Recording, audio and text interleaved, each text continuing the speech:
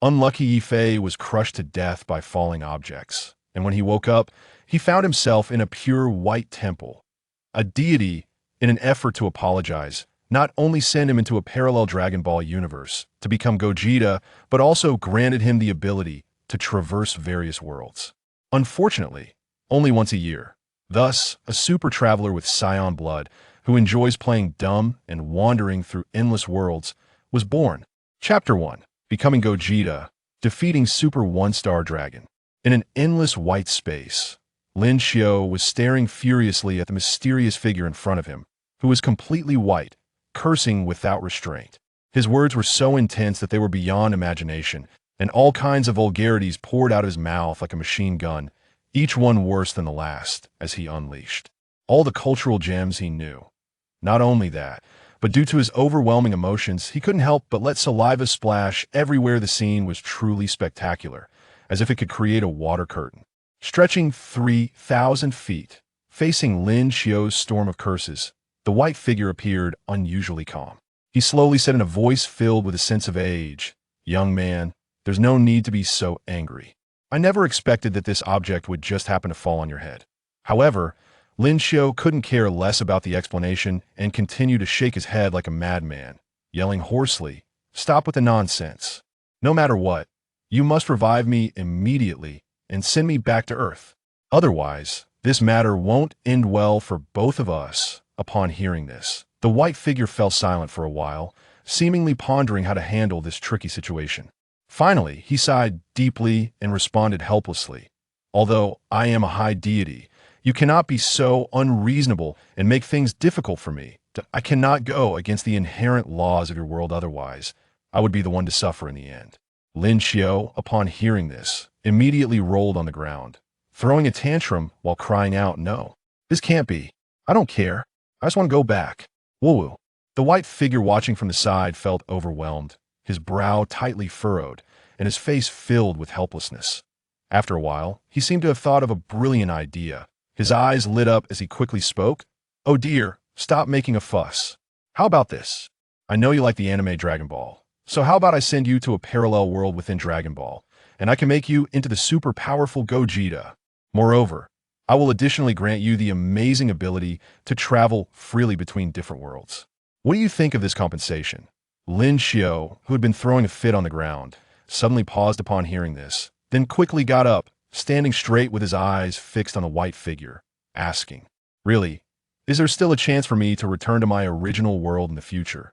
The white figure hesitated for a moment, then uncertainly replied, "Well, to be honest, I can't give you a definite answer right now, but theoretically, there should still be a certain opportunity." Lin Xiao lowered his head and thought for a moment, realizing that there was nothing worth missing in his original world. Ever since his parents died in a car accident when he was 8, the compensation that should have belonged to him was ruthlessly divided among those so-called relatives.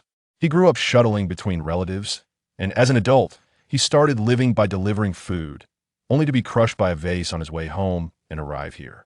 Seeing that Lin Xiao agreed to this compensation, the white figure muttered a spell, then clapped his hands, wrapping Lin Xiao in a warm light before he suddenly disappeared.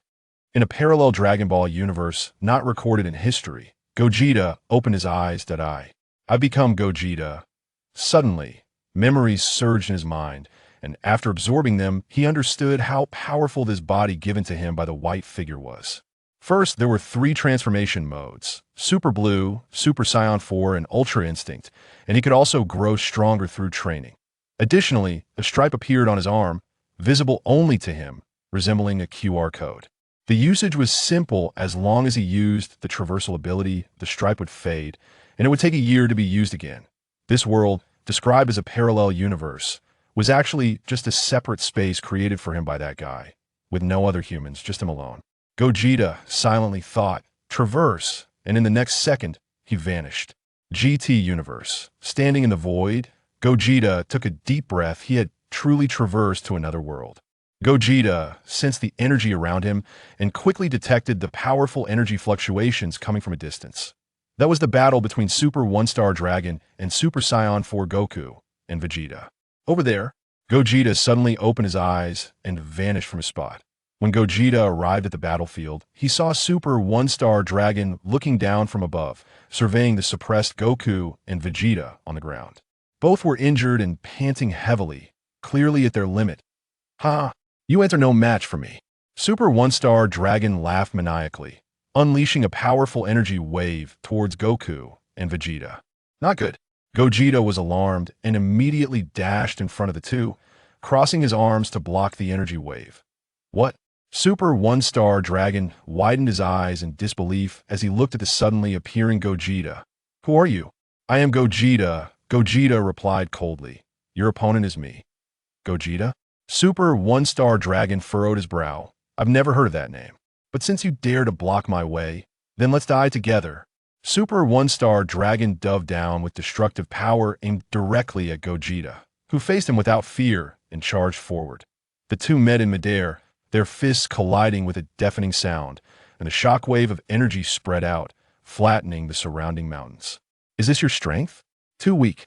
Gogeta sneered, suddenly exerting force in his fist and sending Super One-Star Dragon flying hundreds of meters back. Super One-Star Dragon stabilized himself, anger flashing in his eyes. "You dare to underestimate me." He opened his massive mouth, instantly condensing a black energy wave aimed at Gogeta. Gogeta pressed his hands together, also condensing a golden energy wave to meet it.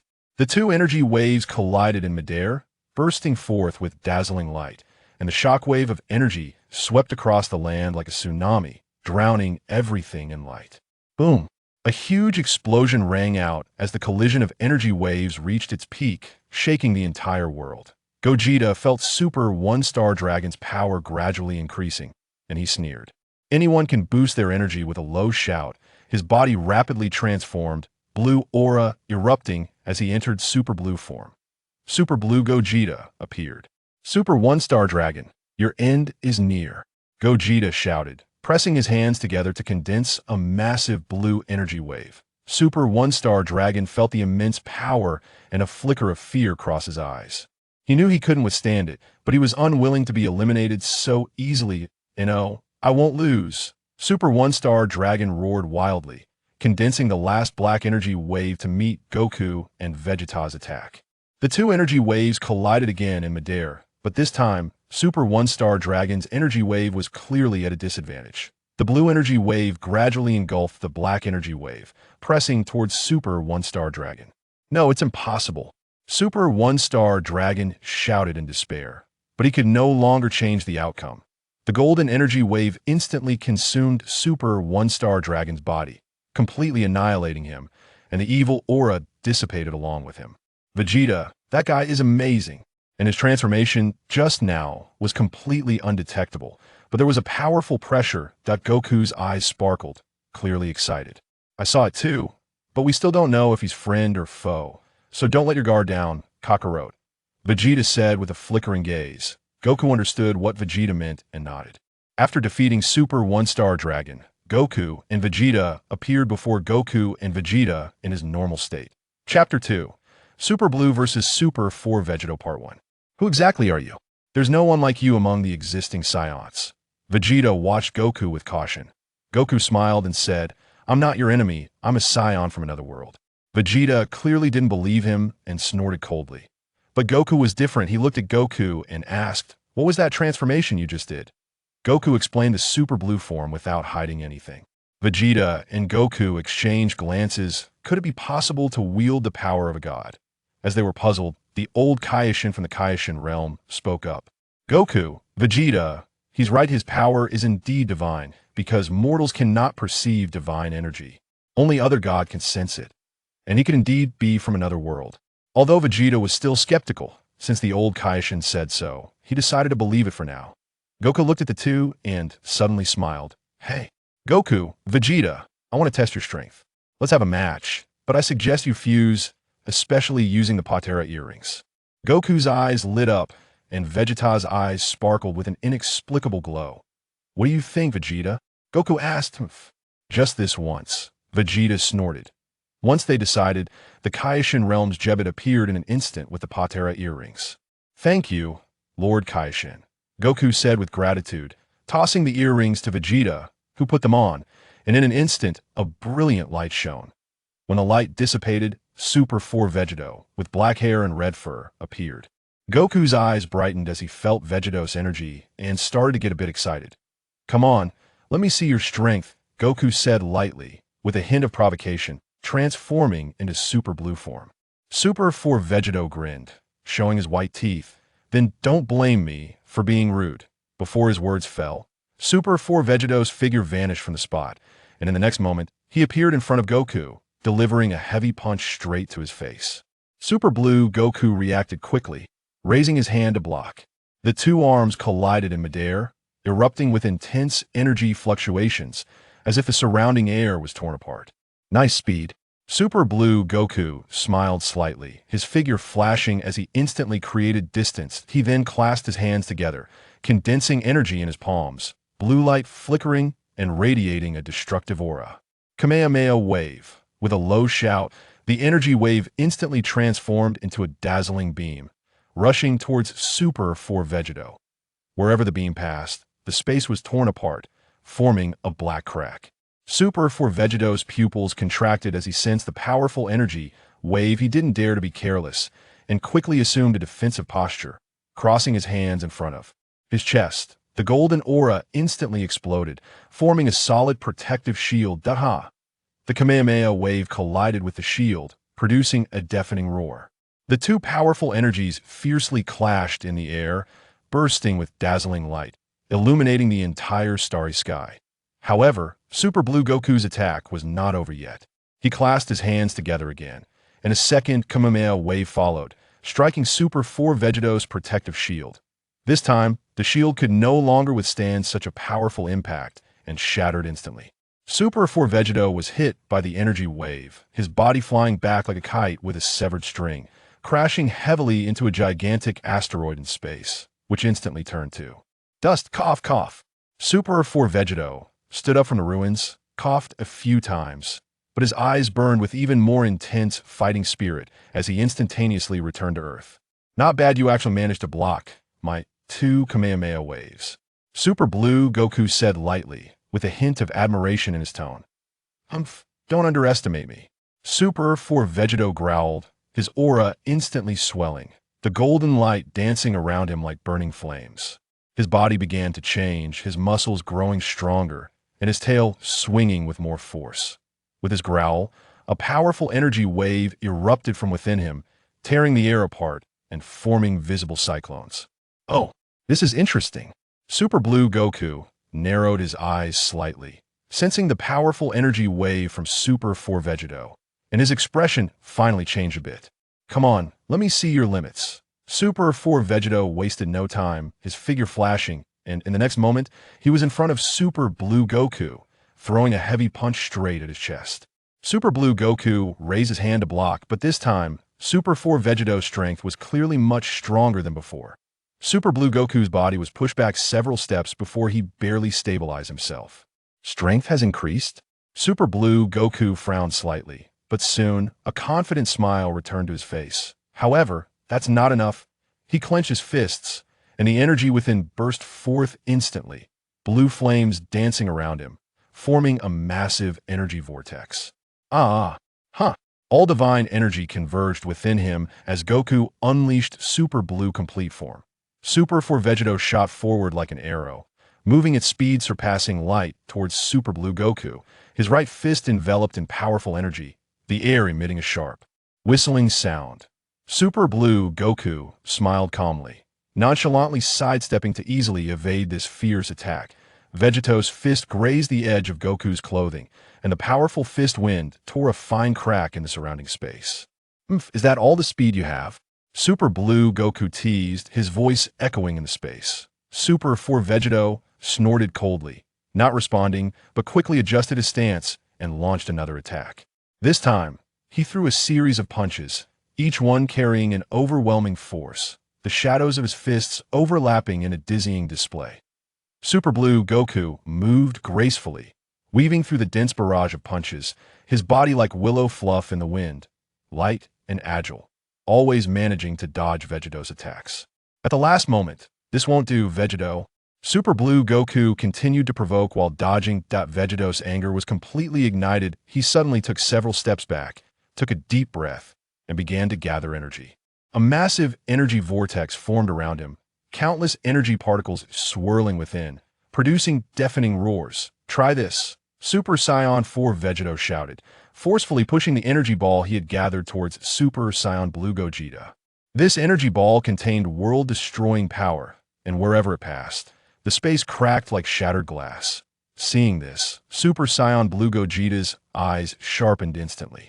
He also began to gather energy, raising both hands as an energy ball rapidly formed in his grasp, emitting a strong blue light that contrasted sharply with Vegeto's energy ball. "Go!" Super Saiyan Blue Gogeta shouted, launching the energy ball towards Vegeto's. The two energy balls met in midair, triggering a massive explosion that shook the world.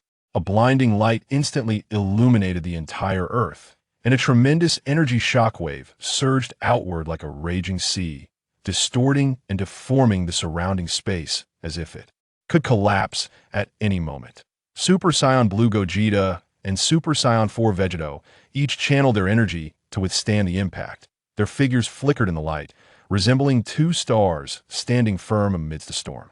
"It seems you have some skills," Super Saiyan 4 Vegeto said, loudly amidst the energy shock. "This is just the beginning." Super Saiyan Blue Gogeta responded. As the energy shock subsided, their figures became clear again on the battlefield. Super Saiyan 4 Vegeto's expression turned serious. He knew that the Super Saiyan Blue Gogeta before him was not an easy opponent. Meanwhile, Super Saiyan Blue Gogeta maintained a relaxed expression, as if this battle were merely a light-hearted game for him. Suddenly, Super Saiyan 4 Vegeto flashed and vanished from his original position. Super Saiyan Blue Gogeta was startled and immediately activated his sensing ability in an attempt to track Vegeto's movements. However, Vegeto's speed was too fast. His presence seemed to vanish completely.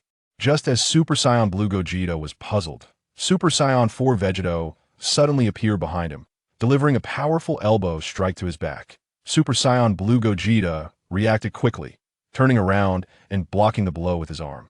The immense force sent him flying, and he rolled several times in midair before stabilizing himself. Chapter 3. Super Blue vs. Super Saiyan 4 Vegeto Part 2. "This is the feeling, Vegeto. Come on, excite me some more," Gogeta said with a slight smile, a wild and arrogant grin spreading across his face. Gogeta lightly stomped his foot. The seemingly casual action contained boundless power.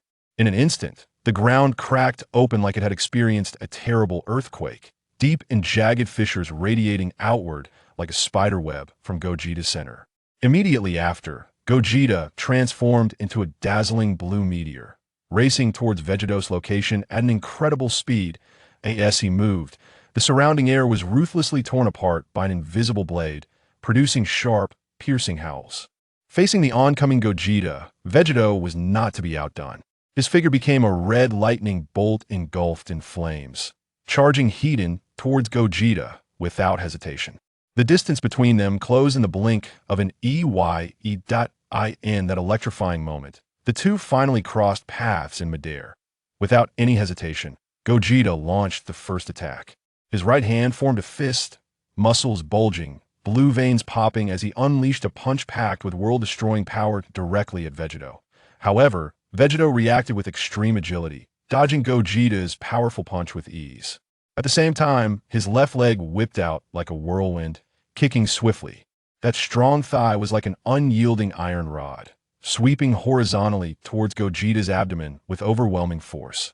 Gogeta crossed his arms to guard, but Vegeto's kick struck with a loud thud against his arms, sending Gogeta sliding backwards in midair for hundreds of meters. Gogeta's energy erupted like a volcanic eruption, the super blue aura growing visibly more intense. In the blink of an eye, he transformed into a dazzling blue light, slicing through the air like lightning towards Vegeto.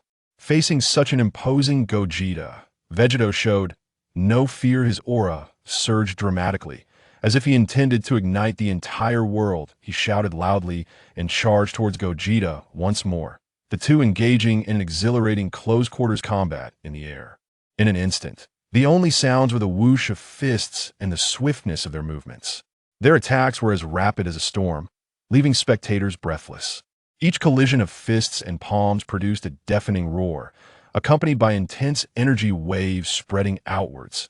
These energy waves crashed against the surrounding air like raging tides, shocking the onlookers below, including Gohan and the others, who stared wide-eyed at the fierce battle. Above, their bodies trembling involuntarily from the overwhelming power, as the fight continued. Gogeta suddenly flashed back, retreating several steps before bringing his palms together in front of his chest, energy surging into his palms. In an instant, a terrifying aura emanated from him. He opened his mouth and shouted, "Kamehameha!" Before the words had fully left his lips, a massive blue energy wave, several meters in diameter, erupted from Gogeta's hands, roaring like a dragon as it surged towards Vegeta. The space it passed through seemed to tear apart, producing chilling sounds. Seeing this, Vegeta took a deep breath and quickly gathered a brilliant golden light. When the light reached its peak, Vegeta thrust his arms forward and shouted, "Super Galagun!" A thick golden energy beam shot out from his hands, equally powerful as Gogeta's Kamehameha. The two energy torrents collided in midair, producing a thunderous explosion. The shockwave from the collision swept out like a violent hurricane, devastating nearby mountains and sending countless boulders tumbling down, raising clouds of dust. Gogeta and Vegeta continued their fierce battle amidst the energy storm. Their figures darted through the chaos, as elusive as lightning. Gogeta constantly varied his attack methods, sometimes using punches and kicks, other times unleashing powerful energy waves, attempting to defeat Vegeta. Vegeta, however, was equally formidable, using his Super Saiyan 4 strength and agility to evade Gogeta's attacks and counterattack. "Not bad. You really have some skills." Gogeta praised, his fighting spirit intensifying. As he spoke, he rapidly concentrated blue energy balls in both hands and launched them at Vegeta.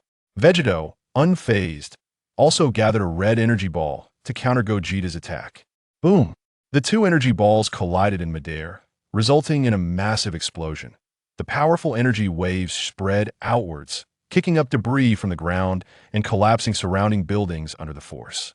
The Z fighters hurriedly retreated, seeking safe places to hide. Their power. "It's too strong," Tien exclaimed, disbelief evident on his face. Krillin nodded in agreement, saying, "Yeah, we can't get involved in a battle of this level at all." In the center of the explosion, the figures of Gogeta and Vegeta flickered in and out of view.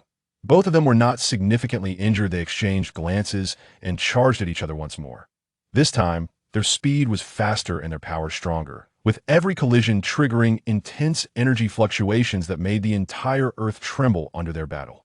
As the fight continued, Gogeta and Vegeta gradually moved from Earth into outer space. The stars in the universe shattered under the shockwaves of their battle, creating beautiful yet dangerous bursts of light. "Look at this. Kamehameha." Gogeta quickly gathered blue energy in front of his chest and then thrust it forward, sending a thick blue beam shooting towards Vegeta. Vegeta was not to be outdone. He took a deep breath and shouted, "Small spirit bomb."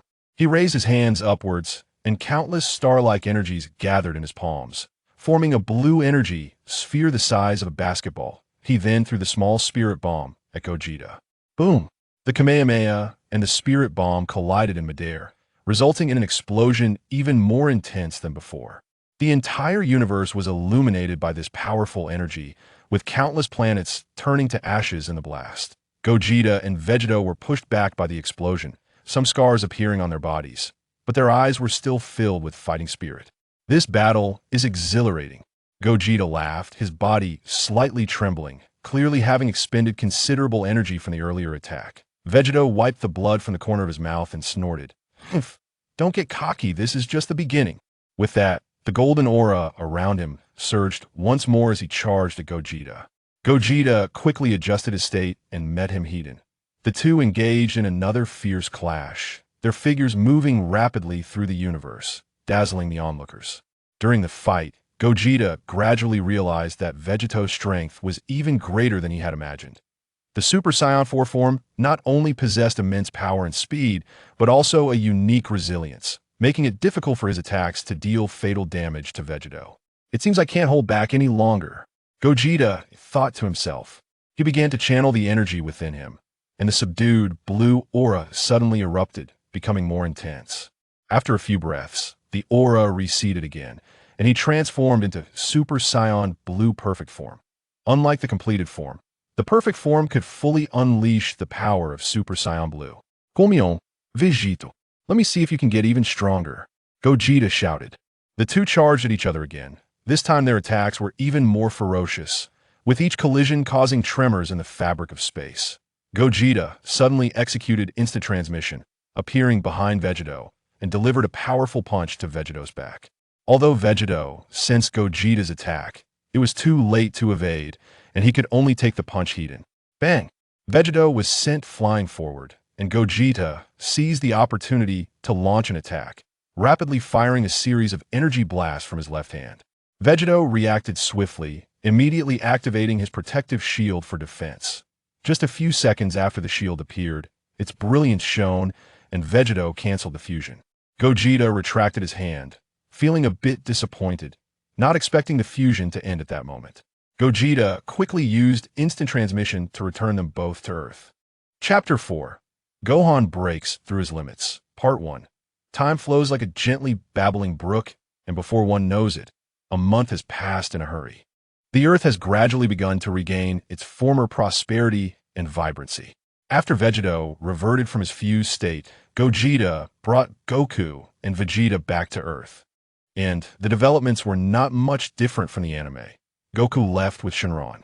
Gogeta, however, chose to temporarily settle down here, simply because it would take a year for that stripe to recover.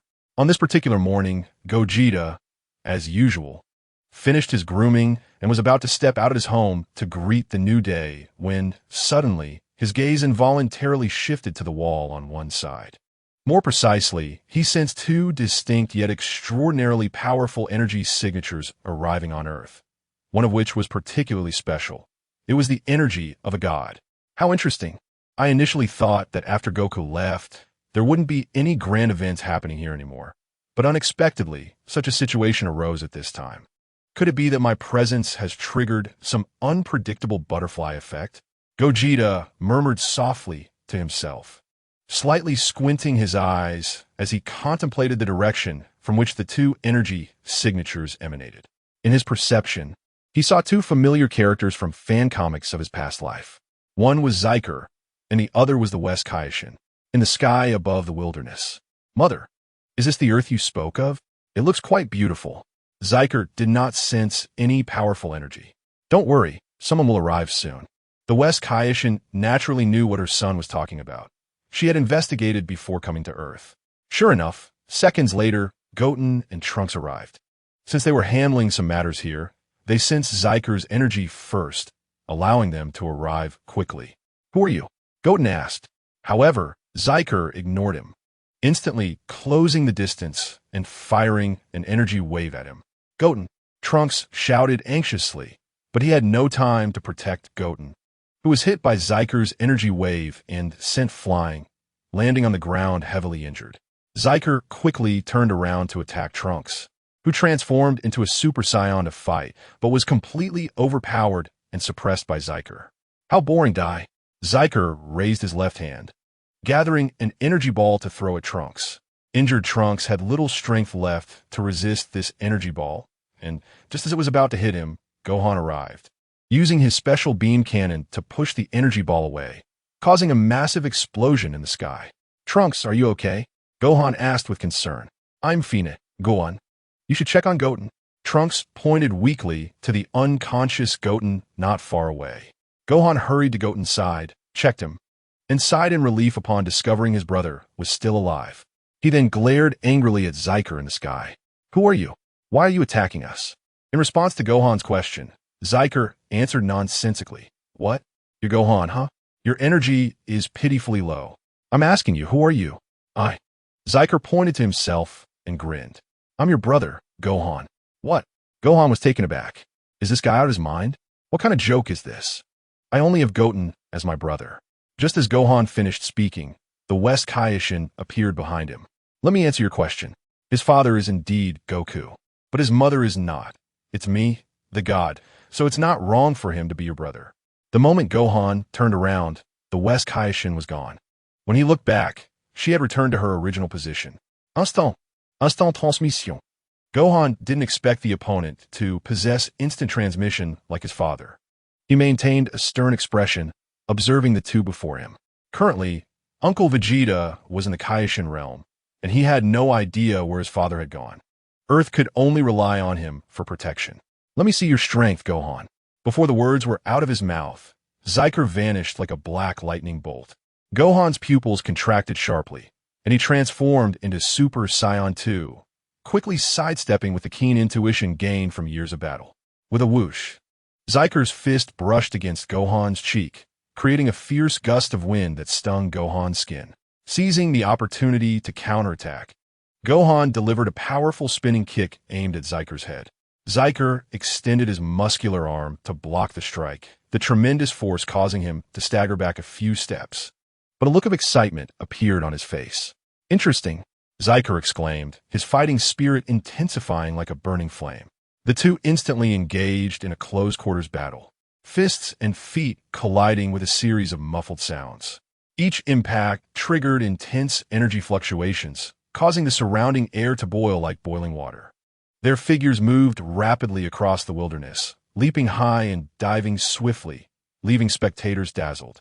Gohan quickly gathered energy in both hands in front of his chest, forming a golden energy sphere that emitted dazzling light. Kamehameha, Gohan shouted, launching the energy wave towards Zyker, the thick golden beam cutting through the air with a world-destroying momentum. Seeing this, Zyker also gathered energy in his hands, forming a black energy ball. Dark Shock. With his roar, the black energy ball shot up like a black meteor, charging toward the Kamehameha. The two powerful energy waves collided in mid-air, instantly triggering a deafening explosion. Brilliant light illuminated the entire wilderness, and the immense energy shockwave formed a giant mushroom cloud that spread outwards. The ground around them was battered and scarred. Enormous rocks were hurled into the sky, only to crash down heavily, stirring up clouds of dust. Gohan was blown away by the powerful shockwave. After rolling through the air several times, he barely stabilized himself. A look of surprise crossed his face. He hadn't expected Zyker to be so powerful that he could contend with his Kamehameha. Meanwhile, Zyker's body trembled slightly. His eyes filled with madness. Is that all you got? Zyker taunted, charging at Gohan again. Gohan took a deep breath, adjusted his state, and met him head-on. The two once again launched into an intense hand-to-hand combat, each move packed with enormous power. A slight misstep could lead to being struck by the opponent. The battle raged on for a long time, and Zyker seized an opportunity to unleash a flurry of relentless attacks, his fists raining down on Gohan like raindrops, forcing Gohan to retreat step by step. Now, Super Saiyan 2 was no longer a match for Zyker, so he stopped hiding his power and directly transformed into Super Saiyan 4. Chapter 5. Son Gohan Breaks Through His Limits, Part 2. The sky seemed to be pressed down by an endless black giant stone, suffocating to the point where one could hardly breathe. Thick dark clouds roiled and roared like a ferocious beast from ancient times, clawing at and devouring the last glimmers of daylight. The raging wind carried a storm of sand and dust, creating a dim yellow sandstorm, plunging the world into chaos and darkness. Fear spread through the air like a tangible substance. Every breath seemed soaked in terror, trembling slightly. Amidst this apocalyptic scene, Super Saiyan 4 Son Gohan stood proudly.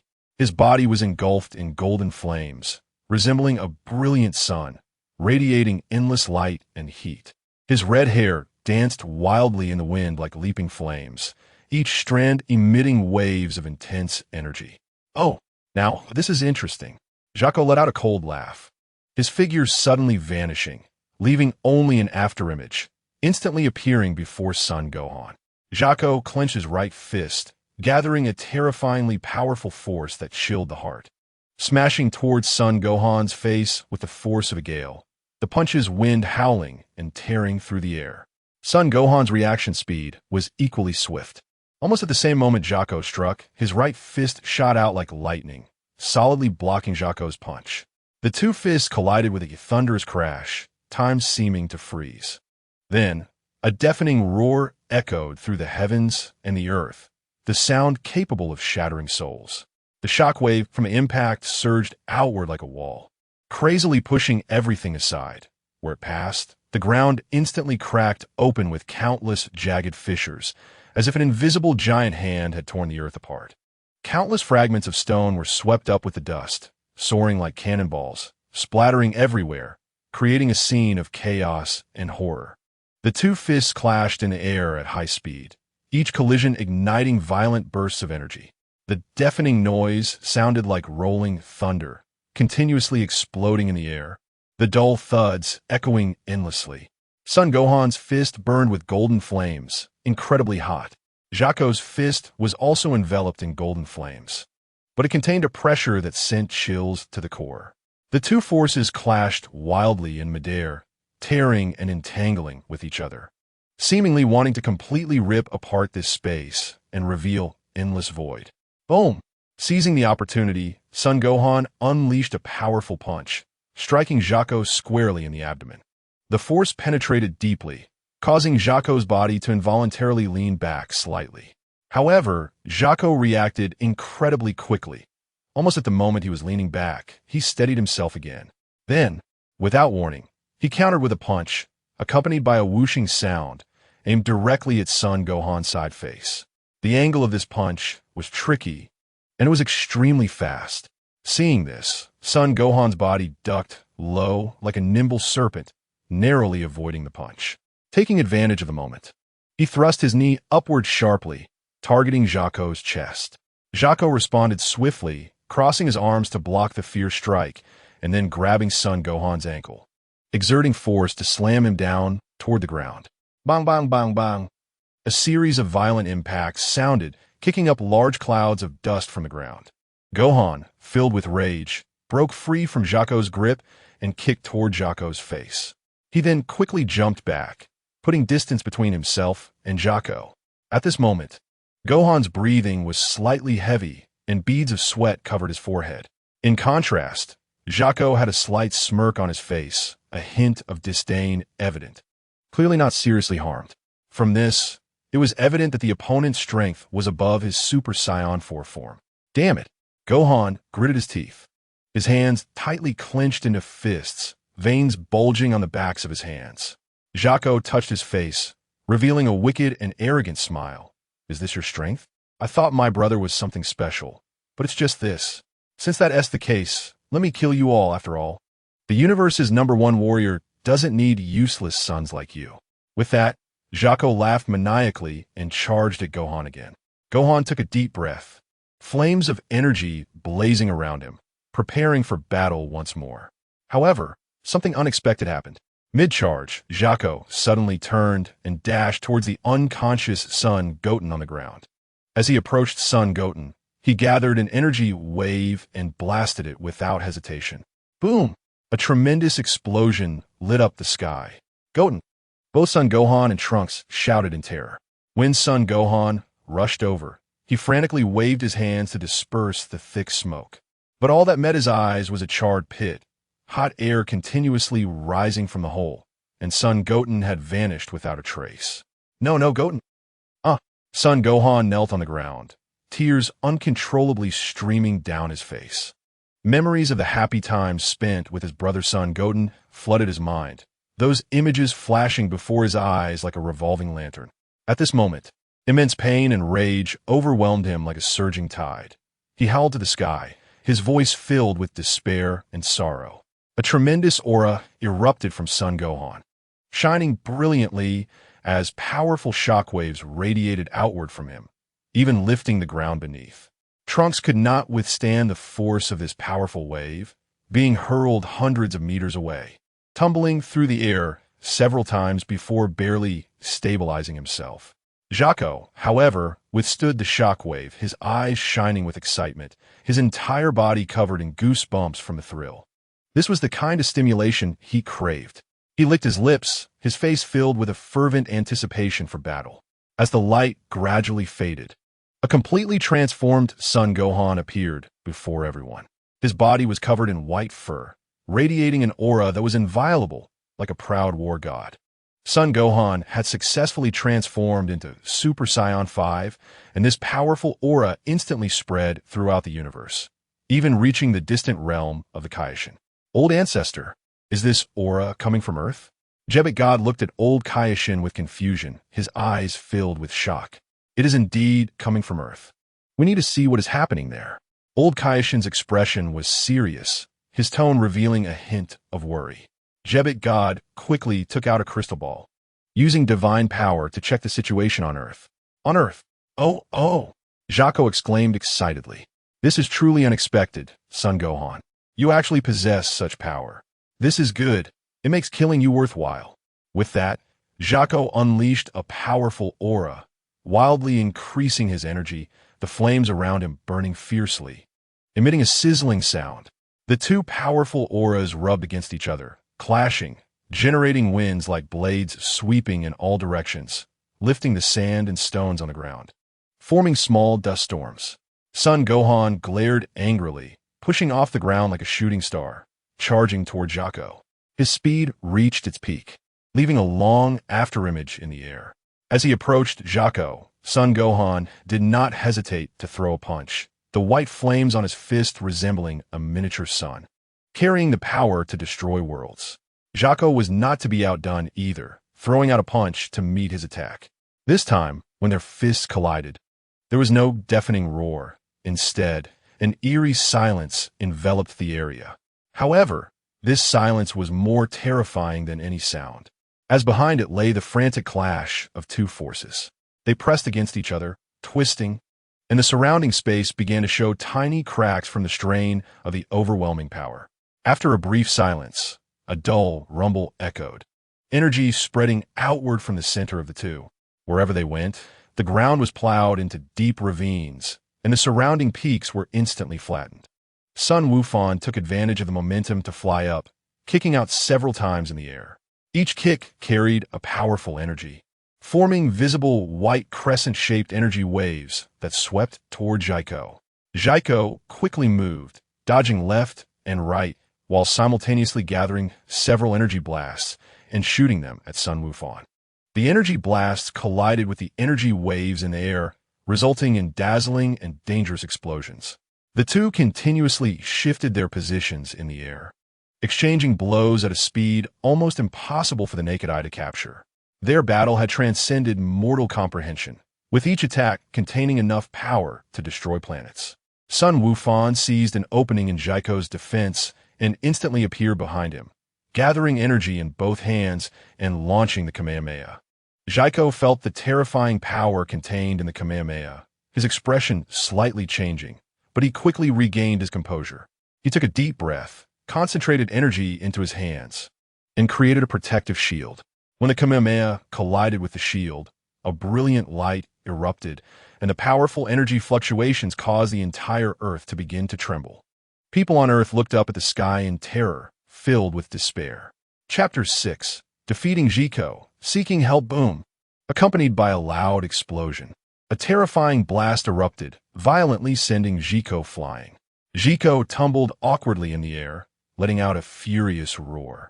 His once neat clothing was now tattered, a stark contrast to his previous arrogant demeanor. Sun Wufan stood firm, his gaze as cold as a star, seemingly freezing Jaco's very soul. Jaco, it's time for you to pay the price for your actions. Sun Wufan's voice was icy. Jaco struggled to stabilize himself, a sinister smile creeping across his face. How laughable. Don't think that just because you've gained a little power you can act recklessly in front of me. Next, I will show you what true strength really is. Jaco clenched his fists tightly, his muscles tensing up as he let out a low growl, energy surging from his body like a flood breaking through a dam. With a flash of dazzling light, a powerful energy wave surrounded Jaco, indicating he had unleashed his full power. However, in the face of Jaco's overwhelming aura, Sun Wufan showed no fear, his expression remaining as indifferent as ice. Sun Wufan suddenly released his own aura, and in an instant, a force even more powerful than Jaco's swept out like a storm. The two powerful auras collided violently in mid-air, intertwining and stirring the space around them, which seemed to be tearing apart, producing piercing shrieks. The ground trembled violently under this terrifying force, as if it might crack open at any moment. Just the clash of their auras made the air within 100 miles extremely unstable, with fierce winds howling and sand and stones flying. In the next moment, Zico charged towards Wufan, throwing a heavy punch. Sun Wufan merely tilted his head slightly to evade Zico's heavy blow and countered with a punch of his own, sending Zico soaring into the sky. Wufan moved swiftly, appearing behind Zico, and smashed both fists down upon him. But Zico reacted with remarkable speed, launching a counterattack. Bang! Bang! Bang! Bang! The sounds of intense strikes echoed continuously. After hundreds of exchanges, Zico let out a low shout and threw a ferocious punch. To his surprise, Sun Wufan caught this terrifying punch with one hand. With a loud bang, the terrifying power of the punch spread throughout Wufan's body but failed to shake him in the slightest. How was that possible? Zico's heart sank, his expression one of disbelief. This is impossible. How did he become so strong all of a sudden? There must be some mistake. Zico shouted in anger, launching a rapid-fire assault, each punch packed with terrifying power. Yet Sun Wufan effortlessly countered each one. Is that all you've got? Sun Wufan said with a tone of disdain. Zico's forehead bulged with veins. He couldn't believe it. After all, he was the son of a god and the universe's strongest warrior, destined to become the universe's #1. No, the king of the universe. He refused to believe anyone could be stronger than him. And with another roar, he unleashed all his energy. His height increased by several centimeters, his muscles bulged, and his eyes were filled with bloodshot veins, exuding a very violent aura. In the distance, the West Kaishin gritted her teeth, not expecting such a result. However, she wouldn't concede so easily. Just as she was about to flee, a figure blocked her path. It was Gogeta, who struck her with a palm, catching the West Kaishin completely off guard and killing her. Such a ruthless god could not be spared. After finishing this, he quickly left. Kaishin realm. I didn't expect so much to happen while I was training. Sun Wufan hum. Kakarot, you two really. Vegeta, unfazed by the setback, was instead filled with fighting spirit. If Sun Wufan could break through his limits and reach Super Saiyan 5, then he, the Prince of Saiyans, could certainly do the same. After taking a few glances at the scenes in the crystal ball, he turned and re-entered his training space. From what he learned earlier, he had a rough idea of how Wufan broke through his limits, and he needed to give it a try himself. Earth. The battle had entered its most intense phase, with Zico's attacks becoming increasingly frenzied. Every move he made was erratic, relying solely on brute force. Sun Wufan, however, remained exceptionally calm, agilely weaving through Zico's attacks, deftly avoiding each strike while waiting for a chance to counterattack. At that moment, Sun Wufan suddenly spoke. Zico, your struggles are futile. The outcome of this battle has long been predetermined. A hint of boredom seeped into his voice as he had lost interest in the fight. After saying this, Sun Wufan no longer gave Zico any chance to catch his breath. His aura began to gather wildly, erupting like a volcano. In the blink of an eye, a massive energy vortex formed around his body. Countless energy particles spun wildly within the vortex. And this terrifying energy wave even made Zico feel a chill of fear. Zico's eyes widened, staring intently at Sun Wufan, a strong sense of fear surging within him. He knew Sun Wufan was about to launch a lethal strike, and once it landed, he would likely have no power to retaliate. No, I absolutely will not lose. Zico let out a furious roar, his eyes bloodshot and his face twisted in rage. He charged towards Sun Wufan recklessly, trying to interrupt his attack at the last moment. However, Sun Wufan simply waved his hand lightly, and an invisible energy barrier appeared like an iron wall in front of Zico. Zico was violently bounced back and fell heavily to the ground. Sun Wufan's eyes widened in fury, his voice booming like thunder in the air. With this roar, he gathered all his energy into his palms and thrust them forward. A dazzling energy wave shot forth like a burning meteor, racing toward Zico with immense force. Upon seeing this, Zico was alarmed, desperately trying to dodge the terrifying energy wave. His speed had reached lightning levels, the limit of his body. But the energy wave followed him like a ghost, leaving him no place to escape. Zico let out a desperate scream, filled with fear and unwillingness. However, this scream did not change his fate. The energy wave instantly engulfed him. In a dazzling flash of light, Zico's figure seemed to evaporate completely, leaving only an empty sky behind, as if he had never existed. Sun Wufan slowly lowered his hands, his body trembling slightly, clearly exhausted from that last move. A hint of fatigue crossed his face, and his previously tense muscles gradually relaxed, returning to normal. With Zico's disappearance, this thrilling battle finally came to an end. The earth gradually returned to calm. The fierce winds ceased howling, and the flying sand and stones slowly settled, as if nothing had ever happened. However, Sun Wufan's heart remained restless. He knelt on the ground, tears streaming down his face like a flood breaking through a dam. Even though he had eliminated the enemy, what difference did it make? His brother had already left him forever and could never return. You did well, Sun Wufan. Gogeta's voice rang out. Sun Wufan looked up immediately, stopping his tears, for his brother was being cradled by Gogeta in a princess carry. Gogeta gently set Sun Wutian down. Don't worry, your brother is fine. Thank you. Sun Wufan expressed his gratitude sincerely. Sun Wutian was alive because Gogeta had saved him from Zico's energy wave. After exchanging a few words, they went their separate ways. Time flies, and half a year has passed. Suddenly, there was a loud explosion in the sky, and a dark shadow rapidly fell from the sky into the city, creating a huge pit. This scene scared many people away, but some brave ones still approached to check it out. Gogeta, Gohan, Vegeta, and a few others slowly descended from the sky. When they saw the situation in the pit, they were slightly surprised, because the person in the pit was none other than Ribrian, who had the same skin as Piccolo. Ribrian sensed a familiar aura, slowly opened her eyes, and upon seeing Vegeta, hurriedly spoke, though her voice was a bit weak. Help! Goku! Goku is in danger. After saying this in a fragmented manner, she fainted again. Gohan stepped forward and carried Ribrian on his back, while Gogeta used instant transmission to take them all to the temple. Chapter 7, Vegeta vs. Evil Goku at the temple. Aside from Gogeta, Vegeta, Gohan, King Kai, and Mr. Popo, people like Chi-Chi, Goten, Bulma, and Ten also arrived. They had to come because they were the only ones who knew where Goku was. After eating the Senza bean to recover, Ribrian recounted what had happened.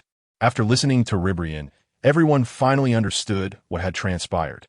In short, when Goku and the dragon left, they passed by the Grand Kai's planet, where the Grand Kai allowed Ribrian to leave this world with Goku. The dragon took them to the Dragon King's realm, a world where the dragons lived. In this world, besides training, Goku used his own energy to purify the dragons.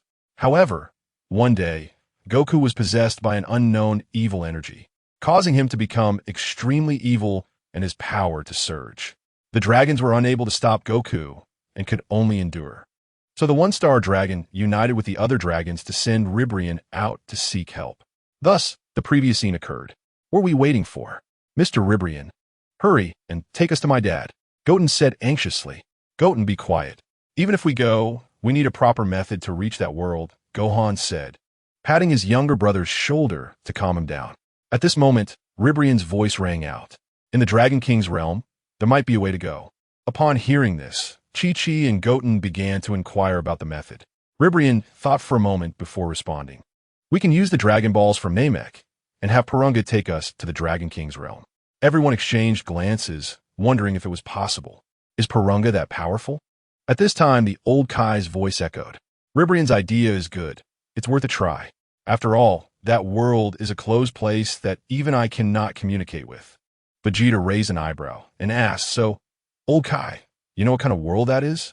The old Kai was silent for a few seconds before explaining what he knew about the Dragon King's realm.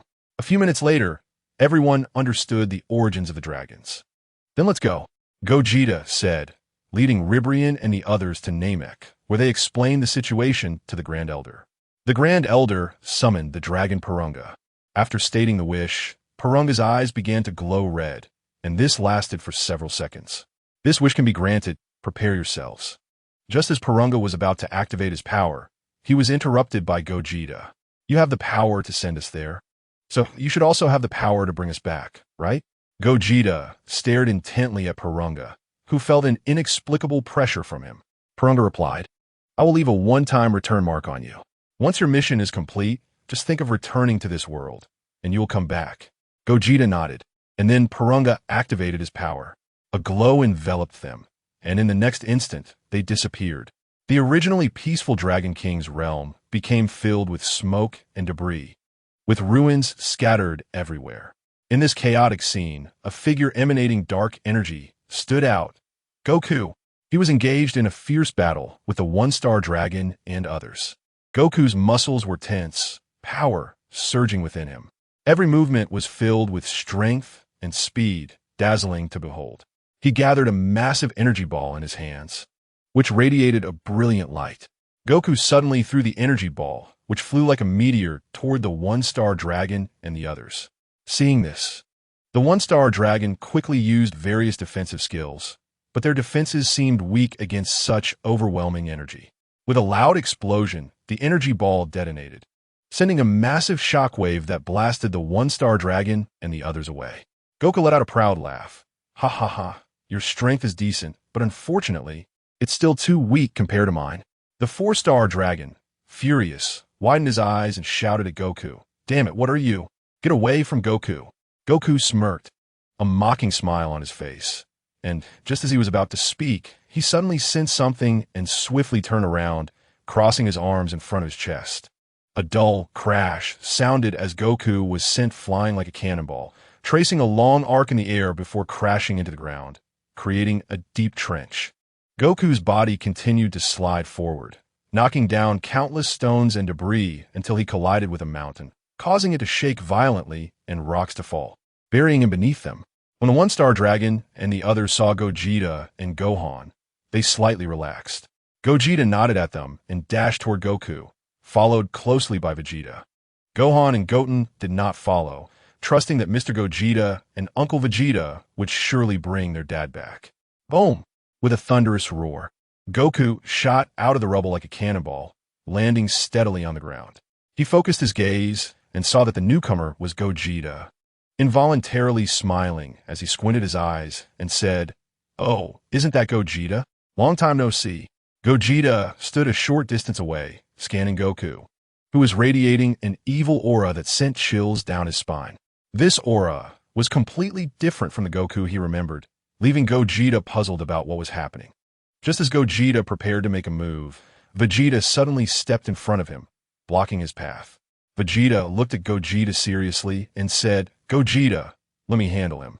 Seeing this, Gogeta smiled slightly, patted Vegeta on the shoulder, and stepped back to give Vegeta space.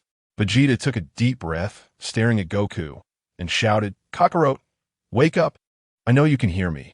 Hurry and return to normal, or I won't hold back.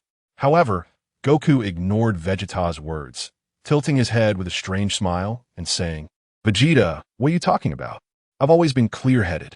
You clear-headed? Vegeta roared. You're not Kakarot at all. Who are you? Goku's smile grew more sinister as he sneered. Haha, Vegeta, you're still so foolish. I am Kakarot, but I'm no longer the same me. Enough talk. Vegeta shouted angrily. Since you're so stubborn, don't blame me for being ruthless. Let me see the results of your training in this world. With that, Vegeta transformed without hesitation, instantly becoming a Super Saiyan 4. Evil Goku also transformed into his Super Saiyan 4 form, his body enveloped in a dark red aura, making his already sinister face appear even more ferocious. The two auras clashed, their powerful energies causing the surrounding space to begin to distort. Just then, two figures dashed through like lightning. Boom! A deafening explosion erupted, like thunder striking the ground, causing pain to the eardrums. Swish! Swish! Evil Goku and Vegeta collided in the air, each impact resembling two meteors crashing together, emitting dazzling light. The terrifying sound of sonic booms erupted continuously, with each collision between the two causing massive vibrations in the space around them, visible shockwaves erupting in the void. Gogeta's eyes were constantly moving, watching the battle between the two with clarity. However, for others, everything was as swift as lightning. They could not capture the figures of the two, only seeing golden and dark golden rays of light entangled in the air, like two giant dragons fighting in the sky. This fierce battle lasted for hundreds of rounds, plunging the entire world into darkness, as if the apocalypse had arrived. Vegeta unleashed the prince's battle technique.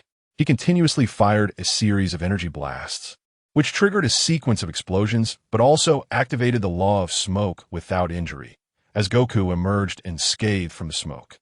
Seeing this, Vegeta immediately released the Gallic Gun, a wave of energy that surged toward Goku like a roaring dragon.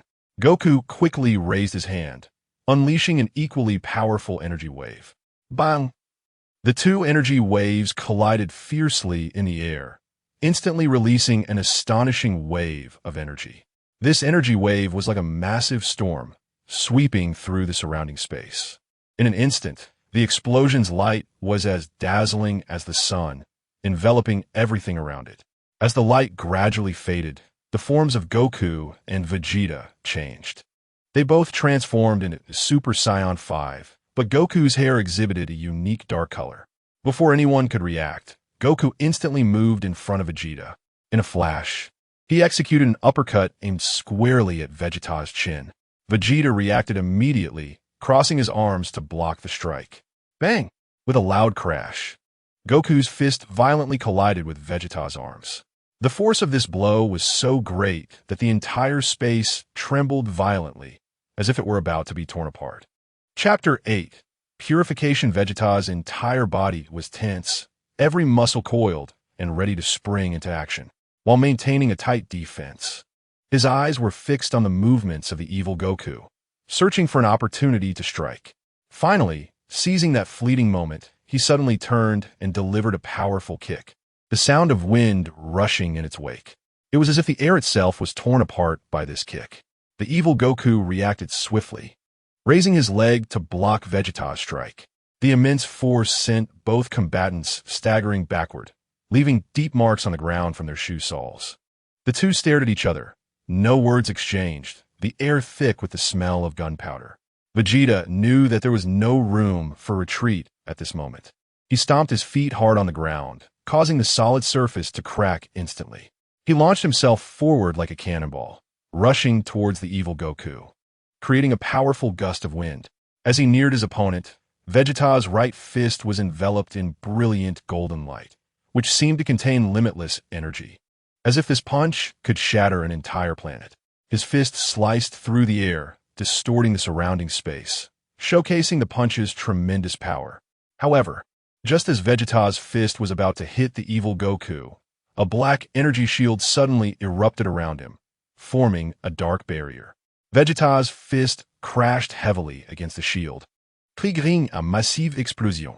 The explosion's brilliance was as dazzling as a supernova, wildly spreading outward and illuminating the once dim sky in a blinding white.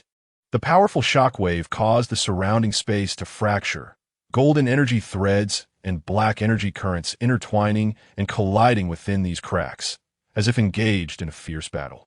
Taking advantage of the smoke from the explosion, the evil Goku suddenly teleported behind Vegeta and kicked toward his back with lightning speed. Vegeta reacted quickly, sidestepping and simultaneously throwing a punch, colliding with the evil Goku's foot in midair, producing a deep, resounding impact as a visible ripple of energy burst forth. Immediately, they engaged in a frantic close-quarters brawl, each punch landing with lethal intent. Every attack was delivered with deadly determination, and every collision generated waves of energy.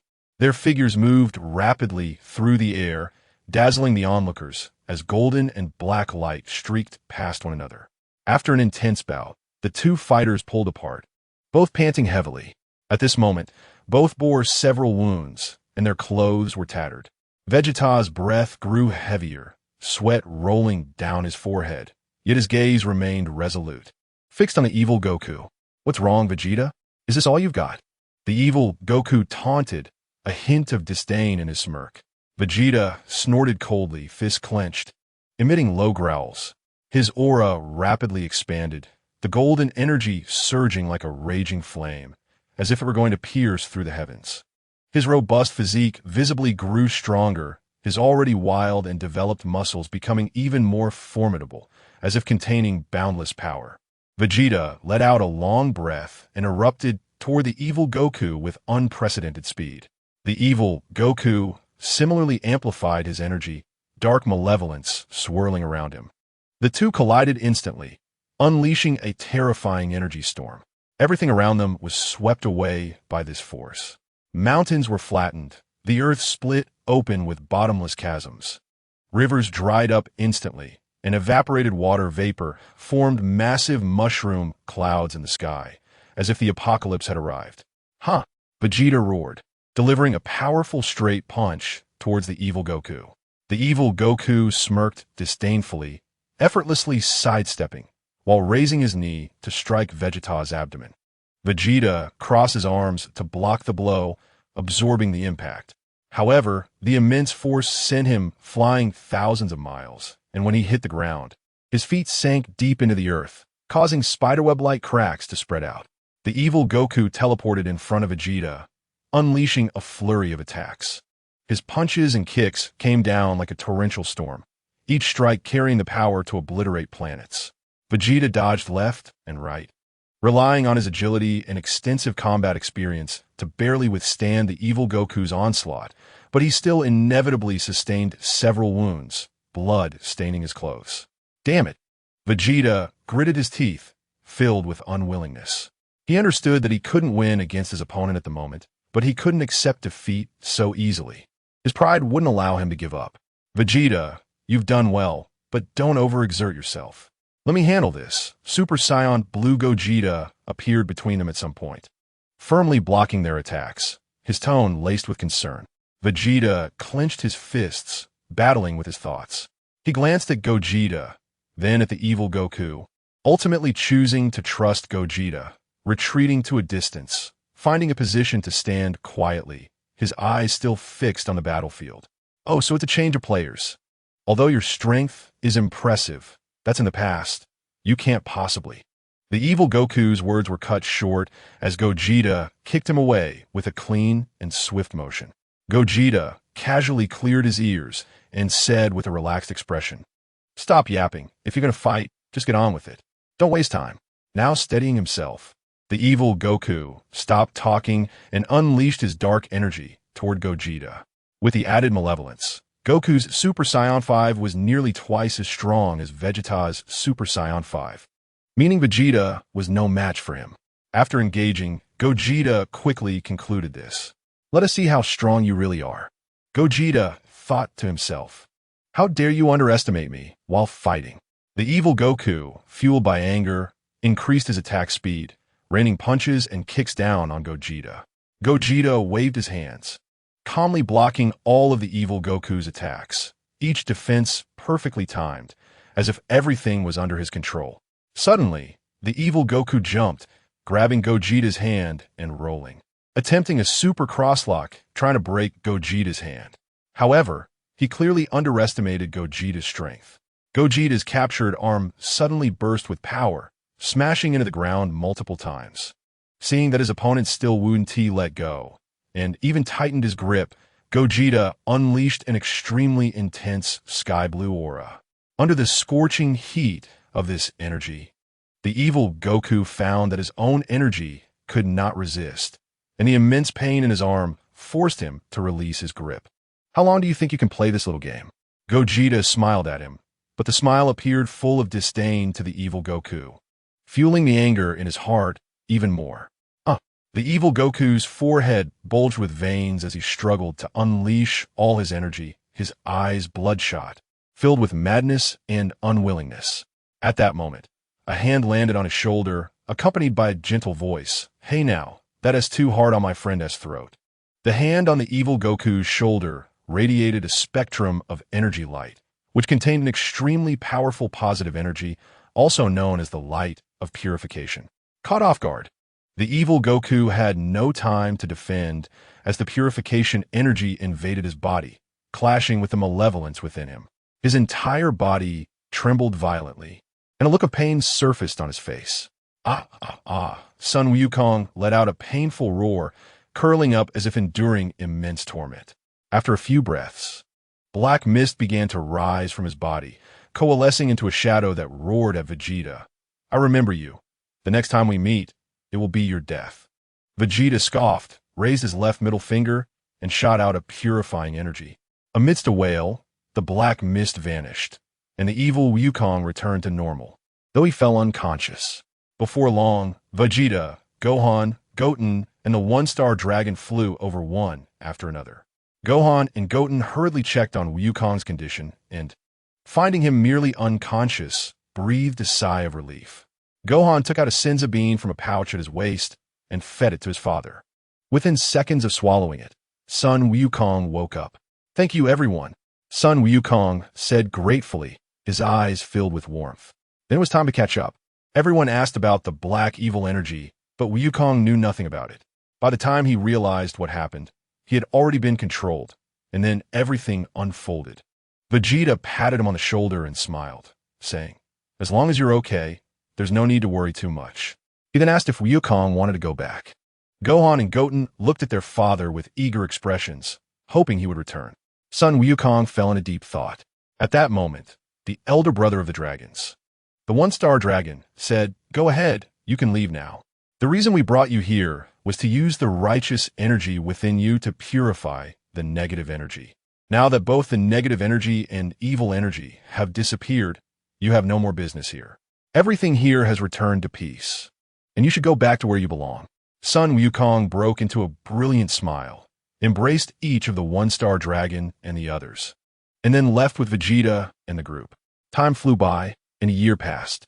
One day, Vegeta looked at the QR code on his hand, thought for a moment, and vanished. However, before he decided to leave, he left behind a letter, thinking that this way it wouldn't be considered as leaving without saying goodbye, and would save everyone from worrying. Chapter 9, Don't Come Over Here. The sunlight seemed to be suppressed by some heavy object, finally squeezing out from layers of haze, then weakly falling onto this land that seemed to have been baptized by the apocalypse. Here, once a bustling city with heavy traffic and brilliant lights, now only remains broken walls and ruins, a desolate wasteland. The once towering skyscrapers now lean precariously, the streets buried under collapsed buildings and debris. And the vehicles that should have been driving on the roads are now twisted and deformed, like toys trampled by a ferocious beast. The wild wind howls through the ruins, stirring up dust from the ground and then violently smashing it against abandoned pipes, producing sharp whistling sounds. This noise echoes in the dead city, adding an eerie atmosphere to this already lifeless place. Cracks that are shocking to behold stretch like wounds on the earth, extending to the horizon. The once dense forests now only consist of charred deadwood, standing silently like silent tombstones, quietly witnessing the occurrence of this disaster. On this desolate land, crows occasionally fly by, their hoarse calls breaking the silence of the sky, further accentuating the loneliness and despair of this apocalyptic scene. Above the ruins of a city, Gogeta appeared. He scanned the surroundings and frowned at the sight. Damn, this can't be the future, can it? From this scene, there was no doubt. Gogeta confirmed to himself.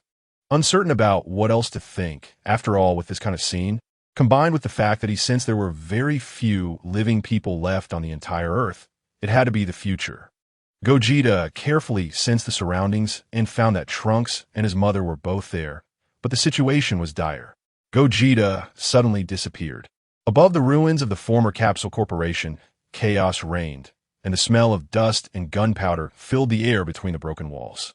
Black Goku stood there, his figure shrouded in shadow, with only a pair of crimson eyes flickering coldly in the darkness. Bulma was being held by Black Goku by the collar with one hand, her body trembling slightly, but her gaze was exceptionally firm. She looked at Trunks and shouted with all her might, "Don't worry about me, Trunks. You are the only hope in this world. Get out of here." Bulma's voice echoed through the ruins, filled with despair and determination. She knew she was facing an extremely powerful enemy with almost no chance of winning, but she unhesitatingly chose to sacrifice her life for Trunks' safety. Trunks stood not far away, his fists clenched, filled with pain and helplessness. He wanted to rush over to save his mother, but he also understood that her words were correct. If he died here too, everything would be over. Just at this critical moment, a surge of energy suddenly erupted from Bulma, violently blasting him away. What the hell? Black Goku was knocked back by this sudden power. However, before he could stabilize himself, he felt a powerful aura coming from behind him. He wanted to turn around to check, but it was already too late. The aura rushed at him like a hurricane, violently sending him flying. Black Goku's body arced through the air and crashed heavily into a distant wall, creating a dull thud. As the dust settled, Gogeta appeared where Black Goku had just stood. A faint smile played on his lips as he looked at the fallen Black Goku and mockingly said, "Hey, quick reflexes, but your hand must hurt like hell." Indeed, at that moment, Black Goku's entire left arm was numb and painful. He struggled to get up from the ground, glaring at Gogeta with rage that seemed about to burst forth. "You filthy human hybrid dare to lay a hand on a noble god? No matter who you are, you must die today." Black Goku moved at high speed to Gogeta's back and swung a powerful punch, trying to end Gogeta's life, thinking that Gogeta was frozen in fear, his face involuntarily showing a sneer of disdain. However, just as Black Goku's fist was about to reach Gogeta's face, a loud bang erupted. Black Goku was sent flying again as if he were a kite with its string cut. "Were you even? How dare you insult me? I hate it most when others insult me." Gogeta flexed his muscles and leaped up, immediately catching up to the flying Black Goku, delivering a kick to his back that sent him soaring higher. Following up, he shook his body and caught up, bringing both fists down hard. With a loud crash, Black Goku spat out blood, creating a large crater in the ground, his entire body convulsing in pain. This scene left Trunks dumbfounded. He completely couldn't understand what was happening. Why was this sudden person helping him? Just as he was about to say something, Bulma stopped him, waving her hand to signal him to keep quiet. Gogeta was about to step forward when a powerful aura erupted from the pit.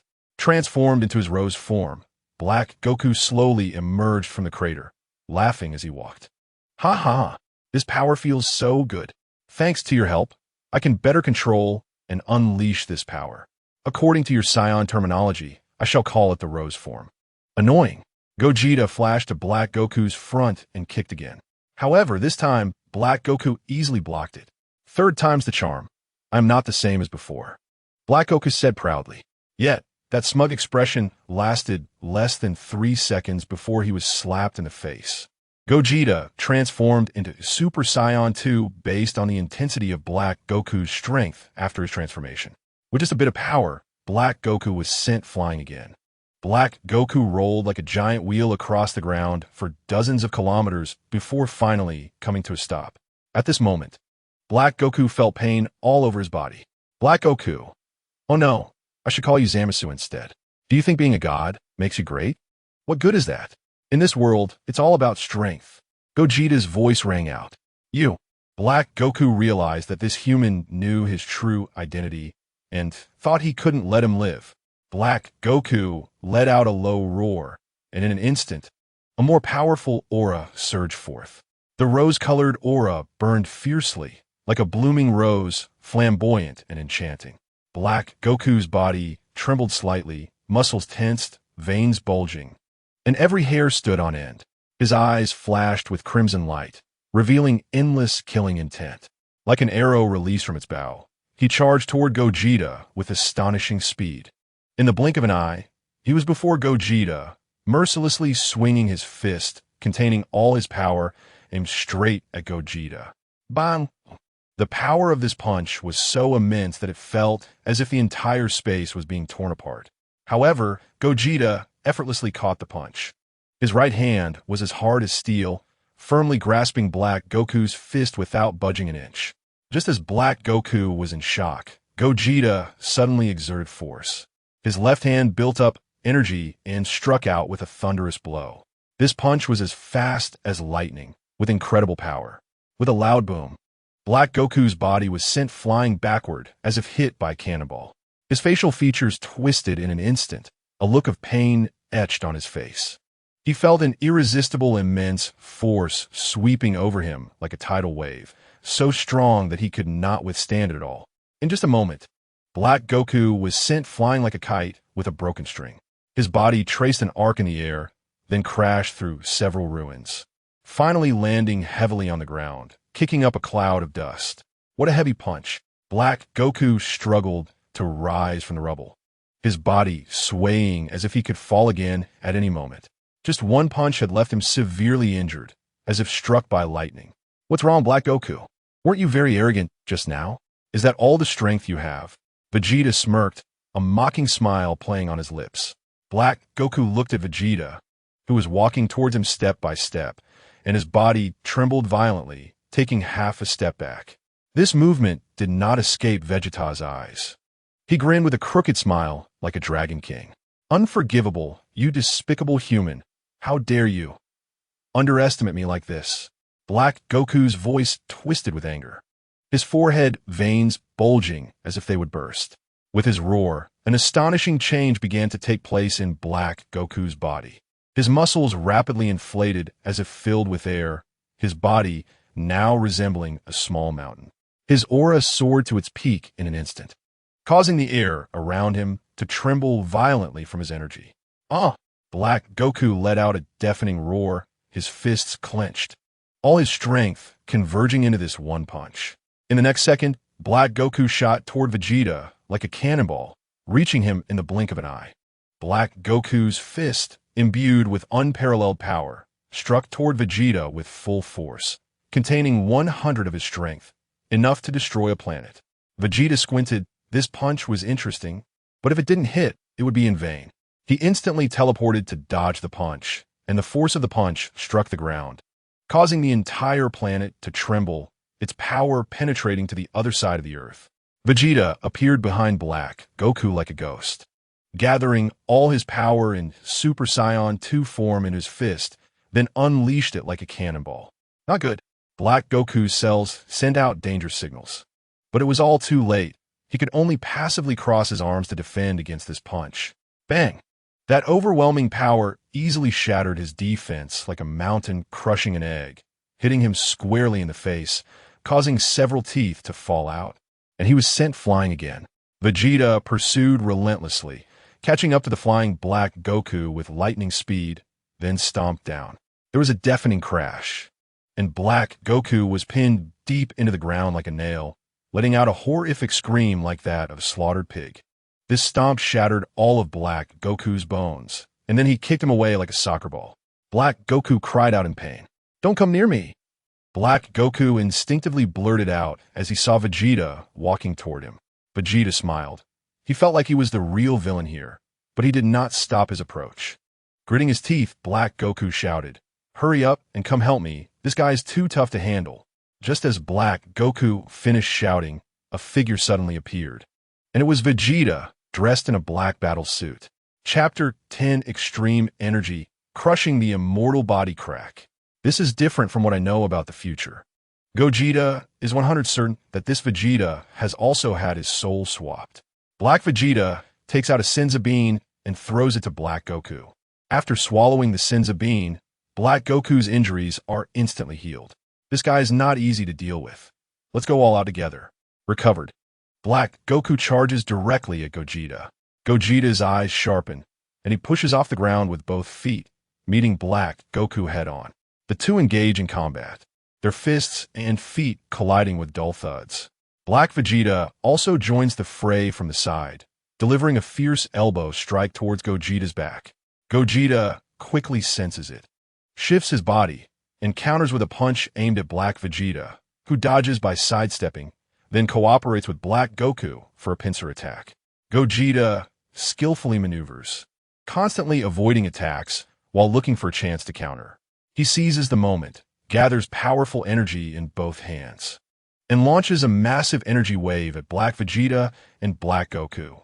Not to be outdone, Black Vegeta and Black Goku each gather energy in their hands and fire 2 energy waves in response. The 3 energy waves collide violently in the air, erupting with dazzling light and strong shock waves, cracking the ground around them. Taking advantage of the energy wave clash, Gogeta swiftly flashes behind Black Goku and delivers a heavy kick that sends him flying. Seeing this, Black Vegeta roars and charges at Gogeta, and the two engage in a fierce struggle, their battle intensifying. Each collision between Black Vegeta and Gogeta generates a wave of energy. Black Vegeta suddenly headbutts Gogeta, who reacts quickly, tilting his head to evade and then driving his knee sharply into Black Vegeta's abdomen. Black Vegeta winces in pain, but grabs Gogeta's arm and throws him over his shoulder. At this moment, Black Goku gathers energy in both hands, preparing to launch a new attack. Gogeta stabilizes himself in the air and also quickly gathers energy, thrusting both hands forward to release an even more powerful energy wave. Compared to Black Goku's energy wave, it is clearly weaker and is instantly consumed, sending Black Goku flying backward from the impact. Seeing this, Black Vegeta rejoins with Black Goku, crossing their arms in front of their chests before thrusting them forward to unleash a massive combined energy wave toward Gogeta. Gogeta takes a deep breath, transforms into Super Saiyan 3, energy surging throughout his body, and releases a super energy wave that can cover their energy wave. The two energy waves collide violently, shaking the surrounding space. Boom! An explosion of flames shoots into the sky, shaking the entire planet. When the explosion subsides, Black Vegeta and Black Goku look extremely disheveled. Where the hell did this bastard come from? How can he be this strong? Black Vegeta looks at the distant Gogeta with a puzzled expression. Hey, let's use that move. Black Goku suggests. Okay, Black Vegeta agrees, then puts the Patera earrings on the other ear. A flash of light shines, and Vegeto appears. He directly transforms into his rose form. Even if fused, so what? In my eyes, you're garbage. Super Saiyan 3 Gogeta scoffs. What did you say? Black Vegeto, furious. Can't believe that even at this point, they dare to provoke him. So he decides to send the opponent to their demise. Black Vegeto instantly charges at Gogeta, his speed causing ripples in the surrounding space. His right fist enveloped in rose-colored energy, striking at Gogeta's face with destructive force.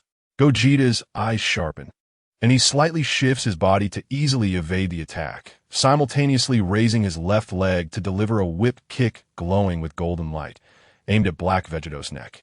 Black Vegeto reacts quickly, leaning back sharply, his body nearly parallel to the ground, avoiding Gogeta's attack. In midair, he flips over, his legs like two heavy hammers, kicking towards Gogeta. Gogeta clenches his fists, gathering golden energy, and counters with two punches aimed at Black Vegeto's legs. In an instant, golden and rose-colored energies collide fiercely, producing a deafening roar, and the powerful energy fluctuations expand outward from the two, instantly reducing the surrounding rocks to dust and cracking the ground with massive fissures. The two figures flash into the air, exchanging blows, each collision triggering violent energy explosions. Black Vegeto's attacks are fierce and sharp, each move carrying lethal danger. But Gogeta counters with agile movements and immense strength. Bang! Black Vegeto stumbles and falls from the air, flipping to stand up, his expression dark as he glares at Gogeta above. What are you looking at? Don't get infatuated with me. I don't like men. Gogeta says, flashing in front of Black Vegeto and directly transforming into Ultra Instinct. In an instant, an overwhelming pressure envelopes the globe, forcing Black Vegeto to retreat under this energy pressure. The powerful pressure emanating from Gogeta does not end here. It becomes even stronger, with one side of his hair turning purple and his aura matching. This is the bipolar form.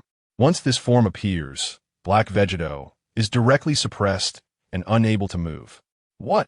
What the hell is going on? How can you be this strong? Black Vegeto screams in disbelief. Gogeta smiles, transforming into a flash of lightning, not giving Black Vegeto a chance to react, and delivers an uppercut to his chin, sending him flying into the sky. This terrifying force instantly assaults Black Vegeto's entire body, and in the blink of an eye, he breaks through the atmosphere, crashing into an unknown planet in space. He shatters the planet into pieces until he crashes into another planet, creating a 10,000-meter deep crater on its surface. In the pit, Black Vegito spits out a mouthful of blood, mixed with internal organs. However, with Black Vegeta's immortal body, this minor injury quickly heals. It's impossible. I don't believe it. I can't believe this is happening. Black Vegito roars, unleashing a power several times stronger than before. But this is all in vain.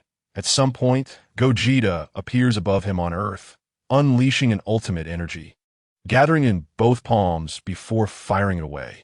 100 times super large Kamehameha wave. A massive energy wave with a diameter of 100 meters erupts, engulfing Black Vegito. Black Vegito screams in pain, being destroyed and restored within the shockwave. He glares at Gogeta with a venomous gaze, gritting his teeth, speaking each word slowly. I am immortal. Such an attack cannot eliminate me. To which Gogeta smirks and replies, I know. Suddenly, Gogeta's muscles expand, and the energy wave, originally only 100 meters in diameter, instantly swells to 1,000 meters. This ultimate energy wave carries Black Vegito toward the edge of the universe. And in such pure and ultimate energy, Black Vegito's recovery speed can no longer keep up, gradually being erased. No, it can't be like this. In an extremely unwilling scream, Black Vegito is completely obliterated. As Gogeta, his hands tremble slightly. He has used too much power. He exhales deeply, reflecting that the immortal body is indeed troublesome. But fortunately, this body was specifically crafted for him by that old man, containing energy levels higher than the immortality granted by the Super Dragon Balls, which is why he was able to eliminate him. After a brief rest, he instantly teleports back to Earth. However, what Gogeta doesn't know is that someone in a higher dimension has already taken notice of him. Chapter 11. Brief confrontation. Upon returning to Earth, Gogeta saw that Bulma and her son were doing well, which eased his mind. After all, in his previous life watching the anime, Bulma's death was quite a regrettable event. He smiled at the two of them and was about to leave when Bulma suddenly called out to him. Is there something? Bulma bowed to express her gratitude, thanking him for saving Earth and even the universe. Gogeta waved his hand, indicating it was just a small matter, and left his name behind before vanishing in an instant. The reason he didn't want to engage in too much conversation with Bulma and her son was mainly because he wanted to train. After the previous battle, he realized he was still not strong enough. Teleporting to a certain planet in the universe, he began his closed-door training. However, before entering seclusion, he made a trip to Namek, hoping to use the Dragon Balls, but unfortunately, the Grand Elder had died, and there was no new Grand Elder. So the Dragon Balls were unusable, which Gogeta understood. 1 year later, in a silent hell, a triangular building covered in strange runes began to tremble slightly. Suddenly, the runes emitted a dazzling light, illuminating the entire hell. At the moment the light peaked, it vanished, replaced by a figure, Gogeta, standing amidst the ruins. Gogeta exuded a powerful aura, distorting the surrounding space with his energy. The triangular building collapsed with a thunderous crash at the same time Gogeta appeared, turning to ashes. What was going on? It turned out that Gogeta's appearance in Hell could be traced back 6 months earlier. At that time, during his closed-door training, Gogeta engaged in self-harming training, pushing himself to the limit and constantly challenging the extremes of his body and mind. After 6 months of hard work, he finally reached the 6th transformation of Super Saiyan and was on the verge of breaking through to the 7th transformation. However, just when he was about to break through, he encountered a bottleneck, unable to advance any further. Left with no choice, Gogeta chose to exit seclusion and return to Earth. When he returned to Earth, he found that things were developing well here, with significant advancements in technology and improvements in people's lives. Bulma and her son were also doing well, which brought Gogeta some comfort. However, he was surprised to learn that Trunks had married Mai. Moreover, from Trunks' demeanor, he seemed to be thoroughly dominated by Mai, having turned into a henpecked husband. Seeing that Earth was developing positively, Gogeta felt reassured and left to search for gods, wanting to see if any gods were still alive. The reality was harsh. Zamasu had been extremely thorough in cleaning up Hell to prevent humans from reincarnating, leading to an empty Hell.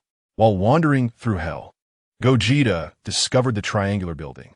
Curious about what it was, he entered and found it was a space similar to the Room of Spirit and Time, but with a more advanced time flow. For the next 6 months, Gogeta trained continuously in this space. It wasn't until the stripes on his arm emitted light that he realized a year had passed, and he finally exited, leading to the scene described earlier. Suddenly, he sniffed and then grimaced. Having trained too diligently, he forgot to bathe. In an instant, he teleported away. Just seconds after Gogeta left, a phantom with a halo around its neck appeared.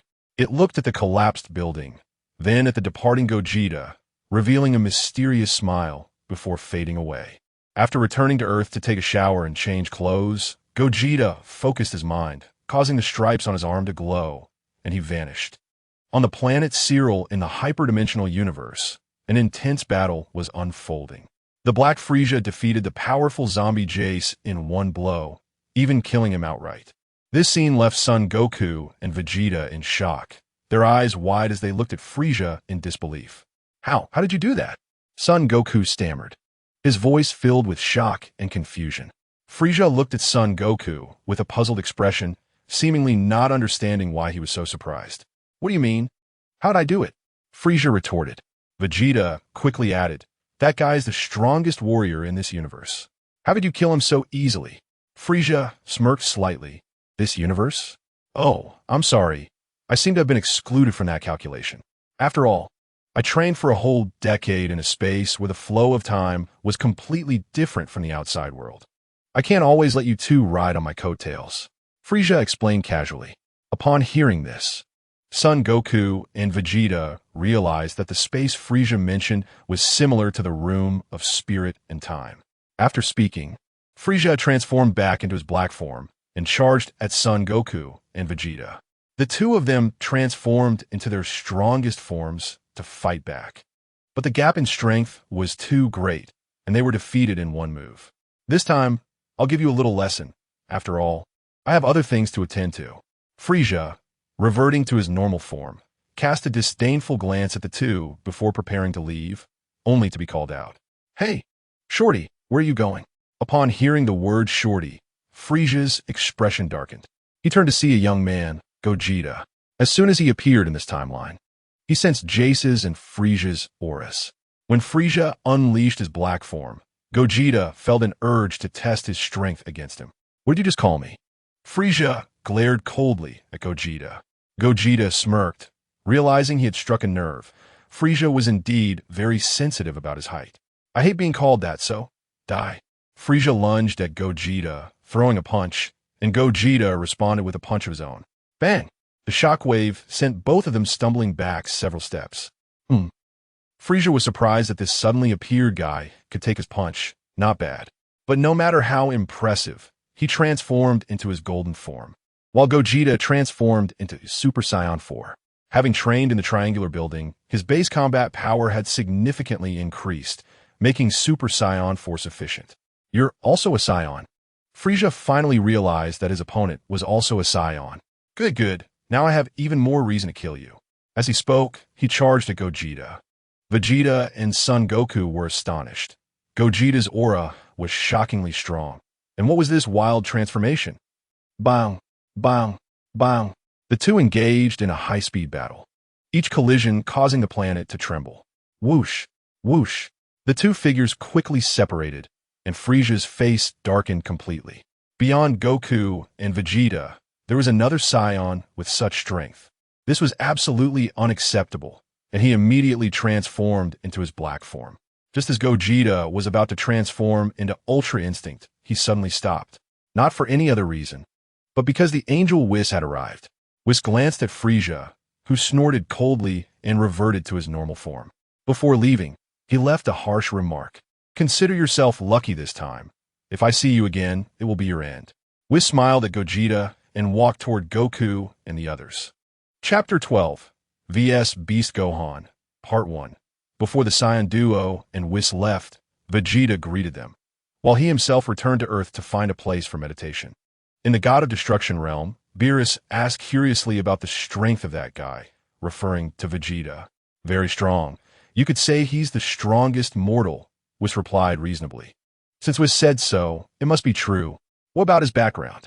Have you found anything out? This time Wish shook his head. I wanted to investigate, but the Grand Priest said it wasn't necessary. Well, since it was the Grand Priest who said so, there was nothing to be done. While the two were chatting, delicious food was ready, and Beerus began to feast on it with great enjoyment. Time passed, and it had been over 2 months since Vegeta arrived on Earth. One day, during his deep meditation, Vegeta was awakened by a massive energy fluctuation. After stretching, he disappeared in a flash. Roar! A gigantic figure was roaring madly. It was the Giant Cell, also known as Cell Max. We can't let this monster harm humanity. Everyone attack. The orange Piccolo shouted, and everyone rushed in. But Cell Max's power was beyond imagination. After just a few exchanges, they were all severely injured.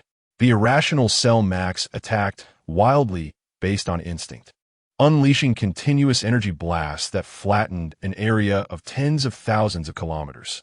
If viewed from the atmosphere, one could see a bare patch on Earth, indicating the size of the area affected.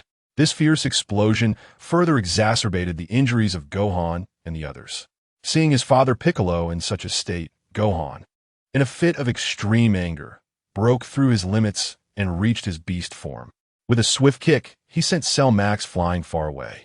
When it stopped, its entire left arm hung down, clearly rendered useless. It had instinctively defended against Gohan's attack at that moment, resulting in its arm being incapacitated. Roar! Cell Max let out an angry roar. What are you yelling about? Just because you're loud. A sudden voice interrupted Cell's roar. Everyone looked towards the sound and saw Vegeta.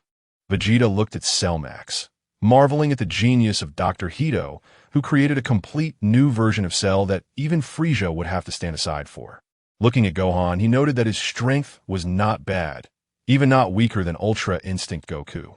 Vegeta transformed into his limit breakthrough Super Saiyan 5 full power form, his aura causing the entire Earth to tremble, piercing the heavens. He flashed in front of Cell Max and unleashed a full power punch, which Cell Max couldn't block. With a huge explosion, its entire body burst apart. The explosion was akin to a small atomic bomb, creating a massive mushroom cloud.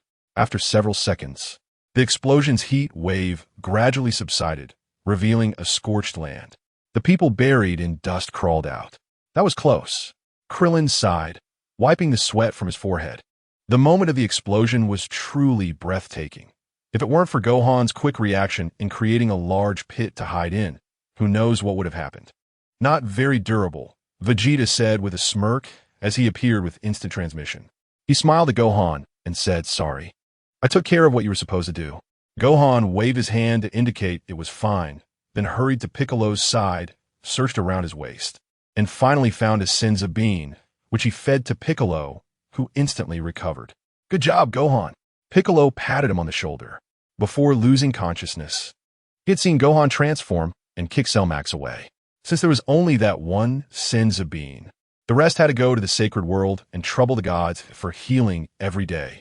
Piccolo then went to gather the Dragon Balls, spending several hours collecting them all, summoning Shinron to wish for the restoration of the ground and the ordinary people affected by the explosion. Vegeta was puzzled, thinking it would be faster to collect the Dragon Balls and wish for restoration directly instead of going to the sacred world.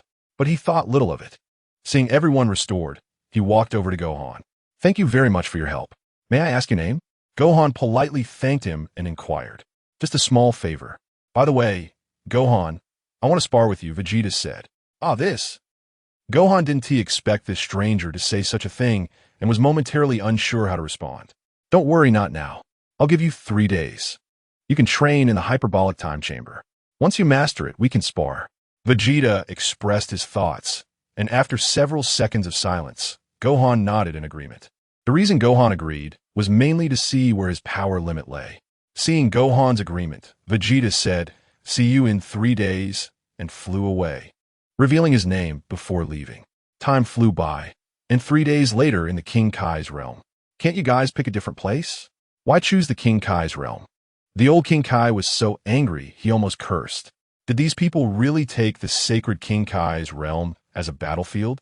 At this moment, Vegeta and Gohan faced each other from a distance. Suddenly, a strong wind began to blow, stirring up dust everywhere. Gohan transformed into his beast form first, and Vegeta quickly followed, transforming into Limit Breakthrough Super Saiyan 5. The battle between the two was about to begin. Chapter 13, vs Beast Gohan, Part 2. Son Gohan appeared before Gogeta with incredible speed, unexpectedly swinging his fist towards Gogeta. Seeing this, Gogeta swiftly dodged like an eel, evading Son Gohan's fierce strike. He moved behind Son Gohan like a gust of wind and delivered a powerful kick to Son Gohan's back. Son Gohan's reaction speed was astonishing. He slightly tilted his body, narrowly avoiding Gogeta's thunderous kick. At the same time, he turned around and struck Gogeta with his elbow like a hammer. Gogeta had already anticipated this move. He leaned back just in time to narrowly evade Son Gohan's elbow strike. In the blink of an eye, Gogeta gathered a massive amount of energy in his hands and unleashed it towards Son Gohan, forming a dense barrage of energy blasts that rained down upon him.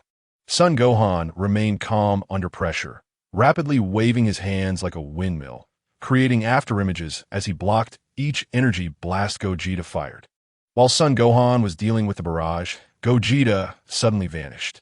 Feeling a sudden tension, Son Gohan immediately became alert, scanning his surroundings like a hawk.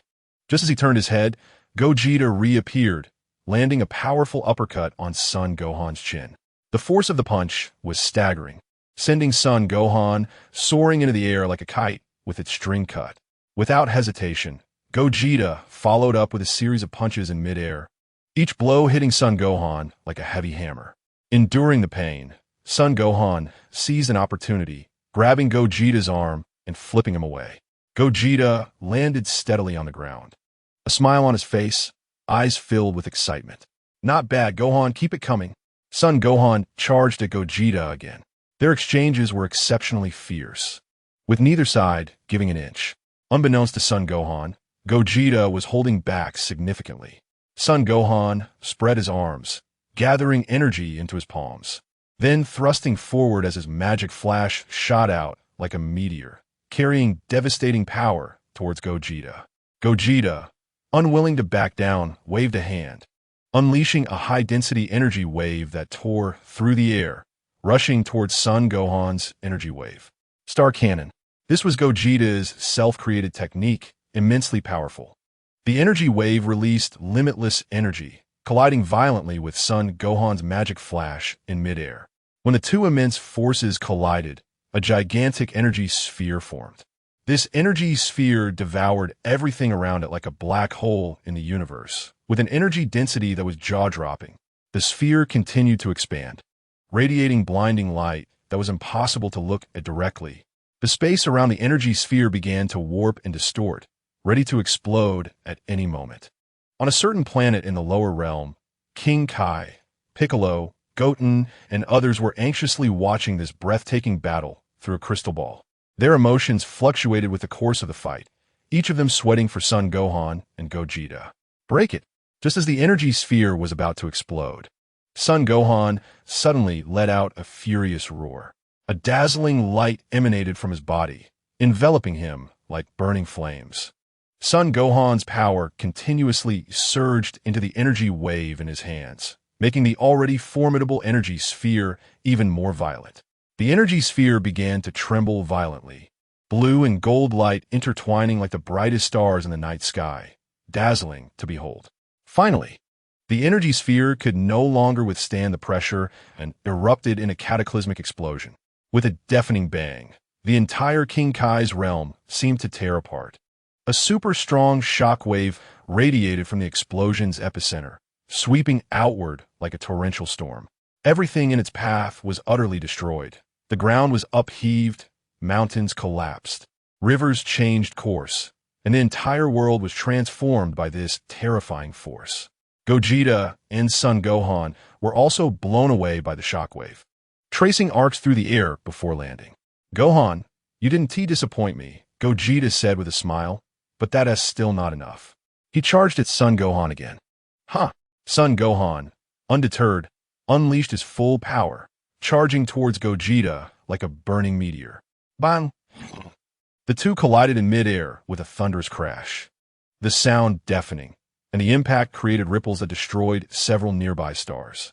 Thunder rumbled, and dark clouds gathered in the sky, lightning striking down continuously. After hundreds of rounds of intense exchanges, the two paused, creating some distance between them. At this moment, Son Gohan was surrounded by a fiery aura. However, upon closer inspection, one could see that his breathing was slightly heavy, indicating he had expended considerable energy. In contrast, Gogeta appeared remarkably calm. The numerous battles had not significantly impacted him. Gogeta suddenly shouted at Son Gohan, "Hey, Gohan, this can't be all your power, right? Don't hold back. Let me see your true strength." Hearing Gogeta's provocation, Son Gohan's gaze sharpened. He took a deep breath, trying to steady his breathing. After a moment, he slowly replied, "All right." As soon as he finished speaking, Son Gohan began to adjust his state. He slowly closed his eyes, brewing his energy for a moment before suddenly opening them and letting out a low, deep roar. In an instant, silver light burst forth, and Son Gohan's muscles rapidly expanded like they were being inflated. Pink lightning coiled around his body like a lively snake, crackling with energy. With this series of transformations, Son Gohan's energy surged like a volcanic eruption, and when the dazzling light gradually faded, a completely new Son Gohan appeared before everyone, his full power beast form. "Very good," Gogeta remarked, his smile growing even brighter. He instantly switched to his bipolar form, ready for the final battle with Son Gohan. The two sides' overwhelming auras clashed like two torrents in the void. Each collision sparked dazzling electric flashes, tearing the sky apart and creating a massive rift, resembling a gateway to another world. In this breathtaking scene, Son Gohan placed a finger on his forehead, and a powerful energy began to gather at his fingertip like an unending fountain. Meanwhile, Gogeta placed his hands on his hips, unleashing his full power to the utmost. Just as they were about to unleash their ultimate moves to determine the outcome of the battle, a sudden voice interrupted. "If you two keep fighting like this, the entire universe will be destroyed." This unexpected voice interrupted Son Gohan and Gogeta's gathering of energy. Looking towards the source of the voice, Son Gohan saw Whis, Beerus, Goku, and Vegeta standing not far away, their expressions serious as they watched. "Dad, Uncle Vegeta, Mr. Whis, Lord Beerus, when did you all arrive?" Son Gohan asked in surprise. Goku did not immediately answer Son Gohan's question, but widened his eyes, examining Son Gohan up and down, continuously expressing his amazement. "Wow, Gohan, when did you learn this transformation? It's incredible," Goku exclaimed. Hearing Goku's praise, Son Gohan, who had reverted from his transformation, felt a bit shy and scratched his head, then began to explain. Vegeta, standing beside them, looked at Gohan with a serious expression and said, "I didn't expect so much to happen while Kakarot and I were away. But thanks to you, Gohan, you did well. Although it wasn't you who defeated the enemy, Goku still feels relieved. After all, Gohan protected the Earth and reached a higher level." With the arrival of these people, the battle between Gogeta and Gohan ended inconclusively. Overall, Gogeta is satisfied. With Gohan's strength, the future developments will be different. Chapter 14, Masked Man vs. Sun Wukong. Time Patrol Vegeta. I didn't expect that besides that transformation, you can also use Ultra Instinct. Who exactly are you? Sun Wukong asked bluntly. Vegeta casually explained, "I'm from another parallel universe." Sun Wukong nodded, indicating he believed it, but Vegeta still had some doubts. Since they couldn't T-spar, Vegeta planned to leave, realizing he needed to focus on training. Just as he was about to go, Wukong called out to him, asking if he wanted to train in the God of Destruction realm. Vegeta nodded, as it would be a good opportunity to spar with the two of them and even teach them how to transform in a Super Saiyan 4 to enhance their strength. "All right, have you chatted enough? I'm hungry. Let us go eat something good." Seeing that Sun Wukong and Vegeta still wanted to talk, Beerus interrupted. Just as they were about to leave, a dark rift appeared in the sky, accompanied by a black whirlwind. A figure dressed in a black martial arts uniform and wearing a mask appeared like a ghost. "Who is this guy?" Sun Wukong stared at the masked man with suspicion. His aura feels so strange. The masked man slowly looked around, finally locking his gaze on Sun Wukong. Without saying a word, he charged straight at Sun Wukong. Sun Wukong was completely unprepared for the masked man's sudden attack and was caught off guard, being punched and sent flying. However, Sun Wukong was incredibly strong. He spun in the air 2.5 times before landing steadily. As he regained his balance, the masked man kicked at him again. Sun Wukong reacted quickly, grabbing the masked man's leg with both hands like iron claws and flipped him over. The masked man did a 360-degree spin in the air before crashing heavily to the ground. Seeing this, Sun Wukong mercilessly swung his fist to counterattack, sending the masked man flying. "Who are you, and why did you suddenly attack me?" Sun Wukong shouted angrily, glaring at the masked man with a flash of fury in his eyes. Vegeta, Beerus, and the others watched this scene with great interest. Seeing his father attacked, Son Gohan wanted to rush in to help, but was stopped by Vegeta's hand. Vegeta's lips curled slightly, revealing a barely noticeable smile as he looked at the masked man, already guessing his identity. "Why? Because you're Sun Wukong. Don't worry, once I kill you, I'll make sure Vegeta joins you, and not just Vegeta, but also your family and friends." Swish! The masked man suddenly appeared in front of Sun Wukong, delivering a powerful punch. With a roar, Sun Wukong transformed into Super Saiyan 2 and punched back in response. Boom! The intense collision created a loud noise that sent dust flying around. With their fists locked together, the waves of power rippling out. The masked man suddenly kicked towards Sun Wukong's abdomen, causing Wukong to stagger back in pain. But he quickly adjusted, releasing a powerful aura that surged as he entered Super Saiyan 2. Sun Wukong shouted, gathering energy in his hands, and unleashed a massive Kamehameha wave toward the masked man. The masked man also gathered black energy in his hands, firing a dark energy wave to counter. The two energy waves collided fiercely in mid-air, erupting in blinding light and deafening sound, with the ensuing shockwaves tearing apart the ground around them. Taking advantage of the energy wave collision, the masked man instantaneously teleported behind Sun Wukong and threw a fierce elbow strike. Sun Wukong quickly turned around, meeting the elbow with his fist, the two strikes colliding with sharp sound. They exchanged blows back and forth, each attack packed with immense power, turning the battlefield upside down. Sizzle! Suddenly, the masked man exploded with energy, his hair turning rose red. Aside from his hair, he looked exactly like Sun Wukong in that state.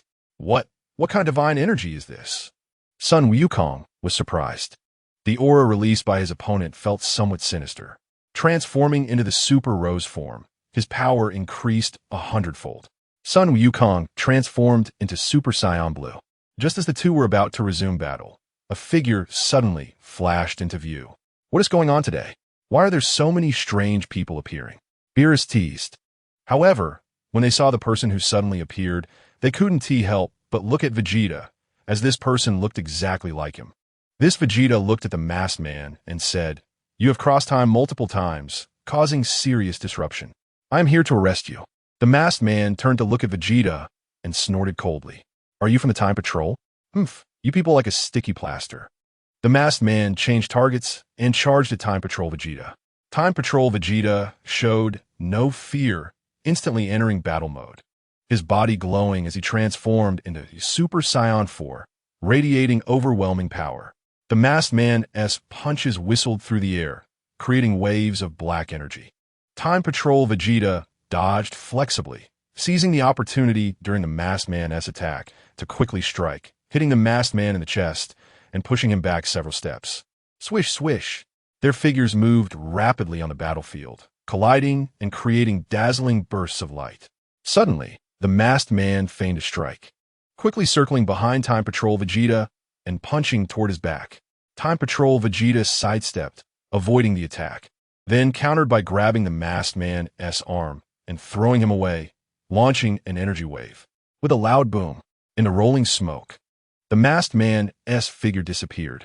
Vegeta raised an eyebrow, suddenly turning around, crossing his arms to block, and with a bang, he was quickly sent flying backward. Ah! Ah! The masked man roared, the intense rose-red aura bursting forth, his hair rapidly growing to his waist like Super Saiyan 3, with cracks appearing on his mask. TCH, I still can't hold on. Then let us make this quick. The masked man muttered. Just as he was about to charge forward, his body suddenly stiffened as a powerful gravitational force pulled him backward. The rift hadn't disappeared, and the pull was coming from it. Damn it, not this again. I haven't killed these guys yet. But the pull grew stronger, dragging him back into the rift, which then disappeared. Time Patrol Vegeta returned to normal, nodded at Sun Wukong, Beerus, and the others, glanced at the person who looked like him, and then continued to pursue the masked man. Beerus and Whis exchanged glances, realizing what had just happened. The Time Patrol was a team established by the Kaishin of Time. And if Whis and Beerus weren't mistaken, that masked man was using the time ring on his hand to travel through time. Although they didn't know which timeline the masked man came from, time travel could indeed cause historical disruptions, which was a serious crime. No wonder the Time Patrol was after him. Sun Wukong scratched his head, feeling somewhat bewildered. But he had a hunch that he might encounter the masked man again in the future. However, with nothing more to see, they headed to Bulma's house to have a feast. Chapter 15. The Battle of Kamba versus Broly half a year later, in the God of Destruction realm. Boom! Son Gohan and Broly transformed simultaneously, becoming two balls of light that danced in the void. Feeling the fluctuations of battle, Vegito opened his eyes for meditation. He exhaled. Over the past few months, Vegito's bipolar transformation had reached new heights, thanks to the guidance of Whis and Beerus. Of course, he had asked both of them why they were guiding him, but one remained silent, while the other just smiled without speaking. In any case, it wasn't a big deal. Even if something went wrong, he could just wander to another world when the time came, a year later. Besides this form, he had also cultivated to a brand new level in Super Blue and Super Saiyan 7. Son Goku, Vegeta, Son Gohan, Broly, and even Piccolo on Earth had all become stronger than before and had new forms as well. Suddenly, a graceful figure rushed over in a hurry. It was Mai. Her steps seemed a bit frantic, and behind her followed another figure, the Supreme Kaishin. Mai ran breathlessly in front of everyone, her face full of anxiety as she shouted, "Trunks is missing." Upon hearing this, Vegeta and Son Goku, who were resting, jumped to their feet. Son Gohan and Broly, who were fighting in the void, also stopped their movements in unison and turned their gazes to Mai.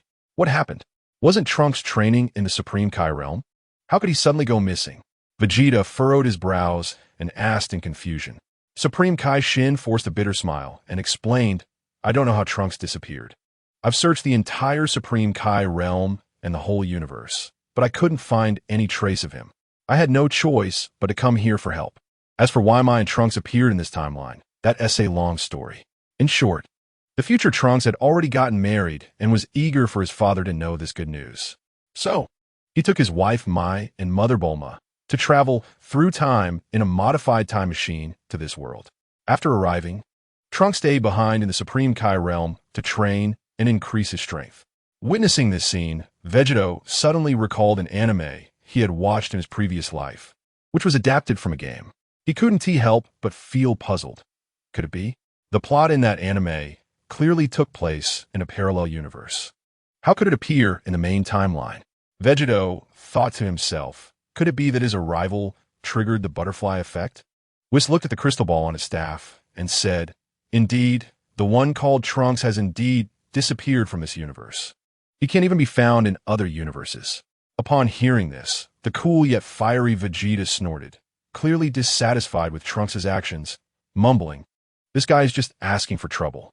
Suddenly, an unfamiliar voice rang out. "Don't say that. He is your son, after all, Mr. Vegeta." Looking towards the voice, they saw a young man they had never met before, but Vegito recognized him. This young man, who had skin similar to Beerus, was none other than Fu. "Who are you?" Vegeta asked, puzzled. "Fu's mild faintly. I am Trunks' friend. He is currently in a place called Planet Prison. You can go there to find him." Saying this, he left a coordinate and vanished in a flash. Just as expected, how similar. Vegito thought to himself. Then Vegito, along with the two Saiyan youths, Broly and Mai, followed the coordinates to Planet Prison. Since they didn't know where exactly Trunks was, they could only search blindly. As they walked, everyone suddenly stopped, as Son Goku and the others sensed a powerful evil aura flying towards them. Looking in the direction of the malevolent energy, they saw a man landing on a distant hill. "I want to fight." Boom! The moment his evil energy erupted, the sky darkened, and the earth trembled. "What is this guy? I've never felt such a sinister aura." Vegeta's expression tightened. Everyone took their stances, ready to confront the enemy. Kamba's gaze swept over the group and landed on Broly. It's you. I didn't expect to meet you here. What a narrow road for enemies." Son Goku looked at Broly and asked, "Do you know him?" "How could I know him? I don't even know who he is." Broly shook his head. Kamba charged directly at Broly. Although Broly felt confused about the situation, he was not someone to be bullied. He let out a roar. An immense aura erupted around him. Golden light burst forth from his body, and his hair instantly turned golden as he transformed into Super Saiyan. Once transformed, Broly shot towards Kamba like a meteor at an astonishing speed, their fists colliding in midair with a thunderous crash. This tremendous force created a powerful shockwave in the air, shattering the surrounding rocks into pieces, with dust swirling everywhere. However, a sinister smile crept onto Kamba's lips. He clasped his hands together, condensing a black energy ball between them. Emanating a shooting Iveroha, Kamba hurled the dark energy ball fiercely towards Broly. At such a close distance, Broly crossed his arms to block the dark energy ball. Although he successfully defended against the attack, the immense force still pushed him back, leaving deep grooves in the ground with his feet. Just as Broly was being pushed back, Kamba seized the opportunity, leaping up with a powerful kick aimed at Broly's abdomen. Broly reacted swiftly, dodging to the side to avoid Kamba's kick.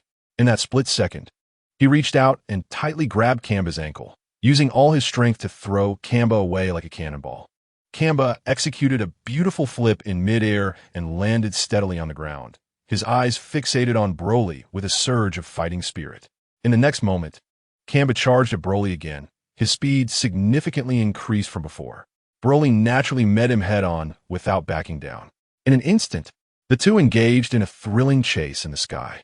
Their fists rained down on each other like a storm, each punch containing immense power.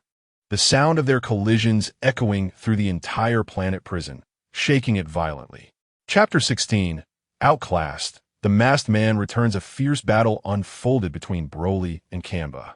Broly unleashed a more powerful force, shooting a strong energy wave towards Kamba.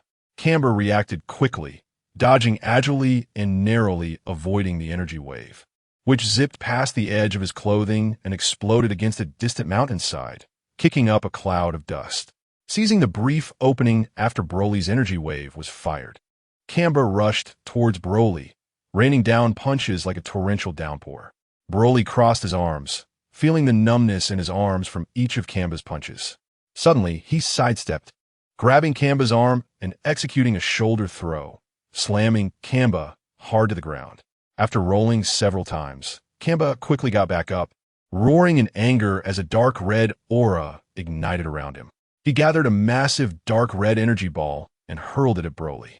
Broly also formed a green energy ball to counter it. The two energy balls collided in mid-air, erupting with intense light and shock waves, distorting the surrounding air. The fight was so intense that it made me want to join in. Son Goku rubbed his hands together, showing an extremely excited expression. To my surprise, besides the few of us Saiyans, there were other surviving Saiyans, but the energy emanating from them felt so evil. Vegeta stood with his arms crossed, tapping his fingers against his arms as he watched the battle. Gogeta was enjoying himself even more. He found a relatively flat stone, tossed a space capsule onto it, and produced a pile of snacks to munch on while watching, eager to see which was stronger, the evil Saiyan or the mutated Saiyan. In the air, Broly charged at Kamba, reaching him in the blink of an eye. He raised his right arm high, muscles bulging and veins popping like coiling dragons. He swung a powerful punch, the force of it creating a howling wind, as if it were a razor-sharp blade tearing through the air with a sizzling sound. Kamba's eyes narrowed at the sight, and he quickly raised his arm to block Broly's heavy strike with his forearm. A loud bang echoed like thunder, and the collision created powerful shock waves that rippled outward. Kamba steadied himself and said, "You shouldn't only have this much skill." As soon as he finished speaking, his right leg shot up executing a high whip kick like a steel whip, slicing towards Broly's head with a fierce wind. The speed of this kick was so fast that it was nearly impossible to see, leaving only a blurred afterimage. Broly reacted quickly, retreating just enough to narrowly avoid Kamba's whip kick. Taking advantage of Kamba's momentary exhaustion, he quickly crouched down and then sprang up, crashing his hard forehead into Kamba's chin. The move was swift and fierce, catching Kamba off guard as Broly struck him directly. With a crash, Kamba was sent flying, shaking the chains, and even causing tiny cracks to appear. Ah! A strong dark red energy radiated, causing the entire prison planet to tremble under its powerful force. Kamba's hair grew down to his waist, his eyebrows vanished, and he transformed into Super Saiyan 3. What the hell? I exclaimed. How is this guy's Super Saiyan 3 form so strong? How'd he train? Son Goku was shocked, realizing that his Super Saiyan 3 was completely incomparable to this guy's, which had reached the level of a god. What the hell? Was a phrase Gogeta had taught him. Vegeta was also surprised, but given the examples of Broly and Gogeta, he didn't find it too strange. Still, he resolved to train hard once this was over to surpass them. Broly transformed as well, entering the god Super Saiyan 2 form. Kamba flew into the air, raising his right hand high, rapidly gathering a massive dark red energy ball that resembled a star about to explode, emitting a heart-pounding energy wave. He hurled the energy ball forward. Broly also gathered energy, pushing forward with one hand, unleashing a teal-green energy wave. The two energy attacks collided violently. Boom! A thunderous explosion reverberated, shaking the entire prison planet. A fierce wind howled past, and the space began to warp under the collision of the two powerful energies. The chains, which had already developed small cracks from earlier battles, suddenly couldn't withstand the shock of this energy and broke apart. Not only that, but the space also opened up with hideous cracks. It felt as if the entire prison planet was about to collapse under the impact of this power.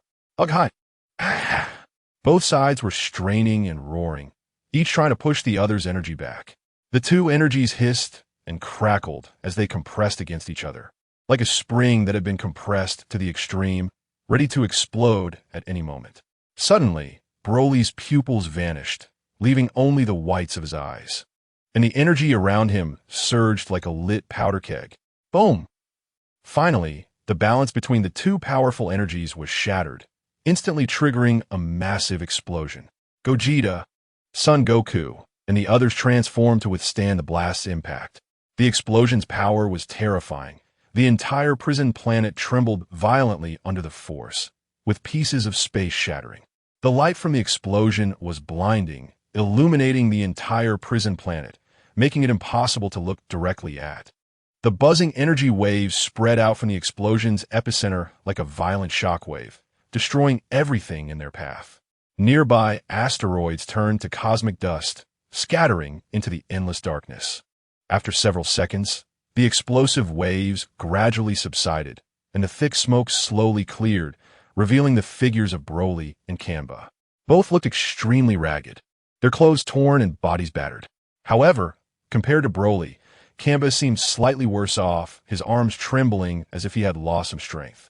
This heart-pounding battle ultimately ended with Broly narrowly winning. At that moment, Broly was panting heavily, his chest rising and falling violently, displaying an extremely irritable expression. Kill! He roared, charging at Kamba once more. Sensing Broly's abnormal state, Kamba laughed heartily. That's right, just like that, wild and reckless, that familiar feeling has returned. Regaining his composure, Kamba erupted with energy and charged at Broly. Just as the two were about to collide, a yellow-black energy ball fell from the sky, enveloping them and causing a violent explosion. More powerful foes. Gogeta looked into the distance. The newcomer turned out to be the masked man in Super Rose form. Chapter 17. The Clown, the arrival of extreme evil. This masked man has become much stronger. Gogeta stared at the masked figure, sensing that his aura was more powerful than before. The masked man noticed Gogeta's gaze and turned his head, coldly looking at Gogeta and the others behind him, snorting disdainfully without concealing his contempt. That guy didn't lie to me. You people will ultimately become an obstacle to my plans. The masked man gritted his teeth, and said, "Today, I will eliminate all of you." With a whoosh, a figure rushed out from the smoke. Upon closer inspection, it was Kamba. He charged at the masked man with great momentum, clearly enraged by the masked man's provocation. So eager to seek death, the masked man smirked coldly at the sight. He quickly transformed into his rose-red second stage form, his muscles bulging and his power increasing several times in an instant. Kamba fearlessly swung his fist at the masked man. The masked man met Kamba's punch head-on. With a loud boom, it sounded like thunder striking the ground. A powerful shockwave spread out in all directions, sweeping away dust and debris. Due to the earlier intense battle with Broly, Kamba was clearly at a disadvantage in this clash, being forced back several thousand meters by the masked man's immense strength. Just as Kamba came to a stop, he suddenly looked up, and the masked man was already in front of him. Before Kamba could react, the masked man ruthlessly launched an attack, sending a sharp energy wave towards Kamba. Suddenly, a green energy blast collided with the masked man's attack at an astonishing speed. Boom! The energy blast and the masked man's attack exploded in midair, creating a dazzling light and violent energy fluctuations. "Don't rush, one at a time." The masked man let out a deep laugh, his voice emanating an indescribable confidence and composure. However, Broly, who had already fallen into a berserk state, was not in the mood to listen. He roared in fury, veins bulging on his forehead. Next, Broly transformed into a green arrow and shot straight towards the masked man. The masked man swept his leg sideways. The power of that kick was astonishing, striking Broly squarely in the cheek. Broly was sent flying sideways by the kick, his body tracing an arc through the air. The masked man didn't give Broly a chance to catch his breath. He followed closely behind, lifting his leg to kick downwards. Bang! Broly plummeted rapidly into the ground, creating a 100-meter deep pit. The masked man hovered high above, looking down at the deep pit, and a massive pink energy ball was launched from his hand. The energy ball, trailing a long tail, headed straight for Broly in the pit. At that moment, Broly suddenly let out a deafening roar. With that roar, he erupted with a deep green aura, opening his mouth to unleash a massive mouth blast. This mouth blast surged forth like a roaring giant dragon, charging towards the energy ball launched by the masked man. The two powerful energies collided midair with a resounding crash, causing the earth to shake and the entire space to be rocked by this immense energy. The explosion was incredibly bright. Goku and Vegeta exchanged glances, simultaneously transforming into Super Saiyan Blue, their powerful auras sweeping out like a hurricane. Once transformed, Goku and Vegeta attacked from both sides of the masked man, feeling their attacks. The masked man snorted and powered up into the full power mode he had just mastered a few weeks ago. In this form, his hair grew long to his waist like Super Saiyan 3, but his eyebrows remained intact, and his muscles had only slightly expanded. The mask on his face shattered halfway, revealing his visage, which was none other than Black Vegeta. He released several energy waves from his hands to meet Goku and Vegeta's attacks.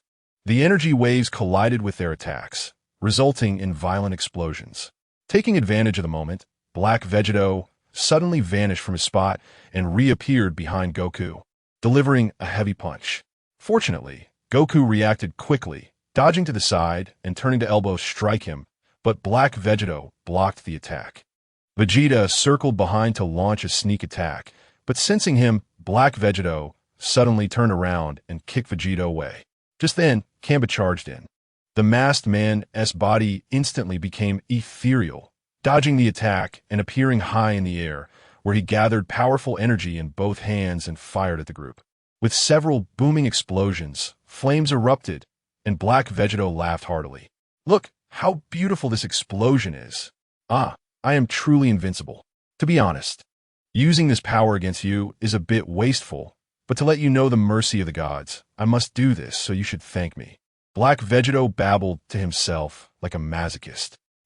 This guy's words are both disgusting and contradictory, making Gogeta.He's hair stand on end. Whoosh! Whoosh! Two blue figures burst out from the explosion, and at that moment, the two had changed their appearance, sprouting hair all over like Super Saiyan 4, but it was blue. This transformation, combining divine power and Super Saiyan Blue, was called Super Blue Fourth Stage. Just moments ago, Black Vegeta was rambling to himself, but his expression turned grim as he sensed a massive pressure from the two. How is this possible? His instincts told him that the two were now very dangerous. However, Black Vegeta could not believe it. He was a warrior born from the fusion of Goku and Vegeta, stronger than these two, so why was this happening? The answer was simple. It was mainly because Zamasu's soul had not completely taken control of his body, unable to unleash the true power of the fusion. Now, he resembled a clown. This shouldn't be happening. Hey! Black Vegeta screamed desperately, trying to summon the energy within his body. But unexpectedly, the time ring in his hand emitted light and took him away, revealing that everything was merely an illusion. This was something no one had anticipated. After Broly lost sight of his target, he charged at Goku and Vegeta. However, in his irrational state, he was no match for the two and was knocked unconscious by Vegeta. Meanwhile, Kamba had also mysteriously vanished. Vegeta threw the unconscious Broly to the ground. And just as he and Goku were about to revert their transformations, an extremely strong, evil aura suddenly appeared. An alien creature with several sharp horns on its head. Red eyes, black sides of the face, and armored shoulders slowly descended, holding a young man by the collar. Trunks, the little girl, who had been protected by Gogeta's shield, shouted loudly. Indeed, the person being held by the alien creature was Trunks. Gogeta noticed the alien's pupils constrict and, after thinking for a moment, recognized the creature. It resembled a character from a game he played in his past life. Chapter 18. Angry Vegeta. Rescue, who are you? Why is Trunks in your hands? Vegeta's eyes narrowed sharply, and a chilling murderous intent erupted from his entire being, as if his gaze could cut the unknown figure before him into 1,000 pieces. The alien creature exuding an aura of evil wore a disdainful smile, casually tossing Trunks towards Vegeta as if he were a sack of potatoes. At the same time, a dual-toned voice echoed. So you were the Saiyans? In my world, your kind has long been wiped out. I can't believe I get to see you here. It's quite a rarity. My name is Fuvira, and I was sent by a guy named Fu. He said this little brat has something called a Dragon Ball, which can grant any wish, so I just took it plain and simple. As he spoke, Fuvira nonchalantly pulled out a Dragon Ball, tossing it up and down as if flaunting a priceless treasure he had just snatched. You bastard! Seeing his son Trunks in such a pitiful state ignited an inferno of rage within Vegeta. With a furious roar, he charged at Fuvira like a crazed beast, his momentum seemingly capable of shattering the very fabric of a universe. Interesting. Let me see just how strong you Saiyans really are. Fuvira wore a mocking smile, as if watching an entertaining performance. Vegeta instantly appeared before Fuvira, delivering a powerful straight punch that caused the air to crackle with a sharp explosion. Fuvira's eyes sharpened as he deftly sidestepped, his arms sweeping towards Vegeta like a spear, accompanied by a whistling wind. Vegeta reacted with lightning speed, leaning back just in time to narrowly evade the attack, then swiftly kneed Fuvira in the abdomen. Fuvira crossed his palms to block the blow, but the force still sent him flying back thousands of meters. You got some skill, but unfortunately, that level of attack can't hurt me. Fuvira sneered, raising his hand to unleash a massive energy wave the size of a water tank, shooting it towards Vegeta like a small meteor. Vegeta thrust his hands forward, bracing against the attack. The moment the energy wave collided, a deafening roar reverberated, shaking eardrums and blinding eyes with the explosion's brilliance. Seizing the chance amidst the smoke, Vegeta moved at super speed behind Fuvira, fists clenched in anger as he brought them down hard onto Fuvira's head. Fuvira sensed the incoming attack above him and vanished in a blur, avoiding Vegeta's lethal punch, then reappeared with a kick aimed at Vegeta. Vegeta raised his arm to block, but the kick sent him flying like a kite with its string cut, crashing hundreds of meters away and carving a long trench into the ground. Oof. With that little power, you think you can kill me? You're dreaming. Fuvira laughed wildly, his voice dripping with mockery and disdain. In his Super Saiyan Blue Level 4 form, Vegeta's blue aura surged violently, his energy rising steadily, creating a terrifying pressure that began to warp the surrounding space. Angry, Vegeta decided to showcase his true abilities. How could he not be furious? He genuinely wanted to kill this guy. After all, his son had already been killed by Cell once. If Trunks died again, how could he face himself as a father? Suddenly, Vegeta moved like a bullet shot from cannon, his fists becoming a flurry of shadows, raining down blows on Fuvira. Fuvira's hands danced rapidly to fend off the torrential assault, but Vegeta's attacks grew fiercer and faster, and Fuvira gradually found it hard to keep up, beads of sweat forming on his forehead. At that moment, Fuvira clapped his hands together, forming a gray energy sphere that radiated a strange aura, hurling it at Vegeta. Vegeta retaliated with an even thicker energy wave. The two energies collided in midair with a thunderous explosion, and for an instant, it felt as though the entire world was being consumed by this terrifying power, resulting in a cataclysmic explosion that sent shockwaves throughout, breaking all the chains of the planetary prison. Taking advantage of the blinding light and energy shock from the explosion affecting Fuvira's vision, Vegeta appeared before him, driving his knee hard into Fuvira's abdomen. Fuvira let out a muffled groan, his body bending uncontrollably like a shrimp. Vegeta followed up with a swift uppercut, sending Fuvira flying like a cannonball, his body tracing a long arc through the air, soaring over 10,000 meters away. Fuvira barely managed to stabilize himself, a glimmer of anger flashing in his eyes as he thought, "Looks like I underestimated this Saiyan, but that makes it interesting." With that, his aura suddenly surged wildly, the gray flames resembling a raging tsunami, wreaking havoc around him, distorting the space. Gome. Second, Fuvira began, but suddenly halted. Vegeta would not let this perfect opportunity slip by. He charged at Fuvira like a leopard, delivering a kick filled with boundless rage and power. This kick could shatter stars, and Fuvira was once again sent flying like a kite with its string cut, tumbling through the air several times before barely coming to a stop. Fuvira steadied himself, his throat moving as a thick, killing intent flickered in his eyes. However, he did not attack again, simply snorting coldly, "I'll remember you. I have some matters to attend to. The next time we meet will be your death day." With that, Fuvira erupted in energy, a blinding light exploding forth, dazzling like the sun. In truth, with Gogeta's power, stopping Fuvira would have been no problem at all, but he chose not to. After the light faded, Fuvira had vanished without a trace. "That's what I wanted to say." Vegeta snorted coldly, then quickly returned to Trunks' side. "Don't worry, Trunks is fine," Gogeta said, smiling at Vegeta. Vegeta, arms crossed, huffed lightly, and the group carried Trunks back to the God of Destruction's realm. A few days later, Fua, the God of Destruction of Universe 6, hurriedly arrived at the God of Destruction's realm, helped the 6th universe. Everyone exchanged puzzled glances, unsure of what had happened. When Fua explained the situation, they understood the gravity of the issue. Thus, Gogeta, Goku, and the others followed Fua to Universe 6. This was once a beautiful and prosperous planet, but it was now shrouded in dense dark clouds. The clouds resembled a fierce beast, clawing and devouring the entire planet. Lightning split the sky, followed by deafening explosions.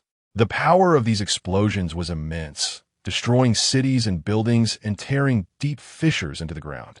The entire planet trembled, as if it would collapse at any moment. Fua, who had brought them, returned to the God of Destruction's realm in Universe 7. "Dad, Mr. Goku, Mr. Gogeta, look over there." Trunks pointed in a direction, and everyone turned to see Hit and others engaged in battle, being overwhelmingly suppressed. Chapter 19, Peak Battle, Part 1, Bang. Another loud noise echoed as Hit, using his instant transmission, was violently knocked away by Alien, crashing heavily onto the ground. Alien sneered, flashing in front of Hit at super speed and delivering another punch. Hit raised his hand to block, but the immense force caused a sharp pain in his arm. "The strongest assassin is nothing more than this," Alien taunted. Mr. Hit, seeing Hit at a disadvantage, Gabe in his Super Saiyan 2 form shouted, "You still have the energy to care about others? You should take better care of yourself." Kameen dived from the air, spreading his arms wide and shouting, "Destructive impact!" A protective energy sphere formed at close range. followed by a massive explosion that sent Gabe flying. Injured, Gabe looked back and was overjoyed to see Vegeta. Master Vegeta, Gabe, do you still have any pride as a Saiyan? Being beaten so badly is too embarrassing, Vegeta scolded. Oh, here come a few more to die. Kamine charged at Vegeta, who transformed into Super Saiyan 3 to fight back. With each exchange of punches and kicks, powerful shockwaves erupted, causing cracks to spread across the ground. Vegeta seized the moment, instantaneously moving behind Kamine, gathering energy in both hands and smashing down on him. Kamine let out a muffled groan from the explosive damage, flying forward for 100 meters. Vegeta pressed the attack, raining down a flurry of punches and kicks that forced Kamine to retreat step by step. Suddenly, Kamine let out a roar, releasing a surge of powerful energy, and turned around, pushing both hands forward, sending a massive energy wave towards Vegeta. Vegeta slapped the energy wave away. Alien charged over, but Caulifla and Kale were already prepared, quickly moving to block Alien's path. Get out of the way, Alien shouted angrily. An intense battle erupted instantly, with the three of them exchanging blows, neither side giving ground. Their fists and palms collided, sending out bursts of energy that made the surrounding air hum with power. At this moment, Hit joined the battle, and this time he increased the time of his instant transmission to 10 seconds. Under Hit's fierce attacks, Kamine and Alien were forced to retreat continuously, their bodies soon covered in wounds, blood staining their clothes. In no time, the siblings were left without the strength to fight back, their bodies sent flying like kites with cut strings. In the air, Kamine and Alien focused their energy to recover from their injuries. Sister, use that move, Alien gritted his teeth and said. All right, brother, Kamine nodded. The siblings held hands, their powers merging together at that moment. A dazzling light suddenly burst forth from them. As the light shone, Kamine and Alien's bodies gradually fused into a brand new entity. Kamine-Alien. The combined Kamine-Alien experienced a qualitative leap in power, becoming immensely strong. As soon as Kamine-Alien appeared, he displayed astonishing strength, easily suppressing Hit and the others. After a fierce battle, Vegeta realized that Super Saiyan 3 wouldn't suffice, so he transformed into Super Saiyan Blue. Just seconds after Vegeta transformed, several dark red energy blasts flew in from afar. Super Saiyan 3 Kaba and Fuvula arrived to join the fight. Broly and Trunks also joined the fray. Higher in the sky, Hertz standing atop a massive cosmic seed. Watch the scene unfold with a smile.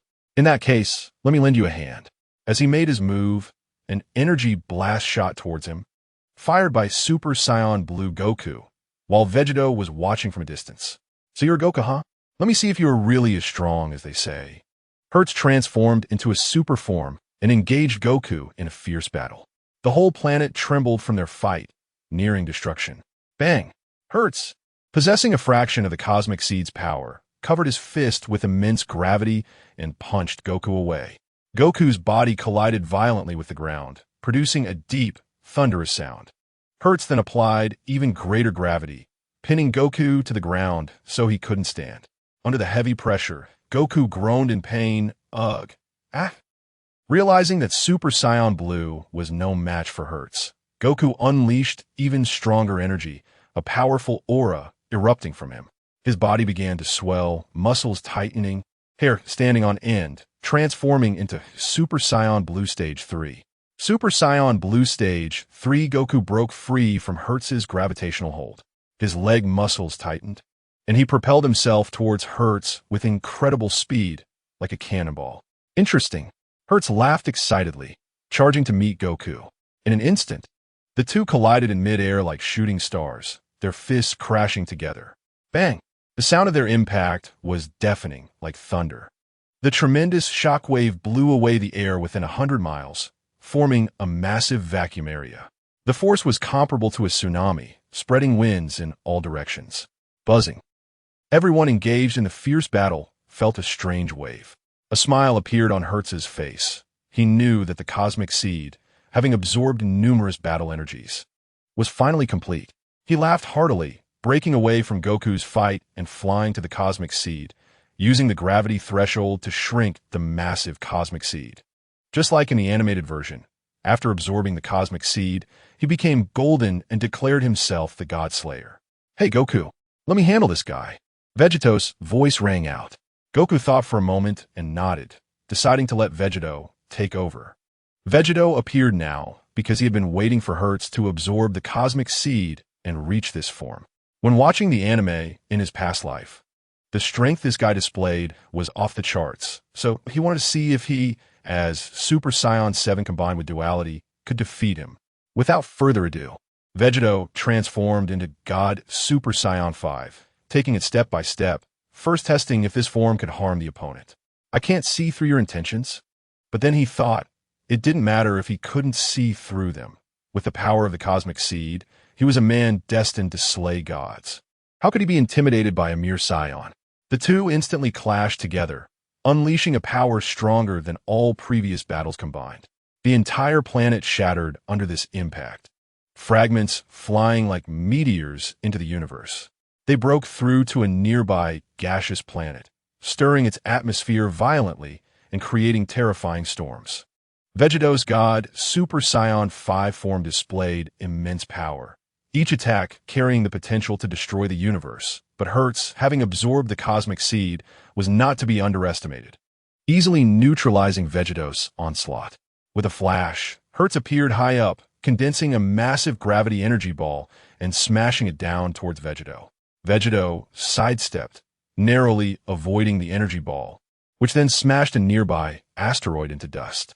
The two figures turned into streaks of light in the universe, each clash distorting space, causing the entire universe to tremble under their battle. Chapter 20, Peak Battle, Part 2. With such powerful strength, you actually choose to help the gods? That's truly a pity, Hertz said with a face full of regret. Gogeta looked at Hertz expressionlessly and replied, "I am not helping the gods. I just want to test whether I have the ability to slay you. After all, your actions have posed a tremendous threat to humanity across the 12 universes. So what I am doing is entirely for the welfare of all mankind." Upon hearing this, Hertz suddenly burst into laughter, filled with mockery and disdain. "Ha! You really know how to make excuses. Such grandiose reasoning. I can't believe you actually said that. The one who truly thinks for all humanity is me, not you. Humans living under the rule of the gods can never attain true freedom and happiness. Only by annihilating all gods can humanity truly usher in its own era of happiness." Faced with Hertz's rebuttal, Gogeta did not continue to argue. He knew very well that he and Hertz were simply not on the same wavelength. Gogeta's intention was merely to challenge his own limits. Everything else was just incidental. "Huh!" With Hertz's roar, a golden brilliance flickered around him. In an instant, Hertz shot forward, charging at Gogeta. Gogeta quickly threw a punch, aiming directly at Hertz. Bang! The punch collided with Hertz's kick in midair, producing a thunderous sound, and shockwaves surged around them like turbulent waves. However, this was just the beginning. Bang! Bang! Bang! The exchanges between Hertz and Gogeta were like a violent storm. In the blink of an eye, they had clashed hundreds of times. Each impact triggered intense energy fluctuations, causing the entire planet to tremble under the onslaught of this immense power. Ultimately, the planet exploded, shattering into countless fragments that scattered everywhere. At the moment of the explosion, Hertz and Gogeta teleported to another planet to continue their battle. Upon arriving at the new location, Hertz raised his hand and conjured a golden spear imbued with gravity, stabbing toward Gogeta like a venomous snake. Gogeta's eyes gleamed as he quickly manifested an energy sword and swung it at the golden spear. Clang! The energy sword and the golden spear collided fiercely in midair, sending countless sparks flying like blooming fireworks. In that instant, Gogeta seized the opportunity, swiftly turning his body to the side and delivering a powerful kick to Hertz's waist. Hertz reacted quickly, nimbly jumping back to evade Gogeta's kick.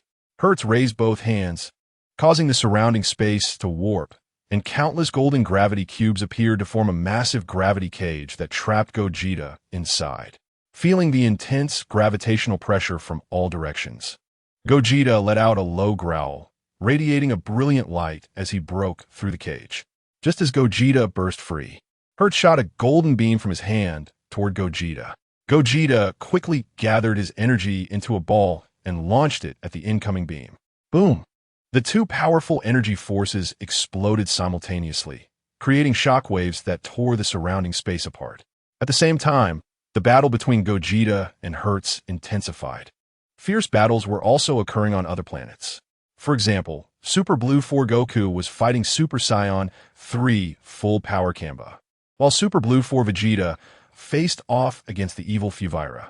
As for Camille, he was eliminated by God Beast Gohan, and Broly was fighting against a woman with light blue skin. Meanwhile, inside the King of All's temple, the Grand Priest looked at the destroyers. The appearance of the Cosmic Seed means something, and you all should know what it entails.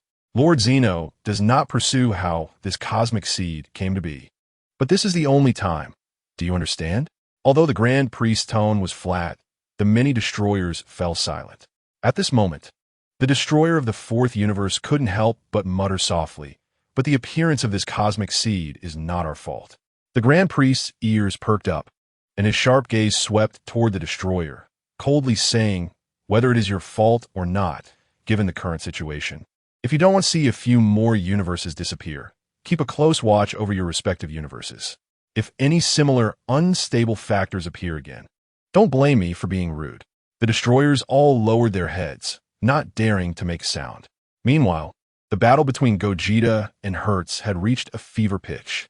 Gogeta suddenly crossed his hands over his chest, then abruptly spread them apart, launching a massive energy wave toward Hertz. Hertz formed a golden shield, and the energy wave struck the shield, producing a deafening sound as cracks began to appear. Just as Hertz maintained the shield with all his might, Gogeta instantly teleported behind him and kicked him hard in the back, sending Hertz flying far forward. Buzz! Hertz unleashed a terrifying aura, energy shooting into the sky, causing the clouds to shift with a range exceeding 1,000 meters. Gogeta snorted, similarly raising his energy and transforming into Super 7, unleashing a momentum that collided with Hertz's. The space of the entire realm warped, and the planets surged like a tsunami under the clash of their energies. Their energies transmitted to other universes, and the angels who did not go to the temple turned their gazes toward the battlefield. Gogeta and Hertz were gathering powerful energy, preparing to unleash their final moves. They were ready to determine the outcome with a single strike. Hertz raised his hand, drawing down a golden meteor from the universe. This meteor radiated powerful energy waves, while Gogeta did not back down, setting his stance and gathering circular energy between his palms. It appeared that Gogeta was about to unleash that classic technique. Super Gravity Falling Star. 1,000 times Super Big Bang Kamehameha. Boom! The energy wave violently collided with a meteor, erupting in a brilliance brighter than a supernova. The energy wave spread outward at a terrifying speed, shattering stars, collapsing space, and reducing countless galaxies to fragile sandcastles before this force. Both Gogeta and Hertz were shaken by the immense recoil, but they gritted their teeth and held their ground, staring fiercely at each other. The golden meteor began to crack under the impact of the Kamehameha, while the Kamehameha gradually dimmed under the pressure of the super-gravity falling star. Okay. Both were exerting all their energy. Suddenly, these two terrifying energies triggered an unprecedented cosmic explosion. The entire sixth universe was plunged into endless darkness and chaos, everything reverting to primordial chaos. In this endless darkness, a clanging sound suddenly rang out, the darkness receding, stars recondensing, and the universe gradually restoring. The battle between Gogeta and Hertz was also reverted to the moment they were releasing their energy with all their might. Both sides momentarily staggered, but Gogeta sensed something. In that case, let us use this move to determine the final victor. Gogeta thought to himself, then roared, unleashing the 100-fold Kyoken, red energy flames erupting, muscles bulging, and veins popping. In that instant, the already massive energy wave instantly expanded tenfold. What? Crack! In that moment, the entire meteor exploded, and the energy wave, with a diameter of several kilometers, engulfed Hertz, and surged toward the edge of the universe. Thus, the energy wave violently exploded at the end of the universe, creating a hole at the edge. Hertz turned to ashes amidst his painful screams. After unleashing this attack, Gogeta's entire body convulsed. Still too forced. It seems that I need to strengthen my physical training. Goku teleported to a certain planet to meditate. Chapter 21. The constellation is myself. The battles on other planets have also come to an end, and Phyla, Kamba, and Ragus were taken away by the suddenly appearing Fu. The matter of Hertz and the seed of the universe has also come to a temporary conclusion. A year has passed in the blink of an eye, and on Earth, Gogeta's mind moved, and he crossed over. In the audience of the galactic arena, Gogeta watched the battles on the stage with great interest. He had been in this world for 3 days and had come to understand what kind of world it was. It was the world of the Saint Seiya. The Golden Cloth. Gogeta smiled. He had watched this anime, although it had been a long time ago. He vaguely remembered some of the early plot, but the later story was very clear in his mind. The battles on the stage passed one after another, and soon it was time for Seiya to fight Shirey. Seiya charged at Shirey like a swift wind, unleashing the Pegasus Meteor Fist, with fist shadows raining down like meteors toward Shirey, who dodged Seiya's attacks one by one. Immediately after, Shirey shouted loudly, leaning forward, and a blue dragon-shaped energy swept toward Seiya. Seiya nimbly sidestepped, simultaneously looking for Shirey's flaw. Suddenly, he accelerated, circled behind Shirey, and threw a fierce uppercut. Shirey reacted quickly, turning sharply to block the blow with his arm. Later, Shirey showed a bit of strength, and Seiya was on the receiving end of the attacks. Since both had reasons for not wanting to lose, they eventually removed their cloths and started a hand-to-hand battle. Under the protagonist's halo, Seiya claimed victory in this match. After another round of battles, Shun from the Andromeda constellation won. At this moment, a man appeared on the Golden Cloth. Skipping the dialogue, a group of dark saints appeared, who were the subordinates of Ikki from the Phoenix constellation. The entire scene became chaotic. This group of dark saints blocked Seiya and the others, and Ikki left with the Golden Cloth. Gogeta, who had been sitting, disappeared. In a warehouse at a certain dock, Ikki stood in front of a box, his hand reaching for the lid, preparing to open it. However, a voice suddenly rang out. "You cannot control this Golden Cloth." Ikki was startled and quickly looked around, trying to find the source of the voice. Finally, his gaze fell on a corner of the warehouse, where a young man was standing. Ikki frowned and stared at the young man. He noticed that the young man had no fluctuations of small cosmos. This meant that the young man was just an ordinary person. "Who are you?" Ikki questioned, his voice revealing a hint of vigilance. An ordinary person without even a small cosmos, daring to covet the Golden Cloth, was simply delusional. Ikki's tone was full of disdain and contempt. However, in response to Ikki's mockery, Gogeta just smiled, completely unconcerned with Ikki's words. He walked leisurely towards Ikki, getting closer and closer. Stubborn and unyielding. Since that's the case, don't blame me for being rude. Ikki's anger was instantly ignited when he saw this. He charged at Gogeta like a fierce beast. As he approached Gogeta, Ikki suddenly threw a punch as swift as lightning, aimed straight at Gogeta's head. Gogeta slightly sidestepped and easily dodged the punch. Ikki was somewhat surprised, but he did not pause, quickly kicking towards Gogeta's abdomen. Gogeta calmly raised his hand to catch Ikki's foot and, with a flick, threw him out. Ikki did a 360-degree flip in the air and landed steadily, his expression becoming serious. This seemingly ordinary young man was definitely not simple. "Who the hell are you?" Ikki asked. Gogeta smiled and said, "Who I am is not important. What matters is that the Golden Cloth is mine." Ikki snorted coldly. "You wish." Saying this, Ikki attacked using the Phoenix Illusion Fist. This move belonged to the mental attack type, capable of amplifying the darkness within a person's heart, creating illusions of their fears. Gogeta stood quietly there, allowing the attack to hit him. He only felt a bit dizzy, and after several breaths, nothing unusual happened. "Hey, I'm immune to this kind of mental attack." Gogeta's mouth curled up.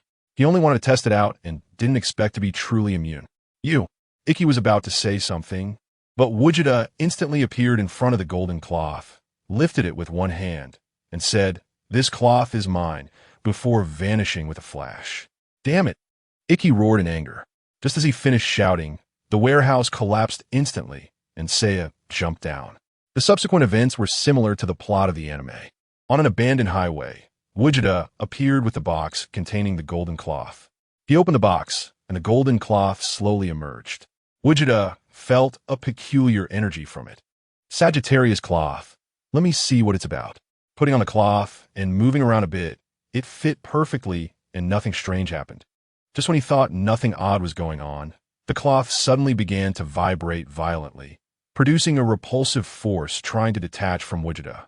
Feeling this repulsion, Gogeta snorted coldly. Internally, he thought, "It's already in my hands, so behave and be my cloth." He let out a low shout, unleashing a white aura to envelop the cloth, stabilizing it. However, the more he did this, the stronger the repulsive force became, and even the Sagittarius appeared. Huh, it has personality, I like it. Gogeta increased his aura, and after a sizzling of lightning, the cloth calmed down. The Sagittarius faded until it disappeared completely.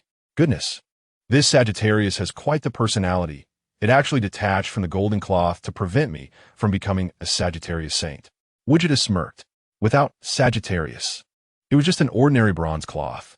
At the same time, Pope Ioros in the sanctuary suddenly turned his gaze to the sky, as if attracted by something.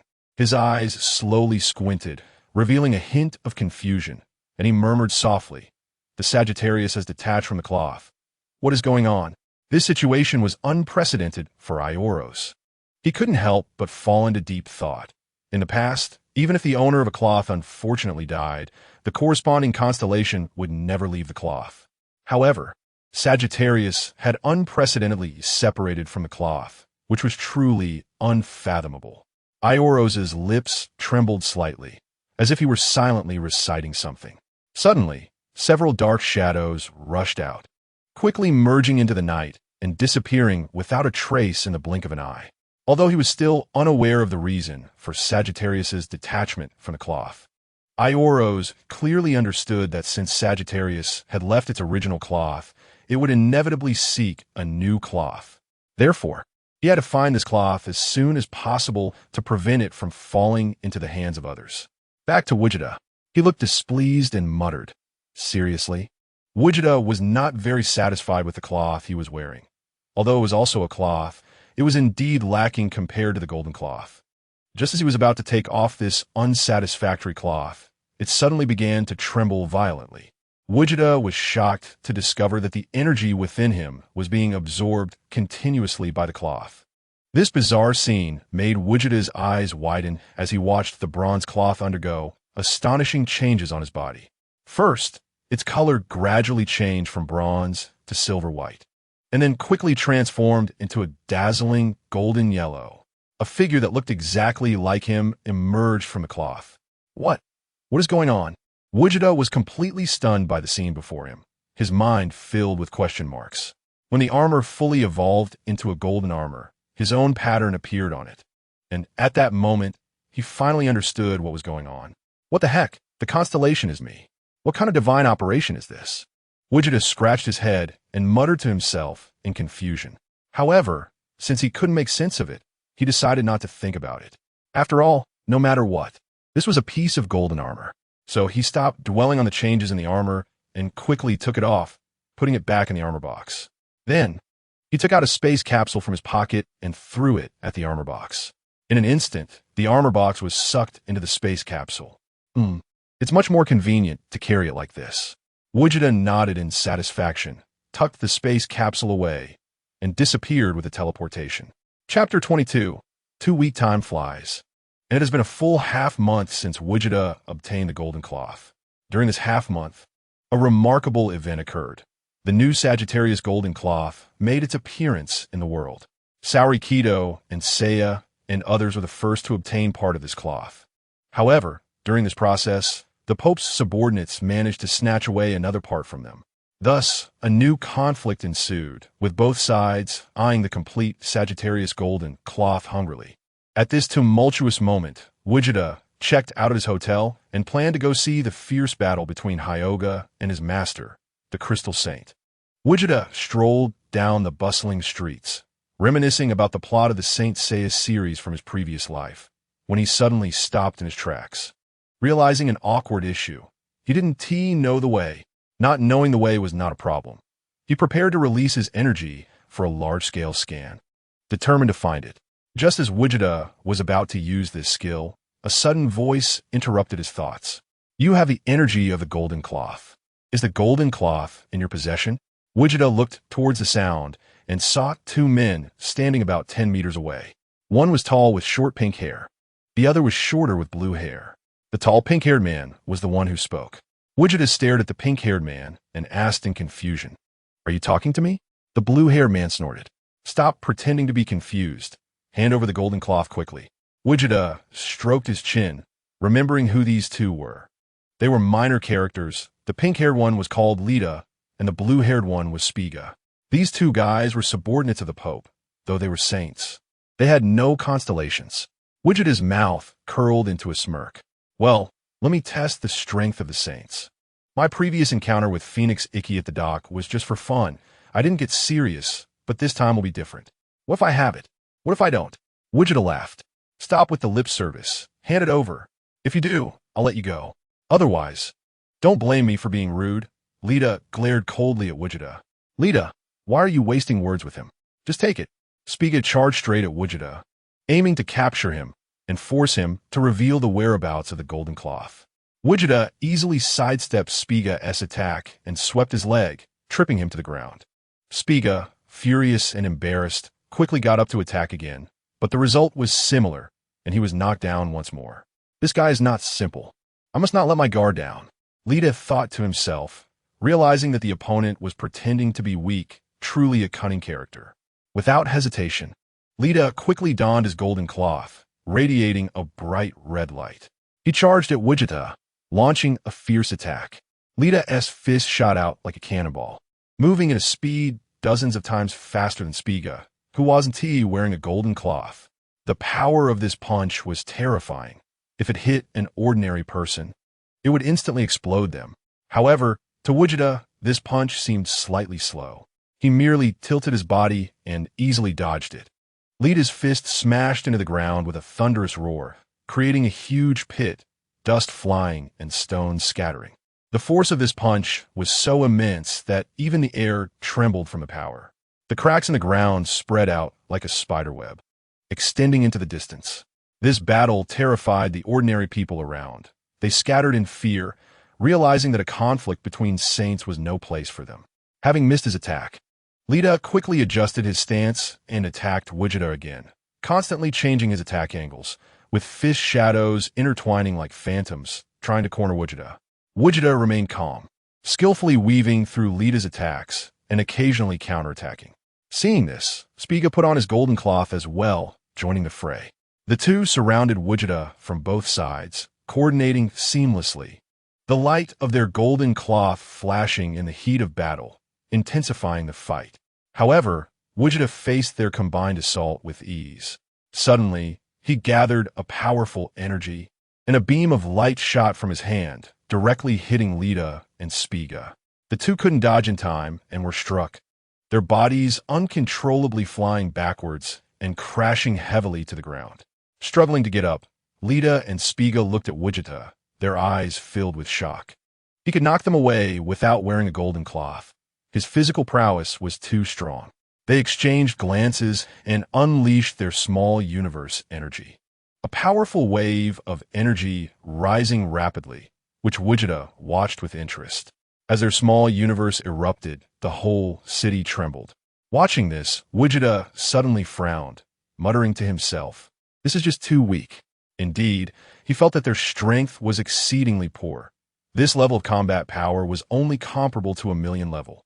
For Gogeta, this kind of strength was insignificant and entirely unremarkable. Was it because they lacked the support of a constellation? Gogeta couldn't help but ponder. Just as Gogeta's thoughts drifted, the two men launched an attack on him. Several figures swooshed towards them. They were Seiya, Icky, and Hyuga. "It's you," Icky exclaimed. "What's wrong, Icky? Do you know him?" Seiya asked. "Didn't I steal the Sagittarius golden cloth before? But at that time, this person took it from me."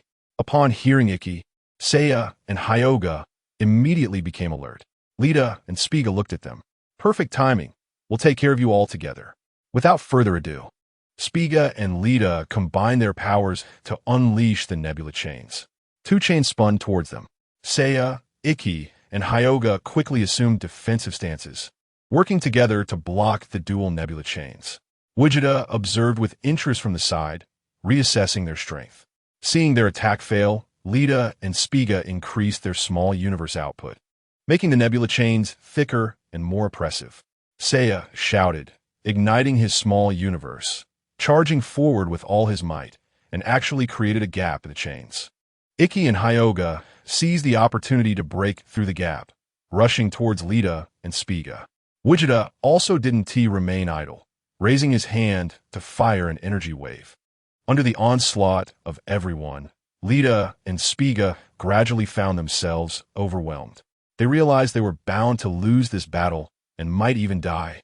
Exchanging glances, they once again combined their powers to use the dual nebula chains, but this time in a defensive formation, enclosing themselves in a ball and rolling away.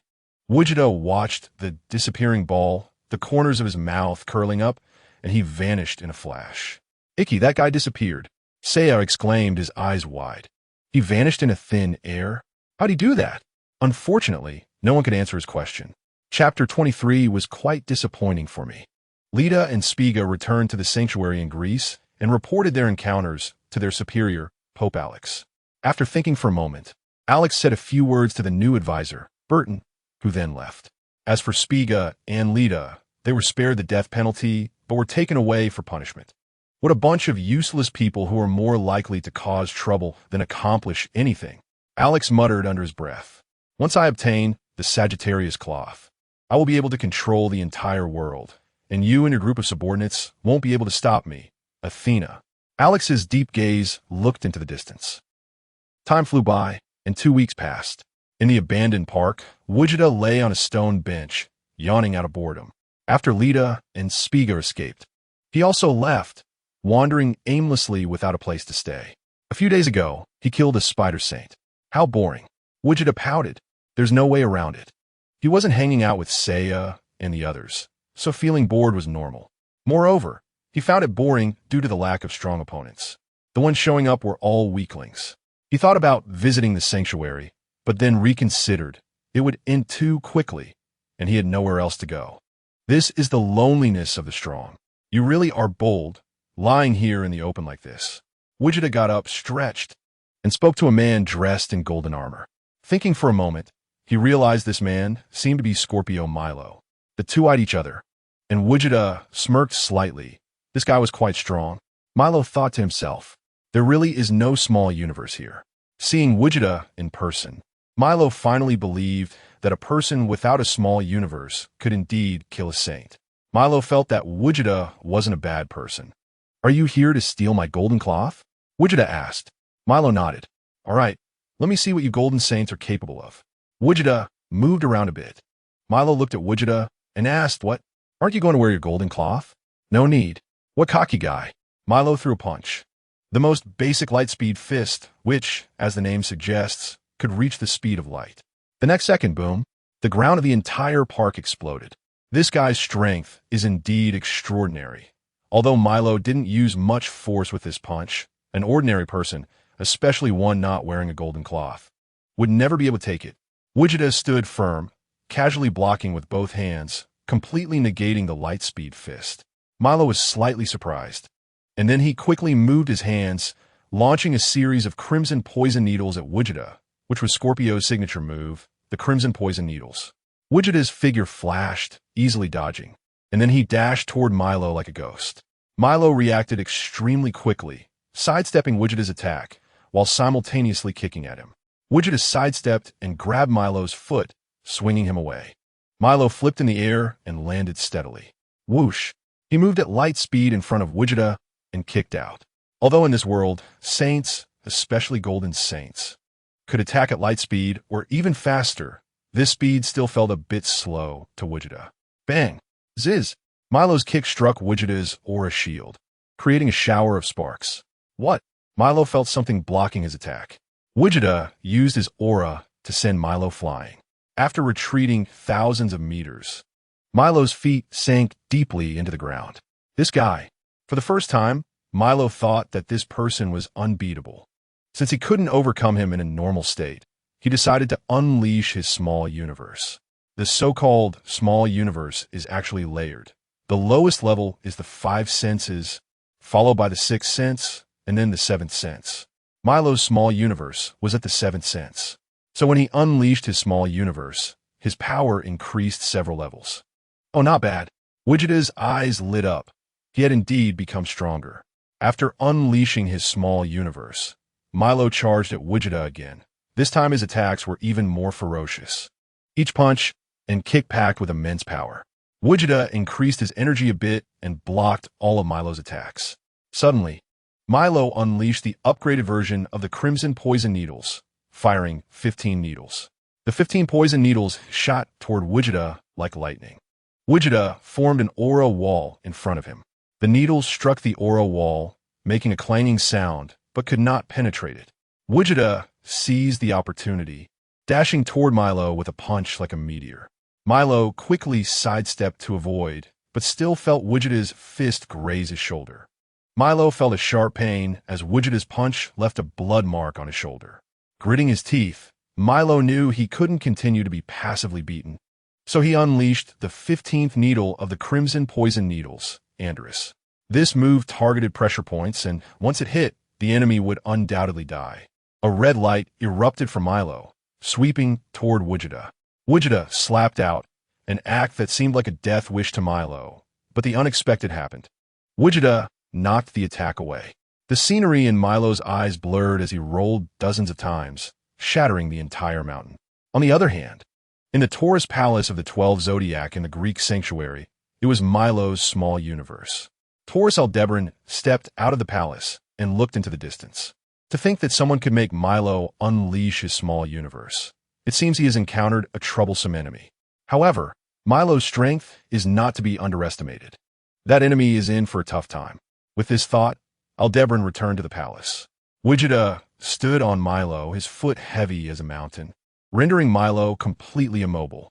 Gogeta sighed slowly. You really disappoint me. His voice was low and slow. However, Gogeta's words were not directed at Milo personally, but at the rules of this world. During the battle just now, Gogeta gradually perceived that the rules of this world were restricting the Golden Saints. These rules were like invisible shackles, binding the Saints' powers and preventing them from fully exhibiting their true strengths.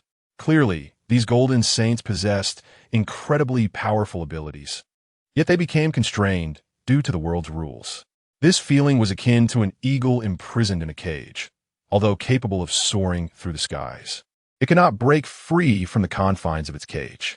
Thus, Gogeta expressed such sentiments. Upon hearing Gogeta's words, Milo's heart tightened. He thought Gogeta was mocking his weakness, but then realized, given that the other party could display such strength without wearing a cloth, how powerful would he be with one on? It seemed that only the top-ranked guys could match him. Milo pondered. With this thought, a hint of relief appeared on his face. He knew that, with his current strength, he was indeed no match for Gogeta. Since that was the case, it would be better to face defeat calmly. Go ahead and kill me. Milo looked at Gogeta and said calmly. However, to Milo's utter surprise, Gogeta actually lifted his foot and said lightly, "Why should I kill you? You can go." Milo was instantly stunned, looking at Gogeta with a face full of doubt, as if he couldn't believe what he was hearing. "Are you sure?" As soon as he blurted it out, Gogeta vanished before his eyes. Who exactly is he? With Moreau also left here. Chapter 24. Smooth Passage, Part 1. Several days have passed since defeating Scorpio Milo. On this day, Gogeta arrived at Saori Kido's estate. "What are you doing here?" Hyoga looked at Gogeta with a wary expression. Ever since the incident with Raida and Spica, he had investigated Gogeta but found nothing. Gogeta showed a friendly smile. "I'm not here to cause trouble. I'm here to help you." Saori stepped out. She looked at Gogeta for several seconds before speaking. "What do you want?" Gogeta shook his head. "Just hand over the 12 golden palaces and that pope to me, and I won't ask for anything else. My only interest is in fighting strong opponents." "All right, no problem." Saori agreed. This was something Gogeta hadn't expected. The next morning, Gogeta and Seiya's group took a plane to the sanctuary in Greece. Gogeta felt bored, so he decided to just go along with the plot. To meet the Pope in the sanctuary, they had to pass through the 12 golden palaces. While Saori was talking with Hyuga and Ikki, several arrows flew towards her. Gogeta waved his hand casually, and those arrows exploded instantly, creating a cloud of smoke. With a strong pull from his palm, Gogeta dragged out the attacker. After giving the attacker a friendly lesson, the group stepped into the territory of the 12 palaces. When Gogeta reached the sanctuary, he swept the area with his energy. The saints of the 12 palaces were quite strong. "Let me go through smoothly," Gogeta said with a slight smirk. Skipping Ares, he directly arrived at the second palace, where Taurus Aldebaran appeared. "As long as I, Aldebaran, am here, you will not pass through the Taurus palace." Gogeta didn't want to waste words and threw a punch. This punch, wrapped in powerful energy, rushed towards Aldebaran like a shooting star. Aldebaran's eyes widened, and he quickly crossed his arms in front of him, unleashing a powerful small universe to form a solid defensive barrier. The punch collided heavily with the barrier, producing a deafening roar, and shockwaves spread out, cracking the ground around them. Aldebaran grunted, his body swaying slightly, but he quickly steadied himself. His eyes widened in anger as he shouted, "Take this, giant horn! Bring it on!" Gogeta slightly increased his energy and unleashed an energy wave to collide with Aldebaran's attack. The two powerful energies clashed violently in the air, bursting into dazzling light, and shockwaves swept around like a storm, shaking the palace and cracking the ground. Gogeta's eyes sharpened as he increased his energy once more, and the energy wave instantly grew stronger, gradually pushing back the giant horn. Seeing this, Aldebaran gritted his teeth and unleashed his small universe to stabilize the situation. However, Gogeta's energy was too overwhelming, and the energy wave ultimately broke through the giant horn's defense, crashing towards Aldebaran. Aldebaran had no time to dodge and was hit by the energy wave, flying back like a kite with a broken string and crashing heavily into a distant wall. The wall collapsed with a loud bang, and Aldebaran struggled to stand, blood spilling from the corner of his mouth. He looked at Gogeta, his eyes filled with admiration. "You are strong. I admit defeat. You can pass through the Taurus palace." Gogeta nodded and strode towards the next palace, with the others following closely behind. In front of the third palace, Gemini, Gogeta punched the ground, causing a massive crack that spread throughout the entire Gemini palace. The whole palace collapsed. Done. The Gemini Gold Saint is not inside. Only a Gemini cloth is there, so let's not waste time. After briefly explaining, he walked towards the fourth palace, Cancer. Soon, Cancer appeared. "I've been waiting for you for a long time. I'll send you to another world." Cancer was about to unleash his ultimate move, the Corpse Energy Hell Wave, when a hand made of energy suddenly appeared and grabbed him. "What is this thing?" Cancer struggled desperately. Gogeta snorted and increased his grip, causing his bones to creak. Cancer coughed up a mouthful of blood mixed with internal organs, staring at Gogeta with bloodshot eyes. "I hate being looked at like that." Gogeta increased his strength again, and Cancer let out a shrill scream before bleeding and fainting. In fact, the physical quality of the Saints was quite strong, but it was ineffective against Gogeta. Seiya, Saori, Ikki, and the others watched in shock. This person was beyond their imagination. They could only think of one adjective: divine. This person could stand shoulder to shoulder with gods. As Gogeta withdrew his energy, Cancer lay on the ground like a puddle of mud. He then rushed towards the fifth palace, the Leo Palace. "You intruders shall stop here." Leo Iolia looked at Gogeta and the others with a blank expression. "Oh, so you've been brainwashed. Let me beat you back to your senses." Gogeta identified Iolia's condition with just a glance. Seiya and the others looked at Gogeta in confusion. How did he know Iolia was brainwashed? They couldn't see it at all. Gogeta didn't feel like explaining much. He had read the original work, although he had forgotten a lot. Seeing that they didn't leave, Leo Iolia said, "Since you are so ungrateful, don't blame me for being rude." Iolia shouted, quickly moving his hands, and a series of light-speed punches in the form of energy balls shot towards Gogeta. This was one of his ultimate techniques, the light-speed fist. Gogeta smiled. This attack pattern had a distinct feeling of a prince's combat style. With a tremor, he released a wall of energy. Bang, bang, bang. The sound of explosions rang out, and the light engulfed Gogeta and the others. In the smoke, Gogeta pushed off the ground and instantly charged towards Iolia. Iolia reacted quickly, sidestepping while throwing a punch at Gogeta. Gogeta raised his hand to block the punch, and their fists collided, producing a muffled sound as a powerful shockwave spread out from them. Gogeta seized the opportunity and kicked Iolia in the abdomen. Iolia was kicked back several dozen meters, but quickly stabilized his form and charged again. He concentrated his entire small universe, gathering dazzling light in his hands, shouting, "Plasma Light-Speed Fist." In an instant, billions of light-speed punches formed a net that enveloped Gogeta. Gogeta snorted lightly. Although the number of punches seemed overwhelming, they were nothing to him. He released his aura and instantly found the gaps in the attacks, weaving through the punches with millimeter precision. He teleported to Iolia's back and slammed his palm against his back. Iolia's body shook, his small universe became chaotic, and he fainted as darkness enveloped him. Gogeta let out a long breath. In fact, Leo Iolia's strength was quite good, but he was just too strong. He almost couldn't control his strength. Gogeta glanced at Seiya, who was supporting Iolia. Seiya placed him against the wall, and then the group continued towards the next palace. Chapter 25, Clear All the Way, Part 2. In the Virgo Palace, the light was soft and tranquil, as if the entire space was shrouded in a mysterious force. In his previous life, he had read a comic that said Virgo Shaka was the person closest to a god. Standing in the center of the palace, Shaka emanated an extraordinary aura, as if he had a special connection with this world. "You have managed to pass through the previous palaces, which shows you have some strength," Shaka said, his voice calm and gentle, but containing an undeniable authority. "Unfortunately, you have encountered me. No matter how strong you are, it won't work." However, in response to Shaka's words, Vegeta merely smiled slightly, his smile revealing a sense of confidence and composure. "I don't think so," Vegeta said softly. Although his voice was not loud, it echoed in the palace as if the entire space was responding to his words. Shaka's gaze fell on Vegeta, and at that moment, he suddenly activated his mind control, one of his super abilities that could easily invade others' thoughts and control their actions.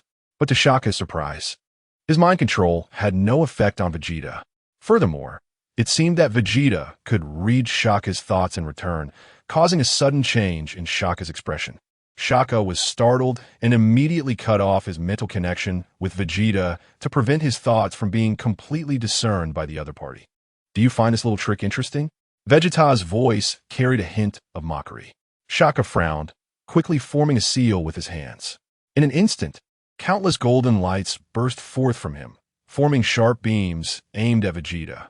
Vegeta's figure flickered, easily dodging the light attacks. He clenched his fists, and a powerful energy wave spread throughout the palace. Vegeta charged forward, and in the blink of an eye, he was in front of Shaka, throwing a punch at him. Shaka raised his palm to block Vegeta's attack. The two palms made contact, and a tremendous energy collision resulted in a violent explosion that cracked the floor of the palace. "No wonder you're known as someone close to a god. You truly live up to the name," Vegeta praised.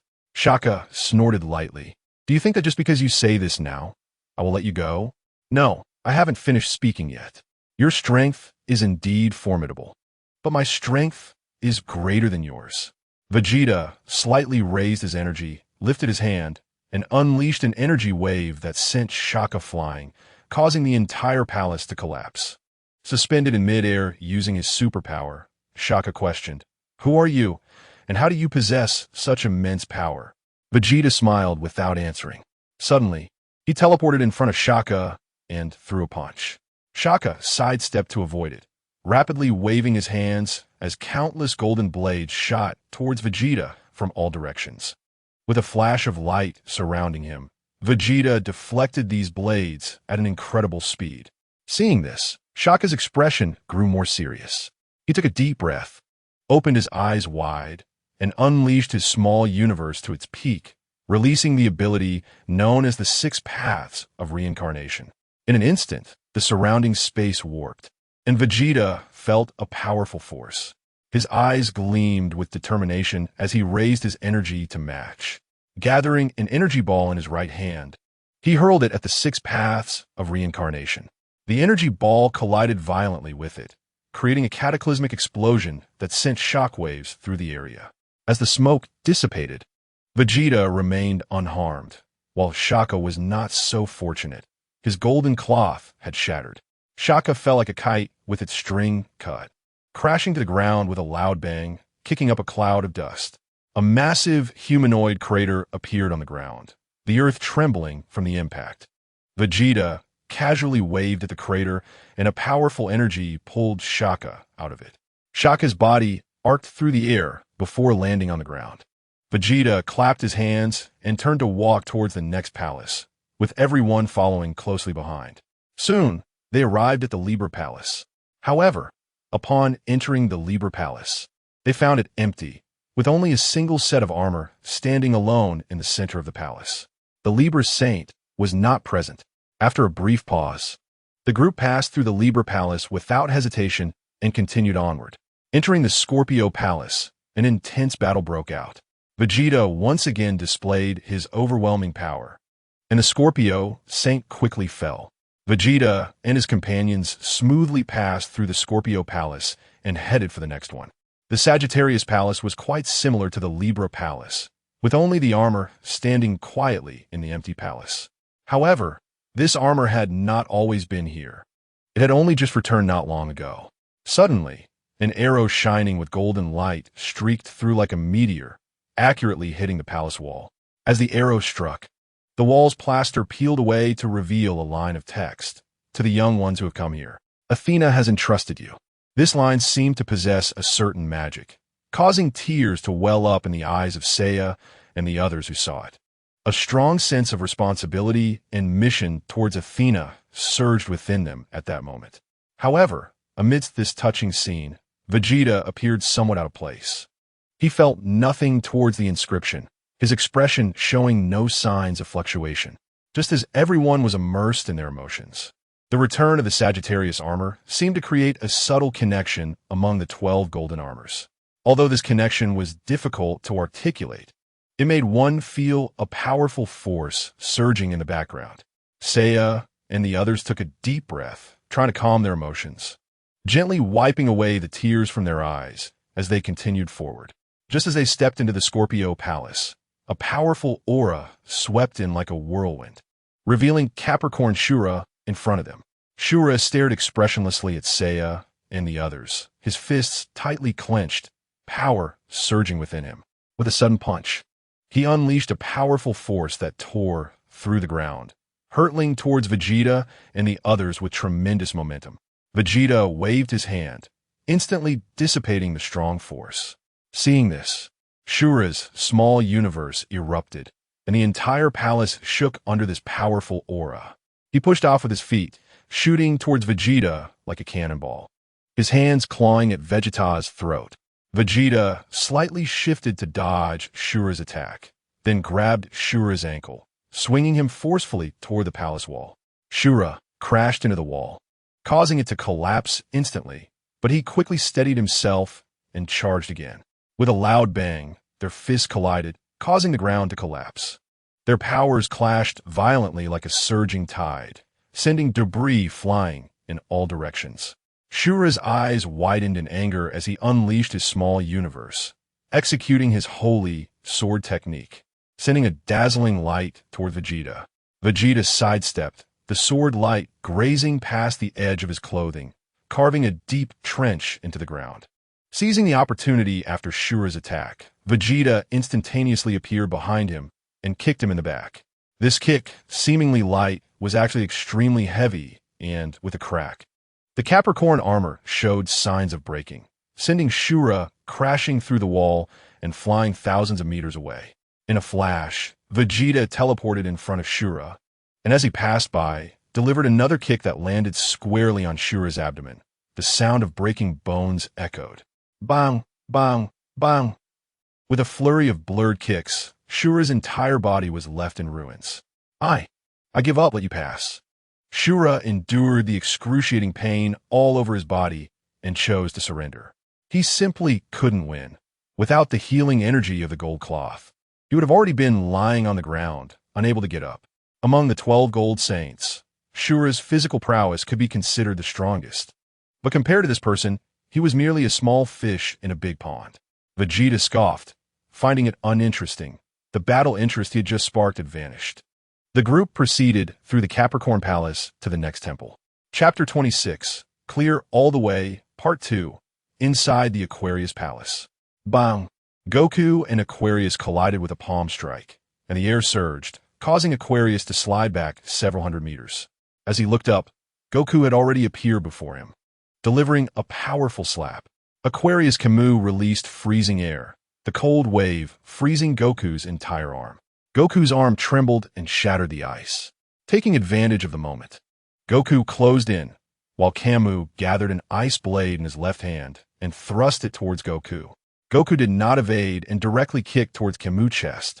The ice blade shattered, and Camus was sent flying, crashing into the palace's icy wall, which instantly cracked. Camus' eyes narrowed, and he exuded a powerful, freezing aura, causing the surrounding temperature to drop sharply. Countless ice spikes rose from the ground and shot towards Goku. Goku released a powerful wave of energy, shattering the ice spikes.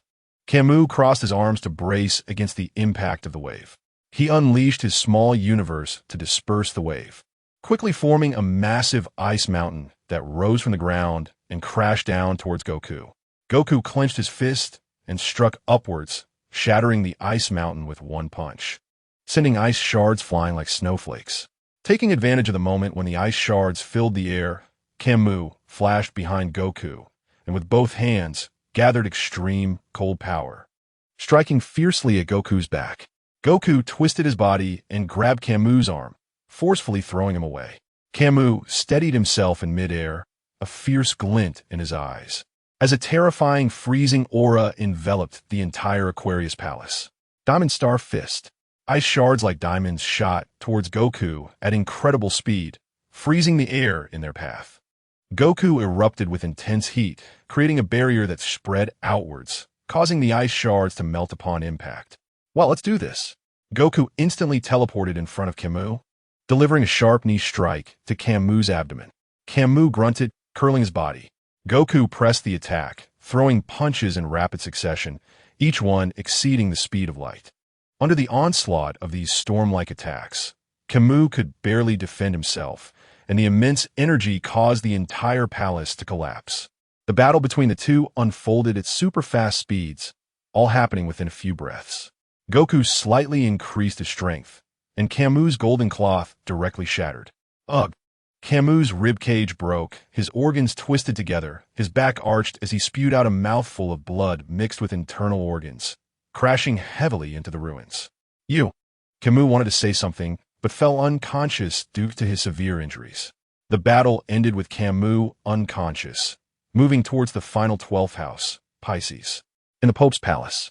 The Pope felt the events unfolding, and his heart sank to the bottom. The development was completely different from what he had envisioned. Why was this happening? Who exactly was this person, able to push through everything unscathed? In his understanding, such a person could not exist in the world. Wait, the Pope suddenly remembered something. Long ago, he had heard the Pope mention that besides the Golden Saints and Athena, there were actually other gods and fighters. Could this person be a fighter under those so-called other gods? Unfortunately, no one was there to answer him. On the way to the Pisces Palace, the path was covered with a thick layer of bright red roses, resembling a magnificent red carpet, exuding a charming fragrance. However, these seemingly ordinary roses were deadly hidden weapons. Conseillers en les danger. But in Goku's eyes, these roses were merely child's play. Energy within him gathered together, forming a gigantic hand. This hand was like a small mountain, blocking the sky, radiating a heart-stopping pressure, and it slammed down towards the Pisces Palace. Just as the giant hand was about to strike the palace, Countless roses suddenly seemed to be drawn by some force, quickly gathering together to merge into a gigantic rose. This rose was larger than the palace, with petals stacked like iron, incredibly hard. The massive rose blocked Goku's giant hand, and the two collided with a deafening roar. The powerful impact caused the entire palace to shake violently, as if it could collapse at any moment.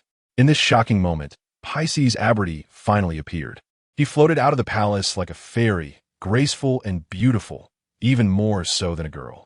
His skin was as white as snow, his features delicate like a painting, and long hair cascaded down his shoulders, flowing with the wind, stunningly beautiful. He was the Semi-invincible. Was he too beautiful? Was he really a man? Seiya couldn't help but swallow hard. In his aesthetic view, apart from Saori, this person was undoubtedly the most beautiful. Goku thought this person looked average, not particularly beautiful. Even if you defeat the other Golden Saints, you cannot defeat the Pope, said Aberty, holding a rose. Goku sneered. In the face of absolute strength, anything is possible. As soon as he finished speaking, he transformed into a streak of light and charged towards Aberty. Aberty waved his hands, and a sky full of roses shot towards Goku like blades, each rose containing immense power, cutting through the air with a sizzling sound. Goku's body shone brightly as he moved at incredible speed through the rose rain, causing the roses to explode wherever he passed. Aberty lightly tapped his toes and swiftly moved above Goku's head. The rose in his hand quickly condensed into a massive thorn, attacking Goku. Goku extended a hand and easily caught the giant thorn. Just as Goku grasped the thorn, it suddenly exploded, transforming into countless petals that scattered in the air. These petals quickly intertwined, forming a gigantic rose cage that trapped Goku inside. Looking at the rose cage, Goku threw a punch, and with a loud bang, the rose cage shattered instantly under his fist. Goku once again gathered a massive energy hand and lunged towards Aberty. Aberty had no time to evade, and the enormous energy hand pressed down on him, leaving him unable to move. As the energy hand continued to compress, the sound of creaking came from Aberty's cloth, which began to crack. Under this immense pressure, Aberty's face gradually twisted, turning pale as paper, with beads of sweat forming on his forehead. He struggled desperately, trying to break free from the grip of the energy hand, but no matter how hard he tried, he couldn't shake off its powerful force. Aberty unleashed his small universe to the extreme, yet he still couldn't escape the grasp of the energy hand. Ultimately, his fate was similar to Camus', his cloth completely shattered, his bones crushed, and his body collapsed like a lump of mud on the ground. I hope the Pope's strength can make me look at him differently. Fighting these people was merely a warm-up for Goku. After clearing the Pisces house, he headed towards the Pope's palace. Chapter 27, Nordic Operation, Death Inside the Pope's Palace. It was eerily quiet, as if time had frozen. I've been waiting for you for a long time. The Pope's voice suddenly echoed, slightly hoarse, reverberating in the vast palace, sending chills down one's spine. As soon as he spoke, a flash of light appeared, and the Pope instantly appeared before Gogeta, having used his superpower for light-speed movement. Gogeta released his aura, forming a barrier to withstand the Pope's attack. The Pope's fist slammed hard against Gogeta's aura barrier. Bang! The Pope was rebounded by the reaction force, crashing heavily into the palace wall. Your strength is indeed not to be underestimated, the Pope said with a slight grunt. He then donned the Gemini gold cloth, its magnificent armor shining with dazzling brilliance, as if he were the ruler of this realm. What? The Pope is also a saint. Seiya and the others were astonished, never having imagined that the high and mighty Pope was also a saint. Athena, no, I should call you Saori. I will kill you and then replace you to rule over everything in the mortal realm, Saga of Gemini said with a cold smirk, unabashedly revealing his ambitions and desires. After saying this, Saga swiftly moved, appearing before Saori as if teleporting. He raised his palm, wielding a sharp gust of wind, aiming to strike Saori dead with a single blow. He doesn't take Gogeta seriously, Gogeta thought. He pointed a finger, releasing an energy laser that shot out. Sensing the disturbance from behind, Saga used telekinesis to form a protective shield, but unfortunately, It was not durable and was instantly pierced. Saga sidestepped, the energy laser grazing his shoulder and leaving a mark on his gold cloth. "So you really want to oppose me?" Saga's expression darkened. Gogeta shook his finger. "You're not qualified to oppose me. I just want to fight against strong opponents. Throughout my journey, though those gold Saiyans have some strength, they are not strong enough in my eyes. I hope you can bring me some fun." Saga, instead of getting angry, laughed. "How arrogant. Since that's the case, I will grant you your wish." Saga unleashed his illusionary Demon Emperor fist, countless strange lights shooting towards Gogeta. Gogeta dashed forward. At the moment the lights were about to touch him, he threw a meteoric punch, scattering all the light. Seeing this, Saga unleashed the Galaxy Star explosion. Countless energy orbs like stars surged towards Gogeta. Gogeta rapidly tapped his fingers, the lasers colliding with the energy orbs, creating deafening booms, causing the palace to collapse. In the ruins, Gogeta soared and kicked towards Saga, who agilely dodged while countering with a dimension space attack, summoning a massive black hole, trying to suck Gogeta in. Gogeta raised his hand, releasing a powerful energy wave that shattered the black hole. He then gathered energy, firing a thick energy beam towards Saga. Saga was startled, relying on his gold cloth combined with telekinesis to defend. The energy beam violently collided with Saga's defense. A bright explosion erupted, and the palace ruins were turned to dust. In the Nordic continent, amidst the ice and snow, there was a woman named Hilda, the North Star. She had long silver frost-colored hair and clear blue eyes, her beauty intoxicating like the snowy landscapes of the Nordics. Hilda was not only outstanding in appearance, but more importantly, she was the earthly agent of Odin, the god of the heavenly palace. She bore the heavy responsibility of communicating with Odin and conveying his divine will, as well as guarding the land and people of the Nordics. At this moment, Hilda stood before an ancient temple, earnestly praying to Odin. With her hands clasped together and eyes closed, she chanted softly, as if she could connect with Odin's divinity through the cold air. However, just as she was focused in prayer, the once calm sea suddenly began to churn violently, raising enormous waves. The waves surged towards the shore like a ferocious beast, roaring. A massive crack opened on the sea surface, and a dazzling light shot out from within. In the light, a mysterious ring slowly emerged. This ring emitted a strange glow, as if possessing some kind of magic. After circling in the air a few times, it flew straight towards Hilda, effortlessly entering her body. Hilda's body trembled violently, and her prayer abruptly ceased. She slowly opened her eyes, her once clear blue gaze now somewhat dazed, as if she had lost her self-awareness. The ring, having entered Hilda's body, began to manipulate her mind. Hilda's expression turned cold, her originally gentle and kind demeanor instantly replaced by evil. Under the influence of the ring, Hilda decided to attack the sanctuary and seize that place for herself. She believed that by conquering the sanctuary, she could lead the Nordic people away from this bitter and cold land, allowing them to enjoy warm sunshine and a prosperous life.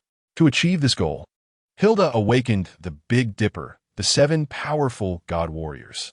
These warriors each possessed unique abilities and weapons, and they were Hilda's most capable subordinates. Hilda first dispatched one of the god warriors as a vanguard to the sanctuary to test its strength and defenses. This god warrior was named Ouroboros, tall and muscular, wielding a gigantic battle axe, looking incredibly fierce. Back at the sanctuary, Saga's breathing began to quicken. With a roar, he unleashed his small universe, even elevating it to its limit. This powerful force caused the space to start distorting. Saga then unleashed his ultimate technique, the Galaxy Star explosion. Countless stars, driven by his small universe, converged into an even fiercer energy storm, sweeping towards Gogeta like towering waves. Wherever the energy storm passed, space was severely distorted, resembling a crumpled piece of paper. Yet, Gogeta faced this terrifying attack without fear. His energy rapidly surged, forming a solid energy shield. When the energy storm collided with the shield, it produced a deafening roar. The sound was like a thunderclap, echoing throughout the universe. The explosion's brilliance, as dazzling as a small sun, making it impossible to look directly at. However, Gogeta was not pushed back by this overwhelming power. He continuously punched at the energy stars, each collision triggering violent explosions. Seeing this, Saga infused more of his small universe, intensifying the storm. Gogeta's energy kept climbing. And then he unleashed the Kamehameha, a thick energy beam shooting from his hands, colliding head-on with a true galaxy star explosion. The two forces collided violently above the Pope's palace, the terrifying energy shockwave spreading out like a nuclear explosion, flattening mountains within 100 miles, even stirring up massive waves in the distant seabed. The explosion caused the sky to fill with dark clouds, as if the apocalypse were upon them. Saga was shaken back by the energy shockwave, his gold cloth cracking as he retreated, one arm hanging limply. Gemini truly lives up to its name. Indeed, slightly stronger than the others. This battle has been quite enjoyable for me. I offer you two ways to die. One is to be killed by me, and the other is to take your own life. Come, choose a way to die, Gogeta said with a smile. Saga glared angrily. You want me dead? Then you could die with me. He erupted with the little universe he had left, intending to self-destruct and take Gogeta down with him. Unfortunately, he could no longer do it. A wave of energy engulfed him, and he died in the explosion. Vegeta turned to look at Seiya, Saori, and the others, then disappeared in a flash. What would happen next was no longer his concern. He planned to enter seclusion for a full year and then leave this world. Chapter 28. Super Saiyan 5 versus Super Saiyan 5. After leaving Seiya and the others, Gogeta found a mountain peak and created a cave to enter for seclusion and meditation. Less than a week into Gogeta's retreat, the Nordic warriors arrived at the sanctuary and first battled against the Golden Saint Taurus, defeating him. The subsequent events unfolded as in the original anime, except this time without Gogeta's assistance. Throughout the battles, Seiya, Ikki-shun, and the others significantly improved their strength and awakened their seventh sense. Time passed. A snow-covered mountain suddenly shook, and soon it split in half, revealing a man stepping out. Gogeta let out a long breath. During his nearly 6 months of seclusion, his control over his energy improved significantly, and he developed some sword techniques reminiscent of those from his past life as fantasy novels. Engaging in physical fights was indeed exhilarating, and occasionally using techniques was also enjoyable. If it weren't for his energy being at full capacity, he might still be in seclusion, standing high in the sky and gazing into the distance. A slight smile appeared on his lips as he slowly uttered, "See you again in the future." With a thought, he left this world. In a certain Dragon Ball world. Phew, phew, phew. Super Saiyan 4 Vegeta gasped, looking very serious at the man before him. You've always been my nightmare, Vegeta. If it weren't for you, how could my father have abandoned me? I will incapacitate you and make you watch your loved ones die. Reg, with his golden red hair, red eye sockets, and gray pupils, exuded a sinister red aura. He looked at Vegeta with a prideful gaze that was pure contempt. Damn it. Vegeta's forehead bulged with veins, his fury erupting as he concentrated energy in his hands, preparing to unleash his final ultimate flash. Swish! Super Saiyan 4 Goku appeared. Sorry, Vegeta. I'm late. I already know what happened. Vegeta snorted. Reg remarked, another one coming to die. Super Saiyan 4 Goku looked at Reg and said, whether I'm here to die is debatable, but you're strong, and I'm getting excited. Let's have a fight. Reg laughed arrogantly. That's a good reason to die. Since you want to fight, I'll grant you your wish. As soon as he finished speaking, Reg charged at Goku with a powerful punch. Goku's pupils contracted, and with quick reflexes, he dodged to the side, kicking Reg in the abdomen. Reg took the hit, then gathered red energy in both hands, firing waves of energy at Goku. Goku moved swiftly, with energy waves exploding behind him, creating massive craters and the surrounding mountains collapsing instantly. Goku shouted, gathering golden light with both hands, unleashing the Kamehameha wave to collide with Reg's red energy waves, causing a massive energy shock that twisted the space around them. The two continuously raised their energies, and the battle grew increasingly intense. Reg suddenly vanished from his spot and reappeared behind Goku, delivering a heavy punch to his back. Goku stumbled forward a few steps, but quickly steadied himself and turned around to punch Reg squarely in the chest, sending him flying. After landing, Reg's aura became even more violent. He charged again, engaging in close combat with Goku, with each collision producing deafening sounds as if they were tearing the heavens apart. This earth-shattering battle had just entered a fever pitch. Kakarot, he actually surpassed Super Saiyan 4. Damn it, I've been surpassed again. Vegeta, feeling unwilling, watched the fight between the two. On a mountain several kilometers away from the battlefield, Gogeta, hiding his aura, observed the battle between Goku and Reg. I didn't expect it to be this world, but why is this Reg so different from what I know? In my past life, I read this fan comic where he was Vegeta's brother, born with a battle power of 50,000, but in the comic, his transformation wasn't like this. It seems this Reg, like the Broly from the time-space continuum, might also be a Saiyan with a mutated bloodline, Gogeta pondered, stroking his chin. This was merely his speculation. The past comic didn't provide Reg battle power or the reasons for it being so high, so he could only guess. Boom! The sky erupted with a fiery explosion. I never expected this, you reckless fool. Your power is even greater than Vegeta's. State your name. Reg demanded. Goku replied. My name is Son Goku, but I have another name, Kakarot. Alright, Son Goku. Next, you will obediently welcome death. Reg suddenly unleashed a powerful red aura that looked like a burning flame from a distance. As his aura fully released, an eerie black flame began to manifest around the red aura. Reg's appearance also changed. His originally golden red hair instantly turned dark red, as if stained with ink. His eye sockets and pupils became a profound dark red, exuding a chilling aura. Goku and Vegeta, you two are truly lucky, because this is the first time I will showcase my true Super Saiyan 5 form. Reg's voice was filled with confidence in his power and contempt for his enemies. Super Saiyan 4, Goku felt beads of sweat trickling down his forehead like pearls breaking free from a string, sensing an unprecedented pressure. However, he didn't feel fear. Instead, he was extremely excited. He clenched his fists and began to unleash his energy.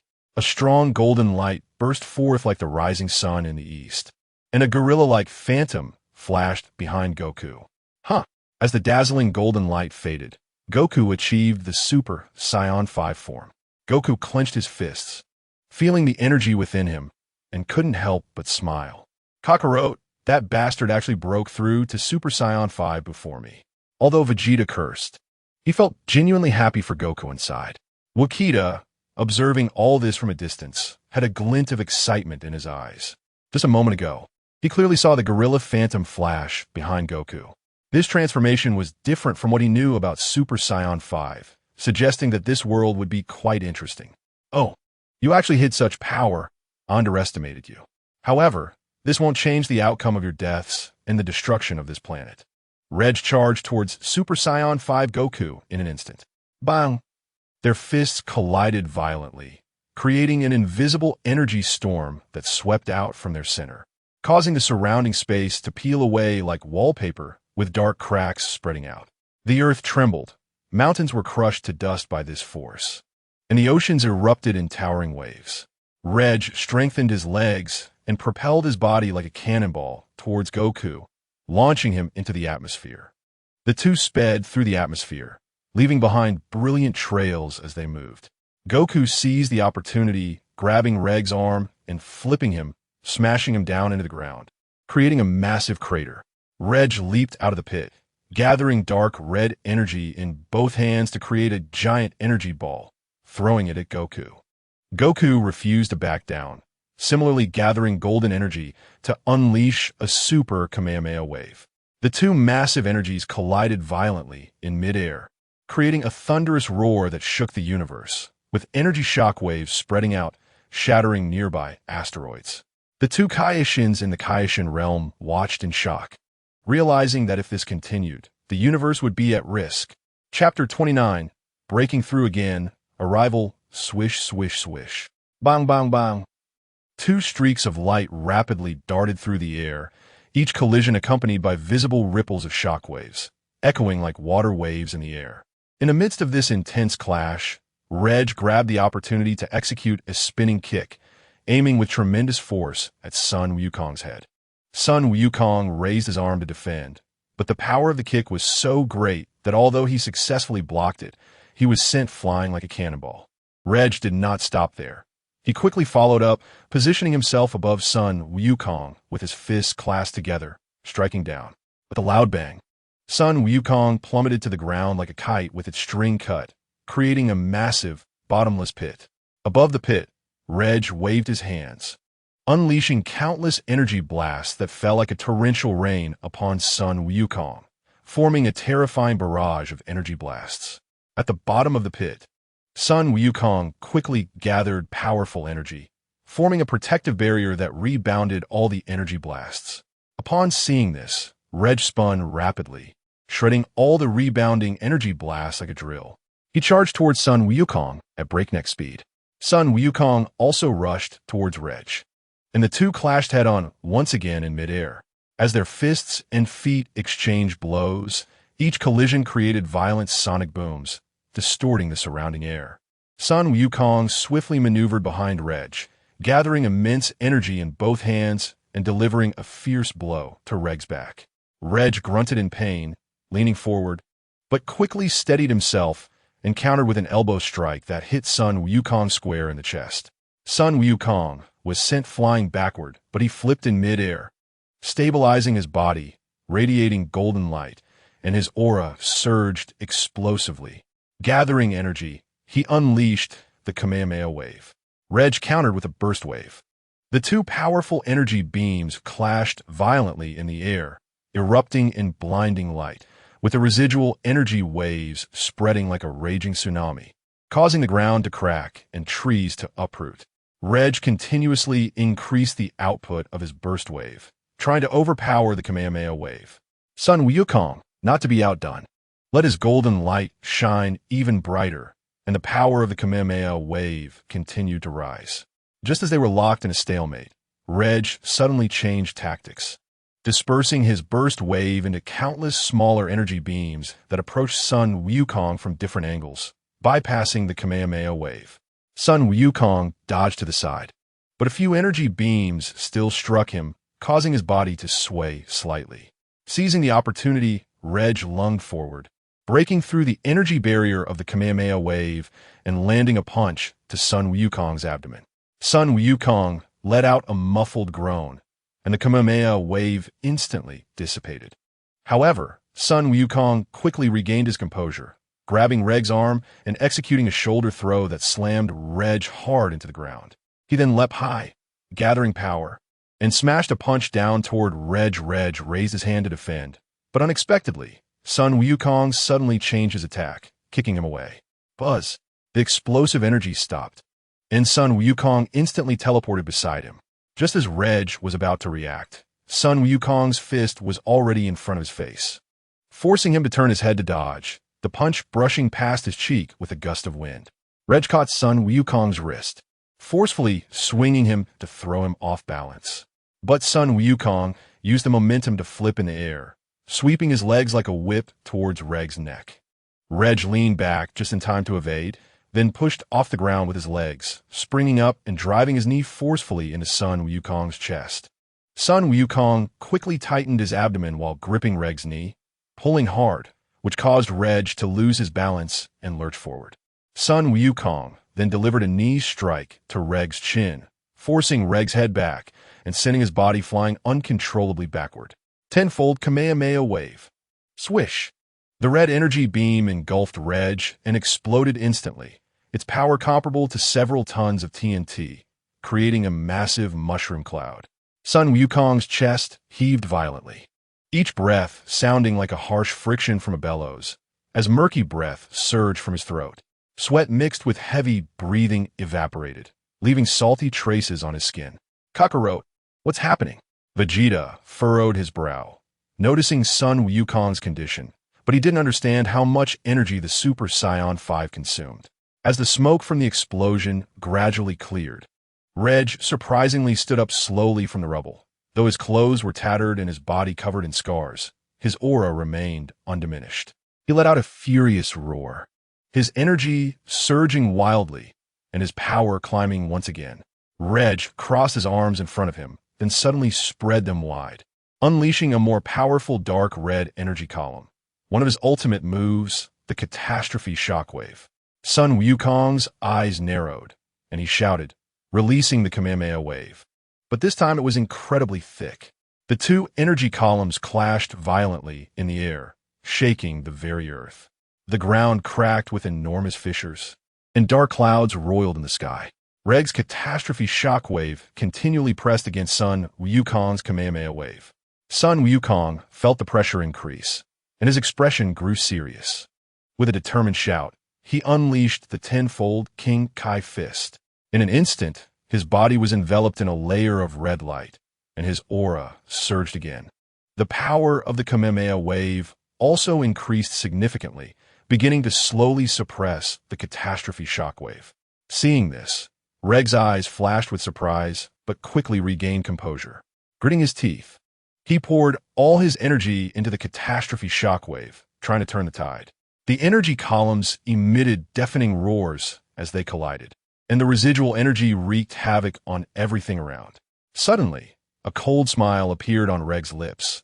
He had secretly gathered an even greater force, preparing to deliver a fatal blow to Sun Wukong. Just as he was about to launch his attack, Sun Wukong sensed his intent. Sun Wukong pushed the power of the King Kai fist to the limit his body could withstand, reaching 20 times, and the Kamehameha wave shot forth like a blazing laser. Instantly breaking through the catastrophe shockwave and roaring toward Reg was caught off guard and was struck hard by the Kamehameha wave, plummeting to the ground like a meteor. He crashed heavily onto the ground, but did not die. Instead, he erupted into maniacal laughter, feeling an inexplicable surge of power. Roar! He involuntarily unleashed his energy, the dark red aura deepening and gradually turning black. Reg howled to the heavens, his black energy surging. Not good.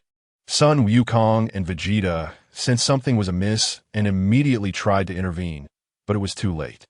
When the black light dissipated, a completely transformed Reg appeared. His hair stood up like steel needles, no longer dark red but a deep black, with dark flames flickering along his body like arcs of electricity, as if burning with hellish fire. His pupils were entirely black, and black patterns flowed across his facial skin. His muscles bulged grotesquely, each muscle radiating an aura of terrifying power, covered by a faintly visible black energy membrane that contracted and expanded with his breathing. At the same moment Reg completed this transformation, deep in the universe, a black planet trembled, a chasm opened, and a figure emerged. My kin has appeared. He looked in one direction, then turned and vanished. On Earth, this is a huge problem, Sun Wukong said with a bitter smile. Hey, Kakarot, how much energy do you have left? Let's fuse. Vegeta flew over and proposed. Sun Wukong shook his head. I don't have much energy left. Vegeta clenched his fist. Damn it, if only we had Senza beans. Right, thanks for reminding me, Vegeta. Why didn't he think of that? I'll go get some from Karin right now. Just as Sun Wukong was about to use instant transmission to go to Karin, a dark aura even more intense than that of Leg appeared, causing everyone present to freeze in place. Hidden in the shadows, Gogeta squinted, looking at the black figure in the sky, a smile involuntarily creeping onto his lips. A suitable opponent for him to fight had appeared. You're my kin, yet you're so weak? The black figure in the sky cast a sarcastic glance at Leg. Well, after all these thousands of years, it's understandable to be a bit weak. He muttered to himself, then turned his gaze to Sun Wukong and Vegeta. Meanwhile, in the Supreme Kai's realm, the old Supreme Kai's pupils suddenly constricted as he watched this scene through the crystal ball, instinctively taking a few steps back. What's wrong, Ancestor? Jebet asked with a worried expression. The old Supreme Kai did not answer, his eyes fixed on the figure in the crystal ball, while the figure on Earth seemed to sense something and looked up. Chapter 30. Defeat, Respecting You. Part 1. You dare to say I'm weak? You're asking for death. Rage filled Reg, his entire being radiating a powerful aura. He waved his hands, and a dazzling energy wave shot straight towards the figure. However, the figure appeared unusually calm.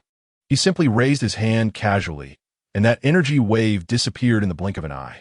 Reg's expression changed drastically, his eyes widening like copper bells.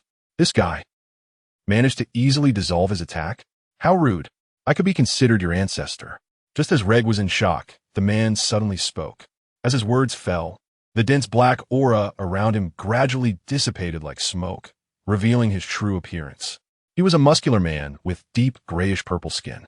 In the center of his forehead, there was a deep scar extending from his brow bone to his hairline. This scar was blackened, looking extremely fierce, as if it were an eternal mark left by some corrosive power. He looked at Vegeta and Goku and said, "You are from the radical faction, right?" Goku and Vegeta looked at each other in confusion, wondering what the radical faction was. "I see. Your faction has developed to the point where you no longer know about the past. Tom has really changed." He shook his head, revealing a look of regret. "Hey, who exactly are you?" Vegeta asked suspiciously, filled with vigilance. The man smiled slightly and leisurely introduced himself. "My name is Zanali, and I am an ancestor of the Saiyans. More accurately, I am his ancestor," he said, pointing at Reg. Zanali continued, "A million years ago, our Saiyan clan was extremely powerful. It was precisely because we were too powerful that it led to the decline of our race. At that time, divisions appeared within our Saiyan clan, splitting into 3 major factions: the radical faction, the conservative faction, and the dark faction. And I am a member of the dark faction." As soon as he finished speaking, the old Kai's voice suddenly rang out. "I didn't expect you to still be alive." Zanali's lips curled into a mocking smile as he looked at the sky and replied, "Is that you, Kaishin?" "Huh, it's been a long time." His tone was relaxed, as if he were meeting an old friend after a long time. The old Kai in the Kaishin realm had an extremely grave expression. "Aren't you supposed to be sealed? Why are you here?" Zanali let out a low, disdainful laugh. Hey, don't be so naive. Do you really think they could seal me with their meager power? If I don't want to be sealed, who can seal me? Being sealed by them was merely my choice." The old Kai fell silent for a moment before slowly asking, "Then what is your purpose in doing this?" Zanali's lips curled into a sly smile. "Purpose?" He intentionally elongated the word. Then he suddenly erupted with an overwhelming dark aura, which spread like black smoke and quickly enveloped the entire earth. Wherever this dark aura went, it brought endless disasters to the world. Various natural and man-made calamities began to emerge across the globe. Violent storms, earthquakes, volcanic eruptions, floods, tsunamis. People screamed in terror and fled in every direction. "My purpose is to eliminate all living beings." Zanali's voice was filled with madness and determination. "Then I will restore the glory of the Dark Saiyan race." Before his words fell, a buzzing sound was heard as powerful circular energy waves erupted from Zanali, spreading out in all directions. Goku, Vegeta, and Reg could not withstand this powerful circular energy impact and were violently thrown away. Goku and Vegeta were severely injured, spewing blood, and Goku reverted to his normal state due to the impact. In comparison, Reg, although also impacted, was in a slightly better condition and did not suffer too much damage. So powerful. Goku and Vegeta stared at Zanali with grave expressions, secretly amazed by his strength. A flash of light appeared as Gogeta.He suddenly teleported next to Goku. "Goku, here are these 2 items for you." Gogeta.He quickly handed a bag and Patera earrings to Goku, then teleported back to the Kaishin realm. Goku opened the bag and saw 2 Senzu beans inside. Without hesitation, he handed the Senzu beans and Patera earrings to Vegeta. Vegeta also showed no hesitation and immediately took the Senzu beans and Patera earrings. The 2 quickly swallowed the Senzu beans, and their injuries were instantly healed. Then they put on the Patera earrings, and with a flash of dazzling light, Goku and Vegeta successfully fused, becoming Vegeto. Vegeto radiated a powerful aura, completing his Super Saiyan 4 transformation in an instant.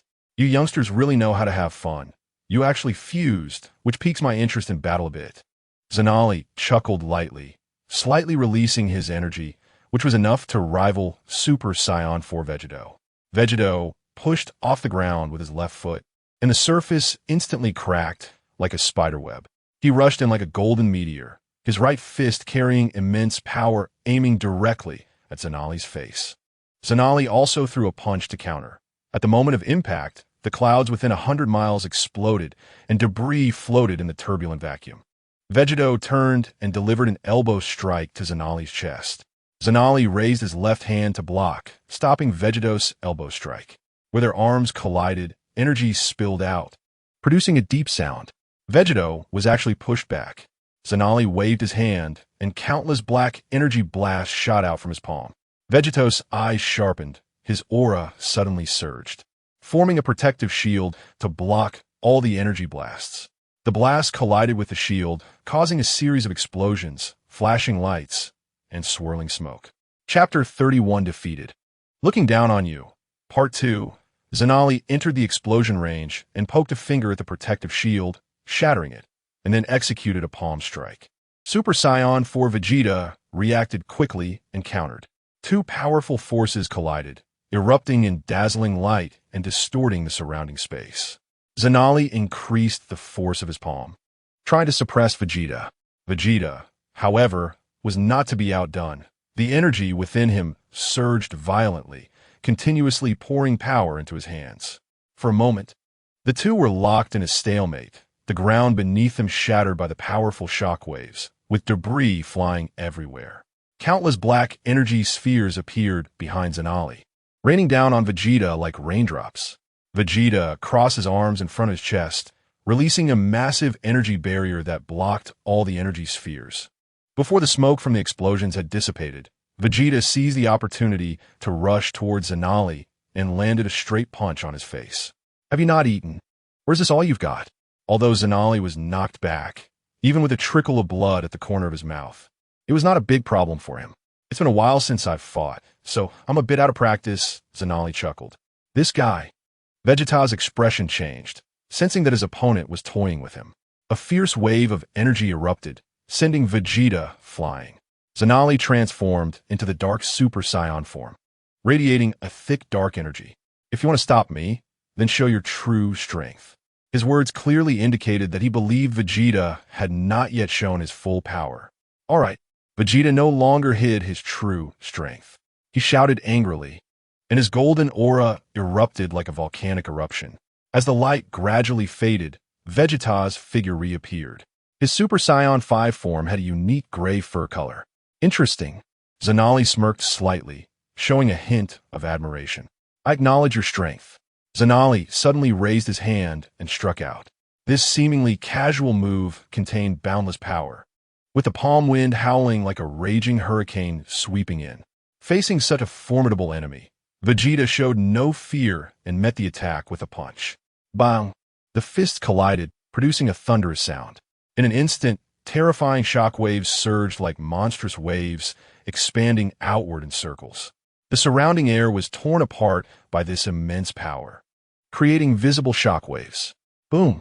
Following that, a deafening explosion shook the entire space. The energy waves from the explosion surged like a torrential flood, engulfing everything around. Under this tremendous impact, both Vegeta and Zanali were sent flying backward. However, their battle was far from over. Just as Vegeta's figure had not yet stabilized, Zanali suddenly appeared above him, swinging his arm down like lightning with a knife hand, moving at incredible speed. Vegeta's sharp gaze quickly extended his hand to catch Zanali's knife hand barehanded. His palm gripped Zanali's wrist like an iron claw. Vegeta lifted his leg and kicked towards Zanali's stomach. The speed was so fast that only an afterimage could be seen. However, Zanali easily blocked the kick and, taking advantage of the momentum, grabbed Vegeta's foot, instantly putting them in a deadlock. "You hold my foot, I hold your hand." The two spun rapidly. A flash of bright light illuminated the area as they separated, then intertwined in mid-air, colliding with intense sounds of impact, shaking the entire sky. "That guy is still hiding his strength." Vegeta sensed danger. Gogeta thought to himself. The two once again clashed violently. This time, their fists collided like meteors. In an instant, a powerful energy erupted at the point of collision, bursting forth with dazzling brilliance in the air. The light was so bright it was nearly blinding. Immediately after, Zanali and Vegeta's figures crossed each other again, and each collision emitted brilliant light, like meteors streaking across the night sky. Huh, so refreshing. Zanali dove down, throwing a punch, his fist seemingly burning with endless dark energy. Vegeta extended his arm to block, but the shockwave from the impact was too fierce, causing a nearby mountain to explode. Suddenly, Vegeta entwined his arms around Zanali's, pulling to try and dislocate his arm. Zanali reacted extremely quickly, twisting his arm to escape Vegeta's grip while kicking toward Vegeta's chest. Vegeta retreated urgently, and Zanali pursued, gathering immense dark energy spheres in his hands and smashing them towards Vegeta. Vegeta sidestepped, and the energy sphere grazed past him, exploding not far away and kicking up a cloud of dust. Vegeta increased his energy and instantaneously appeared in front of Zanali, slashing down with the angry spirit sword. The metallic clang echoed as sparks flew, with Zanali blocking it with an energy sword. Clang, clang, clang. They collided multiple times before separating. Vegeta, fused with that guy Kakarot, is surprisingly strong. What does that make my revenge? From a distance, Reg was observing the intense battle between Vegeta and Zanali, a deep sense of self-doubt surging within him. Despite having mastered considerable strength, he felt overshadowed compared to their fusion. No, Reg could not accept this fact. He clenched his fists tightly, his nails digging deep into his palms. Even if you can fuse, so what? I will train hard, train until I surpass your fusion. Reg turned and left, finding his wife Supari, taking her hand, and leaving the place together. Meanwhile, in the shadows, Gogeta silently watched everything unfold. He did not intervene to stop Reg's departure. Instead, a slight smile formed at the corner of his mouth, eagerly anticipating Reg's return in the future. Gogeta refocused his gaze on the battle between Vegeta and Zanali, his brow slightly furrowing. He noticed that Vegeta's condition was not looking good. His energy was gradually weakening. In contrast, Zanali was different. His bones cracked as he fully unleashed himself after being sealed for so long through battle. Dark Space Split Bomb. A massive energy bomb took shape and rushed toward Vegeta. Vegeta reacted quickly, unleashing the ultimate Kamehameha. The two powerful energies collided fiercely in the air, erupting with an even more dazzling brilliance than before. The energy waves sweeping outward like a raging tsunami, distorting the surrounding space. The force of the Dark Space Split Bomb continuously pressed against the ultimate Kamehameha, and Vegeta gritted his teeth, veins bulging on his forehead, outputting his energy with all his might. However, Zanali's Dark Space Split Bomb was too powerful, gradually suppressing the ultimate Kamehameha. With a loud bang, the Dark Space Split Bomb broke through the Kamehameha and struck Vegeta hard. Vegeta was sent flying by the massive explosion, his energy becoming even weaker. Zanali, seizing the advantage, instantly appeared in front of Vegeta and unleashed a series of fierce attacks. Vegeta struggled to defend, but found it difficult to cope.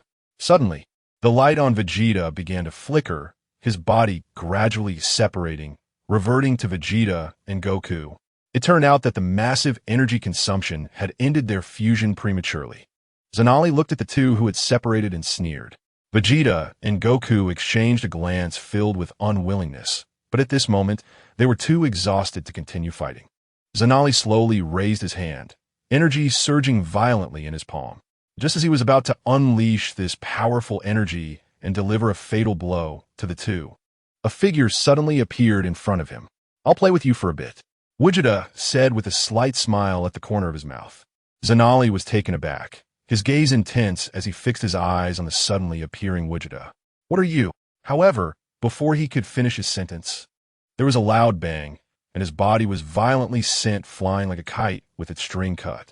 Immediately after, there was another dull thud as Zanali's body crashed heavily into the ground, kicking up a cloud of dust. "Playing with you is giving you some respect, so don't overstep your bounds."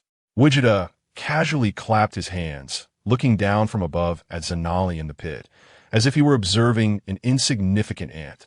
Chapter 32. You didn't think I wouldn't change, did you? Umph.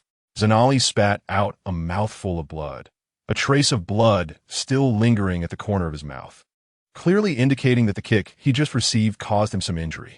In fact, he had suffered some injuries when Jack hit him in the supermarket, but he was unaware of it. So, Goku's kick was somewhat of a clever trick. That kick of yours has some power, Zanali said with a cold smile. A hint of disdain in his voice. He was secretly assessing his opponent's strength. Although this kick was stronger than the previous fuse fighter, it still posed no threat to him. Just then, a buzzing sound suddenly erupted, as if countless bees were swirling around his ears. Immediately after, the dark energy surrounding Zanali erupted like ignited gunpowder, surging out like a black whirlwind, directly sweeping toward Goku. Facing this fierce black energy, Goku did not retreat. He quickly transformed into Super Saiyan, radiating a dazzling golden light. His momentum surged like a burning meteor, charging towards the black energy. In an instant, it was as if two meteors collided violently in the universe, producing a dazzling brilliance that was blinding. The light instantly illuminated the darkness. Accompanying the explosion of light was a crackling sound of electricity, which made people's eardrums sting. Amidst the blinding light and the piercing sound of electricity, Zanali's figure flickered. Appearing behind Goku, Zanali threw a powerful punch at Goku's back. This punch was formidable. However, Goku's reaction speed was equally astonishing. Just as Zanali's fist was about to hit him, he suddenly sidestepped, narrowly avoiding it. His right fist, like lightning, quickly counterattacked, glowing with golden light, and slammed straight towards Zanali's face. Zanali raised his arm to block, and with a loud bang, their fists collided. The powerful impact caused the surrounding air to tremble, creating wind blades that sliced through the ground, leaving cracks. Not bad. Goku felt an incredible excitement facing such a strong opponent. You're not bad either. It's quite unexpected to encounter young fighters like you in this era. This only strengthens my resolve to restore the glory of the Dark Saiyans. I will transform each of you into Dark Saiyans. Zanali laughed maniacally. Goku snorted coldly. You don't dream. As soon as he finished speaking, he instantly raised his energy, and in his Super Saiyan state, his aura became violet, making him look like a small sun. Goku transformed into a golden stream of light, charging towards Zanali, his fists attacking rapidly like raindrops. Zanali did not back down either. His body flickered within the black energy, skillfully dodging and finding opportunities to counterattack. Suddenly, Zanali spread his hands. Powerful dark energy surged in his palms, quickly forming a massive dark energy ball that shot towards Goku. Goku gathered blue energy waves in both hands to meet the dark energy ball. The two energies collided fiercely in midair, creating waves of energy that surged and spread with overwhelming force. In an instant, the explosion produced a massive oval light shield. The continental plate directly collapsed, turning into a magma hell. In the Supreme Kai's realm, Gogeta looked confused. Ancestor, what exactly are Dark Saiyans? Since the old Supreme Kai's conversation with Zanali, this question had been lingering in Gogeta's mind. It's no surprise you don't understand. After all, the era Zanali lived in is vastly different from yours. The old Supreme Kai looked at Gogeta and shook his head helplessly, his tone revealing a hint of disappointment. Old Supreme Kai, a nostalgic expression surfaced on his face. I don't actually know much either. His voice was low and slow. After hearing the old Supreme Kai's words, 3 black lines immediately appeared on Gogeta's forehead, and he secretly muttered, "If it weren't for the fact that you're my ancestor, I would have argued with you long ago. What I know about Dark Saiyans is only what is recorded in the sacred texts. In the era I lived in, Dark Saiyans were already quite rare." Just as the old Supreme Kai finished speaking, Gogeta suddenly asked, Ancestor, what exactly are the sacred texts? Gogeta's question left the old Supreme Kai speechless.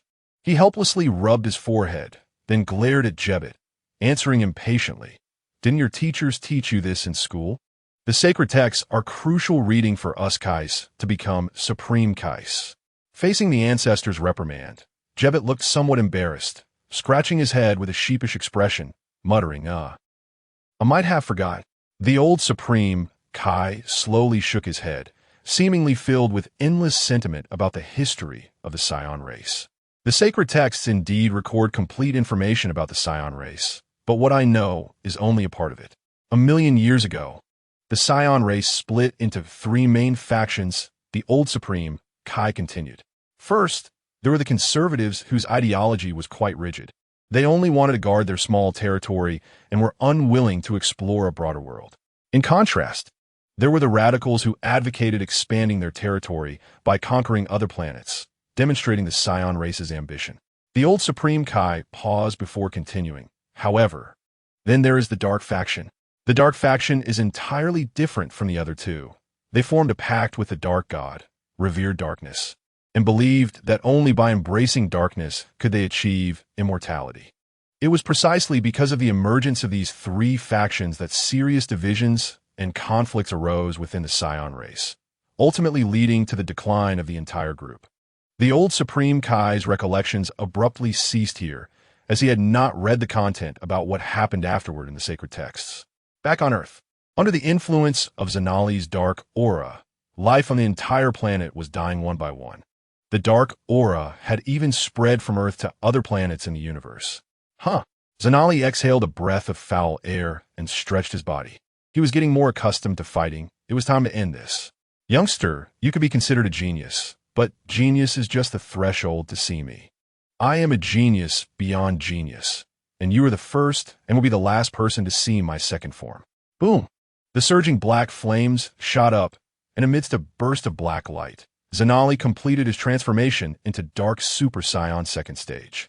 Aside from a significant increase in overall strength, his appearance showed no changes. Goku's right eyelid twitched, and in the next breath, a hand broke through the air towards him. Bang! In a clash, Goku was at a disadvantage, sent flying halfway across the earth before he could stop. Zanali flashed, both hands like blades slashing fiercely down toward Goku. Goku crossed his arms to block and kicked towards Zanali's abdomen. This kick did not harm Zanali. Instead, it numbed Goku's calf. Zanali opened his mouth to unleash a dark energy wave. Goku, hit head-on, was sent crashing into the distance, resulting in a massive explosion. Zanali watched the explosion effects and laughed loudly. But just then, Goku's voice suddenly rang out. What are you laughing at? Do you think it's funny? Aside from some torn clothing, Goku had not sustained any injuries. Zanali squinted at Goku, because Goku now appeared in his Super Saiyan second form. Goku smirked and said, "Hey, old antique, you don't think I won't change, do you? Genius? That's all in the past." Zanali's expression darkened, implying that he was not worth mentioning. Good, very good, that's more interesting. Zanali snorted coldly. Chapter 33. Neck and Neck. Gogeta smiled faintly and beckoned him with his finger, full of provocation. Such tricks are just. Bang! As Zanali was sent flying, he was also hit by an energy blast from Gogeta. Haven't you heard that if you can fight, don't talk? Gogeta grinned. With a loud bang, Zanali flew out from the ruins. You MLGB. Zanali cursed for the first time, rushing towards Gogeta with a sword strike. Gogeta punched to meet him. Instantly, a strong shockwave erupted, twisting the surrounding air as if it were on fire. Zanali's sword burst with black light, and he spun his body, slashing at Gogeta from another angle. Gogeta skillfully dodged and kicked towards Zanali's abdomen. Zanali quickly tightened his core and countered with another sword strike. Gogeta crossed his arms to block, sparks flying as the sword clashed against his arms. Zanali created distance and waved his right hand, shooting several black energy lasers from behind him. Gogeta gathered his hands to form a mirror-like golden energy body, deflecting the lasers one by one. Zanali waved again, resulting in another wave of energy lasers colliding with the deflected lasers, causing explosions. Taking advantage of the explosion's gap, Gogeta instantaneously moved behind him and delivered a heavy punch to his back, sending Zanali flying. He flew out of the earth, crashing into a planet, leaving a dent behind. Whoosh! Gogeta teleported and spun around to kick while Zanali punched out. The two collided fiercely, the booming sound shaking the planet. Gogeta stepped back half a step to absorb the impact, his right arm's muscles tightening like steel, delivering a punch that tore through the air, aimed directly at Zanali's throat. At the moment Zanali leaned back, he clawed with his left hand to grab Gogeta's wrist, while his right elbow, carrying the force of wind and thunder, smashed towards Gogeta's temple. Gogeta ducked to evade the elbow strike, quickly rising to stomp the ground with his left foot, launching a knee strike towards Zanali's jaw. Zanali pressed down with both palms, using the recoil to flip upward, his toes stepping on Vegeta's shoulder, while his right leg came down like a battle axe. Vegeta crossed his arms to block, his body sinking with the force, causing the ground to crack like a spider's web. Dust swirled around. Before it dissipated, Vegeta's muscles tightened, his right fist gathering power at his waist. In just half a second, his fist exploded forth like a lit powder keg, creating a piercing, sonic boom. Facing Vegeta's fierce attack, Zanali did not back down. He stood firm, suddenly twisting his waist, sending his shoulder forward like an indestructible wall, meeting Vegeta's fist. In an instant, two immense forces collided like two meteors, the shockwave sweeping outward at an astonishing speed, uprooting everything in its path, from sand to vegetation. In this thrilling moment of collision, Luochuan's change was as swift as lightning.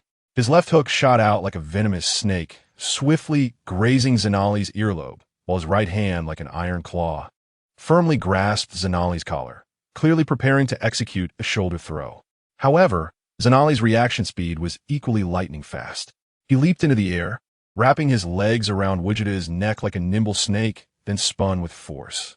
This sudden change caught Vegeta off guard, and they quickly spun towards the nearby forest. A series of loud crashes followed as trees in the forest fell like grass, resulting in a scene of devastation. Vegeta was not knocked down by this powerful impact. He roared and broke free from Zanali's grip. His backhand punch, like a cannonball, pierced through the swirling dust and headed straight for Zanali. Seeing this, Zanali quickly sidestepped to evade. Though his movements were swift enough, Vegeta's punch still whipped across his cheek, leaving a deep gash. Although he was dodging, Zanali's counterattack was equally quick and fierce. Just as Vegeta's fist brushed past his cheek, he spun like a top, unleashing a powerful roundhouse kick that struck Gogeta hard in the ribs. This series of actions was as fast as lightning, leaving one breathless. Before the sounds faded, the two collided again like two bolts of lightning, engaging in a thrilling entanglement. Their fists and feet clashed like a torrential storm, producing a series of muffled sounds. Zanali erupted with a dense, dark aura, shaking the entire planet, which could hardly withstand it. Gogeta smiled. He did not transform into Super Saiyan 3, as his Super Saiyan 2 had already reached full power, comparable to Zanali's Super Saiyan 3, and thus the battle resumed. In the Kaishin realm, Son Goku and Vegeta were watching the scene in the crystal ball with old Kaishin Kabitishin. However, due to the exceptionally strong energy from the fight between Gogeta and Zanali, the image in the crystal ball began to flicker. Although they couldn't see the entire battle clearly, just from the sensed aura and fluctuations, Son Goku and Vegeta understood that the intensity of this battle far exceeded their imagination. Vegeta, do you think we still have room for growth? Can we become stronger? Son Goku suddenly turned to Vegeta and asked. Vegeta was momentarily taken aback, then clenched his fists tightly, replying seriously, "Of course, Kakarot, we are Saiyans. The potential of a Saiyan is limitless." His voice conveyed an unwavering belief. The scene returned to the battlefield. In the sky, two figures collided like meteors, the shockwaves tearing the clouds to shreds. Gogeta's fist, enveloped in blazing golden flames, slammed towards Zanali's face. Bang! The two fists collided, a terrifying shockwave sweeping across the globe, completely destroying the planet's ecosystem, causing cracks in the planet's core, and triggering a countdown to destruction. Realizing the planet was about to be destroyed, Gogeta and Zanali quickly broke off the fight and rushed into space, arriving at another planet. After landing, Zanali's eyes revealed madness as he gathered dark energy, while Gogeta's energy continued to rise. The ground instantly collapsed, creating a web-like crack with a diameter of a kilometer, and the splintering rocks were ground to dust before they could even rise. Zanali formed a spear of energy and thrust it forward, aiming for Gogeta's throat like a poisoned spear. Gogeta spun to evade, his right leg slashing down like a battle axe, and the moment his heel struck Zanali's shoulder, it exploded with a circular shockwave. Zanali's knee dug into the ground, creating a deep pit, but he seized the opportunity to grab Gogeta's ankle and swung him towards the distant mountains. The mountains crumbled one after another under the impact of his golden form. and amidst the dust, a massive blue energy wave erupted, melting the debris into liquid fire rain. The two afterimages collided fiercely in the rain of lava. Zanali's elbow strike grazed Gogeta's cheek, the corrosive black mist barely touching the surface before being evaporated by the golden flames. The shockwave generated by their fists colliding stirred the clouds into a vortex, and 3 meteors outside the atmosphere were reduced to points of light by the residual waves. Death penetrates. Zanali's palm suddenly shot out a spiral of black light. Gogeta overlapped his palms and unleashed the Kamehameha wave. The two energies colliding to form a spherical force field that compressed the surrounding area into an absolute plane. The ground material was quantumized under extreme compression, and colorful auroras erupted radially from the edges of the force field. When the energy sphere expanded to a critical point, it exploded, shattering the space structure. Gogeta used the explosion's recoil to flip backward, unleashing ultimate flash. Zanali, however, opened his mouth wide, the dark energy wave coalescing in his throat clashing against the golden flood. 2 beams of light give birth to a miniature black hole at their point of entanglement, distorting nearby light into a circular halo. At one moment, the black hole collapses, and the explosive heat wave sends both individuals flying. Goku stabilizes his form in the air with a continuous 720-degree spin. Xanolith shoots towards him like a cannonball, propelled by the recoil. Their punches and kicks break the sound barrier, creating shockwaves that drag dozens of Mach rings behind them. The sound of Xanolith's heavy punches landing on Goku's abdomen resembles the booming of a heavenly drum, and each time he absorbs the impact, spiderweb-like cracks form in the void. The two of them become entangled and plummet into the mantle, creating a 5-kilometer-wide depression in the sea of lava. In the high-pressure environment of the Earth's core, every collision between the golden flames and black mist triggers a crystallization phenomenon. When they burst through the surface, Goku's Kamehameha and Xanolith's dark energy wave collide once again, completely destroying the continental plates in the explosion. Impossible. How can you match me so evenly? Xanolith roars, unable to comprehend the situation. Goku smiles without responding. Seeing this, Xanolith calms his emotions and suddenly bursts into wild laughter. I admit I spoke too soon before. Since you possess such strength, I will unleash the final form I have comprehended to kill you. That's right, he intends to kill the other. He no longer wants this guy to become one of his kin, as the threat is too great. Xanolith's dark aura surges, erupting with black light, as the dark flames rise towards the universe. After several breaths, the black light vanishes, and he transforms into another form. Goku furrows his brow. It is similar to a Super Saiyan, yet different. He cannot pinpoint what exactly is different. One thing is certain. His current strength is vastly superior to what it was just moments ago. Chapter 34, Because I'm a Loser. You're scared? Huh, young man? Zanali's voice was cold. Gogeta snorted. Scared? I've grown up not knowing how to write the word fear. Whoosh. Bang. They both charged at each other and exchanged a punch, with Gogeta being at a disadvantage and getting knocked away. Gogeta steadied himself in mid-air, let out a loud shout, and his aura suddenly surged as he charged towards Zanali. Slash! Zanali formed a sword with his fingers and shot out a black beam, rapidly enlarging into a sword that swept towards Gogeta with the force to cut through armies. Gogeta threw a punch, and in an instant, the golden aura clashed violently with the black sword in the void, producing an earth-shattering roar. The power was so immense that the entire sky battlefield was torn apart with web-like cracks. In that breathtaking moment, 2 afterimages crossed each other at speeds surpassing light, like 2 meteors colliding in the universe. At the moment their fists met, the energy that erupted was akin to a collapsing star, forming a dazzling flare that was almost blinding. Zanali raised his left leg high and brought it down with a fierce chop, imbued with black energy, directly cleaving towards Gogeta. This strike was incredibly powerful, sending Gogeta deep into the ground.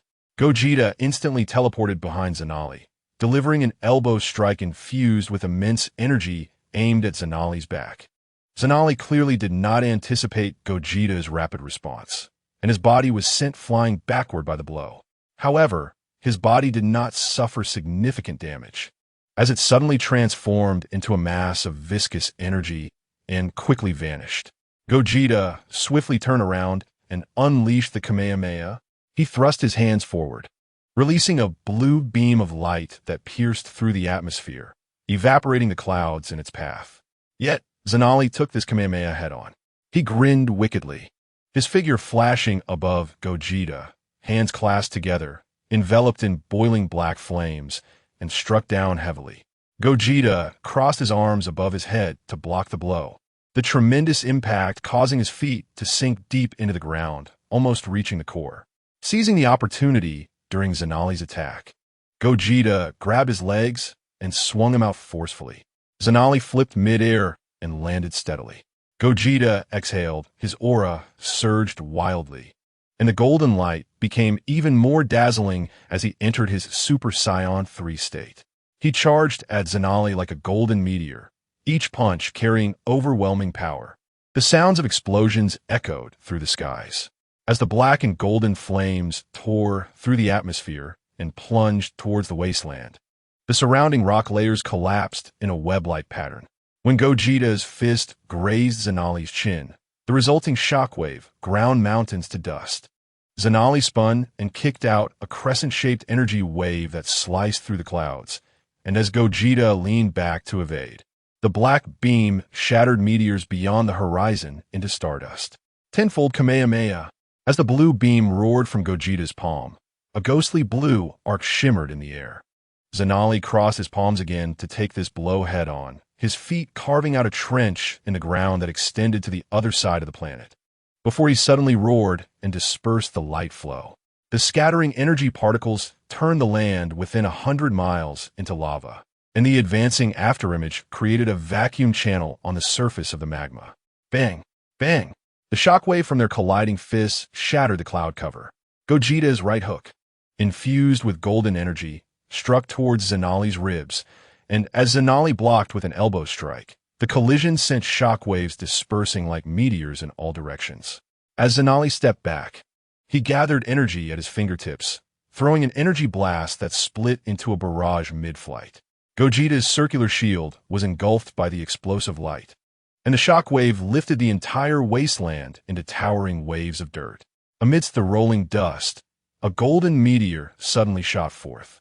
Gogeta teleported, kneeing Zanali in the stomach. But Zanali showed no change in expression. In an instant, he grabbed Gogeta's thigh and swung him down towards the ground. The impact created a crater a kilometer in diameter. And after several strikes, Gogeta, fueled by rage, twisted his waist and flipped, wrapping his legs around Zanali's neck and flinging him towards the atmosphere. Demon Convergence Light Cannon. Gogeta shot out a spiraling beam with his fingers. He used Piccolo's technique, which had tremendous penetrating power. Zanali, with dark energy swirling in his palm, took the hit head-on again. Zzz. Sparks flew as he realized the spiral laser was about to pierce through his dark energy. He unleashed the corrosive nature of his dark energy to nullify the spiral laser. After this exchange, neither of them rushed to attack, both staring at each other. Zanali thought to himself, what S with this guy? Why can he fight me like this? Reflecting on the recent battle, the more he thought about it, the more uneasy he felt. Suddenly, Zanali thought of a possibility. Gogeta had not yet revealed his true power. No, that's impossible. My strength is unparalleled. No one can surpass me. He instantly dismissed that thought. Gogeta noticed the subtle expressions on Zanali's face and could roughly guess what he was thinking. A smirk forming at the corner of his mouth. Seeing this expression, Zanali instantly became furious.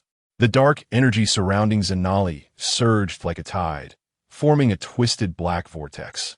He quickly formed hand signs, summoning a massive dark demon shadow that lunged at Gogeta with claws bared. Gogeta's energy surged wildly, the golden light around him becoming even more dazzling as he activated his overdrive mode. He shouted loudly and threw a punch. The punch's wind transforming into a golden dragon that violently collided with the dark demon shadow. In an instant, the entire planet trembled, energy rampaged around, and the whole planet was destroyed. The two transformed into beams of light, traversing and colliding in space. Ripples of waves twisted through the universe.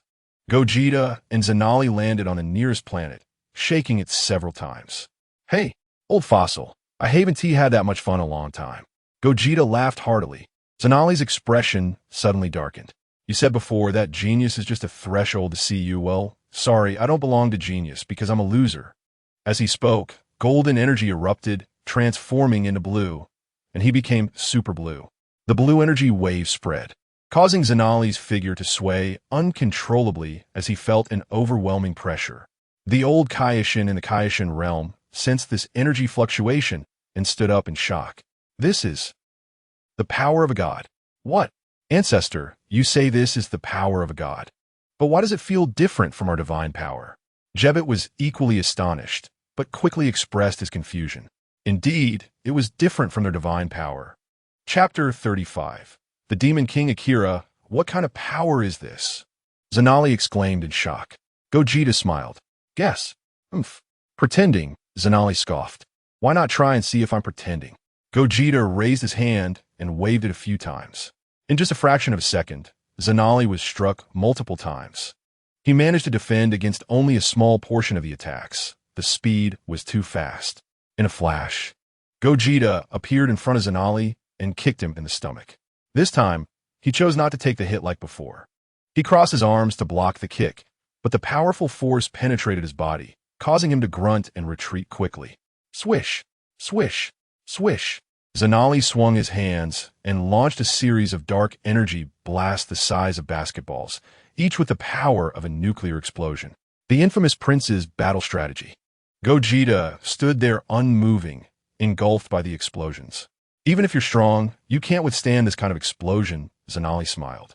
But the next moment, the smile froze on his face. He had spoken too soon. As the thick smoke cleared, Gogeta stood quietly, only the corners of his clothes slightly dirty, showing no other signs of damage. How? Zanali's words were cut off as Gogeta appeared before him, delivering a punch. His reaction was quick.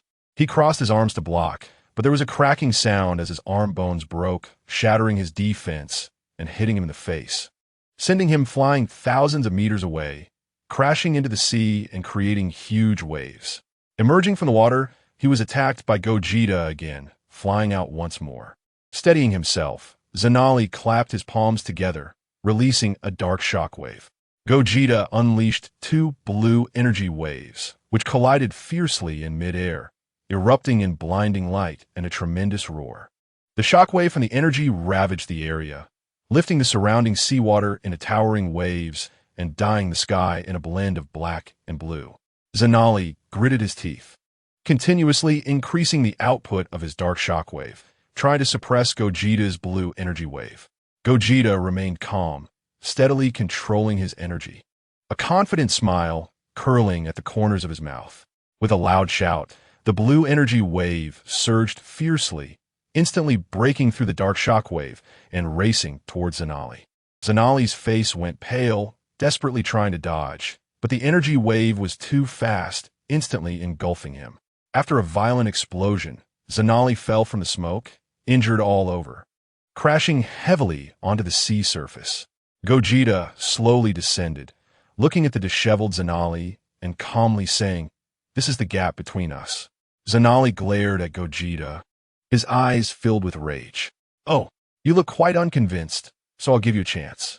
If you have any stronger moves, hurry up and use them." Usually, such formidable villains have some hidden trump cards. He believed this guy did too. In the Kaioshin realm, how powerful! That guy turned into a blue-haired form. And Zanali is actually not his opponent, Jebet exclaimed. Don't be so surprised. Their battle isn't over yet. Zanali won't be easily defeated. The old Kaioshin calmly gave Jebet a whack on the head. Jebet rubbed his head, wondering why he was hit again. Well, after all, it's the old ancestor, he thought. In the crystal ball's view, Zanali stood up, blood seeping from his wounds, but his eyes became even more frenzied. Don't get too cocky. This isn't my limit yet. He roared, his aura starting to rise wildly, causing the seawater to boil. He raised both hands high, gathering a massive dark energy sphere that flickered with eerie black light, resembling the gaping maw of a giant beast. Dark void burst. Zanali cackled.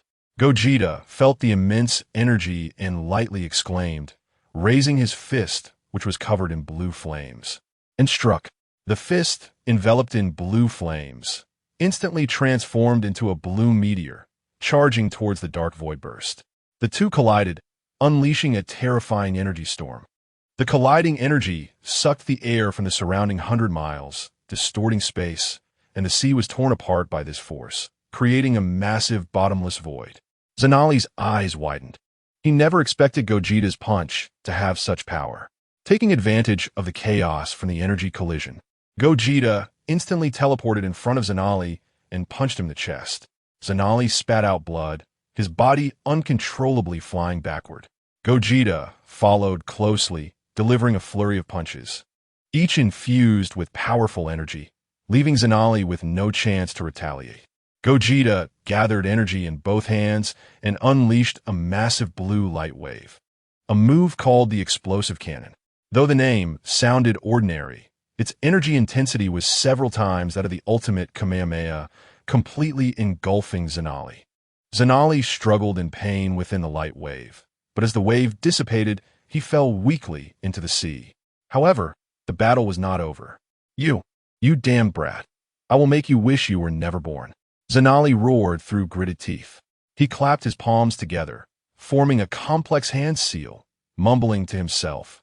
Then raised his right hand high, shouting, God, your devout follower, Zanali wishes to use half of his life to beseech you to descend and help me eliminate this person. Gogeta scratched his head, surprised that Saiyans believed in gods. He had no idea.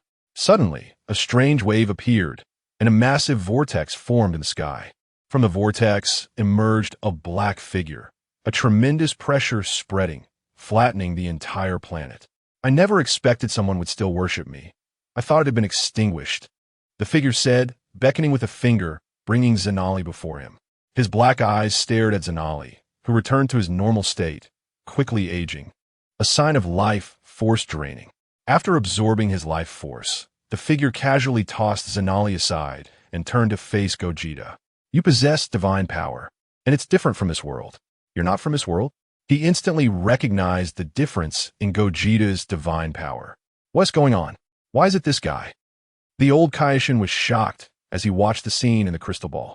Ancestor, what is wrong with you? Who is that guy? Why does he astonish you so much? Jebet asked in rapid succession. Idiot, can't you see? He is Akira. The old Kaioshin shouted. Akira?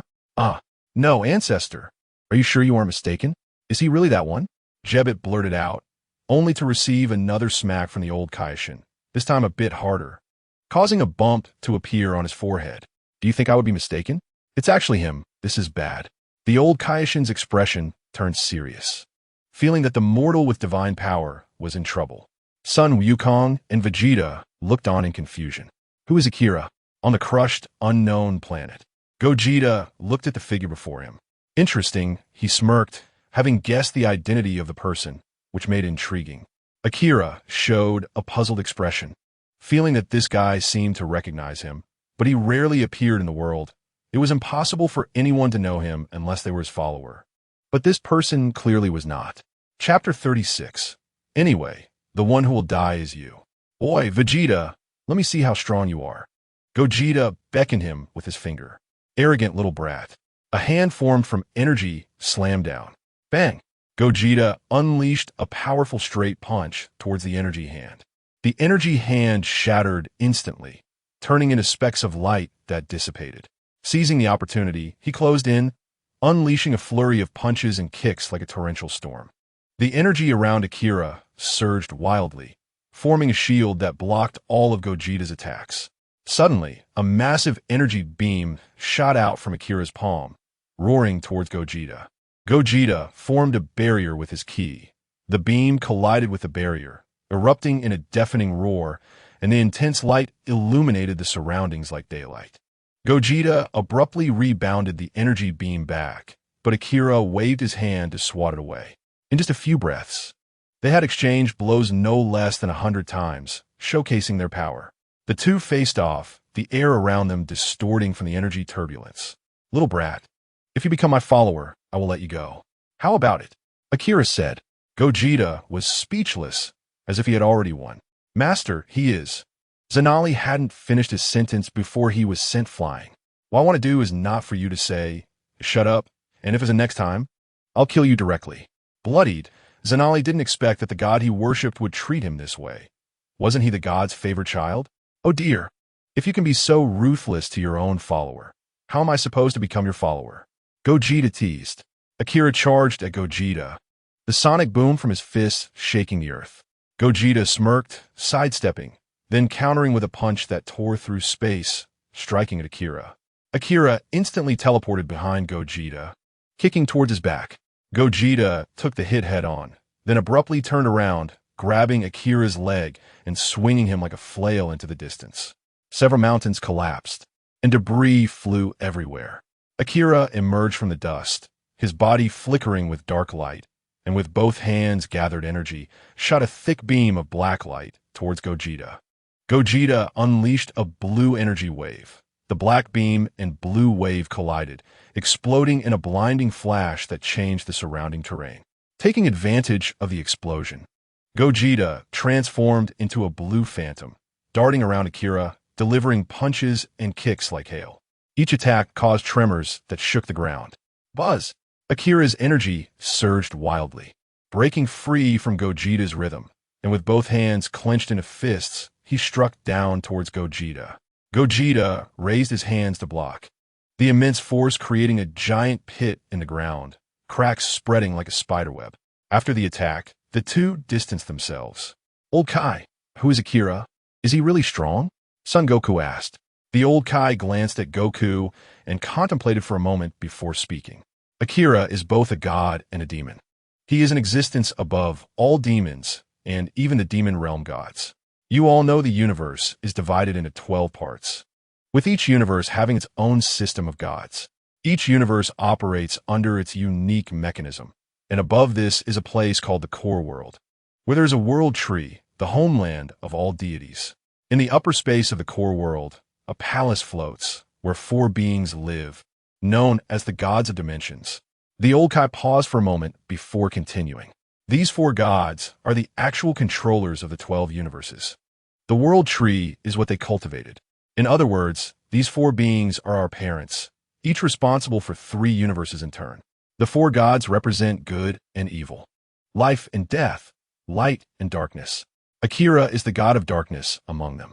The reason I say he is both a god and a demon is that he is the source of all darkness, chaos, negativity, and the birth of demons. As the old Kai spoke, 2 figures suddenly appeared, Gogeta and Akira. You talk too much, old Kai.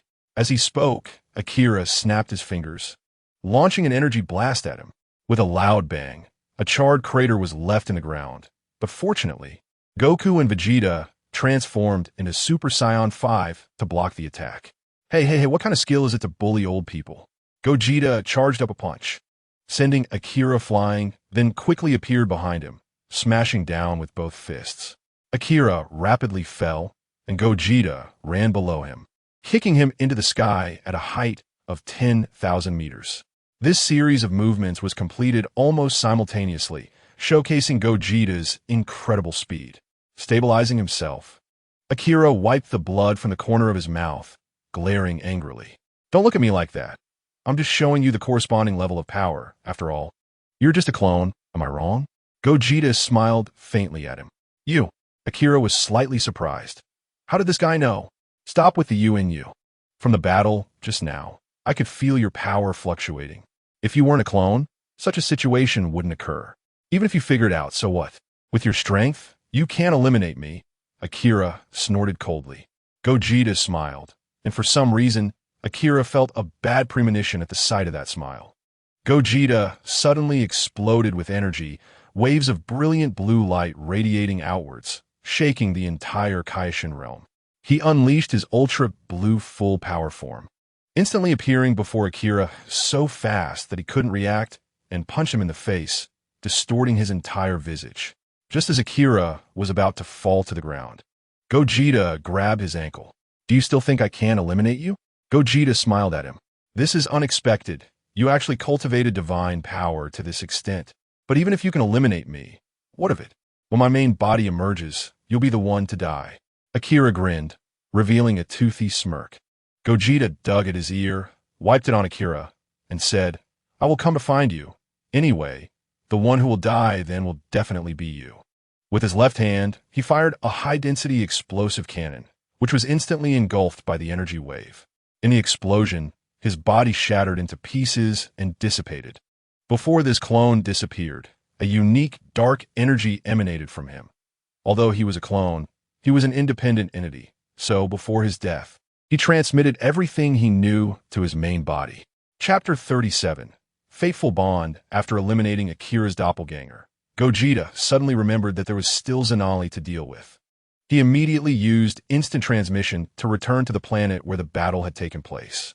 However, when he arrived, he found that Zanali had vanished without a trace.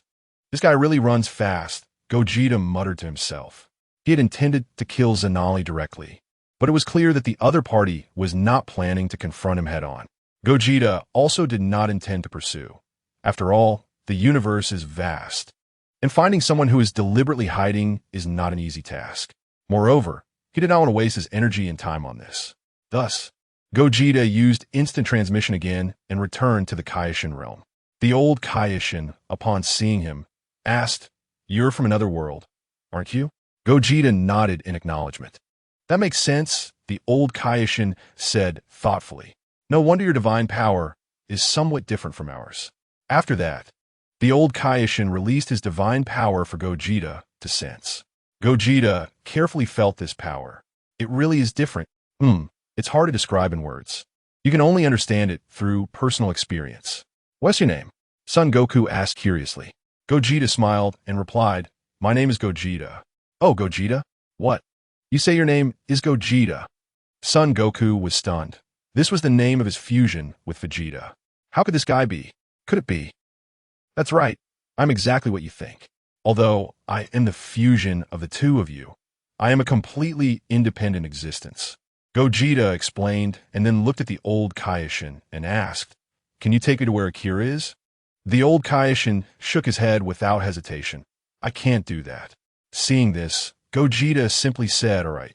He understood that the old Kaioshin would not deceive him. After all, if the old Kaioshin truly had that kind of ability, he wouldn't be so helpless in the manga. Since he couldn't find Zanali for now, he could only wait. After all, that guy would eventually show up, and he could eliminate him then. Just as Gogeta was about to leave, Son Goku blocked his path. Hey, Gogeta, can you teach us how to use divine power? We want to become stronger too, Son Goku said earnestly. After a moment's thought, Gogeta readily agreed. In fact, the reason he was so willing was not entirely out of kindness. More so, he was curious about this world's Son Goku and Vegeta. He really wanted to see what these two would become once they mastered divine power. After all, there weren't many colors left. Thus, the three Saiyans began their training in the Kaioshin realm.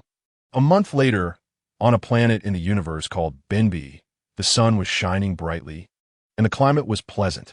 Reg was slowly walking out of the gravity training room, beads of sweat covering his forehead and neck, his breath somewhat hurried. But his eyes were filled with excitement and satisfaction. I finally succeeded, Reg murmured to himself, clenching his fists tightly, feeling the surging power within him like a roaring wave rushing through his veins. The corners of his mouth curled up into a confident smile. Since returning to the base, Reg had been training hard, not daring to slack off for a moment. Not long ago, he finally succeeded in mastering the dark power that had been troubling him and perfectly fused it with his own power, reaching a whole new height. He called this new form Ultra 6. Do you still want to go to Earth? Supali's voice came from behind as she slowly walked to Reg's side, her eyes revealing a hint of worry. Reg turned to look at Supali and smiled. Aren't you asking a question you already know the answer to? Supali sighed helplessly. I know I can't stop you. Just be careful. Reg gently patted Supali's shoulder and reassured her, Don't worry, I'll be careful. After saying that, he softly kissed Supali on the forehead, and then the two of them walked toward the spaceship launch area together. At the launch area, Reg boarded the spaceship and skillfully started the engine. With a low rumble, the spaceship slowly ascended, heading towards the distant Earth. Watching Reg leave, Supali shed tears, knowing that this trip might be their last meeting. Wiping away the tears from her eyes, she turned and left. Not long after Sapali left, a middle-aged Saiyan man appeared. He looked up at the sky, a faint smile on his lips. "You better not let me down," he murmured, then turned and walked in another direction. This person was none other than Zanali, who had altered his appearance using dark energy. In a northern desert region of Central City, an oval object fell from the sky, crashing into the ground and creating a large pit. Reg emerged from the dust. "Vegeta, this time you're dead. No matter what." He was determined to kill Vegeta and complete his revenge, flying towards West City. In West City, in Capsule Corporation's gravity chamber, Vegeta stopped his training. "The guy's back." He sensed a familiar aura, took a shower, changed clothes, and then left. Soon, they met halfway. "We meet again, Vegeta. This time you will surely die at my hands." Reg made a slashing motion across his throat. Vegeta didn't waste words and directly launched an attack. He didn't know what his father had done to this half-brother. He just wanted to end this fateful bond. Vegeta's fist shot towards Reg's face. Reg quickly sidestepped and kicked toward Vegeta's waist. Vegeta caught Reg's leg and forcefully swung him away. Reg flipped in midair to stabilize himself, both hands gathering energy and firing black beams. Vegeta punched through the beams. And at that moment, Reg instantaneously appeared behind Vegeta, delivering a heavy punch to his back. Vegeta turned to block the punch, and their figures intertwined in the air. Energy waves bursting forth, leaving destruction in their wake. Dad, who is he fighting? Trunks, who was grading documents, stood by the window, gazing into the distance. He felt another aura that seemed somewhat familiar, as if he had sensed it somewhere before. On the other side, Son Gohan and Son Goten also sensed the battle's fluctuations.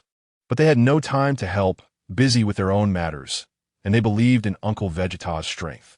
In the temple, Mr. Gogeta, "Aren't you going to help?" the Kai asked. Gogeta shook his head and looked at Son Goku, who said, "No need to help. Vegeta can handle it himself.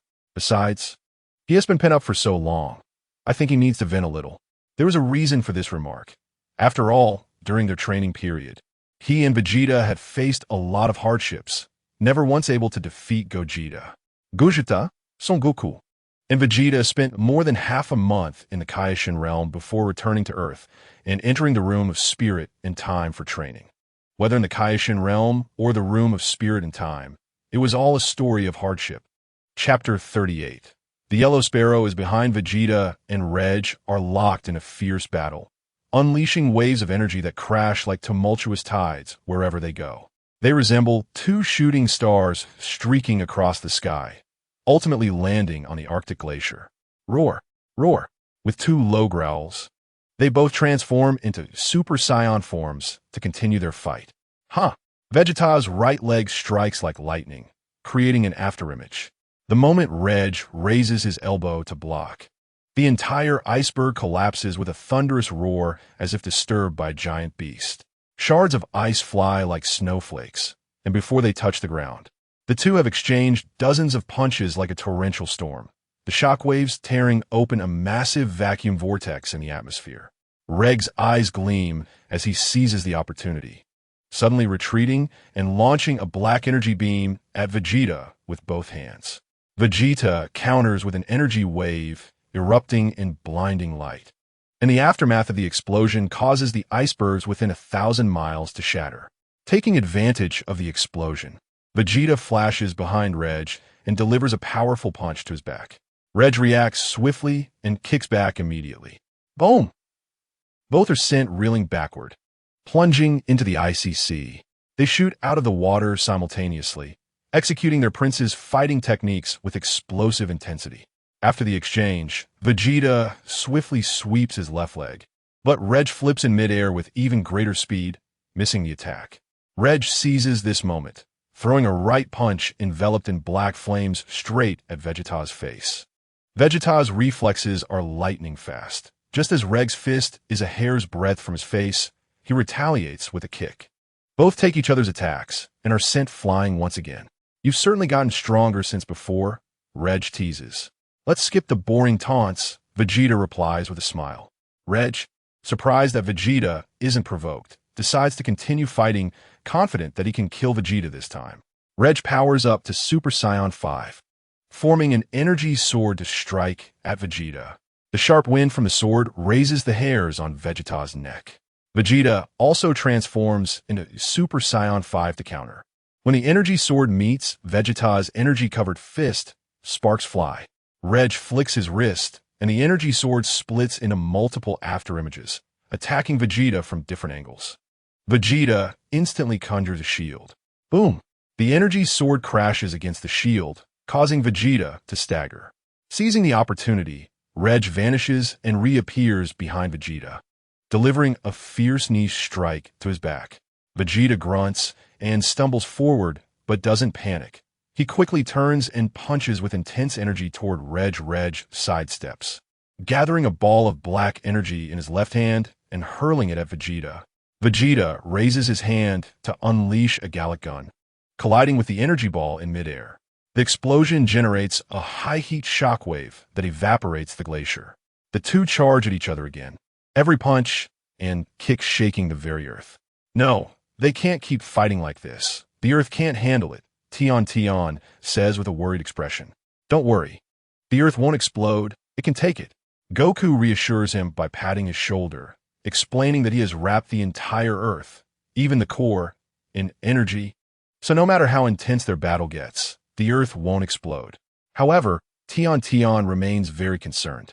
All right, just trust Goku, Sun Wukong adds from the side. Well, okay. Despite his words, he is still quite worried. With a loud bang, Vegeta and Reg separate from the explosion. How'd he do it? How can he reach this level in just a month? Reg can't understand how Vegeta became so strong in such a short time. At the same time, he is grateful for his decision to break through. If he hadn't, he could have been killed in revenge. I must admit, Vegeta, you've indeed gotten stronger, but you'll still die in my hands. In an instant, Reg bursts forth with a thick black flame, distorting the air. His pupils are completely consumed by the dense black, with spiderweb-like blood veins spreading across the whites of his eyes, glowing with a chilling, eerie light.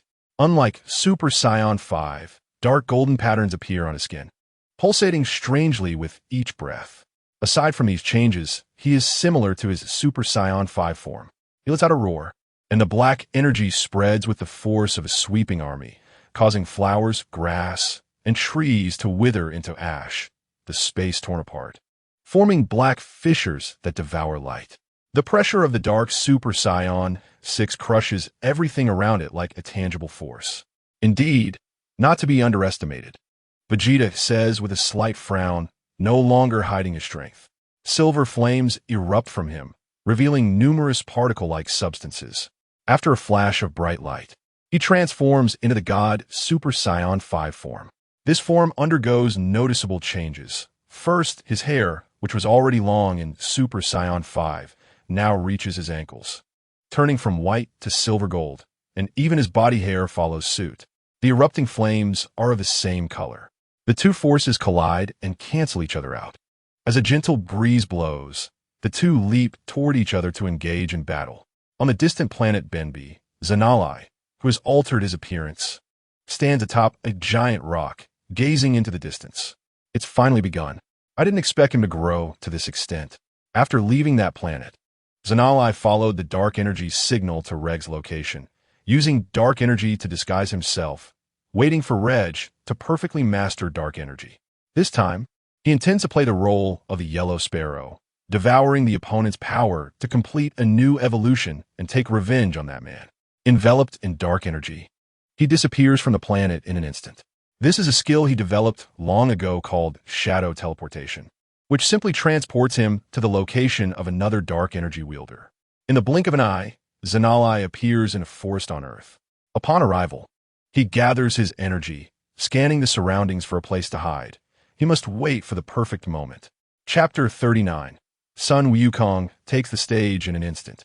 Two astonishing rainbows surged like dragons into the clouds, unleashing a breathtaking battle in the sky. The wind roared like a furious tide. The ominous breeze howled like malevolent spirits. And amidst the thunder and lightning, various strange phenomena appeared in the sky like a kaleidoscope. The fierce clash between the two plunged the earth into chaos. Above the clouds, Vegeta and Rager's figures flickered like ghosts. Vegeta let out a sharp shout, his powerful energy wave crashing towards Rager. Rager dodged with a swift motion, like a cunning rabbit, and countered with an energy beam. Vegeta sidestepped to evade, then immediately closed in for hand-to-hand combat with Rager.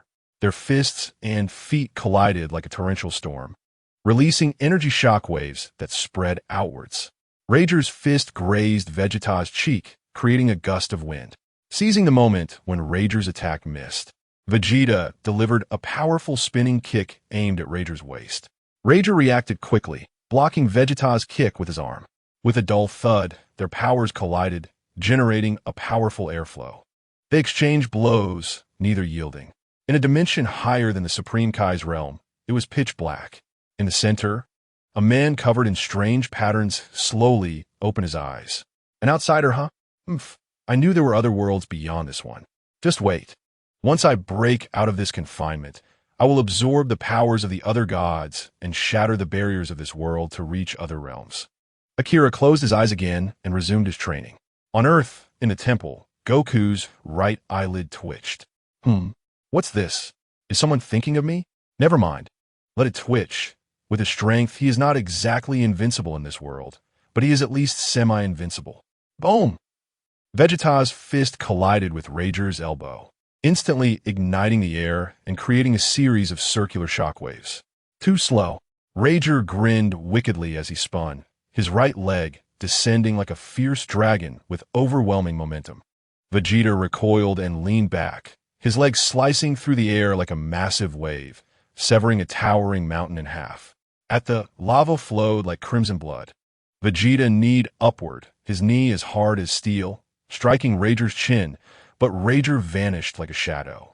He had circled behind Vegeta at extreme speed, unleashing a powerful black energy wave with overlapping palms. This torrent of energy mercilessly engulfed Vegeta's figure, carving a canyon 1,000 meters deep into the ground. Before the lava could erupt, a silver-golden light burst forth from the torrent like a dazzling star. Vegeta's fist was charged with a compressed cyclone of energy. Rager's pupils constricted, and his hastily erected defense was shattered by the punch. Vegeta unleashed dozens of crescent-shaped light blades, their slicing sound echoing through space as Rager dodged in a zigzag pattern. Now it's my turn. After evading all the attacks, Rager suddenly accelerated, breaking the sound barrier, and delivered a series of knife-hand strikes to the side of Vegeta's neck. Each strike generated shockwaves akin to mini nuclear explosions, and the final blow sent him crashing into the ocean. The seawater vaporized before it could touch him, creating a vacuum with a diameter of 100 kilometers, while the seabed rose to form a new island from the impact. Rager seized the opportunity, hands cupped, gathering enough energy to destroy a planet. Vegeta sensed the energy fluctuations and released a golden energy wave from his palm. At the moment of collision, the atmosphere was torn apart, creating a void 10,000 kilometers wide, exposing the distorted starry sky. Swish, swish! The close combat between the two erupted once more. Vegeta's thrust punch broke through the sound barrier, but was dodged by Rager, tilting his head. The residual force of that punch created a spiral void in the stratosphere. Rager grabbed Vegeta's wrist, sneering as he executed a shoulder throw. While falling, Vegeta quickly unleashed a series of energy blasts, employing the classic princess tactic. Rager also fired energy blasts, and a barrage of energy projectiles ensued. Black and silver golden energy spheres intertwined in the air, each collision resulting in explosions akin to meteor impacts. After the fierce battle, both were slightly out of breath. However, upon closer inspection, one could see the difference in their breathing rates. Vegeta's was slower, while Rager's was a bit faster, indicating a disparity in their strengths. Vegeta, are you done for? You look quite exhausted, Rager mocked. It seems you still haven't realized the gap between us, Vegeta replied. Rager raised an eyebrow, unsure of what Vegeta meant. Vegeta, disinterested in explaining, made a classic gesture of disdain and declared, "The one who wins will be this lord." Arrogant. Rager scoffed but suddenly exploded with energy, gathering power in his hands, eager to end the battle quickly, as this form was still a heavy burden for him. Just as I wish. Vegeta also began to gather energy. At the peak of their energy accumulation, Rager suddenly spat blood, looking down to see a hand piercing through his chest. As my kin, your energy belongs to me. A familiar voice echoed, and Rager turned to see Zanali, who had struck him. As Zanali withdrew his hand from Rager's chest, he pulled forth a surge of dark power. You! Rager had not anticipated an attack from the treacherous Zanali. His heart was filled with resentment and fury, for he had many unfinished matters, especially that unfulfilled revenge. Yet, fate was cruel. Rager fell straight down, crashing into the ground with a resounding boom, creating a deep crater. His eyes widened in shock, clearly refusing to close in death. Zanali absorbed all the dark energy from Rager into his own body. As this dark energy flowed into him, Zanali let out a roar, erupting with power, emanating a dazzling black light. A powerful shockwave rapidly spread outwards. Vegeta was caught off guard, forced to retreat repeatedly by the powerful airflow. Vegeta would not allow Zanali to complete his transformation, so he rushed forward without hesitation, intending to interrupt the process. Just as Vegeta was about to reach Zanali, a flash of black light suddenly struck, and Vegeta felt a sharp pain in his abdomen, sending him flying like a cannonball. As the black light dissipated, Zanali finally completed his transformation. However, his new form did not differ significantly from his previous one, merely possessing an incomparably greater energy intensity. During Vegeta's flight, Sun Wukong appeared and caught him. Vegeta, you rest. I'll handle this, Sun Wukong said, stretching his muscles with an excited expression. Vegeta snorted, attributing it to bad luck, and retreated to a distance to watch the battle between the two. It's you. I thought it was that guy. Bring him out. I want to kill him. Zanali gritted his teeth. Sun Wukong did not engage in much conversation, directly transforming into the god Super Saiyan 5 form and launching an attack against him. Chapter 40. Kill and exit Sun Wukong through a punch, creating a massive wave of energy. Zanali managed to catch the punch firmly and suddenly swung Sun Wukong away. Sun Wukong flipped in midair and landed steadily. Taking the opportunity, Zanali rushed forward, striking at Sun Wukong with lightning-fast punches, each carrying immense energy. Sun Wukong waved his hands to defend himself. During the exchange, Zanali unexpectedly feigned an attack and then kicked towards Sun Wukong's abdomen. Fortunately, Sun Wukong reacted quickly, dodging to the side while grabbing Zanali's foot, and with a powerful toss, he flung his opponent towards a distant small mountain. The mountain was shattered upon impact, sending dust flying everywhere. Zanali burst out from the dust, gathering a massive energy ball in his hands and launching it at Sun Wukong. Sun Wukong also gathered energy in his hands, unleashing a dazzling Kamehameha to meet it. The two energy waves collided in midair, erupting with intense light and shock waves. In the storm of energy, both Sun Wukong and Zanali vanished from their original spots. The next second, they appeared high in the sky, exchanging blows, creating a series of shock waves. Only two light shadows could be seen colliding continuously in the air. "Huh!" Sun Wukong shouted, delivering an uppercut aimed at Zanali's chin. Zanali tilted his head to evade while simultaneously kneeing Sun Wukong in the abdomen. Sun Wukong took the hit, then grabbed Zanali's leg and tossed him towards the ground. Zanali crashed heavily to the ground, kicking up a cloud of dust. Before the dust could settle, he quickly leaped back up, his momentum suddenly increasing. He rapidly fired off hundreds of energy blasts, while Sun Wukong skillfully navigated through the energy blasts, quickly closing in on Zanali.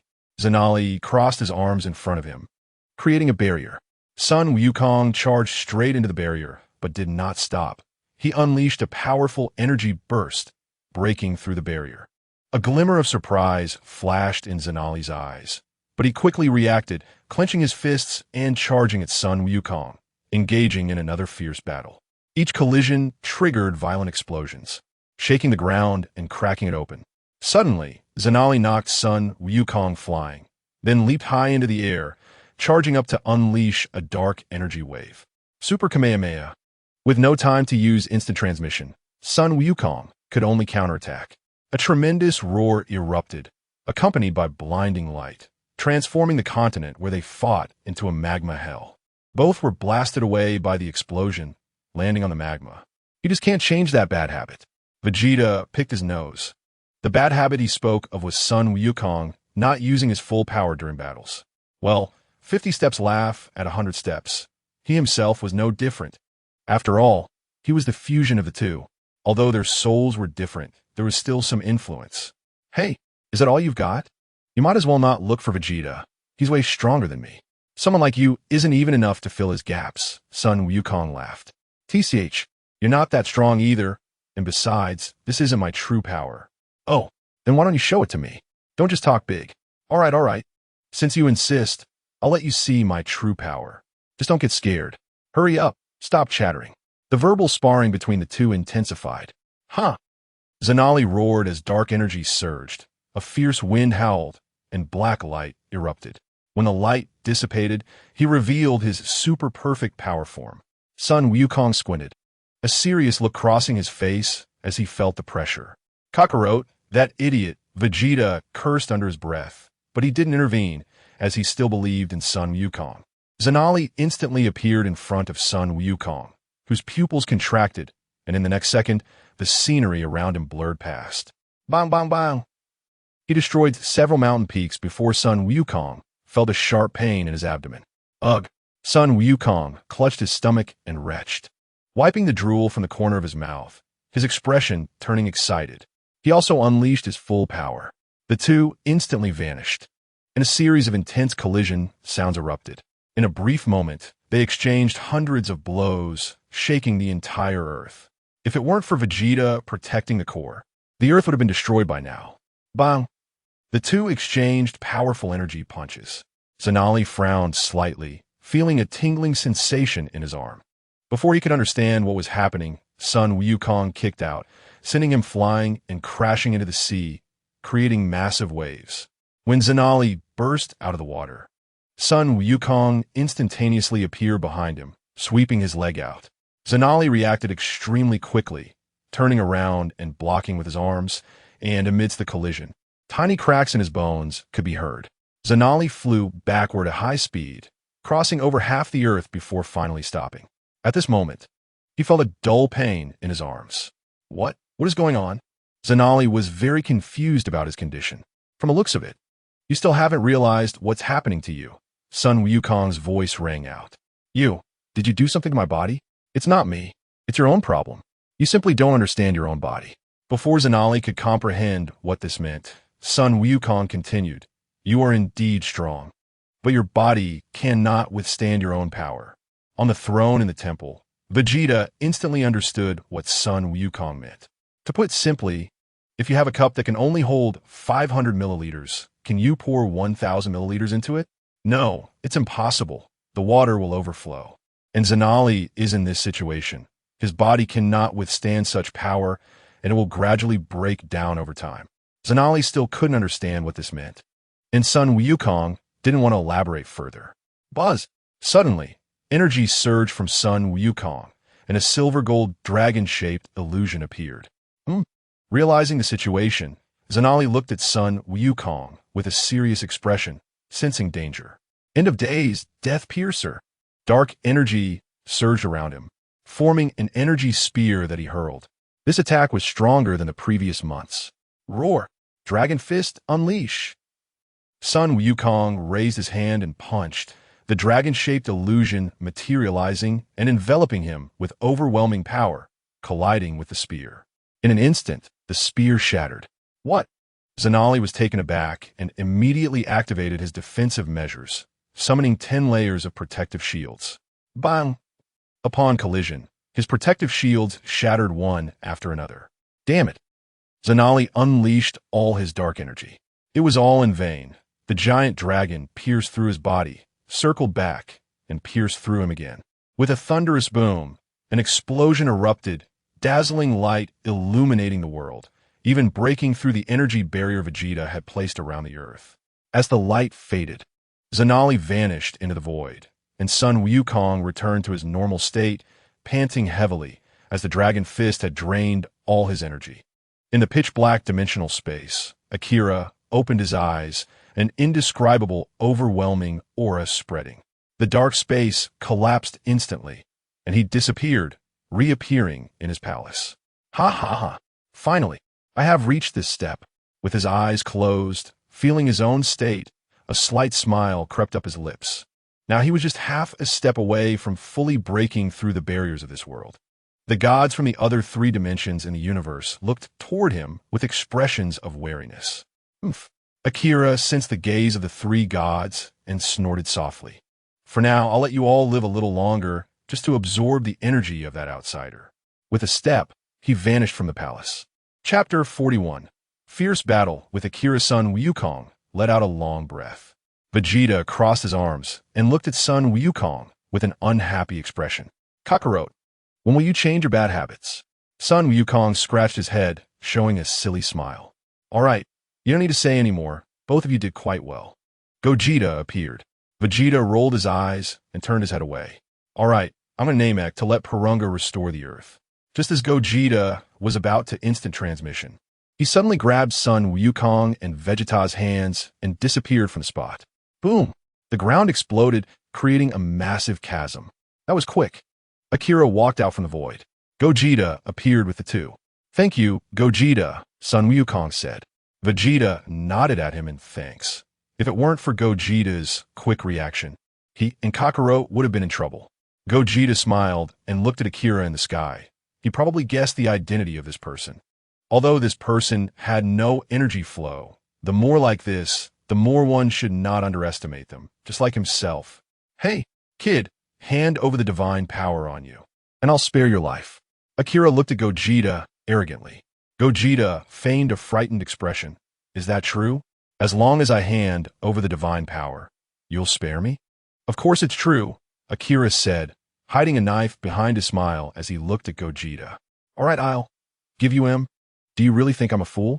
Gogeta changed from his earlier timid appearance and cursed angrily. Akira did not show any sign of extreme anger, but squinted and repeated 3 times good. Bang!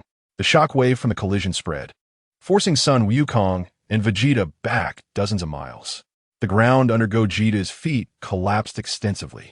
Akira struck down with his left hand, and Gogeta stepped back a step, quickly throwing a punch straight at Akira's face. Although this punch hit his face, it was blocked by a membrane and caused no damage.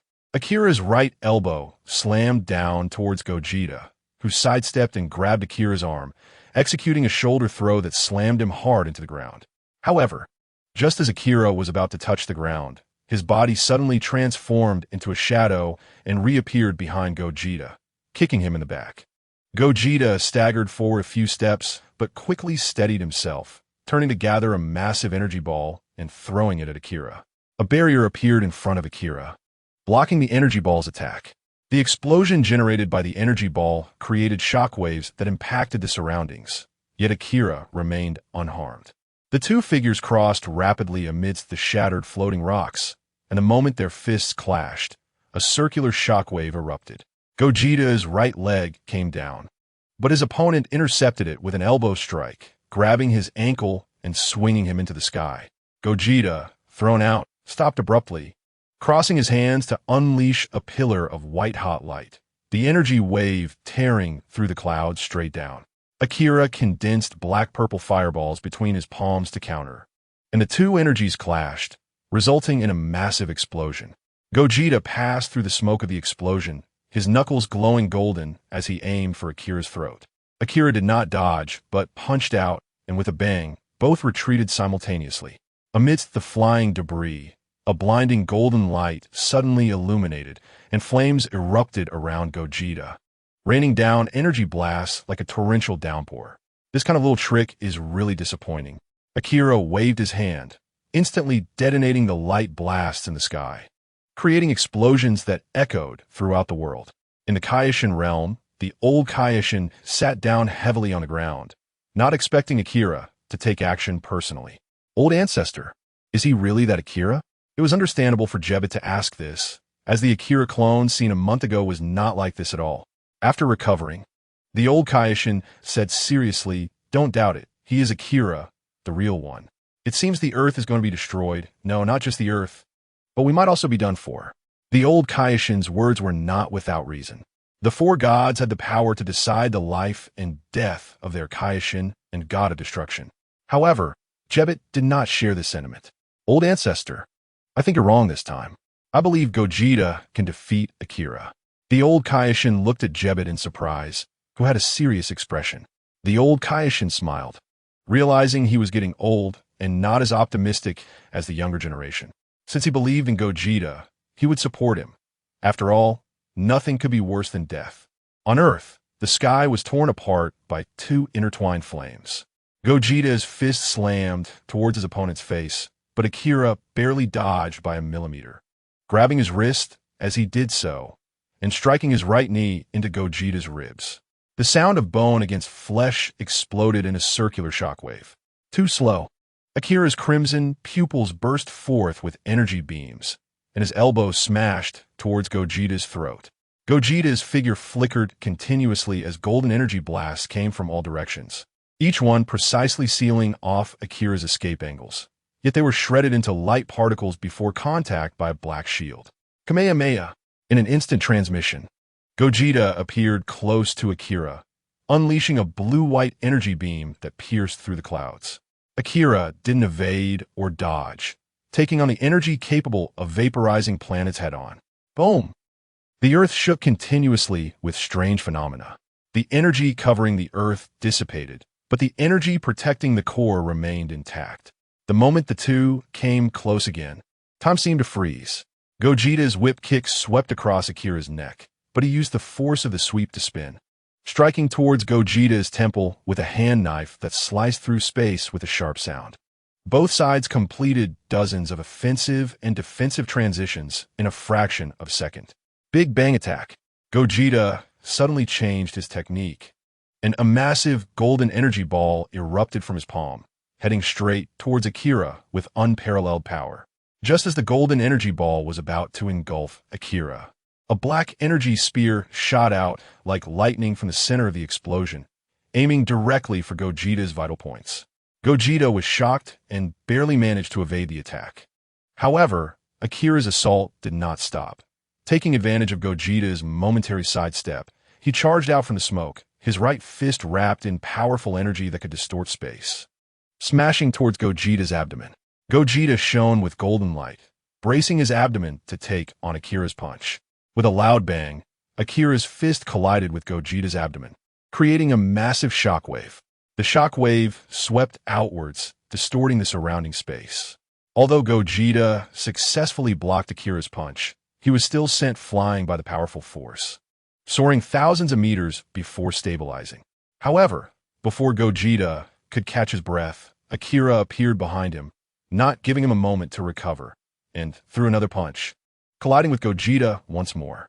In an instant, the world changed color, and the entire space was torn apart by the power of this punch, emitting a deafening roar. Chapter 42.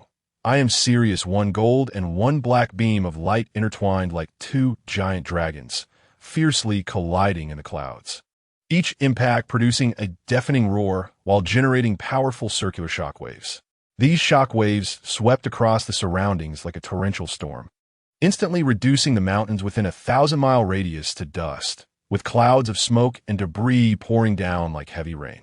Akira suddenly brought his 3 fingers together and unleashed a crescent-shaped energy blade, which surged towards Gogeta with a sharp momentum.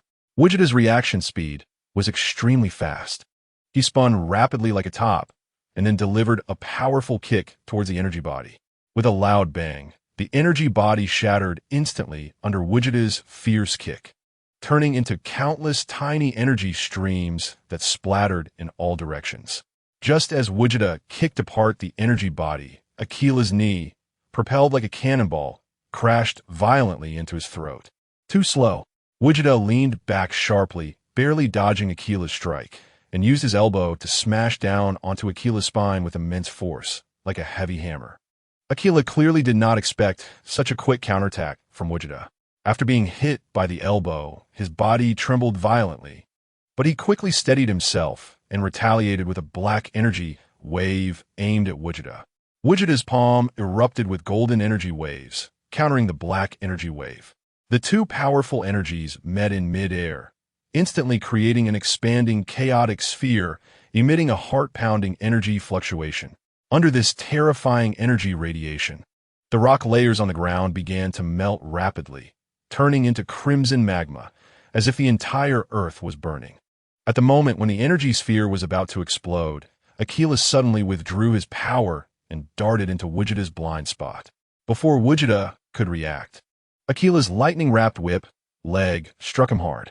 The power of this whip was immense. Gogeta felt as if he had been hit by a meteor, his body crashing straight into the ground like a cannonball. With a loud explosion, hot magma erupted, forming a towering wall of flames. From deep underground came the rumbling sounds of power gathering. As Gogeta broke through the magma, his body was surrounded by a spiral of golden light, and his right fist collided with Achilles, causing continental plates to collapse. The two completed hundreds of attacks and defenses in just a fraction of a second, with their punches and kicks creating an impenetrable energy cage. When Achilles' hand strike came down on Gogeta's left shoulder, the latter suddenly unleashed a blasting cannon, the energy wave propelling the enemy through several mountain ranges. In the palace above the core star, the three gods gathered together for the first time in millions of years. Achilles had already taken the lead. The god of life and death looked at the god of goodness and the god of light. The god of light snorted, "So what? Will he really dare to attack us? Does he have the guts?" "Not necessarily. That guy could do anything when he goes crazy," said the god of goodness. After that, the atmosphere fell silent. "We've fought for so many years. This time we need to unite. We can't let him take that step completely. What do you think?" The god of life and death broke the silence again. After exchanging glances, the god of light and the god of goodness nodded. The god of life and death was right. If Achilles truly took that step, the only thing awaiting the three of them would be death. The god of goodness waved his hand, and a screen appeared, showing the battle between Gogeta and Achilles. "Is that man with the long tail the outsider? Quite extraordinary," he remarked. "They are still testing each other's depths." The god of light's eyes flickered. The three had their own little calculations. In the sky above Earth, Gogeta smirked. "Old dang, you so-called god is nothing special. Is this all the strength you have?" Facing Gogeta's mockery, Achilles showed no anger. After all, he had lived for such a long time and had heard all kinds of words. "Your strength is indeed not to be underestimated, and my appreciation for you grows stronger. However, I still say this. If you obediently hand over your divine power, I can spare your life." Achilles looked at him calmly. However, Gogeta completely disregarded Achilles' proposal. He casually scratched his ear, then blew some dirt off his pinky finger. "You might as well save that talk for 3-year-olds. I'm not that easy to fool," Gogeta said with a playful expression. "I've said it before, the one who will die is you. Now, I'm going to get serious." Gogeta's gaze suddenly sharpened, and his aura erupted, instantly completing his transformation into Super Saiyan 5. With Gogeta's transformation, the powerful energy fluctuations made the surrounding air tremble violently, creating surging waves of energy that swept in all directions. Achilles narrowed his eyes, clearly sensing the power released by Gogeta after his transformation. His eyes sparkled with greed. Gogeta instantly appeared in front of Achilles and threw a punch, the air pressure from the punch distorting space. A barrier appeared in front of Achilles to block the punch, and he retaliated with a palm strike towards Gogeta. Gogeta turned and kicked toward Achilles' chest. Swish! Swish! The speed of their battle was as fast as lightning. Even Son Goku and Vegeta found it hard to see their exchanges. Each fierce collision produced massive energy ripples, sweeping across the entire Earth. The catastrophic effects of these energy ripples caused various natural phenomena on Earth to become abnormal. Strong winds howled, torrential rains poured, earthquakes occurred frequently, and volcanoes erupted. Doomsday had arrived. This couldn't continue. The Earth would be completely destroyed, and countless innocent lives would be lost in this catastrophe. After all, their fight was harming the mortals. And he retracted his protective energy over the Earth's core. Gogeta seized Achilles and activated his instant transmission skill. In the blink of an eye, they appeared on another distant planet. Before leaving Earth, Gogeta conveyed his thoughts to Son Goku through telepathy. telling them to hurry to Namek and seek help from Porunga to restore Earth. Son Goku nodded, and in an instant, he moved to Namek. Chapter 43, Beyond Imagination, Part 1. On a vast and boundless planet in the universe, the wind roared like an enraged lion, its claws and teeth bared, while silver snakes of lightning darted through the air, occasionally tearing apart the dark night sky and illuminating this desolate land. This planet, already shrouded in gray, now seemed to have the sky collapsing upon it, creating an oppressive atmosphere that made it hard to breathe. Under the influence of the immense energies of Goku and Akira, the temperature of the entire planet plummeted sharply, the cold biting as if it had suddenly fallen into a bottomless ice cellar, sending chills down one's spine. Goku suddenly stomped his foot, producing a loud bang from ground. In an instant, he closed the distance to Akira with astonishing speed, throwing a punch that surged forward like a bamboo, being split apart, carrying the weight of thunder. Bang! A loud sound erupted as the two fists collided, emitting a dazzling light. This light burst forth like fireworks, instantly illuminating the entire planet, with a shockwave that swept out like a violent hurricane, destroying everything in its path. Under the impact of this powerful shockwave, the entire area of collision appeared crisscrossed with web-like cracks, which rapidly spread outward. Crash! The space momentarily stilled, and both were pushed back by the recoil. Bang! The two fists collided again with a mighty smash, the immense force radiating through both their bodies like a raging torrent. The power was so great that at the moment of impact, the air surrounding their fists boiled, forming a visible plain. Then, this plain broke apart like a dam, unleashing a torrent of energy that swept out with unparalleled force, drawing everything around it into the chaos. In an instant, the entire planet was engulfed by an extremely terrifying force. This force resembled a demon from hell, opening its gaping maw to devour the world. A gigantic storm raged like a rampaging beast across the globe. Its roar was deafening, as if it would tear the universe apart. The shockwave spread outward at an astonishing speed, each ring containing terrifying energy that obliterated everything in its wake. Bang! Bang! Bang!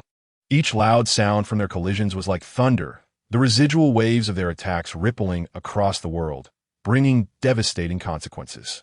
Woo! The howling wind wailed, and the planet emitted a mournful cry, seemingly lamenting the impending doom it was about to face. He! A smirk of disdain crept onto Akira's lips, his laughter revealing his contempt for Goku, as if to say, "Is this all you have when you're serious?" In the face of Akira's mockery, Goku showed no anger, instead revealing a faint smile. Then he unleashed his full power in Super Saiyan 5. Goku raised his hand, a dazzling light gathering in his palm, and unleashed the ultimate flash. With a low roar, the ultimate flash shot out like lightning, carrying world-destroying power straight toward Akira. Seeing this, Akira quickly summoned energy within him, launching an energy wave to meet Goku's ultimate flash. In an instant, the two terrifying energies collided in the air, creating a thunderous sound that echoed throughout the universe. The energy generated by the collision exploded like a super bomb, radiating wildly from the point of impact. This energy was immensely powerful, obliterating everything in its path. The entire planet was instantly torn apart by this terrifying energy impact, breaking into countless fragments that scattered throughout the universe. Yet, the residual waves of this energy did not cease. They continued to spread outward like an unstoppable torrent, causing a nearby planet to suffer the same fate, vanishing into the vast cosmos under the shock of the energy wave. However, the battle between Goku and Akira did not end with the destruction of the planet. They continued their fierce clashes in the universe, each impact generating massive ripples of energy that echoed through space, lingering for a long time. Boom! Goku's body was enveloped in a blue glow, and as he transformed, a violent blue aura surged outward, forcing Akira to retreat several hundred meters under the immense power. Out of tricks, are we? You finally decided to unleash your divine power. Akira's lips curled into a smirk, his voice echoing in the vast space. Goku, however, remained unfazed, lightly shaking his fingers as if mocking Akira's ignorance. No, No, no, I said I would be serious. So I will gradually increase my strength to show you what is truly beyond imagination. Goku's voice was calm and confident. Ha ha ha. Akira suddenly burst into loud laughter, his voice deafening, looking at Goku as if he were a ridiculous clown, filled with disdain and mockery. Clapping his hands, he remarked that in all his long life, he had never met someone as arrogant as Goku, especially one who was an outsider. Laugh it up. In the next moment, blue flames erupted from his body like a fire. In the blink of an eye, Goku completed his transformation into Super Blue Stage 3. In an instant, Super Blue Stage 3 Goku closed the distance, his fist smashing toward Akira with boundless power. Akira instantly sensed a hint of danger, quickly striking out with a palm. Dark energy gathering to collide fiercely with Goku's fist. In a moment, a deafening roar rang out as the collision generated violent air currents that swept around like a raging hurricane, causing the surrounding stars to sway precariously. The two figures darted through the cosmos, each collision reminiscent of two stars colliding, producing brilliant and dazzling light. Goku's Super Blue Stage 3 power made Akira take things a bit more seriously, as dark energy continuously surged forth from his body like a rising tide. The contrast between the dark energy and Goku's shimmering blue light created a breathtaking scene in the universe. Suddenly, Akira crossed his arms, unleashing a massive pillar of dark energy toward Goku. Goku released a blue energy barrier, and the dark energy pillar crashed against the barrier, erupting in blinding light, with shockwaves spreading wildly, reducing nearby asteroids to dust. Seizing the opportunity while Goku was defending against the energy pillar, Akira swiftly moved behind Goku, lifting a leg to kick him. Goku sensed this in advance, twisting his body to cleverly evade the strike, immediately firing an energy ball at him. Akira snorted coldly, pushing forward with his left hand, causing the dark energy wave and the energy ball to explode, sending shockwaves that made both of them stagger slightly. But soon, they steadied themselves, and after a brief exchange of glances, they once again charged at each other like meteors. Chapter 44, Beyond Imagination, Part 2, The Realm of the Supreme Kai. The battle was intense. The Destroyer God Mondam secretly clenched his fists. He wanted to fight, especially against Akira. The Destroyer Gods of this timeline were not the same as those from the multiverse. They were different individuals, and there were no angels. Hey, don't do anything foolish, the old Supreme Kai shot him a glance. Mondam curled his lip. He understood the old Supreme Kai's meaning and was also self-aware. The god Jebbet remained silent because he didn't know what to say. The energy from the fight between Vegeta and Akira had already affected several planets. Dark magic, heart demon spell. A special wave of black energy instantly struck Vegeta, and a smile appeared on Akira's face. Those hit by this technique could awaken their inner demons, leading to self-destruction. Vegeta's face twisted in pain as he was affected by the spell. As Akira tried to laugh, Vegeta spoke up, "What? You don't think this move will work on me, do you? Inner demons? Oof, I've never been afraid." Akira looked somewhat astonished. Why didn't this move work on him? Before he could think too much, Vegeta closed in, wrapping his arms around Akira's head and delivering a fierce knee strike. However, Akira had a thin layer of defense that blocked the attack. Failing to land the blow, Vegeta quickly distanced himself. Akira chanted dark magic, shadow cage. In an instant, countless shadows surged from the void, tightly binding Vegeta. The shadows continued to constrict, and Vegeta felt every muscle in his body being squeezed, his power gradually being devoured. "Oomph, is this all you've got?" Vegeta shouted, and a blue aura erupted like a small sun, illuminating the galaxy. The powerful energy shattered the shadow cage. Vegeta transformed into blue light and charged at Akira, his fists striking like shooting stars. Akira dodged left and right, gathering a massive black energy sphere in his hands and throwing it at Vegeta. Vegeta slightly tilted his body, and the energy sphere grazed his shoulder, exploding on a distant planet and causing a massive explosion. Seizing the moment, Vegeta kicked Akira in the chest. Akira was sent flying, smashing through several small asteroids. The explosion from the planet did not harm him effectively. He emerged from the blast, his body enveloped in black energy. Vegeta squinted. The aura around this guy was different now. In an instant, both vanished. The sound of space shattering could not be transmitted through the vacuum, but the energy shock waves were visible. Two streaks of light collided wildly in the stars, each contact releasing energy shock waves capable of destroying planets, turning floating asteroids into dust in an instant. Good speed. Akira's voice came as he moved at high speed, abruptly changing direction and sweeping a whip kick toward Vegeta's waist. Vegeta crossed his arms to block, but was knocked back several kilometers. He steadied himself and pushed off the void with his legs, counterattacking at an even faster speed. His right fist, trailing blue energy flames, aimed straight for Akira's face. Akira tilted his head to dodge, only to see Vegeta's fist suddenly change direction into an uppercut. This blow hit Akira squarely on the chin, launching him into the sky. Not done yet. Vegeta pursued, raining down punches on Akira. Each punch landed precisely on his vital areas: abdomen, chest, and face. Akira was pushed back by the continuous strikes, and blue energy burst forth from his body like beautiful flowers. Huh! Akira roared, unleashing a black energy storm that interrupted Vegeta's combo. Akira clasped his hands together, energy gathering in his palms. Try this. Destructive new star. A massive energy sphere, over 100 meters in diameter, was hurled forward, tearing apart space as it passed. Oof. Vegeta zipped past the energy sphere at an incredible angle, simultaneously gathering a blue energy sphere in his right hand. Double back at you. The energy sphere was thrown at Akira, rapidly expanding into a gigantic sphere during its flight. Akira did not dodge.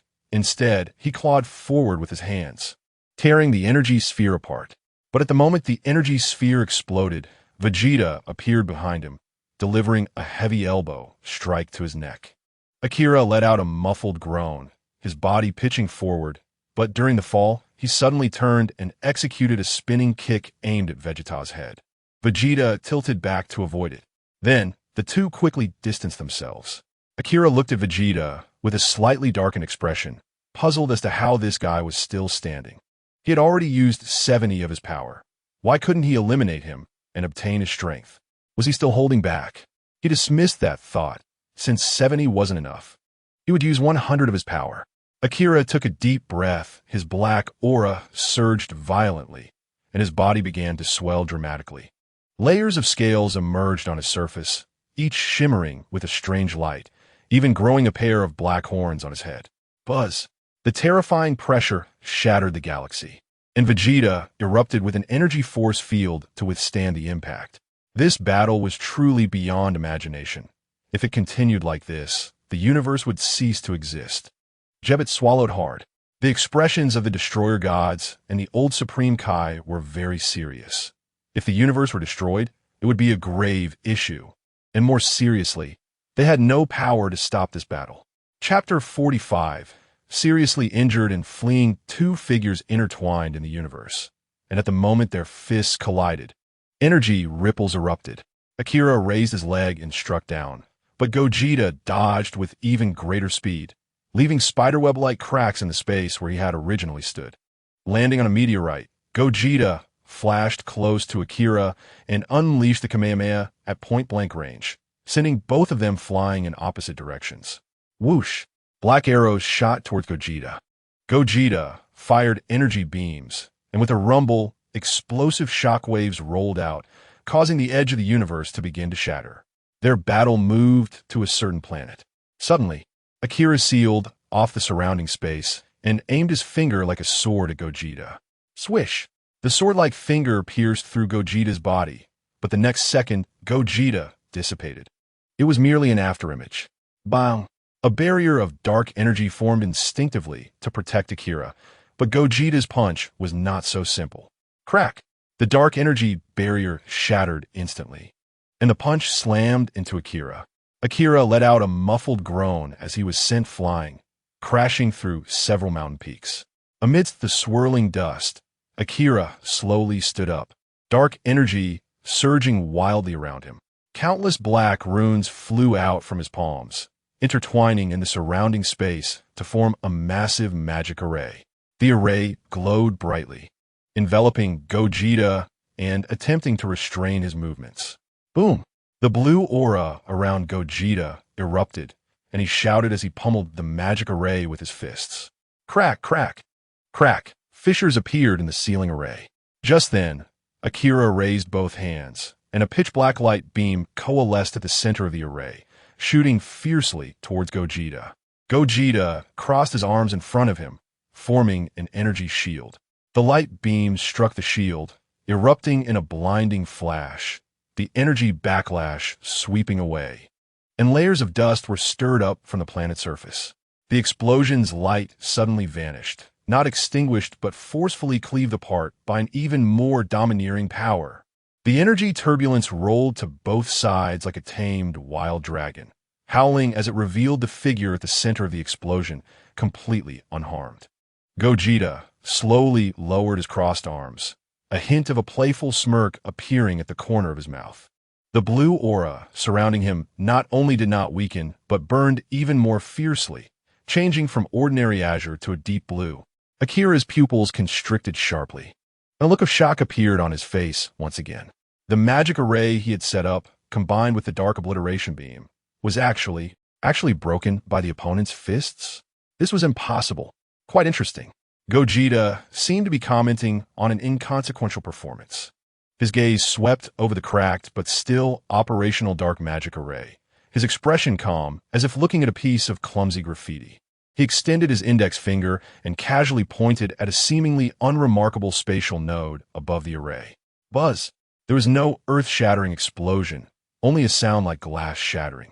The entire massive, complex dark magic array, radiating a terrifying power of confinement, collapsed as if it were a balloon that had been popped. The brilliance dimmed. The runes forming the array trembled violently, and then disintegrated inch by inch, turning into drifting black light dust, completely vanishing. What? Akira felt as if struck by lightning, his body involuntarily swaying. This array was one of his trump cards, containing his understanding of the dark rules. How could it be so easily seen through and punctured by the opponent? Just as Akira's mind was shaken, Gogeta's figure vanished. Not a high-speed afterimage, but a true disappearance. The space showed no ripples, his aura completely concealed, as if he had never existed in that area. Oh no! Akira's battle instinct screamed in alarm, and the dark energy around him surged in response, trying to form a comprehensive defense. However, it was too late. A hand enveloped in blue aura penetrated the boundaries of space and time, silently pressing against the back of Akira's heart. There was no violent energy impact, only an irresistible, overwhelming pure force penetrating his body. Ugh!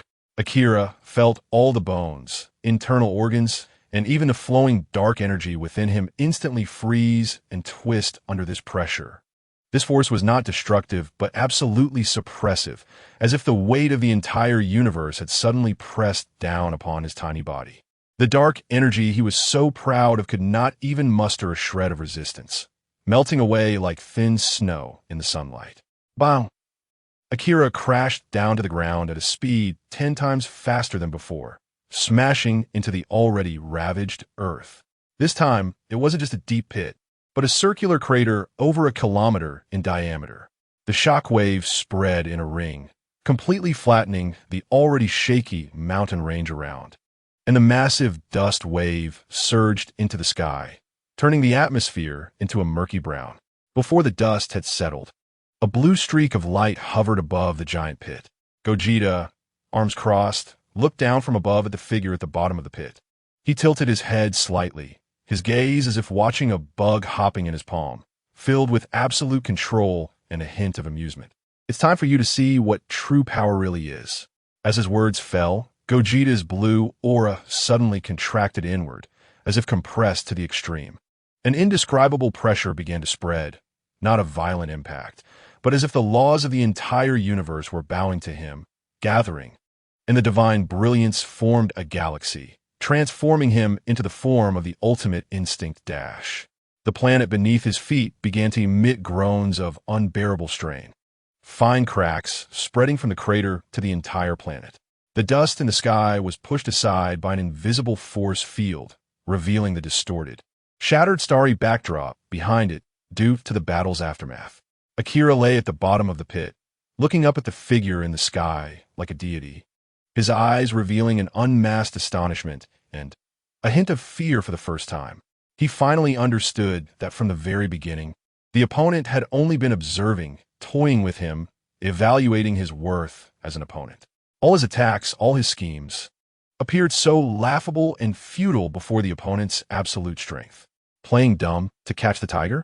No, this tiger had merely retracted its claws temporarily, watching the prey perform with keen interest. And now, the performance time was over, and the tiger revealed its true fangs. Akira was not one to sit idly by. With an angry shout, he unleashed all his dark energy, and in pure black light, he vanished. TCH, running away pretty fast. I'll let you off this time. Gogeta stretched lazily, glanced in a certain direction, returned to his normal state, and disappeared in an instant. Shortly after he left, 3 gods appeared in succession.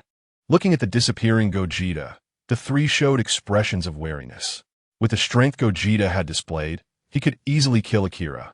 The reason he let him go was to fish for bigger prey, as he always felt there were other beings in this world besides these 4 gods. Chapter 46. You all attacked together inside the palace. The light was dim, and suddenly a figure fell. It was the heavily injured Akira. Damn it! Akira roared with rage, his voice echoing in the empty palace, filled with endless hatred and resentment. He pounded the ground fiercely, each punch causing the palace to tremble violently. Why is this happening? Akira's roar lingered in the palace, his heart filled with shame and pain. He, the dignified god of darkness, whose power had reached the pinnacle, actually fled in such a disgraceful manner. This feeling was unbearable for him. Scenes from earlier flashed through Akira's mind. That terrifying enemy, that horrifying power, sent chills down his spine. He never thought he would fear a person. This feeling was an immense humiliation to him. I must take revenge. Akira gritted his teeth and said, his eyes burning with the flames of vengeance. Once he recovered from his injuries, he would first eliminate the other gods, absorb their powers, and make himself even stronger. Then he would find that guy and tear him to pieces to vent his hatred. With this thought, Akira's consciousness shifted, disappearing within the palace and entering a dark space. In this space, it felt as if time had stopped flowing. Only endless darkness and silence remained. Akira sat quietly in the darkness, beginning to heal his wounds. However, just a few breaths later, a ripple suddenly appeared in the palace, and soon after, 3 other gods appear at the spot where Akira had just been. He has gone into the space to heal. The voice of the god of life and death was deep and carried a hint of treachery. What do you think? Should we take the opportunity to launch a surprise attack while he's healing, ensuring he can never recover? The god of life and death smirked, suggesting to the god of light. Upon hearing this, the god of light revealed a hint of disdainful smile. If we can think of it, can he not? He.S. an old fox. He must be well aware of our little tricks. Akira's age is actually greater than the sum of the 3 of us. The god of life and death felt a bit awkward after hearing the god of light's words and chuckled. Then what do you suggest we do? We can't just let him go like this. A cunning glint flashed in the god of light's eyes as he pondered for a moment before saying, when he comes out healed, we will feign an alliance with him to deal with that outsider together. After absorbing that outsider's power, we will find an opportunity to secretly deal with him, catching him off guard. The god of life and death smiled upon hearing the god of light's plan. You are indeed devious. Let's do it that way. The god of kindness had been silent, watching the god of life and death and the god of light with a hint of helplessness in his eyes. These 2 guys are so confident. Can Akira figure it out? Then the 3 of them simultaneously concealed their forms. At the Earth Capsule Company, a grand banquet was being held. This banquet was held to celebrate the victory achieved, and people were enjoying the delicious food and joyful atmosphere. The banquet continued until the early hours of the next day, and the guests gradually dispersed. Around 1 or 2 in the afternoon, Gohan found Goten and went to see Vegeto. It turned out that at the end of the banquet, Vegito had said to Gohan, "Do you really want to rely on your father and Vegeta to protect the Earth forever?" This statement deeply touched Gohan's heart, prompting him to reflect on his own actions. After returning home, Gohan carefully considered Vegito's words and realized that he couldn't always depend on his father and Uncle Vegeta to protect the Earth. He needed to become stronger himself. So, he brought his brother Goten along, hoping to improve his strength through training. Goten's potential was actually quite good. Vegito prepared to train them together.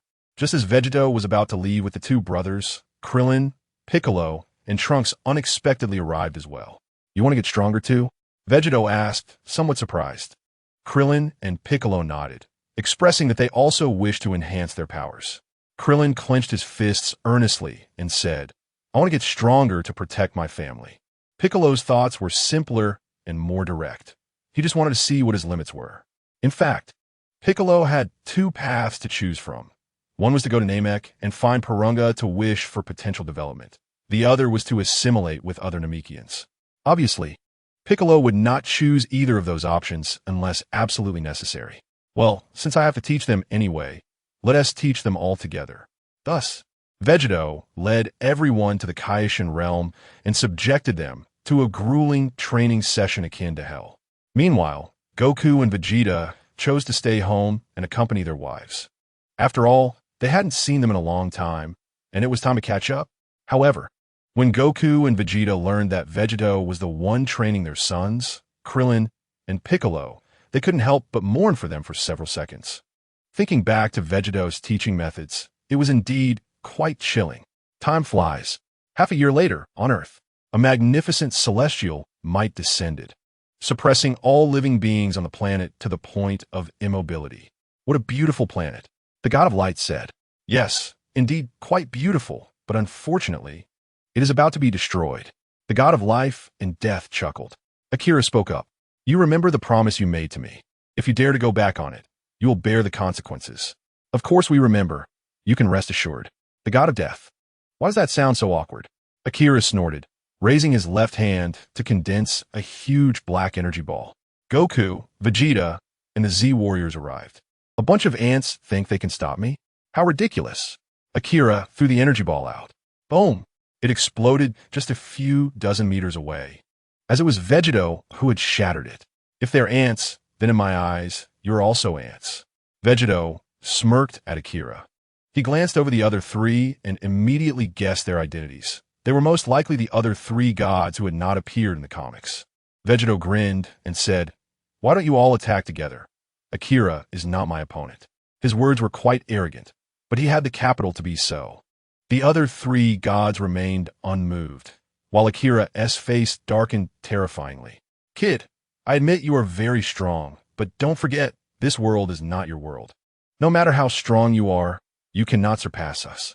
Lend me your powers." The first part of the sentence was directed at Vegito, while the latter part was aimed at the three gods. The three gods began to transfer their powers to Akira. "Ah!" Akira let out a low roar. Even if he wanted to assimilate the powers of the other three gods, it wouldn't be so easy. After all, from the perspective of energy attributes, they were of different natures. Chapter 47. The absolute power of ultimate freedom. Akira, having absorbed the energy of three deities, experienced a rapid expansion of his body, stopping at nearly 3 meters tall, his muscular lines surging like lava, filled with destructive power. A strange glow emanated from his skin, and the surrounding dark energy became denser, resembling a materialized black mist that continuously spread outward. These dark energies intertwined and clashed with the energies of light, life, and death, and goodness, producing intense energy fluctuations. With a burst of bright light, he completely absorbed the energies of the other three deities. Vegeta exhaled softly, his gaze suddenly becoming clear and profound. The aura surrounding him was not a fierce blaze, but transformed into an extremely restrained, almost transparent silver glow, subtly and almost imperceptibly swirling around him. His hair turned to pure silver, and his pupils transformed into a silver color shimmering with divine light. This was the ultimate freedom, a state that transcended active control allowing the body to instinctively reach perfection. At this moment, he seemed to merge with the pulse of the universe, emanating an indescribable divine aura. This aura was not a chaotic accumulation of power like Aquila's, but rather a supreme, pure existence itself, carrying an innate scrutiny and indifference toward all lower-tier energies. It flowed quietly, causing Aquila's four chaotic divine powers to feel agitated, as if they had encountered their nemesis. "Is this your confidence?" Vegeta's voice lacked any hint of emotion, calm as if stating a fact, clearly reaching Aquila's ears. "You gathered the powers of 3 gods just to become this chaotic mess? Seeking death." Aquila's anger was instantly ignited to its peak.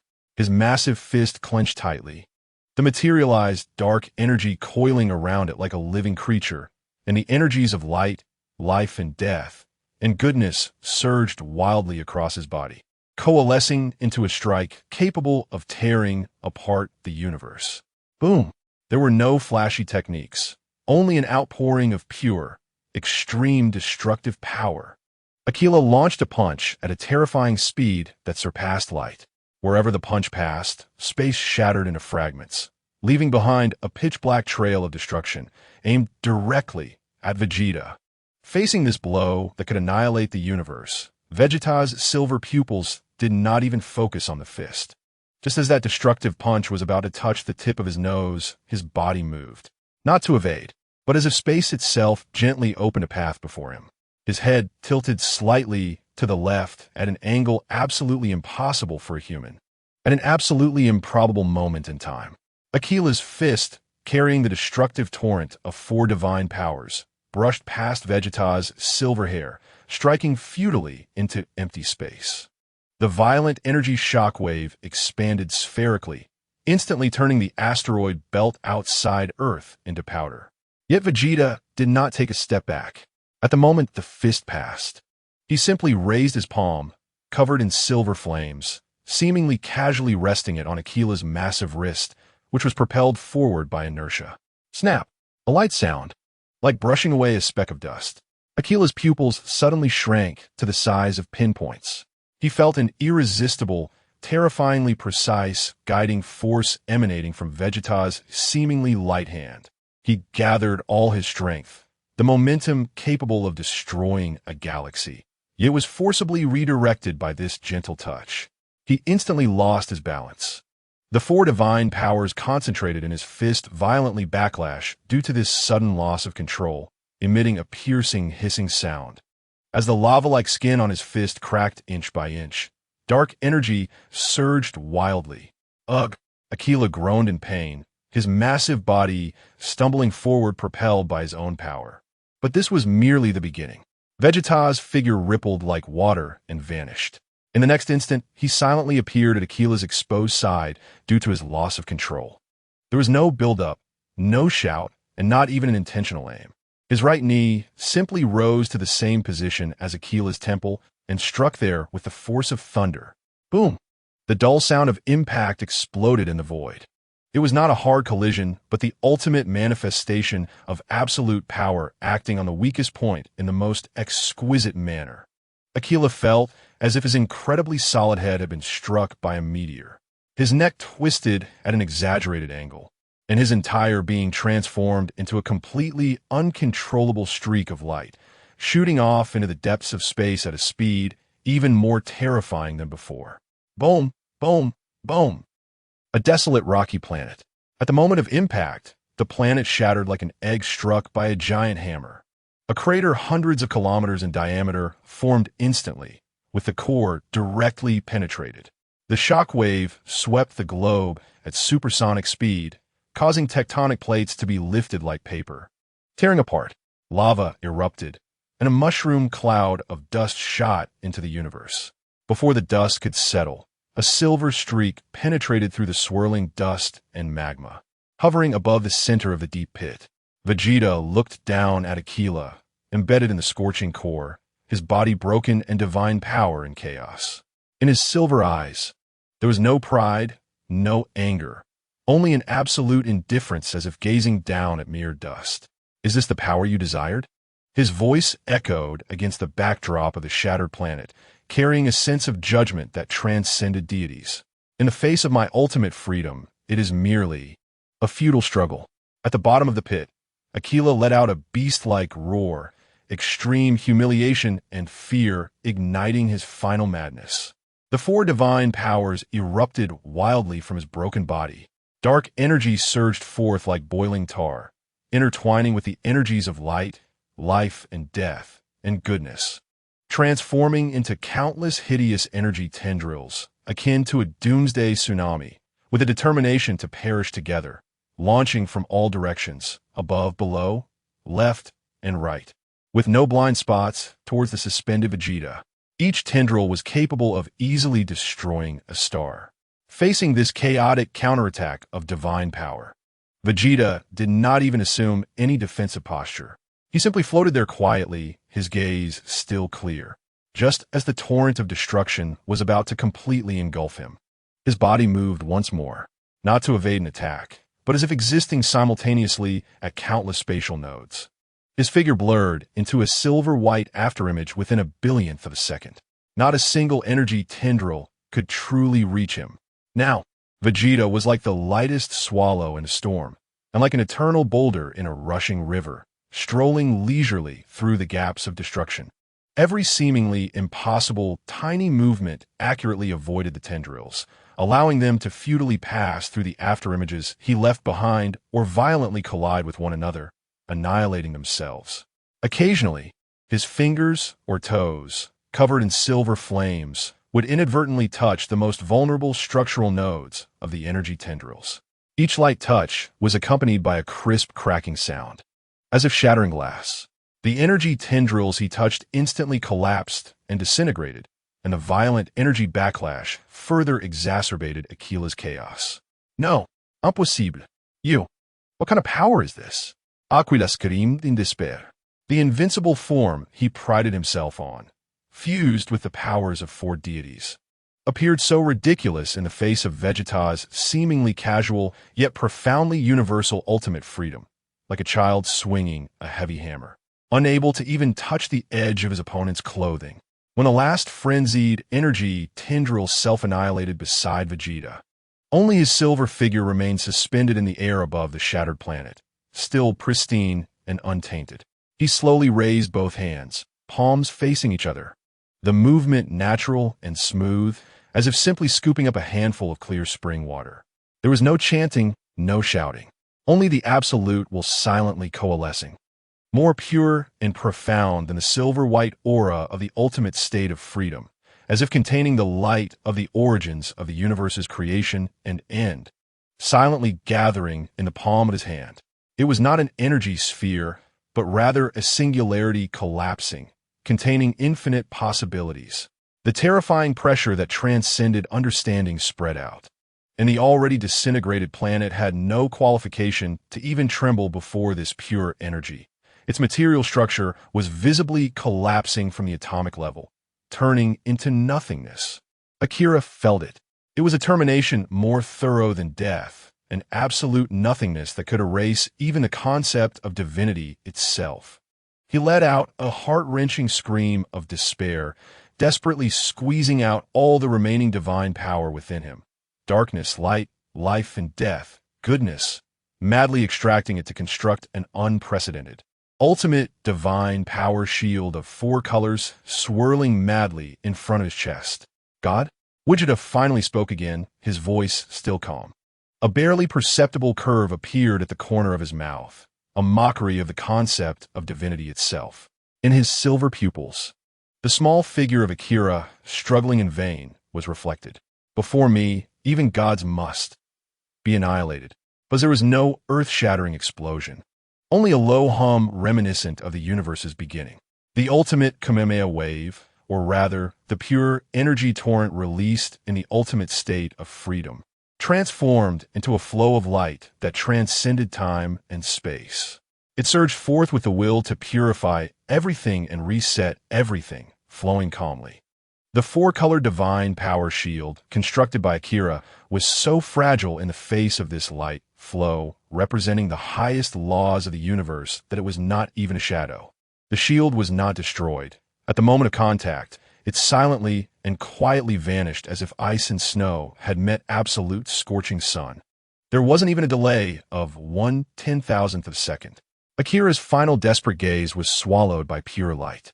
His roar, his existence, the four divine powers he fused, the shattered planet beneath him, and the entire star system farther away. In the instant this purifying light flow swept by, all turned into the most primitive cosmic dust, and ultimately, even the concept of dust disappeared, completely returning to the silent void. When that light, capable of illuminating endless deep space, yet containing absolute extinction, gradually dissipated, only the eternal, cold void remained. Only that silver-white figure continued to quietly hover at the center of the void. The silver strands of hair gently swayed in the weak ripples formed by the energy aftermath, and a restrained silver brilliance around him slowly converged. The silver light in his eyes faded, returning to a deep black, as if the great power that had changed the world and erased the gods had never happened at all. He gently raised his hand, as if merely brushing away a non-existent breeze before him. "It is over." A plain and unremarkable voice echoed in the dead silence of the cosmic vacuum, declaring that the absolute power represented by the ultimate state of freedom transcended that of the gods. The other three deities were dumbfounded, feeling a deep fear. That kind of power was something they could not contend with. Chapter 48. The Manifestation of the Creator. Correction, Goku looked indifferently at the other three gods. "Did I not say to come at me together? You could have all set off together, but now he's gone ahead. You." The god of life and death pointed at Goku, struggling to utter a complete sentence. After all, Goku's power was evident. As long as you don't seek death like Akira, I have no interest in attacking you." Just as Goku was about to return to Earth, a subtle, yet seemingly fundamental tremor in the universe appeared without warning. It was neither a sound nor an energy fluctuation, but more like groan of laws. Goku's pupils instantly contracted. His state of supreme freedom, highly synchronized with the laws of the universe, allowed him to perceive this anomaly more acutely than any other existence. The tremor did not originate from the surrounding material universe, but from a higher, deeper, and indescribable dimension, as if a slumbering giant beast stirred in its unconsciousness.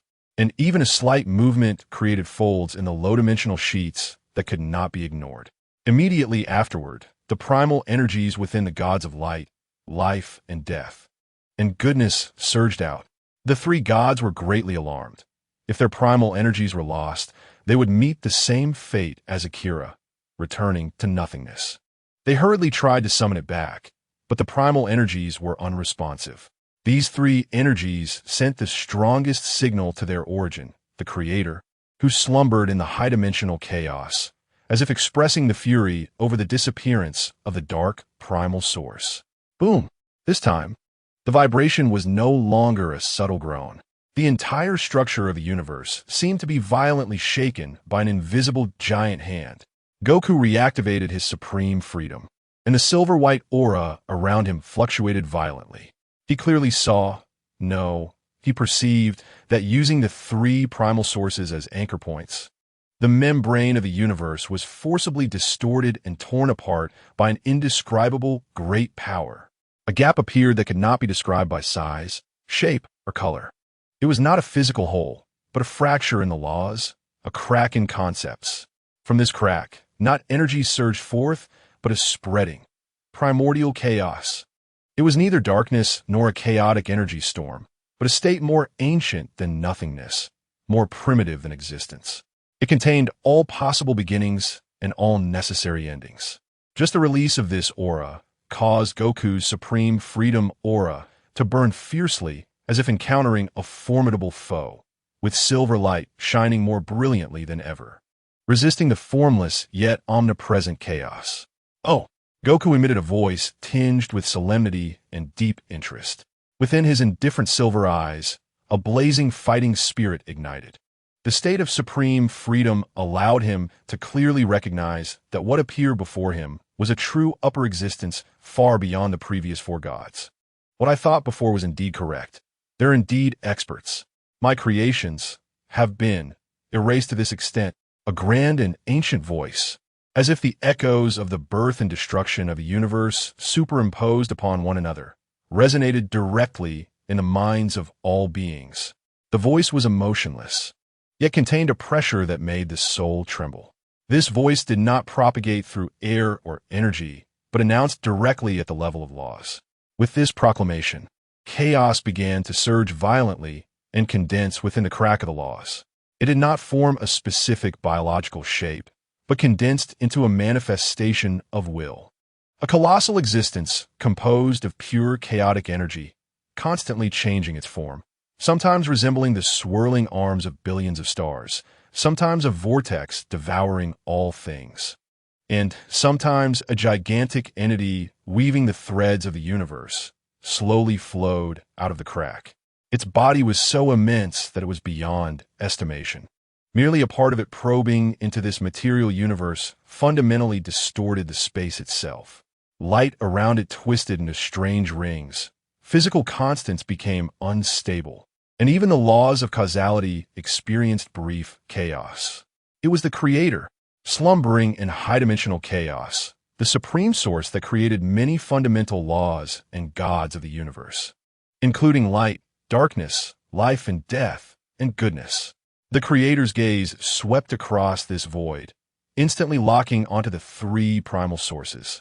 It saw the traces of darkness god Akira's complete annihilation in this void, as well as the culprit behind it, the figure burning with silver-white flames. Small as dust, yet emanating an astonishing presence. An indescribable will surge toward Goku like a tangible tide. It was not anger, but more like an examination and assessment, a cold detection of a fatal bug in the program. In the instant this will swept over, Goku felt that every particle of his being, from body to soul, from power to existence, was thoroughly analyzed by a force beyond his understanding. The state of supreme freedom instinctively operated at its utmost, forming a dense defensive field of silver-white aura, barely resisting this terrifying insight that almost penetrated the essence of his existence. Outsider.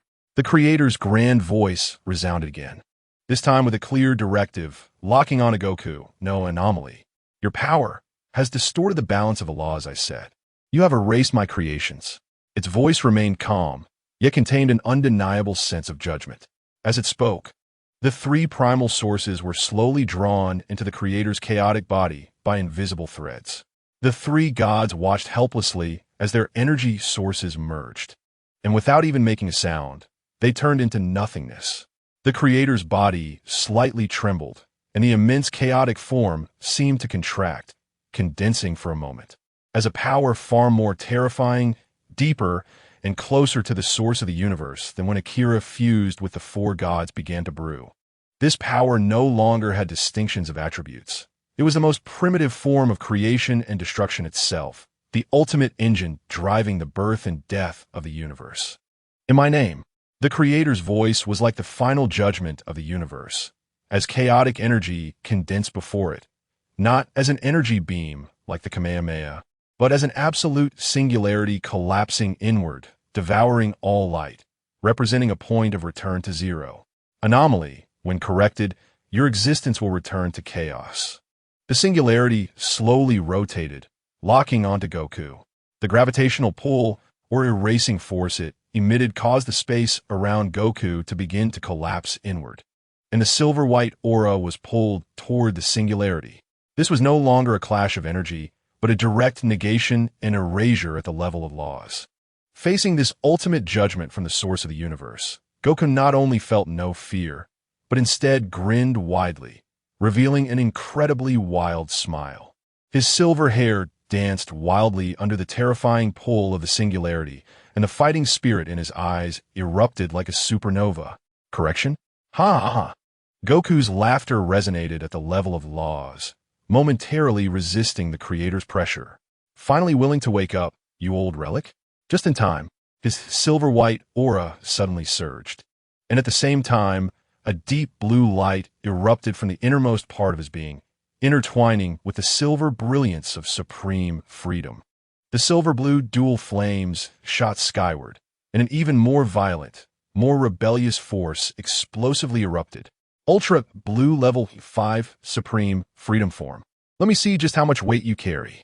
Goku's voice was filled with absolute confidence and arrogance. He clenched his fists tightly, and the silver-blue flames coalesced into a destructive radiance at the tips of his fists, slightly leaning forward, adopting an attacking posture, aiming directly at the creator's embodiment of high-dimensional chaos. Then I will crush you. The great battle is about to begin. Chapter 49. This word doesn't exist in my dictionary. Vegeta's leaning body suddenly blurred. It was not an afterimage left by high-speed movement, but rather an extraordinary evasion technique that tore open a gap under the terrifying laws that had locked onto him. The silver-blue flames erupted violently after extreme compression, propelling him like a silver-blue comet swimming against the current. Howa! The wild roar transformed into tangible sound waves, colliding with the gravitational pull of the singularity in the void, annihilating and exploding into brief flashes of light. On Vegeta's fists, the silver-blue glow was no longer a gentle radiance, but had condensed to the extreme, transforming into two raging infernos, as if they could melt through dimensions. The sun of destruction, the ultimate speed and the zeroing pull formed a terrifying tug on him, stretching and twisting the space in his path, emitting a piercing wail. Just as his fist was about to touch the edge of the all-consuming dark core, boom! The singularity did not explode, but completed an ultimate collapse inward. A point, indescribable in color and shape, was born and annihilated in an instant. Accompanied by this silent annihilation, an absolute darkness, an absolute silence spread out in ripples, exceeding the speed of light and the limits of space. There was no sound, no dazzling light explosion of energy impact, only pure nothingness. Wherever the ripples passed, space itself was silently erased, and matter, energy, even the fundamental fibers of the laws that constitute this universe, vanished in an instant as if erased by an eraser, leaving behind a smooth, dead, empty, chaotic backdrop. This was the will of the Creator, a formatting command from the source against errors. Vegeta's sprinting figure was instantly swallowed by this dark ripple that erased everything. Silence. An absolute void enveloped everything. It was as if Vegeta had never existed. Along with his erupting silver-blue flames and his arrogant declaration, all completely erased by this zeroing ripple. The Creator's massive, chaotic body floated at the edge of the erasure zone, its form slowly changing like a gigantic, constantly self-weaving and disintegrating chaotic nebula. Its inhuman will swept across that empty area, coldly confirming the elimination of the anomaly. However, this cold confirmation lasted only a moment. Deep within that erased, empty, chaotic backdrop, a faint silver-blue light, like the first star born at the dawn of the universe, stubbornly and defiantly lit up. Then came the second point, the third point. Countless tiny yet brilliant silver-blue light particles broke free from absolute nothingness. Like billions of stars striving to be reborn, they quickly gathered, burned, and expanded. Boom! The silver-blue flames erupted like a volcano that had been silent for millennia, reigniting this dead void with an even more violent and rebellious posture. Vegeta's figure reformed at the center of the flames, maintaining his punching stance. The flames around him churning violently, a battle god reborn from the fire. His body was covered with a layer of visible spatial ripples, a terrifying defensive field that forcefully twisted an isolated part of the zeroing laws under the extreme operation of the ultra-blue fifth stage. Ultimate instinct. Ha! Ha ha! Vegeta's eyes were sharp, locking onto the chaotic Creator. Is this all you've got? Not even enough to tickle me, old relic. The Creator's chaotic nebula body showed the first signs of obvious stagnation. The scrutiny that had permeated its grand will disappeared, replaced by a cold, logical storm as if the program encountered unpredictable variables. This tiny existence before it had not only escaped elimination, but appeared with an even more violent demeanor, exceeding all data calculations since the birth of the universe. Anomaly, variable, beyond, expectation. The voice echoing with the cycle of the universe's life and death sounded. Beyond expectation? Vegeta grinned, slamming his fists together, the silver-blue flames exploding into a wave of energy. This is just the beginning. Vegeta vanished again. This time, it was no longer a linear sprint, but a leap through folds of space.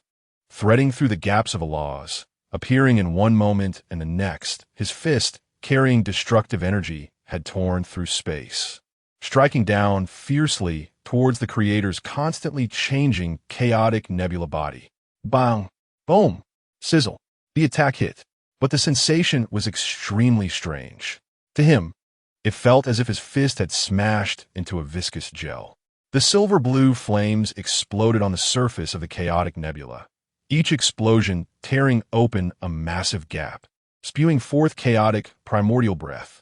However, these gaps were almost instantly filled by the surrounding, surging, chaotic material, as if they had never been attacked.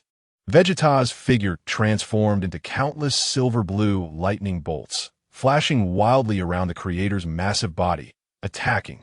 Each flash was accompanied by a terrifying heavy blow capable of annihilating a galaxy. Fists, elbows, knees, legs, even his head but became weapons to tear through chaos.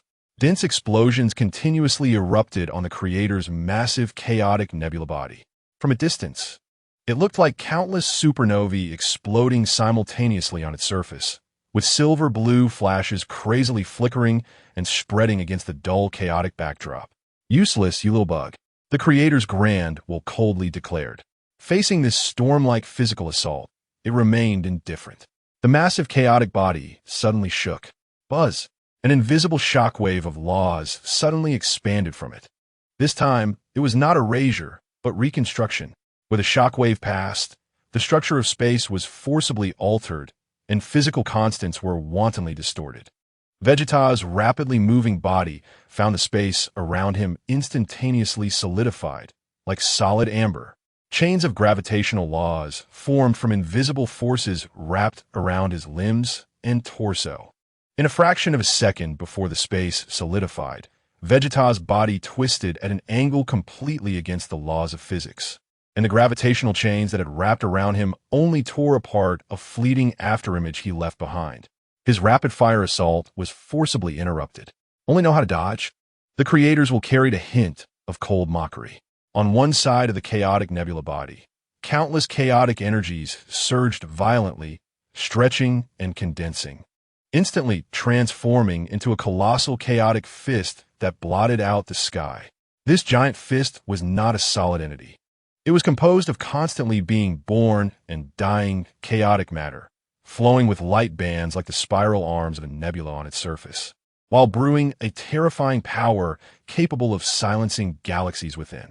It locked onto the position where Vegeta had just dodged, crashing down with a weight that could crush dimensions. Before the fist arrived, the pure, physically terrifying oppressive force had already descended. The space around Vegeta groaned under the unbearable strain, cracking inch by inch, forming a massive, downward collapsing pit. He even felt that the atomic structure of every cell in his body was about to be crushed and reassembled under this absolute power. Dodge? Vegeta's eyes burst with silver light, that arrogant flame burning to the extreme. That word doesn't exist in my dictionary. Facing this chaotic giant fist that could smash a galaxy into a two-dimensional canvas, he not only did not retreat, but stood defiantly at the center of the collapsing pit. His legs slightly apart, knees sinking, waist arched like a dragon's spine, all his muscles bulging to the limit under the enveloping silver-blue flames.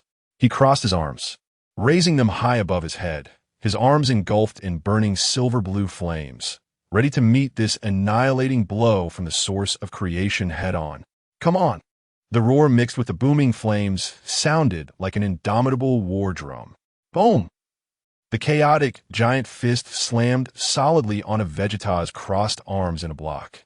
An indescribable huge sound erupted. It was not a sound, but the terrifying wail produced by the complete collapse of spatial structure and a violent collision of laws. At the collision point, an unimaginable massive energy ripple, mixed with fragments of space and chaotic currents, spread out in a perfect spherical shape in all directions. Along its path, the chaotic background left behind by the creator's previous erasure of regions was easily torn apart and evaporated like fragile soap bubbles. The space beneath Gogeta's feet was completely reduced to powder, and he was like a nail being struck by an invisible giant hammer, plummeting deeper and deeper into the darker dimensions of the universe. The silver-blue flames behind him left a long, burning trail resembling a falling star. At the crossing of his arms in defense, dazzling sparks flew wildly, the result of the defensive aura of the ultimate freedom clashing violently with the cosmic power contained in the chaotic giant fist.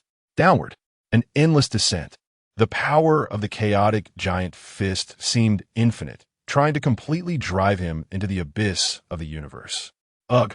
A low roar erupted from Gogeta's tightly clenched teeth, his arms trembling violently as the terrifying force gradually compressed his cross-defensive posture downward.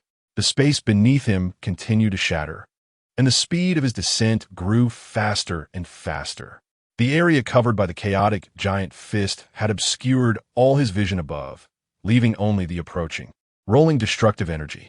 However, just when he seemed to be completely crushed into despair, the silver-blue flames did not dim. Instead, under the extreme pressure, they burned even more fiercely and brilliantly.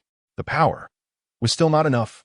In the rapid descent, Gogeta's silver eyes, burning with fighting spirit, pierced through the chaotic giant fist overhead, fixating on the creator's core hidden behind the endless chaos. You old relic. Is this all the strength you have? Huh. A roar exploded from the depths of Gogeta's throat. His arm muscles bulged violently, veins rising like angry dragons. The dazzling silver-blue flames suddenly condensed inward, forming a crystalline silver-blue energy armor on his arms. The descent suddenly stopped. Boom! The space beneath Gogeta, which was constantly shattering, suddenly solidified. It was not imprisoned by the creator's power, but rather forcibly held down by the terrifying power he unleashed, stepping on the collapsing dimension. He raised his arms high, pushing against the chaotic giant fist that obscured the sky and the sun, and began to push upward inch by inch. Creak! A teeth-grating sound, as if metal was being forcibly distorted by immense power, echoed at the level of laws. That was the creation law contained within the chaotic giant fist, being forcibly deformed by Gogeta. Chapter 50. Did I not lose face? On the surface of the chaotic giant fist, the law runes flickered, attempting to repair and suppress Gogeta. Old antique. Gogeta roared, bracing against the continuously rising chaotic giant fist, his body bending like a bow, slowly beginning to straighten. Your fist is as soft as cotton candy. The power within him continued to rise, and a silver-blue flame soared into the sky. For the first time, the massive body of the creator's chaotic nebula exhibited violent, unstable fluctuations.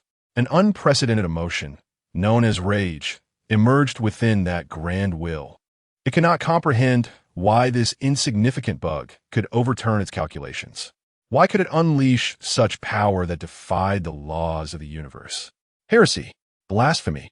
The voice echoing with the cycles of cosmic creation and destruction now carried a clear anger for the first time, like billions of stars exploding in fury. Unbearable. The chaotic giant fist, lifted by Gogeta, suddenly erupted with even more dazzling and chaotic light. Twisted law chains shot out from the fist, not to attack, but to instantly connect to the creator's massive chaotic nebula body. The entire nebula began to collapse inward, as if the entire source of chaos was pouring power into this punch. The size of the giant fist did not increase, but the power contained within it instantly escalated by more than one order of magnitude. It was an absolute suppression carrying the will of the entire higher-dimensional source of chaos. The giant fist, just lifted, came crashing down again with the weight of shattering all dimensions. Come on. The silver light and purple aura intertwined in Gogeta's eyes, and he laughed wildly, echoing through the void. Now this is more like it. How can I fight fiercely if it's not strong enough?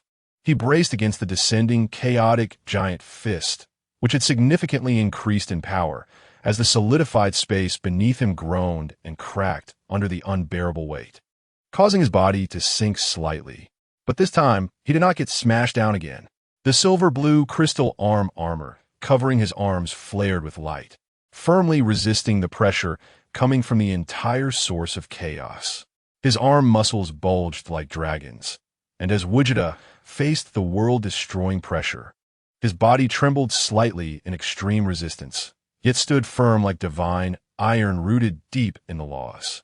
He slowly began to adjust his center of gravity, gradually prying his crossed arms apart, which had been suppressed by the giant fist. This motion was as slow as pushing the entire universe.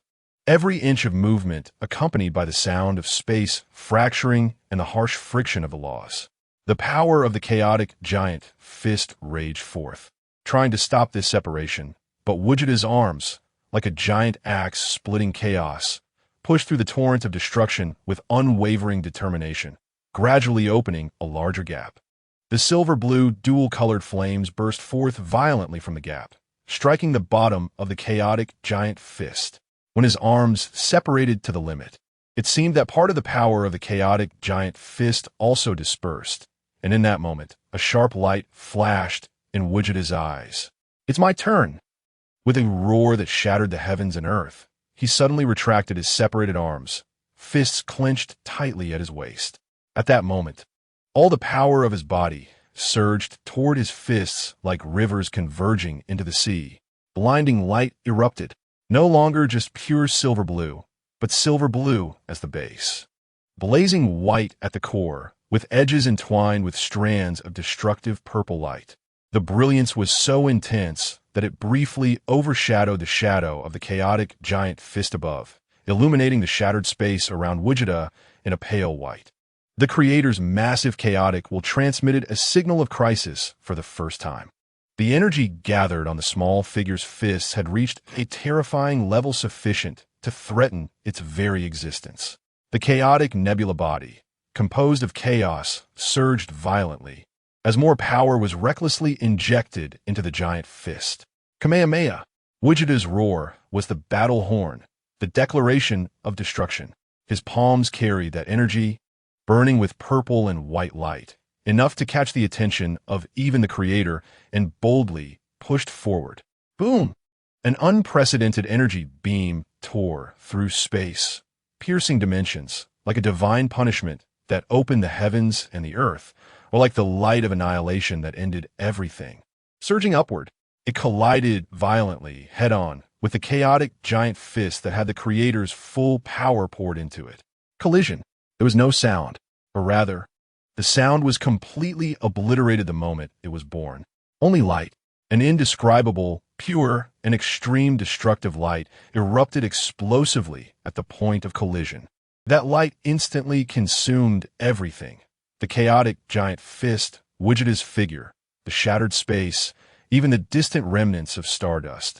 Everything was submerged in this absolute sea of light. The entire universe seemed to be paused, leaving only this silent, destructive light shining eternally. At the center of the light, energy was madly annihilating, counteracting, and exploding. The chaotic giant fist violently deformed and collapsed under the impact of the Kamehameha, the law runes constituting it shattered like fragile glass. Meanwhile, the purple-white light beam of the Kamehameha was also being worn down and annihilated by the chaotic giant fist's stubborn resistance. This was a battle of wills and powers. The ultimate collision between the rule power from the source of the universe and the defiant power from the anomaly, from the instinct of battle. In the sea of light, Gogeta's figure flickered in and out, his arm muscles coiling, veins bulging, his body violently trembling from the extreme output. Yet the palms he pushed out remained as steady as a rock. Not enough. Still not enough. Break through for me. He growled like a beast, unleashing the power of Ultra Blue Level 5, free and unfettered without reservation.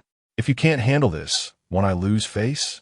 With his roar, the fiery purple-white beam of Kamehameha seemed to be infused with a new soul, suddenly shaking violently. The part at the front, which had been worn down and annihilated, erupted with even more dazzling and concentrated light, like the core of a supernova explosion, piercing through the shaky core defense of the chaotic giant fist with unwavering determination. Sizzle. Like the sound of fabric tearing, The chaotic giant fist, a strike condensed by the creator's will and chaotic source power, was forcefully penetrated by the purple-white brilliance of the Kamehameha, creating a massive hole. The light beams surged on without losing momentum, following the path through the giant fist, like a spear of judgment, piercing directly to the core while hidden deep within the chaotic nebula of the creator. For the first time, the creator's massive chaotic nebula body rolled violently, uncontrollably collapsing inward. The cold logic within that grand will was completely replaced by a chaotic storm known as terror and fury. It clearly sensed the threat of that light spear, which was not just an impact of energy, but also contained Gogeta's will that defied the rules of the universe. Enough to harm its very essence. Roar. No longer an echo of the universe, but a pure roar of rage emitted by the wounded chaotic behemoth. Shaking the dimensions, the creator's massive chaotic nebula instantly collapsed inward, its speed so fast that it left behind trails in the void. Countless swirling chaotic materials and turbulent laws were forcibly attracted and compressed, forming a massive chaotic shield before its core, its surface flowing with billions of ever-changing law runes. Just as this shield took shape, boom! Gogeta's Kamehameha, which had pierced the chaotic giant fist and burned with purple-white light, crashed against the shield with an unstoppable momentum, as if transcending the river of time, carrying an overwhelming destructive force. An unprecedented explosion was born. Chapter 51, Destruction. Taking Distupliska, Kachita. The sound of teeth grinding and cracking echoed, as the very foundation of the universe groaned. The Turtle School's Kamehameha pierced through the violent energy storm, leaving a clear imprint on the level of laws. In the core area of the shield, those ancient law runes flowing within it finally reached their breaking point under the extreme sharpness of the purple turtle wave and the continuous impact of destructive energy. A penetrating crack, like an ugly scar, suddenly tore through the shield's surface. Hiss! The purple-white column of destruction surged forth like a flood from a broken dam, instantly finding an outlet for release. It violently surged in through that enormous crack. Roar! This time, the creator's roar was no longer a resonance of the universe's birth and death, but filled with uncontrollable rage. In the core area of the chaotic nebula, terrifying distortions occurred. The churning chaotic matter boiled madly like snowflakes thrown into boiling lava, evaporating and annihilating. The chain of laws that constituted its existence broke inch by inch under the impact of the turtle wave. And the colors of the chaotic nebula in that area shifted from deep gray to chaotic disarray, with countless twisted colors flashing and exploding, ultimately transforming into a dark void, collapsing inward. At the edge of the void, there was a chaotic wound, writhing like a living thing, trying to heal, but constantly being torn apart by the purple light. This was the wound of the source. Gogeta's strike had truly harmed the core of the creator's existence. The entire massive body of the chaotic nebula fell into unprecedented violent turbulence due to this core's severe injury. It no longer changed slowly as before, but rolled and expanded like boiling oil, with a giant stone thrown in. Countless gigantic tentacles made of chaotic matter and law turbulence flailed uncontrollably at the surrounding void, each strike causing large areas of the already fragile cosmic structure to collapse and annihilate.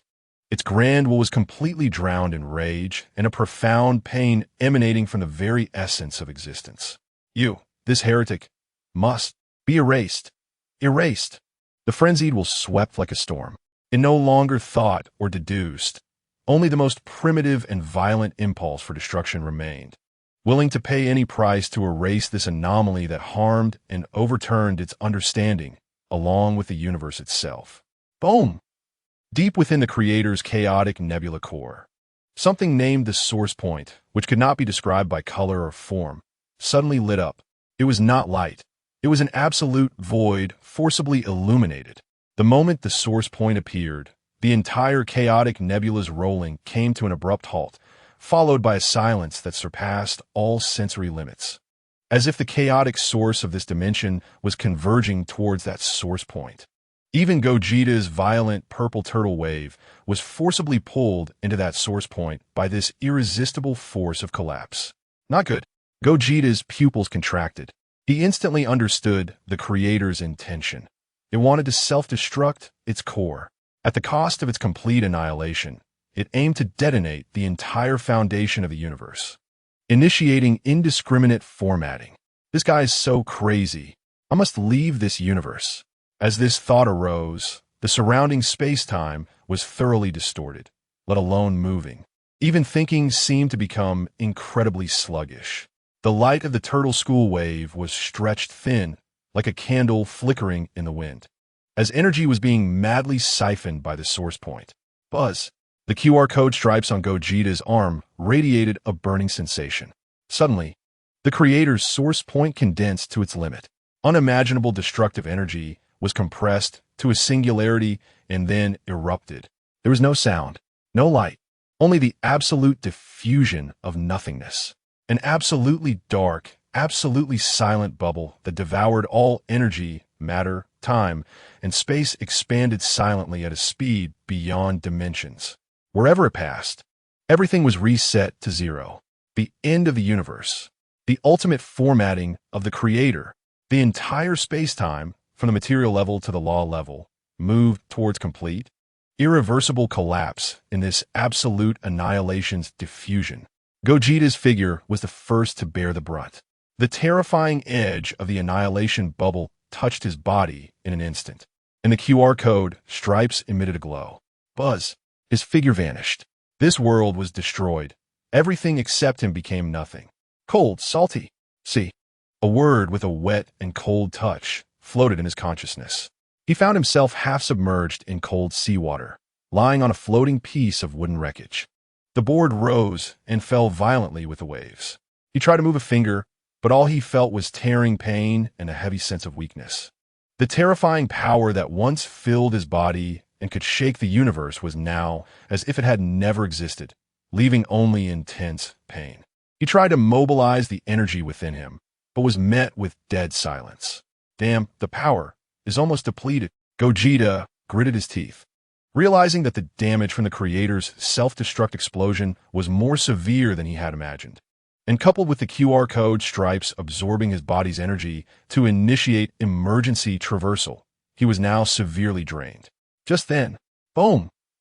A deafening roar split the tumult of the waves, and a massive shadow broke through the surface of the sea, shooting up into the sky.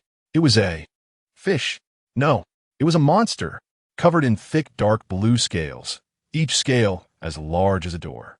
On its ferocious head were enormous bony horns like battering rams, behind which were rows of glistening sharp teeth like giant guillotines. A pair of lantern-sized eyes, radiating a cruel red light, locked onto the tiny figure floating on the wooden board, a sea king, and it was the most ferocious one in this sea area. Known for preying on large sea beasts and even ships, the battering ram Sea King. It clearly regarded the floating Gogeta as an easily obtainable appetizer. Roar! The Sea King let out another roar, sending shockwaves that violently shook the wooden wreckage beneath Gogeta. Its massive head tilted back slightly, gathering power, and its blood-red mouth full of sharp teeth opened wide, exuding a nauseating stench like a moving mountain of flesh. It lunged down fiercely towards Gogeta. The speed was as fast as lightning, and the enormous shadow instantly enveloped Gogeta.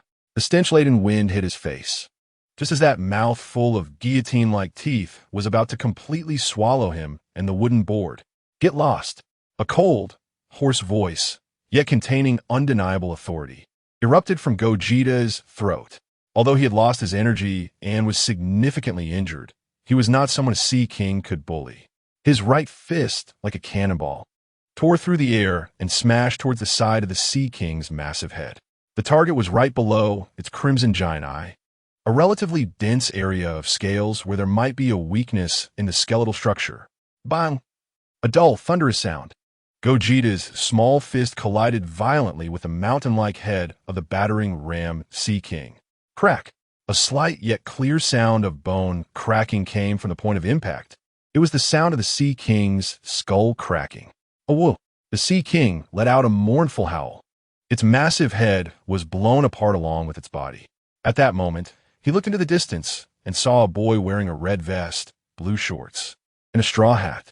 It was Monkey D. Luffy. Soon, Luffy's small boat arrived at the scene. Wow, you were amazing just now. You blew that big guy apart with one punch. Luffy exclaimed excitedly. He had seen it from afar. Monkey D. Luffy? Gogeta's voice rang out. Huh? Luffy froze, tilting his head in surprise as he looked at Gogeta. You know me? Gogeta did not answer, but looked at Luffy with an undisguised, scrutinizing gaze and a hint of disdain. He bluntly said, weak as a newly hatched bug. Huh. Luffy instantly exploded in anger, like a cat whose tail had been stepped on. What did you say? I'm going to be the Pirate King. I'm strong. Pirate King? Gogeta sneered, his laughter filled with blatant mockery. He slowly raised a finger, and at its tip, a faint white aura flickered. However, at the moment this aura appeared, boom! The sea within 100 meters around Gogeta was crushed down as if pressed by an invisible giant hand. A massive, smooth, mirror-like hemispherical depression suddenly formed. The water at the edge of the depression solidified like a wall. The air became thick as lead, and Luffy felt that every breath became extraordinarily difficult. Luffy's eyes widened in shock.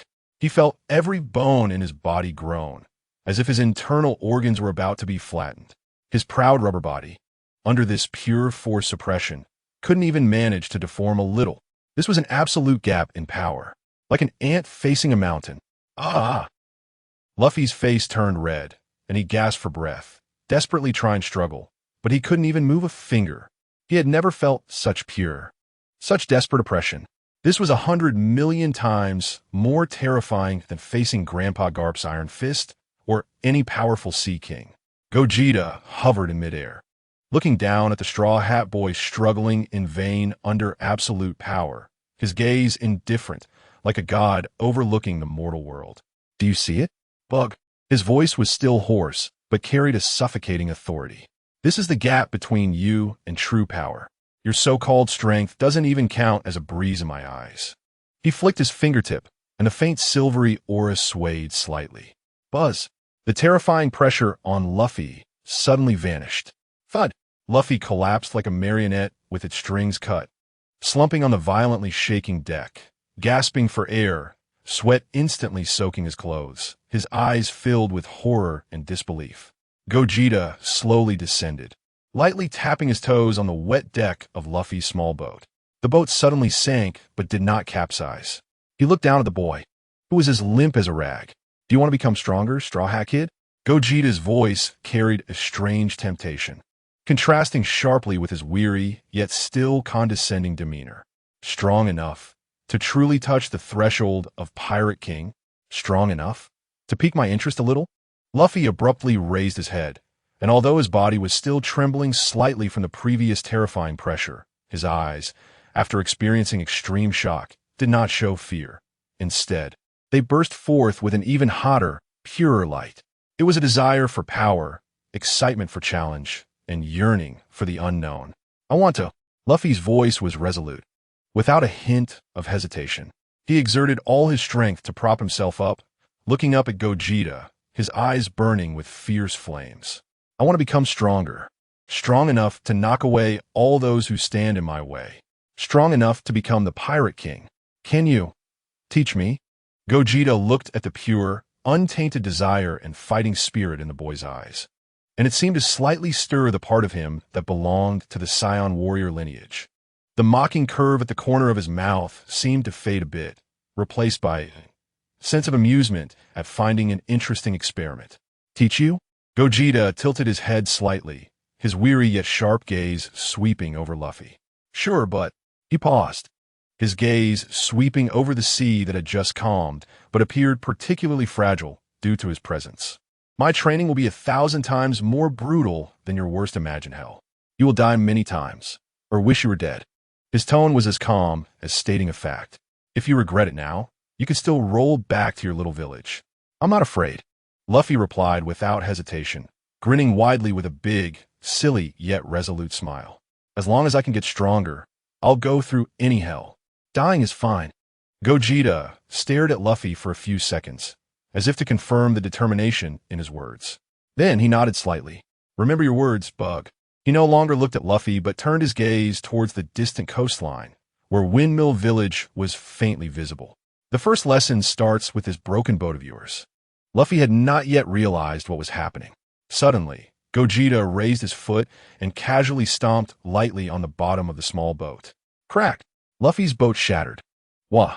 My boat! Luffy screamed. Swim back. Gogeta's voice was cold and devoid of emotion, as if he were merely issuing a simple command. He floated up, looking down at Luffy, who was floundering in the water, looking bewildered. From now on, every breath you take, every heartbeat is training. If you can't keep up, you'll sink to the bottom and feed the fish. Gogeta's eyes were as cold as ice. If you want to learn my power, you must first learn how to survive on the edge of death, Straw Hat Kid. As a devil fruit user, he was inherently a poor swimmer. So the first lesson was to teach him how to survive in the sea.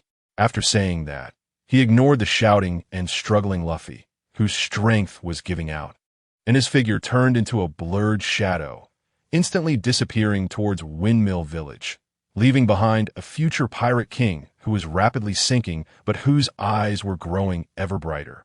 The hellish special training began in the most brutal way. Chapter 52. My master moves a finger, and he is gone behind the mountains of Windmill Village. The once lush forest had long since changed beyond recognition.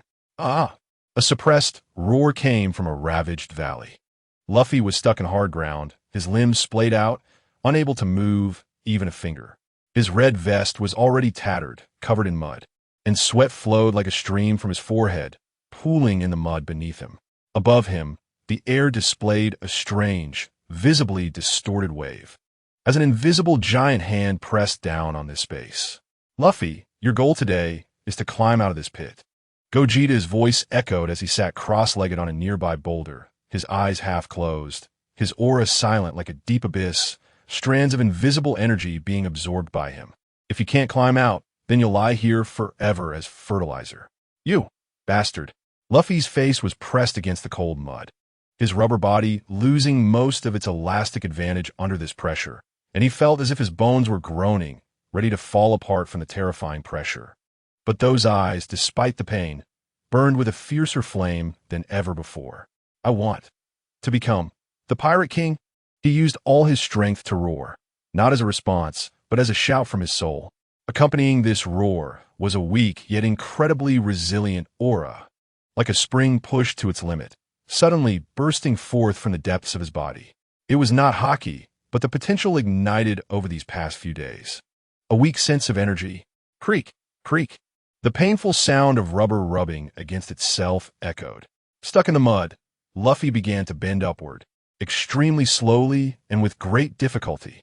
Every inch of movement was accompanied by the tearing pain of muscle fibers and the groans of joints under unbearable strain. His forehead was bulging with veins, his eyes were bloodshot, and his teeth were chattering as blood seeped from his gums. Oh! Vegeta's slightly closed eyelids moved ever so slightly. He could sense the weak but undeniably burning aura within Luffy, like a candle flickering in the wind, stubbornly refusing to extinguish. A barely perceptible curve flashed momentarily at the corner of his tightly pressed lips. Too slow. The cold voice echoed again, striking Luffy's fraying nerves like a whip. Luffy did not respond. Rather, all his will and strength were concentrated on that minuscule movement of his arm. Sweat mixed with blood flowed into his eyes, stinging him. Yet he couldn't even blink. Time lost its meaning here, each second stretched out like a century. Only the slow but persistent bending of his arm proved the tenacious struggle of life. When his fingertips finally managed to grasp a protruding rock edge on the wall, his entire arm trembled violently. His heavy breathing sounded like a worn-out bellows. But the success of this first step seemed to ignite even more strength. His other arm also began to struggle upward at the same slow, desperate pace. After a month of unimaginable pain and extreme exhaustion, like a stretched rubber band, it finally came to an end. In the morning, the small dock of Windmill Village was bathed in golden sunlight. A somewhat old but clean and tidy small boat was docked there. The dock was crowded with people. the village chief, Makino, the villagers of Windmill Village, and even the bandit Dayton, who often beat Luffy, were all there. Everyone's face was mixed with reluctance, worry, and a hint of undeniable surprise. Because standing at the bow of the ship, about to set sail, Luffy had changed significantly. That straw hat was still the same straw hat, along with the red vest and blue shorts. But the scars on his exposed arms and calves were scabbed over, and his physique had become more robust. The most notable change was in his eyes. The pure foolishness and recklessness remained. But deep within was a kind of indescribable sharpness and tranquility. He stood there, his back straight as a javelin, exuding an almost imperceptible sense of pressure. "Luffy, you must be careful at sea."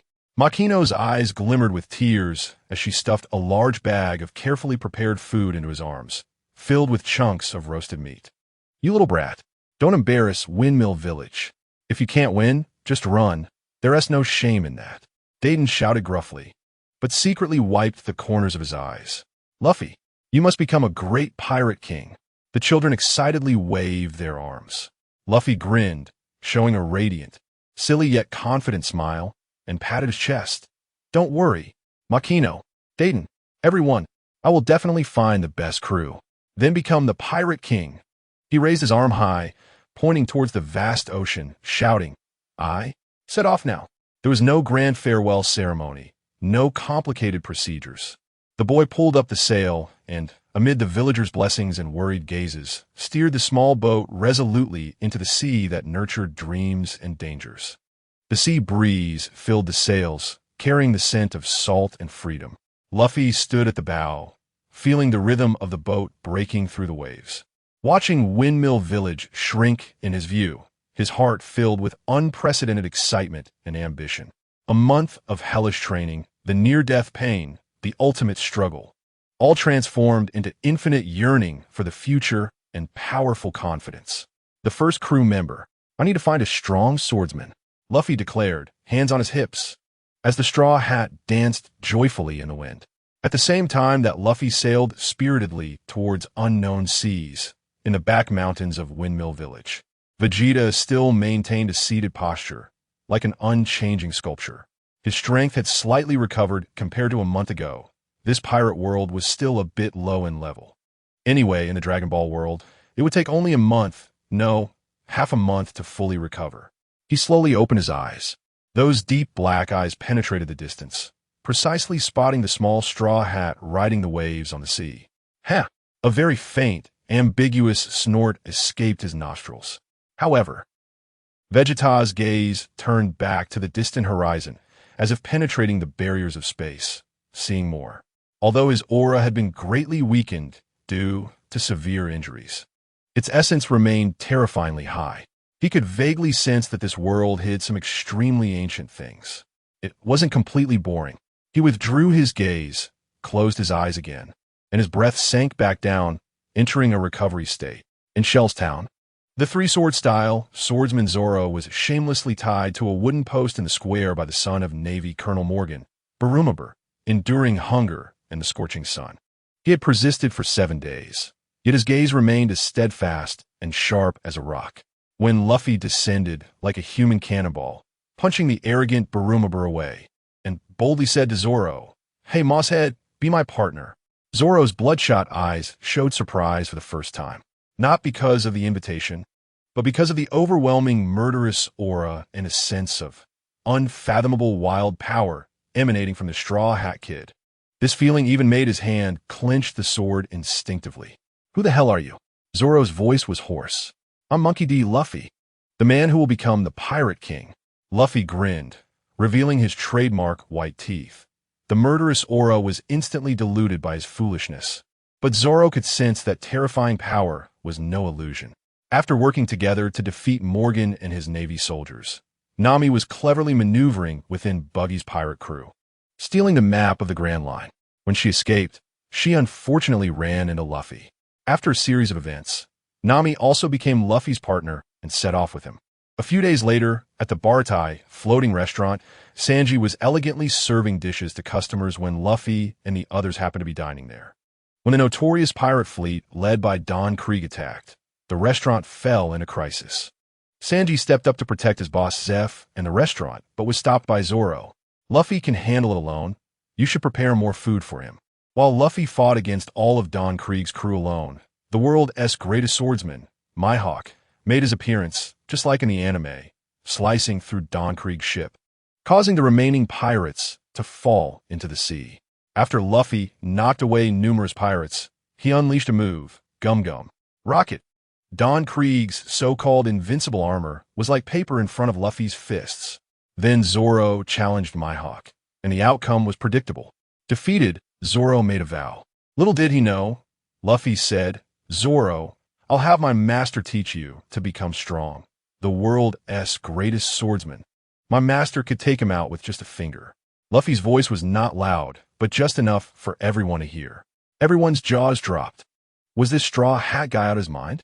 That's the world's greatest swordsman. Does he think his master is a god? That he could just flick a finger and he'd be gone? What a boast. But everyone just thought about it silently. Mihawk, on the other hand, didn't think much of it and then left. Chapter 53.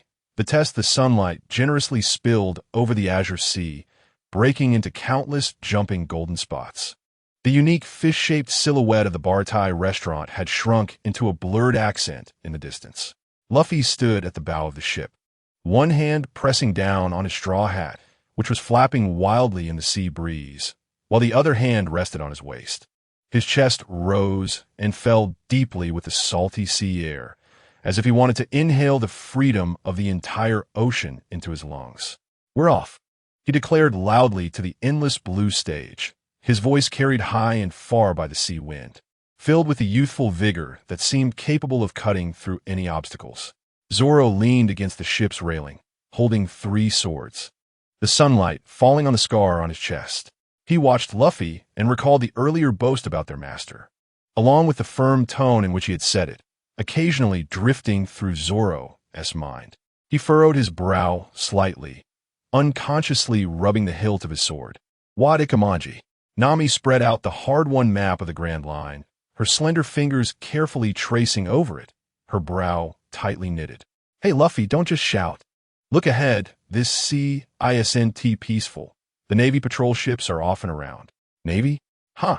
Luffy grinned widely, revealing a row of dazzling white teeth. His smile bright and unclouded. This is just a chance to try out my new skills. I'm super strong now. He swung his fist energetically. Sanji carried a tray with several steaming cups of black tea, gracefully maneuvering around the clutter on the deck. He approached Nami and gently set down the tray, as if afraid to disturb a sleeping princess. Miss Nami, please have some tea. This freshly brewed Ceylon black tea is the best for calming nerves. He handed her a cup, then shot a sideways glance at Luffy. As for that rubber idiot captain who only knows how to shout, he can drink seawater if he is thirsty. Ah, Sanji, I want some too. Luffy immediately bounced over like a rubber slingshot smelling meat. Dream on. This is for gentlemen to offer to ladies. Sanji deftly sidestepped Luffy's grasp and lightly kicked him away. Amidst the lively and noisy atmosphere, time quietly flowed by. 2 days later, Luffy and his crew arrived in the East Blue. They were there to deal with Arlong for Nami. As they walked through Cocoa Village, a heavy atmosphere hung in the air. The village was desolate, and Nami looked at the familiar yet strange place, her fists unconsciously clenching, her nails digging into her flesh. They soon arrived at Arlong Park, where a group of Arlong pirates rushed out, led by a muscular man with a shark-like face who glared menacingly at Luffy and the others. Who are you? Dare to come to Lord Arlong's territory? Luffy didn't answer, but excitedly rubbed his hands together. Ha, finally a fight. With that, he charged forward like a cannonball. Zoro drew his 3 swords. Sanji stretched his legs, and Usopp supported them, and the battle erupted instantly, with shouts, clashing swords, and the sounds of fists colliding filling the air. Meanwhile, Nami took advantage of the chaos to run toward Arlong's direction. She wanted to confront Arlong herself, to reclaim the dignity that belonged to the village and herself. Nami sprinted through the narrow passages, her heartbeat echoing loudly in the silent corridor. Suddenly, a cadre of the Arlong pirates, Chu, jumped out from a corner, blocking her way. Nami's heart tightened, and she quickly drew her climb attack, skillfully manipulating it to unleash bolts of lightning at Chu. After being hit, Chu quickly retaliated. Just when Nami was struggling to fend him off, a flash of sword light appeared. Zoro had arrived, blocking Chu's attack. "Get going, I'll handle this," Zoro said without turning his head. Nami nodded gratefully and continued running toward the room where Arlong was located. Finally, she stood before Arlong. He was sitting in a chair, and upon seeing Nami, he let out a piercing, maniacal laugh. Well, the little mouse has finally returned." Nami took a deep breath, her eyes filled with determination. "Arlong, no matter what, I will rescue the village from your hands." Arlong smirked disdainfully, reaching out to grab Nami. "I've always had high hopes for you. After all, you're my most prized navigator. I once said that if you could give me 100 million berries, I would let you and the villagers go, but you didn't, and even betrayed me. That makes me very angry." With that, he flung Nami away. Luffy happened to arrive just in time to catch her. After some back and forth, the battle between Luffy and Arlong began. On the back mountain of Windmill Village, Gogeta opened his eyes and smiled. The plot was advancing quite quickly. They had already reached the Arlong arc. Luffy, go ahead and be free. I'll be here as your master to catch you if you fall. Now let me see your true form." Having regained some energy, Gogeta released his aura to probe. Deep within the Holy Land, Mariehua, in the Panga City, the eyes in the video seemed to sense something, and an invisible wave of domineering energy spread from a certain point in the void, colliding with Gogeta's aura. After just a few seconds of contact, Gogeta's aura and M's domineering energy fluctuations disappeared. "Interesting," Gogeta chuckled. "This can be considered a test." Through this test, he roughly understood something and was wrapped in some peculiar thing. It seemed that now was not the time to uncover his true identity. He would have to wait for the next opportunity. With that thought, Gogeta closed his eyes and continued to recover from his injuries. Chapter 54. The Deal at Aaron Park. Luffy's battle with the dragon is nearing its end.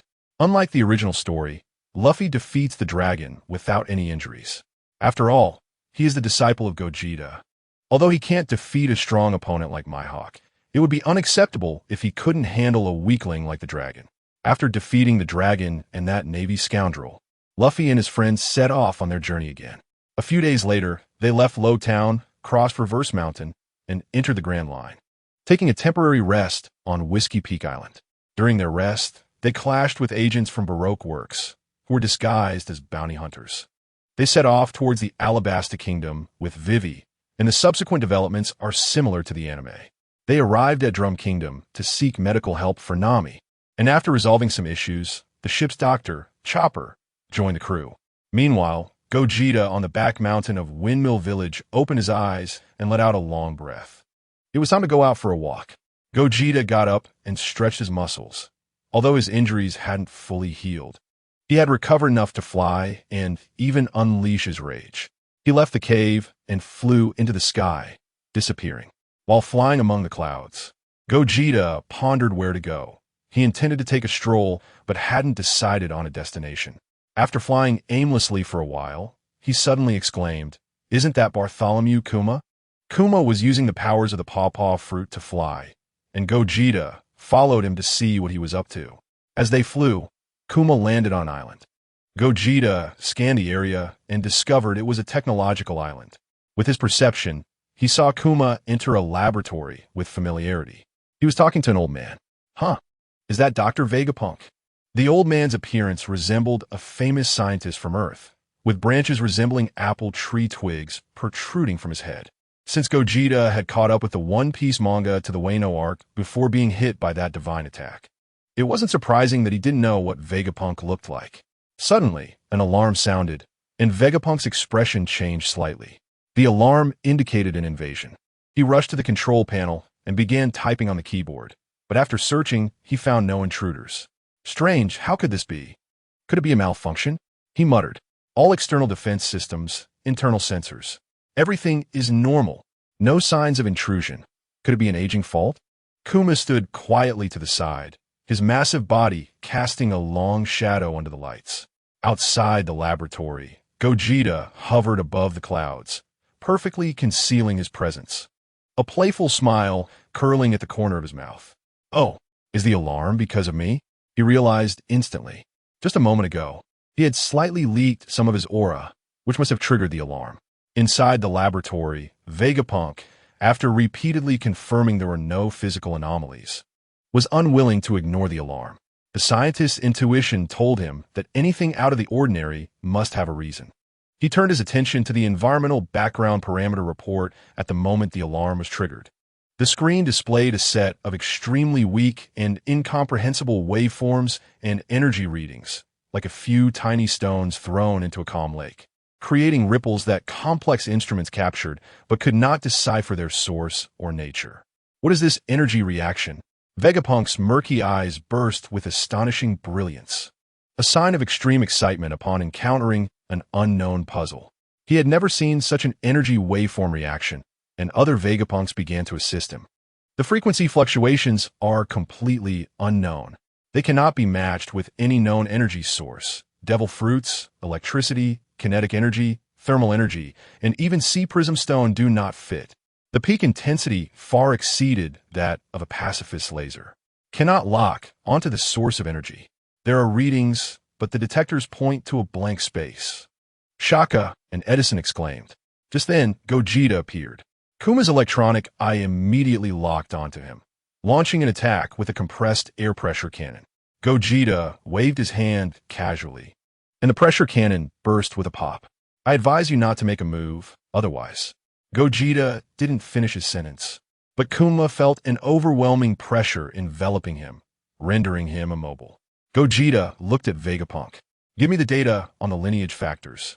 As Vegapunk was about to speak, Gogeta interrupted him. Of course, I'm not saying I want to steal it, but rather to exchange. What I can offer you is the opportunity to study this. As he spoke, Gogeta condensed an energy orb in his palm, and then released an aura that lifted Vegapunk and his clones along with Kuma into the air. Is it the float fruit's ability? No, Vegapunk dismissed this thought, as the golden lion was still and impelled down. But if this wasn't a devil fruit ability, then what was it? His eyes were filled with unprecedented curiosity. What do you want a lineage factor for? Vegapunk asked, staring intently at Gogeta. Gogeta smiled without answering. After a moment of silence, Vegapunk nodded, sending Edison to retrieve the lineage factor data. As the most formidable scientist in the pirate world, he wanted to know what that orb of light in Gogeta's hand was, as well as the ability that had just lifted him and his companions. The reason Gogeta wanted the lineage factor data was mainly to bring it back to the Dragon Ball world in the future and give it to Bulma to see if she could research something new or perhaps create artificial humans different from Dr. Gero. Edison quickly brought back the lineage factor data, and Gogeta said, "Get a container. You can study this energy slowly." Shaka turned to get a container and soon returned with a bubble container. These things are quite interesting. With Gogeta's energy enveloping the energy orb, it floated perfectly within the container. Gogeta, having obtained the lineage factor data, did not leave. He smiled. I hope you don't mind if I stay here for a while. Vegapunk's main body did not speak, but his clone Shaka nodded in agreement. Gogeta instantly teleported away, leaving everyone present astonished. Who exactly is he? How does he possess so many abilities? Could he be a user of the copy fruit? Shaka pondered, stroking his chin. Vegapunk's main body shook his head. No, he should not be a devil fruit user. This energy is on a much higher level than the energy from the flash fruit. Vegapunk stopped typing and looked at the wave display on his microcomputer. As soon as he obtained the energy, he began testing it, comparing the data of this energy to that of Kizuru's flash fruit, and discovered that these two types of energy were not even on the same level. Gogeta appeared in a place piled high with garbage, where a robot was half buried under the rubbish. He had noticed this robot when he scanned the entire island earlier. The robot contained a massive amount of energy, but in Gogeta's perception, this energy could only be released once. After inputting his energy into the robot, he left. Just a few seconds after Gogeta departed, the robot's eyes flickered red, the red light flashing like an illusion. Meanwhile, Luffy and his crew arrived at the Alabasta Kingdom. Chapter 55. Luffy versus Crocodile in the border town of the Alabasta Kingdom. Luffy, who was already so hungry that he began shoving his slippers into his mouth, dashed towards the town as soon as the Mary went ashore. As expected, or rather, unexpectedly, he got lost. However, it wasn't a big problem. He released his energy to sense his surroundings. Although he wasn't as skilled as his master, he could still manage to sense things. Soon, he found the direction of the town and sprinted towards it with all his might. A few minutes later, he arrived at the port city of Canola Flour. What an idiot Luffy is. Does he even know how to find his way? He just runs. Nami facepalmed, looking exasperated. What should we do? Is the Canola Flour town too big? It's really hard to find Luffy, Princess Vivi said. Vivi-chan, don't worry. Just go to the noisiest place in town. And we'll definitely find him, Sanji said. Nami sighed. He really doesn't make it easy for us. I just hope he doesn't forget that he's being hunted, especially in such a large country. Forget it. Let's not worry about him. Let's go eat, and we can think about other things after we finish our meal. Zoro rubbed his stomach. A group of people headed towards the Canola Flour town. Inside a restaurant in the town, Luffy burst in, sat at a table, and shouted, I want to eat. I want to eat, completely unaware of what he had just done. The owner swallowed hard, quickly realized what was happening, and soon brought food to Luffy. From the ruins, Smoker and Ace got up. Seeing that it was Luffy, Ace was about to call his name, but Smoker rushed out of the ruins and approached Luffy first. While Luffy was eating, he blinked a few times and looked at Smoker, who was also staring at him. Suddenly, Luffy shouted, pointing at Smoker, not knowing what to say, then took a few bites of food and ran away. Don't run. Smoker chased after him. Following that, Ace also ran after him. The owner looked stunned, then realized and cursed. They hadn't even paid for their meal and had destroyed his restaurant like this. Luffy and Smoker were in a game of chase, causing chaos in the city. Everything unfolded as if in an anime plot, and Luffy's group successfully left the town of Canola Flour. 2 days later, Luffy's group finally arrived at the Alabasta Kingdom, where a series of events took place, leading to the battle between Luffy and Crocodile, the sand alligator. Monkey de Luffy. Crocodile's voice had a gravelly texture, filled with mocking condescension. I've crushed countless brats like you who don't know their place. Now get lost. I'm not interested in your little life. Let's talk. Luffy's voice was firm, filled with undeniable determination. You've harmed Vivi's country and her father so badly. I promised her I would knock you away. Gum Gum Pistol. Luffy's fist shot out like a cannonball. But at the moment of contact, Crocodile's body turned into quicksand and dissipated, causing Luffy's fist to smash heavily against the sandy ground. Foolish. Crocodile reformed on the other side. Your attack is useless against me. He raised his golden hook. Desert Sword. A sharp slash formed from compressed sand rushed towards Luffy at an astonishing speed. Luffy's pupils contracted, and his body instinctively jumped back. Bang! The slash grazed Luffy's afterimage, cutting a deep, bottomless crack where he had just stood. Oh! Crocodile raised an eyebrow, exhaling a smoke ring. You're quite quick to react. But how many times can you dodge? Luffy landed, gasping for breath, but his eyes lit up. What my master said is true. I can feel the energy. He hadn't relied solely on his eyes. He had subconsciously released a faint energy and sensed the direction of the sand particle energy flow just before Crocodile's attack. Crocodile's figure turned to sand, instantly appearing above Luffy, the golden hook glinting with toxic cold light as it stabbed downwards. Poison hook. Gum Gum Axe. Luffy raised his leg sharply upwards. The result was the same. His leg passed through Crocodile's sandy body and returned empty-handed. However, Crocodile's poison hook accurately sliced through Luffy's arm. A sharp pain accompanied by a numbing sensation instantly surged. Ugh! Luffy groaned, clutching his wound and stepping back. Crocodile flicked the blood off his hook. I will drain every drop of water from your body, turning you into a dried corpse. This is the price for challenging a warlord, kid. The intense pain and dehydration made Luffy's vision blur, but he gritted his teeth and stood tall. Enough with the nonsense. This wound is nothing. For Vivi, for my friends. I cannot fall. Gum Gum Machine Gun. Countless fist shadows rained down on Crocodile, but it was still futile. His fists passed through the sandy body, striking air and sand. Crocodile moved leisurely in the sand, like a cat toying with a mouse, occasionally adding new wounds to Luffy's body with his golden hook or desert sword. Luffy's wounds increased. Cracks spread across his skin, and his movements gradually slowed, but the fire in his eyes never extinguished.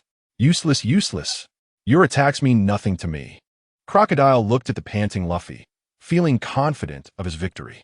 Your willpower is commendable, but unfortunately, it only adds to your suffering. Just obediently turn into a mummy. He opened his palm, aiming at the seemingly exhausted Luffy. Desert sunflower. The ground beneath Luffy's feet instantly turned to sand, forming a massive quicksand vortex that pulled him down with a powerful suction. At the same time, Crocodile's palm generated a tremendous force, beginning to frantically extract the moisture from Luffy's body. Ugh! Luffy felt the moisture in his body rapidly depleting, his skin cracking, muscles atrophying, and strength quickly fading. He struggled desperately, but the dual effects of the quicksand's binding and the suction rendered him unable to move. It's over, Straw Hat Kid, Crocodile coldly declared. Just as Luffy's body was about to be completely drained, he remembered what his master had said. When a body reaches its limit, and the will surpasses the limit, one can activate that switch. Huh? Crocodile sensed something was amiss and hesitated slightly. Luffy suddenly raised his head and let out a roar. Thump, thump, thump, thump. Luffy's exposed skin instantly turned bright red, and a large amount of white steam erupted violently from every pore of his body. What? Crocodile showed a look of shock for the first time. The strange steam, the violent heartbeat, and the surge of energy emanating from Luffy made him feel threatened. As the steam gradually dispersed, Luffy's figure emerged. His body was still covered in cracked wounds, but his skin was red, muscles slightly swollen, and veins bulged like dragons on the surface. Most notably, he radiated steam all around. Whoosh! Luffy's figure instantly vanished from spot. It was not a rubber bounce, but a pure burst of speed, leaving only a trail of jetting white smoke. So fast, Crocodile's pupils shrank, and his sandy body instinctively floated back. You're too slow. Luffy's voice echoed in Crocodile's ear like a ghost. He had already appeared behind Crocodile. Gum Gum Jet Pistol. This time it was no longer an ordinary rubber fist. The fist, wrapped in high-speed steam, tore through the air with a piercing shriek, striking Crocodile's recently reformed body with a speed that the naked eye could not capture. Bang! A dull thud that made one's heart race. Crocodile's astonishment froze on his face as he distinctly felt an indescribable immense force penetrating his sandy defenses. What? Crocodile was like a kite with its string cut, violently sent flying by this punch. As he fell onto the sand, he coughed up a mouthful of blood, incredulously looking down at the dent in his chest. Impossible. How could you possibly hit me? Crocodile looked at Luffy in confusion. My master said that as long as you gather your energy, you can hit. Luffy grinned, revealing his white teeth. Chapter 56. I don't become a pirate to kill. The air in Alabasta was so dry that taking a breath felt like swallowing sandpaper, each inhalation burning. Sandstorm. Crocodile's deep voice commanded absolute control as a furious sandstorm swirled up from the palm of his remaining right hand. The moment the storm was released, its size exploded, transforming from a whirlwind into a massive dust dragon that roared across the spot where Luffy had just stood, leaving a deep trench as it swept towards the distant horizon. Boom! All that remained was a huge pit carved by the storm. Rubber, rubber! Luffy's voice suddenly rang out behind Crocodile, his skin steaming with hot crimson vapor as the power of Gear Second pumped his blood to its limit. Jet Pistol! His fist tore through the air with a piercing sonic boom, aimed directly at Crocodile's back. At the critical moment, Crocodile's body turned into loose, swirling yellow sand. Luffy's fist, carrying a violent impact, shattered the human-shaped sand completely, scattering grains everywhere. Useless. Crocodile's voice, raspy like metal grinding, reformed a few meters to Luffy's right, his golden hook glinting with cold light. My Logia powers cannot be defeated by your blind luck. Then I'll hit you until you can't turn into sand anymore. Luffy pressed on relentlessly, his arms stretching as his fist once again shot towards the newly reformed Crocodile. Santify, condense. Again, Santify, again condense. Luffy's fist, empowered by Gear Second's incredible speed, tore through the air, striking down just as Crocodile regained human form. Each time, he only hit a scattering of sand, creating smoking craters in the ground. Crocodile's figure flickered in and out among the swirling dust, casually toying with Luffy like a cat with a mouse. His golden hook occasionally launched a sharp counterattack, flashing with poisonous purple light, forcing Luffy to dodge. Straw Hat Kid, is this all you can do? Such futile effort? Opportunity. At the moment Crocodile briefly paused to reform his shape, Luffy's body erupted with intense red steam. Got you. Luffy swung his right fist, a weak and unstable aura wrapping around the knuckles, crashing hard into Crocodile's newly formed body. Poof! Crocodile's body shook violently, letting out a muffled grunt as he was sent flying, dust flying everywhere. What the hell is this ability? Crocodile glared at Luffy's fist, which was wrapped in unstable energy. Biting off the end of a cigar, Luffy gasped for air, his chest heaving. That last hit had drained a lot of his strength, and the energy swirling around his arm flickered uncertainly, hard to maintain. As long as it works. This time I have to knock you away. Meanwhile, far away in Agade, the core laboratory of Future Island, Punk was taking notes. A huge holographic screen hovered in the center of the lab, displaying a complex and dizzying array of gene sequences, energy graphs, and computational models. This energy's baseline is higher than the calculation level. It can't be tested at all. What's going on? It was fine during the calculations. Several clones were discussing. I think we can use this energy to execute that plan, Pythagoras said, his eyes sparkling. After a moment of silence, one of the other clones, Lilith, replied, It's not impossible, but after all the data, it's still incomplete. The difficulty of applying this energy is quite high. Lilith, are you scared? Shaky teased. Huh? What nonsense are you talking? Am I scared? Don't joke. Lilith shot back, clearly annoyed. Thus, the 6 clones and the original began conducting experiments, during which Yerk would often zone out, causing frequent mishaps in the experiments. Gogeta sat cross-legged on a very thick tree, looking at the QR code-like tattoo on his arm, frowning. Recently, he had noticed that the energy recovery was particularly slow. He had tried to input his own power, but the effect was still very slow. At this rate, he estimated he might only recover 30 in a year. Could it be affected by that explosion? It wasn't impossible. After all, he had activated the tattoo in an emergency, absorbing his power, and perhaps it was overused. Shaking his head, he stopped thinking about it and focused on recovering from his injuries. Now, he had healed enough to use energy attacks freely, but he still couldn't transform. On the battlefield in Alabasta, Luffy's fists burned like a searing iron, the energy swirling around his entire arm, intertwining with the steam of Gear Second. Luffy shouted, Rubber, rubber. Jet machine gun. Countless fists, imbued with energy, rained down on Crocodile. Though Crocodile constantly turned to sand to evade, he was still hit by several punches. He grunted, stumbling slightly, a trickle of blood escaping from the corner of his mouth. Not bad, he muttered, as his sandified body suddenly gathered more sand, forming a sand wall to block Luffy's assault. Luffy withdrew his fists, panting heavily, his clothes drenched in sweat. It's not over yet. He charged forward again, stretching his arm. Rubber, rubber. Giant rocket. He smashed down on the sand wall, which shattered instantly, sending Crocodile flying to the ground. But soon, he continued to turn to sand and reform. Crocodile's arm transformed into a sand blade, a massive sand sword slashing towards Luffy. Not this move again. This time, Luffy did not dodge but clenched his fists tightly and struck back. Boom! The shockwave from the collision shook the entire sandy ground. The energy-laden punch and the desert blade momentarily held each other in a stalemate. This guy, Crocodile, narrowed his eyes. The first time he dodged, but this second time he chose to take it head-on. What is that flowing energy?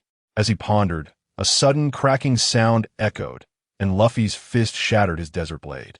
With a thud, Luffy's punch landed solidly on his chest, causing Crocodile to cough up a mouthful of blood, unable to believe that as a Logia user, he could be injured so severely.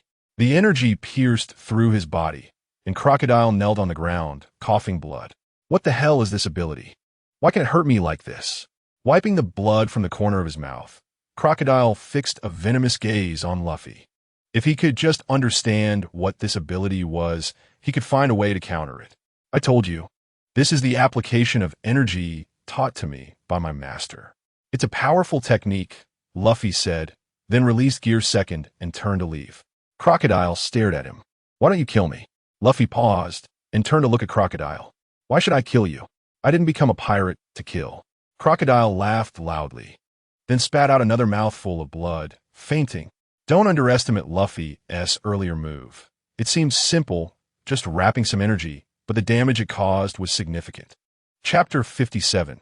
Experiencing the feeling of death, the battles of the other companions also came to an end, and they all sustained injuries of varying severity. In particular, Zoro and Sanji were quite seriously hurt. Similar to the developments in the anime, Vivi, as the princess of the Alabasta Kingdom, regrettably could not set sail with Luffy and the others, but she remained an important partner to them. Leaving the Alabasta Kingdom, Luffy and his group headed towards their next destination. At the Navy headquarters, in the Marshal's office, Sengoku and Garp were present. Sengoku pulled out a bounty poster from a drawer and tossed it to Garp. This monkey D. Luffy, is he your grandson? Garp picked up the bounty poster and looked at his grandson's face, bursting into laughter. Garp, your family's really a handful. I advise you to catch your grandson and bring him back. The world of pirates is not that easy to navigate. What will you do if your grandson really makes a name for himself? Sengoku said bluntly. He's grown up, let him do what he wants. As a grandfather, how can I control him? Garp replied while munching on senbei. Garp, I think you haven't forgotten what happened with your son, right? If your grandson really grows to be a headache for the world government, do you think they will just stand by and do nothing? As a colleague, a comrade, and a friend, he had to say this. Garp understood that Sengoku was thinking about the difficult situation he might face in the future. Children and grandchildren have their own blessings. They can do as they please, and I, as an old man, can't control everything. Looking at Garp's cheerful expression, Sengoku shook his head. Garp had this kind of personality. Although he was generous, he kept many things to himself. Forget it. I can't be bothered with you. Do what you need to do. Just remember, if your grandson really gets caught, don't blame me for not reminding you. After finishing, Sengoku sat back down to continue reviewing documents. Garp left the marshal's office while eating his senbei. In the hallway, Garp walked and thought about what had happened in Fusha Village. The last time he returned to Fusha Village, he saw that man teaching Luffy. He had interacted with that man before, and his first impression was that this young man was very strong, even stronger than rocks. So, he investigated that man for a few days but found no clues, feeling as if the man had appeared out of nowhere. Then he kept this matter in his mind and returned to the Navy headquarters to continue working. Luffy, if that day really comes and something happens to you, I hope that person who taught you can save you. After finishing the last piece of senbei, he also left the Navy headquarters, busy with his own matters. A few days later, Luffy and his crew arrived at the Magic Valley town. What they did not know was that a major event was happening on Sky Island at that moment. Who exactly are you? Why does my attack have no effect on you? Eneru looked at the imposing, indifferent man. His proud 6,000-volt Thunderbird attack had no effect on the person before him at all. Gogeta patted the non-existent dust on him and smiled. It's not that it had no effect. At least the electric therapy is quite comfortable. You. Eneru glared angrily. Gogeta appeared here mainly to see what the Arc Maxim looked like, but unexpectedly got attacked by Eneru, so he just played along. Eneru's strength was still quite formidable. But like Crocodile, he suffered due to being introduced too early. What do you mean? Did I say something wrong? After all, you attacked first. I already said I was just here to take a look at the Arkansas. After saying this, Gogeta raised an eyebrow as Luffy's group arrived at Magic Valley Town. How about this? I can spare your life, but you have to become my subordinate, Gogeta proposed. Are you kidding? I am a god. To make a god submit to you is a delusion. As he spoke, Eneru unleashed lightning, transforming into a thunder god, with violent electricity flashing in his palms, condensing into a lightning dragon charging towards Gogeta. Gogeta shook his head, not taking the attack seriously. With a wave of his hand, the lightning dragon shattered instantly. Then with a quick step, he appeared in front of the massive Eneru and threw a punch. Eneru's pupils shrank suddenly. That seemingly ordinary punch at the moment of impact caused the air to emit a thunderous roar under pressure. Before the fist even landed, the terrifying force was like a giant hammer, smashing heavily into Inaru's colossal Thunder God body. Boom! The Thunder God form, formed by the violent electricity, shattered like fragile glass before Gogeta's fist made contact. The billions of volts of electricity that made up his body were forcefully dispersed by an incomprehensible power, turning into countless drifting blue arcs of electricity, wailing in the air, and ultimately dissipating completely. Inaru's true form was exposed, his face still showing disbelief and shock. The Thunder God form he was so proud of, capable of destroying islands, was effortlessly shattered by a single punch from the opponent. No, even the wind from the punch had completely collapsed it. This is impossible. His exclamation had not yet escaped his lips. Gogeta's figure vanished from the spot, and Inaru's heart network went into a frenzy, but he could not catch a single trace. In the next moment, Inaru felt a hand like an iron claw firmly gripping the back of his neck. Cold, solid, containing absolute power. It stifled all his thoughts of struggle. Ugh! Inaru barely had time to let out a short cry of pain before his vision plummeted at an astonishing speed. Bang! The entire Sky Island shook. Inaru was grasped by Gogeta by the neck and slammed into the solid ground of God's Island Appiato at a terrifying speed. Like a meteor crashing to the earth. The massive impact instantly created a deep pit with a diameter of several dozen meters, spiderweb-like cracks spreading out, and dust rising into the sky. The intense pain immediately overwhelmed Inaru, as if all the bones in his body were about to fall apart. His proud Logia elementalization ability was completely ineffective in the face of this absolute violence. The pain piercing through his body was so real, so deadly. As the dust had not yet settled, Gogeta's figure appeared at the edge of the deep pit. He looked down at Inaru, who was struggling to get up at the bottom of the pit, his gaze terrifyingly calm. It seems you still don't understand what despair is. Gogeta's voice was devoid of any emotion, yet carried a chill that froze the soul. Inaru coughed up a mouthful of blood, his eyes finally filled with an unprecedented fear. He had never imagined that he would be so helpless, so close to death, struggling to hold his body up. He crazily gathered the power of lightning in his palm, forming a dazzling lightning ball, the energy contained within capable of leveling the entire Sky Island. 300 million volts. The Thunder God's wrath. Inaru roared hysterically, pushing the destructive lightning ball towards Gogeta. This was his final and strongest struggle. However, facing this world-destroying attack, Gogeta merely extended a finger. A faint light glimmered at his fingertip, just as the terrifying lightning ball, capable of destroying islands, was about to engulf Gogeta. That point of golden light suddenly erupted. A beam of energy, not particularly thick, shot out from Gogeta's fingertip. There was no earth-shattering explosion, only a sharp sizzling sound. The world-destroying lightning ball was as fragile as a piece of paper in front of the golden beam shot from Gogeta's fingertip. The beam pierced through the massive lightning ball without any obstruction. Then, the beam, maintaining its momentum, infinitely magnified in Inaru's pupils. Death. Inaru's mind went blank, leaving only this cold word. His pride in the heart network and the power of the rumble fruit, his identity as a god, all became a joke in that moment. He sensed the taste of his life about to end. Time seemed to stretch infinitely, and he could clearly see the beam of light about to pierce his skull, feeling the terrifying heat that could burn his soul to ashes on his skin. Am I going to die? This thought, cold as ice, instantly froze all his reasoning. The arrogance and invincible confidence of the god were completely shattered at this moment, leaving only the primal fear of death. His body stiffened, unable to even close his eyes, forced to watch the beam of light that represented death occupy his entire field of vision.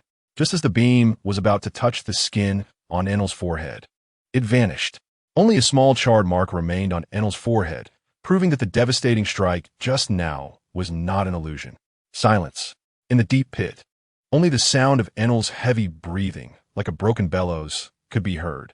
He collapsed to the ground, drenched in cold sweat, his body uncontrollably trembling violently. In that fleeting moment, he had truly touched death.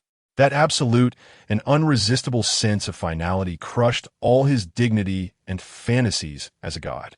Gogeta slowly retracted his finger, as if he had merely brushed away a bit of dust. He looked down at this once arrogant god, now like a frightened bird. Now, Gogeta's voice remained calm, but carried an undeniable authority. Do you understand the gap now? Enel struggled to lift his head, opening his mouth to retort, to roar, to attack again. But the instinct of his body, the deep-rooted tremor from just being pulled back from the brink of death, made all thoughts of resistance vanish into thin air. He trembled, using all his strength to make his stiff neck nod slightly. I understand.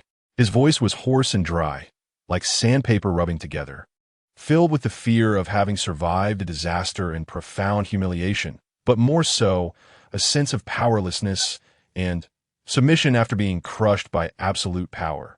Enel lowered his once proud head, his voice faint as a mosquito, yet clearly expressing his choice. I submit. The god of the sky island has fallen. Chapter 58. Can you handle it? Do you really need to be beaten up before you listen? You really are pathetic. Vegeta snorted disdainfully. Enel, on the other hand, silently lowered his head, not saying a word. After a while, seeing that Enel still remained silent, Vegeta impatiently said, All right, stop sulking like a victim. If you stick with me, I can show you a broader world and give you the chance to become stronger. By then, even without that so-called arc, you can easily reach your infinite land. Hearing this, Enel suddenly raised his head, his gaze fixed on Vegeta. Are you serious? I can really go there. Enel's voice trembled slightly, clearly filled with anticipation for Vegeta's words. Do you think I would lie to you with my strength? Vegeta's lips curled into a confident smile. I don't have time to joke with you. Enel wasn't foolish. He knew very well that with Vegeta's immense power, there was no need to deceive someone relatively weak like him. I understand. Enel adjusted his mood and awkwardly added, Master. Stop. Don't call me Master. Call me Young Master. Yes. Vegeta took an interest in the arc made of gold. Its luxuriousness was astonishing, truly high-end and impressive. After touring the arc, Vegeta turned to Enel and said, Oh, by the way, my disciple and his companions are expected to arrive here tomorrow or the day after. When they get here, make sure to give them a good workout. Upon hearing this, a sly smile crept onto Enel's face as he replied, All right, no problem. But what's your disciple's name? Vegeta smiled slightly and answered, His name is Luffy. After saying this, he vanished in an instant. Enel raised an eyebrow, secretly pondering. A disciple? A mischievous expression gradually appeared on his face. 2 days later, Luffy and his companions finally arrived at Sky Island. They curiously explored this mysterious place, but a battle broke out soon after. During the fierce fight, Enel was shocked to discover that this guy named Luffy actually had a rubber body. No matter how he unleashed his lightning attacks, they had no effect on Luffy. Damn it, I've been tricked. Enel seethed with rage, but at this point, he had no other choice but to continue the fierce battle with Luffy. In the waters ruled by the 4 emperors of the New World, Whitebeard, the massive Moby Dick floated quietly on the ocean surface. Sunlight spilled onto the deck when suddenly, a mysterious figure appeared in front of everyone. Who are you? How did you get here? Marco and the other captains immediately became alert, quickly surrounding the uninvited guest. They stared at Vegeta, their eyes filled with vigilance and confusion. How did this person manage to board the Moby Dick? However, Vegeta ignored their questions, his gaze directly landing on Whitebeard, who was sitting in a chair within 4 drip. Whitebeard's eyes met Vegeta's.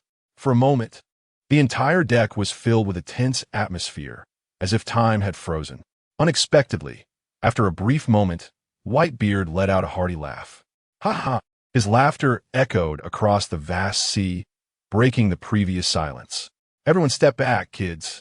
Whitebeard waved his hand, signaling Marco and the others to move aside. You're not his match.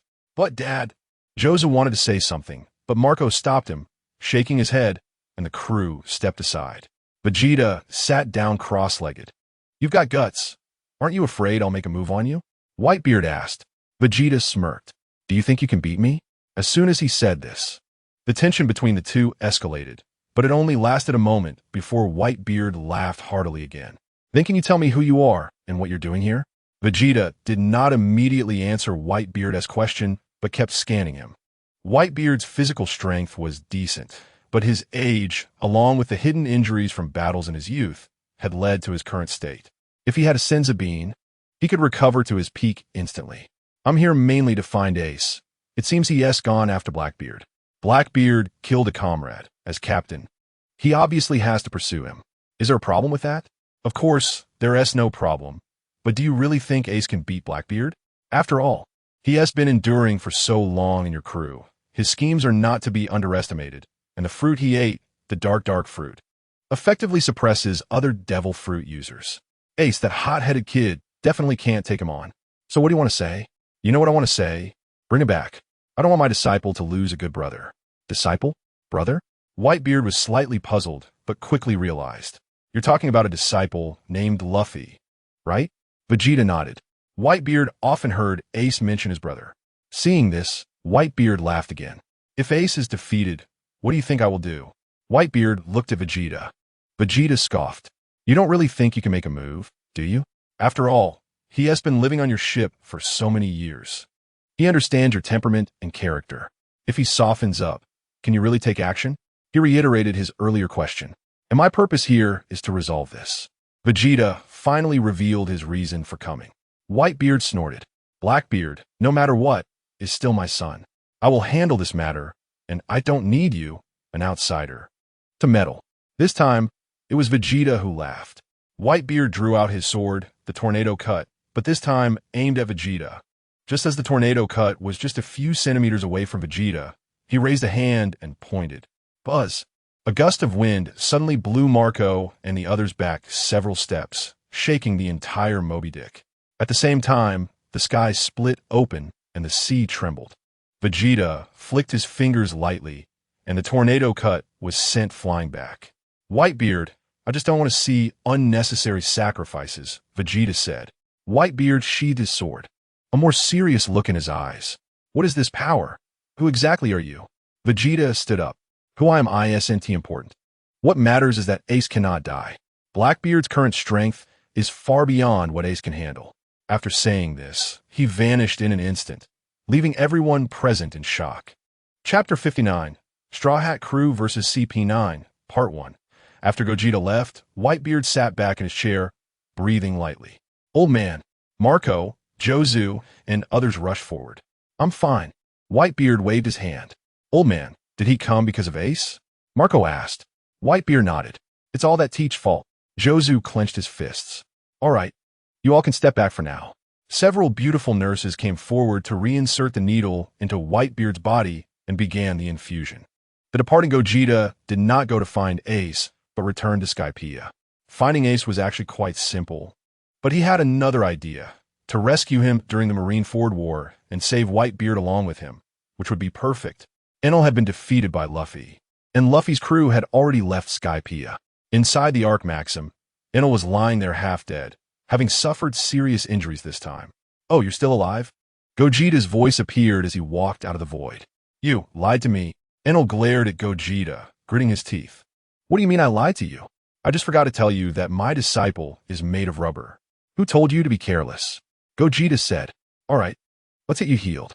He grabbed Enel and vanished in an instant.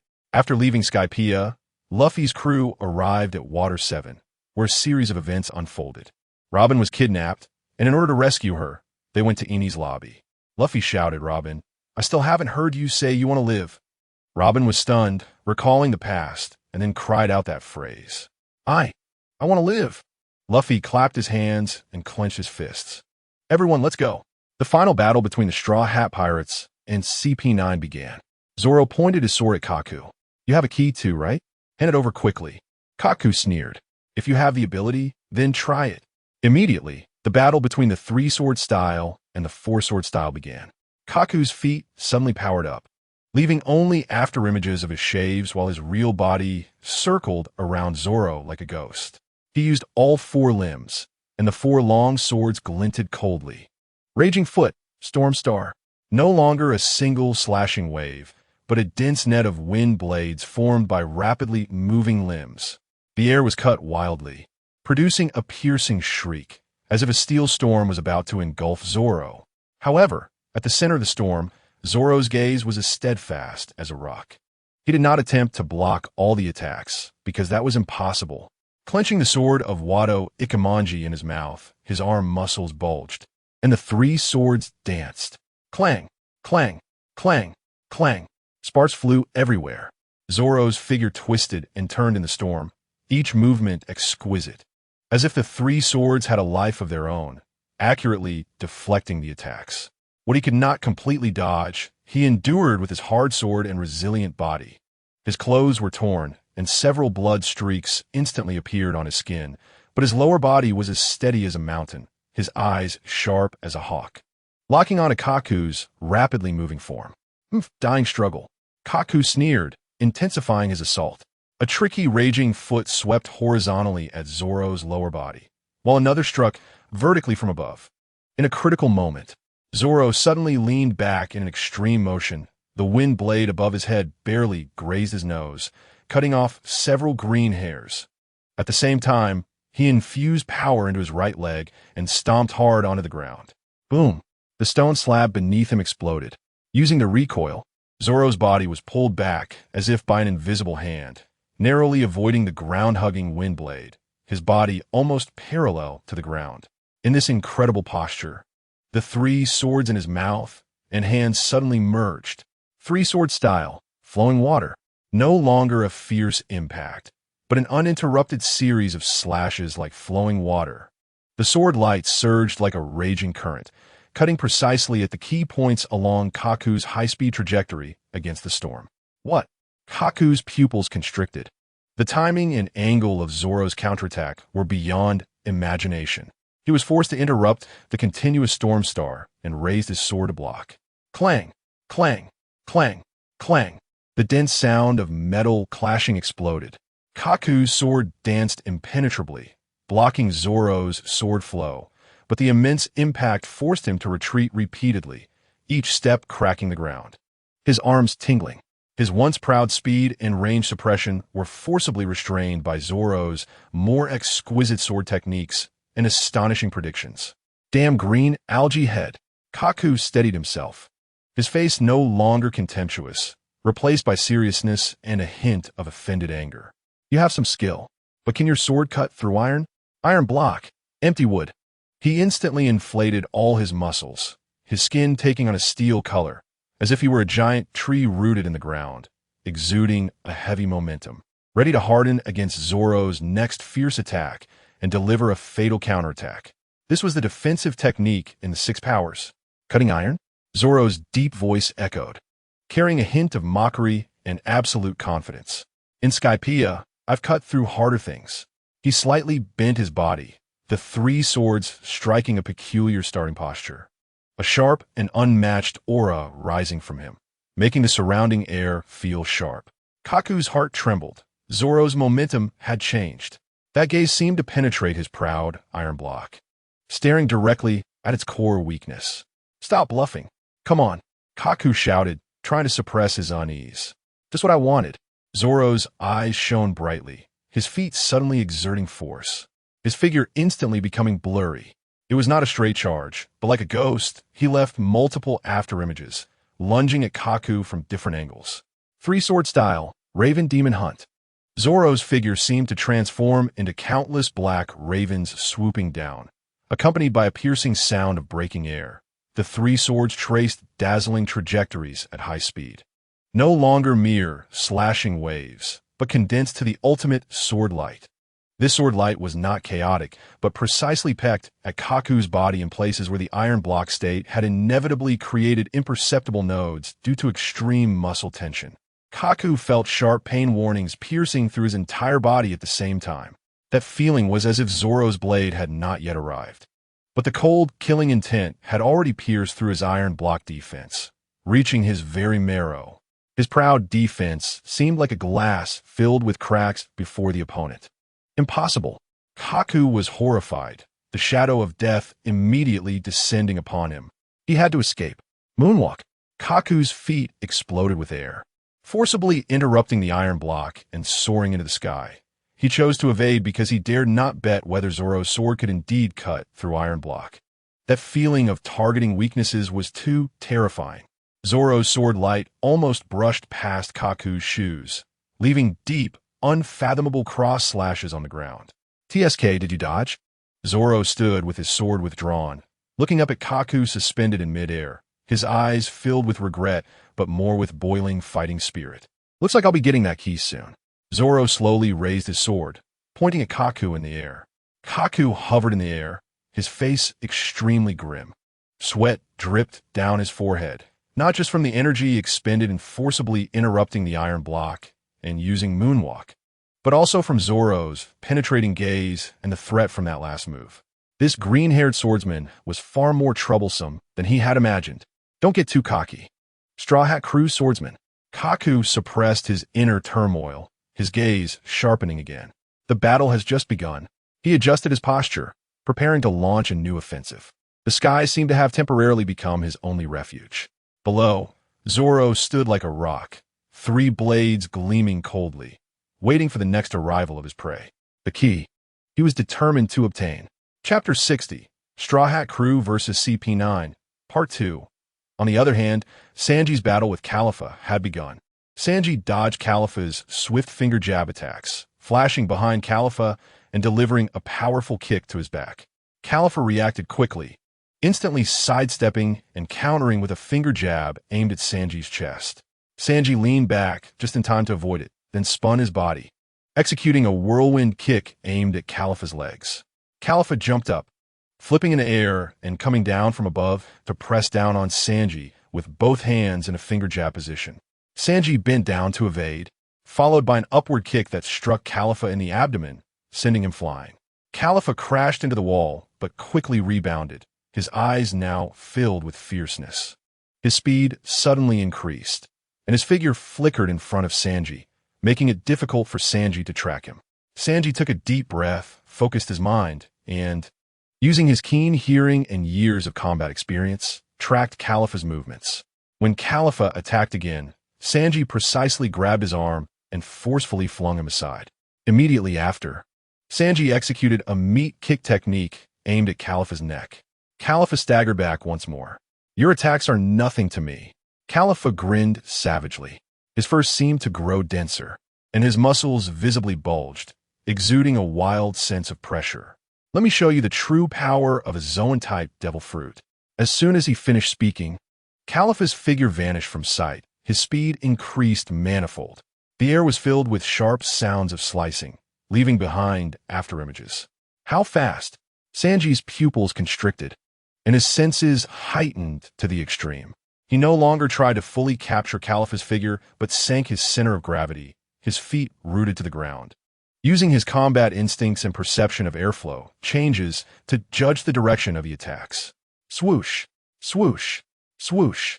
Califa's attacks came like a torrential storm from all directions. The finger jabs transformed from single-point thrusts into claw-like slashes that tore through the air, each strike carrying enough power to pierce steel. The walls and ground were instantly marked with deep claw marks, debris flying everywhere. Sanji's figure twisted and turned like a swallow in a storm. He sidestepped, leaned back, and leaped up, narrowly avoiding each lethal claw strike. The friction between his shoes and the ground created a piercing sound, sparks flying. "Is it all you can do? Blackleg?" Califa laughed maniacally, the attacks becoming more frequent. "The patience of a wolf is limited." Stormleg, pack of wolves. His legs turned into a blur. Several crescent-shaped vacuum slashes, like a hungry pack of wolves, howled as they sealed off Sanji's escape routes. Oh no! Sanji's eyes widened. There was no way to evade. He made a swift decision, his body twisting to its limits, his feet spinning like a high-speed top, generating a strong wind with his legs. Mutton shot, gale dance. Bang, bang, bang, bang, bang. Sanji's legs created countless afterimages, accurately striking against each incoming vacuum slash. The violent collision sounded like metal clashing, the air bursting apart, scattering the surrounding dust. The ground beneath Sanji cracked inch by inch, but he forcefully kicked away all of Califa's slashes. What? Califa's wild laughter froze. He never expected Sanji's leg technique to be strong enough to withstand his slashes with mere flesh and blood. In that moment of shock, Sanji seized the opportunity. Using the recoil from dispersing Califa's slashes, his body shot out like an arrow, aimed straight at Califa. But it's not over yet. Veal shot. Sanji's figure instantly appeared in front of Califa, his legs glowing like red-hot irons, bringing a scorching aura and incredible power, striking continuously at Califa's chest, abdomen, and ribs at a speed too fast to be seen. Bang, bang, bang, bang, bang. The heavy kicks sounded like drums. Califa felt searing pain and heat exploding from the places he was hit, the powerful impact making his internal organs feel displaced. His proud Zoan-type defense began to show signs of collapse under this storm-like barrage of precise kicks. He coughed up blood, his body uncontrollably stumbling back, each step creating deep impressions in the ground. Cough, damn it. Califa forced himself to steady his stance, the contempt in his eyes completely gone, replaced by rage and a hint of disbelief. What are your legs made of? Sanji landed steadily, lit a cigarette, took a deep drag, and amidst the swirling smoke, his gaze was sharp as a knife, but the corner of his mouth curled into a cold arc. My legs are meant to break steel to protect my friends. How could a wild dog like you, who only knows how to bark madly, understand? The warm-up is over. The next move will send you on your way. He slowly assumed a more aggressive stance, his aura sharp as a drawn blade, locking onto the disordered Califa. Califa wiped the blood from the corner of his mouth, his gaze darkening. He knew he was up against a real challenge. He let out a low growl, his muscles bulging once more as he entered an even more frenzied battle state. Stop talking big. Watch me bite your legs off one by one. Shave, wolf hunt. The two figures clashed with a decisive momentum, and an even more intense and brutal battle erupted instantly. Nami, Chopper, Usopp, and Frankie were all engaged in battles with their respective opponents. Luffy's fight with Lucci had also begun. Lucci closed the distance in an instant as Luffy's rubber arm retracted. His long fingers converged like blades, sharp enough to pierce steel, transforming into a heart-stopping afterimage. Finger pistol, Yellow Lotus. Swoosh, swoosh, swoosh. The air was filled with the piercing sound of tearing. Dozens, even hundreds of invisible finger strikes poured toward Luffy's vital points like a torrential downpour. The speed was extreme. Ugh! Luffy's pupils constricted, and the high-speed blood flow in his second gear heightened his reaction to the limit. He twisted his body with incredible flexibility in a confined space. The gust from the finger jabs grazed his skin, leaving behind traces of blood, and a few even narrowly pierced his red vest, leaving deep dents on his resilient rubber body, causing a sharp sting. Paper drawing, weapon body. Lucci's voice was cold and merciless. At the moment, Luffy barely dodged the Yellow Lotus finger jab. His body seemed to lose weight, easily evading Luffy's instinctive counterattack with a rubber jet pistol. That punch, capable of breaking through thick walls, only stirred the airflow around Lucci. Storm leg, bird call. Lucci's figure slid away in a strange manner while in paper drawing state, his right leg slashing down like a battle axe. A huge bird-shaped blue vacuum slash instantly formed, howling fiercely as it tore through the ground, aimed at the just-stabilized Luffy. Rubber, jet rocket. Luffy roared, his arms stretching back to the limit, crashing toward that enormous slash like two cannonballs. Boom! A violent explosion occurred between the two. The shockwave sent debris flying, dust swirling. Luffy's fist successfully shattered the bird call slash, but the immense backlash left his arms numb, carving deep grooves into the ground as he staggered back. Chapter 61, Straw Hat Crew vs. CP9, Part 2, as the smoke and dust lingered. Lucci's figure closed in again like a relentless curse. This time, his eyes had become even more dangerous, as if he could see through everything. Shave speed of God. His figure completely vanished from the original spot, moving faster than the eye could perceive. The next moment, Luffy felt a tearing pain in his left rib, right shoulder, and lower back simultaneously.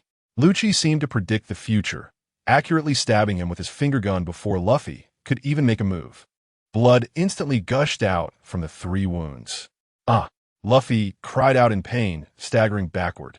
Lucci smirked coldly, using Shave again to appear right in front of Luffy in the blink of an eye.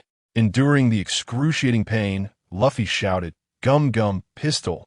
Countless arms rained down towards Lucci. Lucci dodged agilely, but the range of Luffy's attack was vast, and several arms still hit him. Lucci grunted, being sent flying a short distance. But as soon as he landed, he adjusted his stance and charged at Luffy again.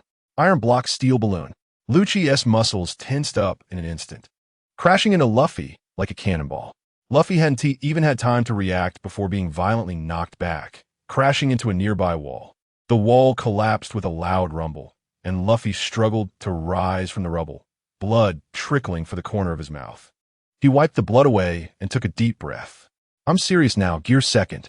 Instantly, steam surrounded Luffy, greatly enhancing his abilities in every aspect. Oh no! Using blood circulation to accelerate will only shorten your lifespan. It's a dead end. Lucci scoffed, launching into a rapid attack using Shave speed of God again. Chi. Sense Chi. Luffy suddenly closed his eyes. He discarded the distractions of sight and sound, immersing himself in the sensation of Chi. In an instant, the world changed. Lucci's high-speed movements, which were nearly impossible to capture, were no longer just a blur in Luffy's perception. He clearly saw a cold, condensed, murderous aura right in front of him, less than half a meter away. The core of that aura was a fingertip condensed with terrifying penetrating power, aimed directly at his forehead. No need to see with his eyes, no need to hear with his ears. The trajectory, intention, and intensity of that chi were all vividly reflected in Luffy's mind. "I see you." Luffy roared in his heart. Just as Lucci's fingertip was about to pierce his skull, Luffy suddenly tilted his head at an incredible angle. Swish! The sharp wind from Lucci's fingertip grazed Luffy's temple, taking away a few strands of hair and leaving a burning red mark. But it failed to hit its target. What? A flash of disbelief crossed Lucci's eyes. He couldn't believe that his attack had been dodged by Luffy, who had his eyes closed. Luffy didn't give him any time to think. Locking onto that cold chi, at the same moment he tilted his head to dodge. His right fist, charged with scorching steam and the ultimate elasticity of rubber, fired out like a cannonball. Gum Gum jet pistol. Bang! This punch was fast, accurate, and ruthless. Lucci hastily crossed his arms, but that punch, wrapped in steam and containing the full explosive power of Gear Second, landed solidly on his arms. Ugh! Lucci's eyes bulged, a small mouthful of blood spewing from his mouth. A tremendous force surged through him, breaking through his proud iron block defense, and his feet carved deep grooves into the ground, sliding out over 10 meters before he barely stabilized himself. He clutched his painfully throbbing chest, incredulously raising his head to look at Luffy, who was surrounded by steaming vapor with his eyes closed. "What did you do?" Lucci's voice carried a hint of unrecognized wavering. He couldn't comprehend how Luffy, with his eyes closed, could precisely evade his attack and deliver such a heavy counterattack. Luffy slowly opened his eyes, steam swirling around him, his gaze sharp as an eagle, filled with unprecedented focus and confidence. He grinned, revealing a mouthful of white teeth. "He. I see it now, you leopard bastard. Your chi, your speed. I've seen through it." He clenched his fists tightly, the steam erupting more fiercely. "Now, it's my turn to counterattack. Gum Gum jet Gatling." Before the words left his mouth, countless fists wrapped in scorching steam poured out like a torrential storm. This time, every punch from Luffy precisely targeted the core of Lucci's chi, no longer aimlessly striking. Lucci's speed was rendered useless in front of Luffy's chi perception. Lucci's expression changed drastically as he used Shave to dodge at high speed. But those fists seemed to have eyes, always predicting his landing spots. He had to frequently use iron block to withstand the blows, each block accompanied by heavy thuds and violent vibrations. Bang, bang, bang, bang, bang. The fists rained down like a curtain, steam filling the air. Lucci's figure was left vulnerable amidst the dense shower of punches, and even his solid muscles began to show signs of swelling and bruising. The strongest CP9 in 800 years was now being beaten into such a sorry state by a rubber kid. Ugh! Cough! Damn it! With each block, Lucci felt his arm bones groaning, and his internal organs were repeatedly impacted by the tremendous force. Iron block, empty wood. Lucci seized a very tiny gap, attempting to use a rebound technique to shake off the attack. However, Luffy's fist, upon contact with his arm, cunningly retracted immediately. The power-He fully erupted. So naturally, there was no rebound. Lucci's charged attack hit nothing but air, making him feel so frustrated he nearly choked. He, pigeon-raising bastard, your moves are too obvious. Luffy laughed heartily. He was completely immersed in a world of chi, and any subtle movements from Lucci were as clear to him as fireflies in the night. He could even see the cold chi trembling violently at the edges, like a frenzied cat, due to Lucci's shock and frustration. Gum jet rocket. Seizing the moment when Lucci's old strength had been exhausted and new strength hadn't yet emerged, Luffy suddenly pulled his arms back. The scorching steam coiled around his fists, compressed to the point of emitting a piercing shriek. Lucci's pupils constricted, a strong sense of danger making the hairs on his body stand on end. There was no way to dodge. Absolutely no way to dodge. Iron block steel. Lucci gathered all his strength in his chest, his muscles hardening to the extreme, preparing to take this hit head-on. It's coming. Luffy's eyes shone brightly, his fists like two red-hot cannonballs, tearing through the air with destructive force aimed at Lucci's chest. Boom! A deafening roar. A visible shockwave exploded in a circular pattern, cracking the ground inch by inch centered around Lucci. Puff! Lucci could no longer hold back, spewing a large mouthful of blood, his body flying backward like a kite with a severed string. Crash! Clatter! Lucci's body smashed into a pile of discarded wooden boxes and debris, kicking up a cloud of dust. Cough, cough, cough. From the ruins came Lucci's violent coughing, struggling to get up, but the intense pain in his chest and the numbness in his arms slowed his movements. Just then, Luffy appeared above him. It's not over yet, you leopard bastard. Luffy's voice was filled with high spirits. Gum jet battle axe. He raised his right leg high, the entire leg glowing like a red-hot iron, surrounded by astonishing steam, carrying the terrifying might of splitting mountains and shattering stones, and struck down hard towards Lucci in the ruins. A massive shadow instantly loomed over Lucci. Boom! Dust soared into the sky, and fragments of stone and wood scattered everywhere. Luffy's kick completely leveled the ruins where Lucci was, creating a deep pit. However, at this critical moment, Lucci rolled to the side. With a thunderous roar, Luffy's massive foot almost grazed Lucci's body as it smashed into the ground. The violent airflow and shockwave sent Lucci, who had just managed to get up a bit, flying again, rolling helplessly on the ground like a tumbling gourd for over 10 rounds before stopping. Suddenly, Luffy quickly spun himself into a twisted shape, stretched out his hands to grab Lucci's shoulders, grinned, and as he dragged him over, quickly spun back to fling Lucci away. Bang! He smashed through the wall and soared into the sky. Just then, Luffy blew air into his arm. Rubber, giant gun. Luffy's inflated giant fist, accompanied by the explosive sound of air and steam compressed to the extreme, struck down on Lucci, who had no leverage to push off. Boom! A dull, heart-stopping sound erupted. It was not the clash of metal, but the terrifying thud of a giant hammer smashing into flesh. A visible circular shockwave violently spread out, completely blowing away the debris from the top of the judicial tower. Lucci's body shot down like a baseball hit with all its might, falling at a speed far exceeding that of a cannonball.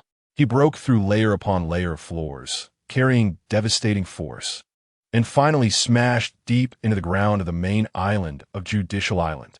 Boom!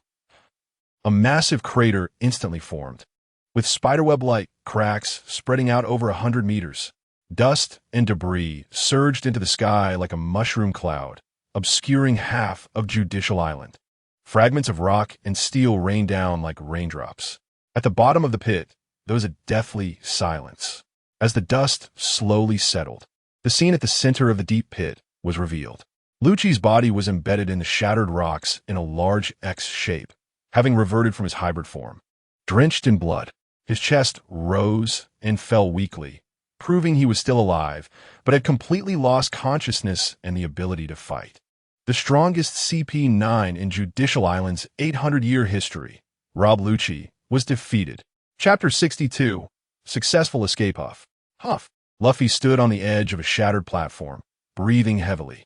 The steam from Gear's seconds slowly dissipated, his skin turning red, and his muscles ached and twitched all over. But he straightened his back, his gaze fierce. He won. Luffy won. In the distance, Nami, Usopp, Chopper, and Frankie jumped up excitedly at the sight. Great job, Captain. Zoro grinned widely, showing a wild smile. As expected of Luffy, Sanji lit a cigarette, a look of relief shining in his eyes. However, before the joy of victory could fully blossom, a piercing alarm echoed throughout Eni's lobby. Whoa, Stahlhat pilots Luffy. Confirmed defeat of CP9 Chief Rob Lucci. Level 1 alert. Level 1 alert. All Navy forces. Surround the Straw Hat Pirates. They must not escape Eni's lobby. From all directions, waves of Navy soldiers surged forth. In the port, the streets, the ruins, and even on the sea, dozens of warships surrounded Eni's lobby, leaving no escape.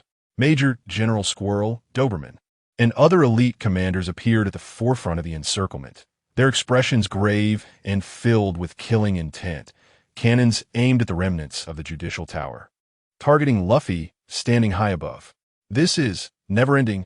Zoro tightened his grip on his swords, his eyes sharp as a blade. TSK, troublesome guys are here. Sanji exhaled a puff of smoke, taking a fighting stance. Luffy, get down. We need to go. Nami shouted anxiously while nervously watching the Navy's movements and the wind direction. Luffy took a deep breath, suppressing his fatigue, and grinned. Ah, got it. He kicked off the shattered platform beneath him, his body plummeting like a cannonball towards the square connecting the Judicial Tower and the gates of justice where his friends were gathered. Gomu Gomu Novelun. Just before landing, he inhaled sharply, expanding like a giant rubber ball, bouncing a few times to dissipate the impact, landing steadily beside his friends. Luffy, Chopper rushed over, pulling out emergency bandages and ointment. You're hurt badly. I'm fine, Chopper. Luffy ruffled Chopper's hat, looking at his friends, his eyes resolute. Everyone okay? Let's go. Want to leave? Not so easy. Major General Squirrel drew his saber, pointing its blade at the Straw Hat Pirates. Cannon fire ready. Fire. Boom, boom, boom. Countless cannonballs, trailing deadly flames, poured down like a torrential rain, covering the entire square. Three-sword style, 108 calamities. Zoro instantly unleashed a massive sword aura tornado, shredding the incoming cannonballs. Diable jam, sky point kick.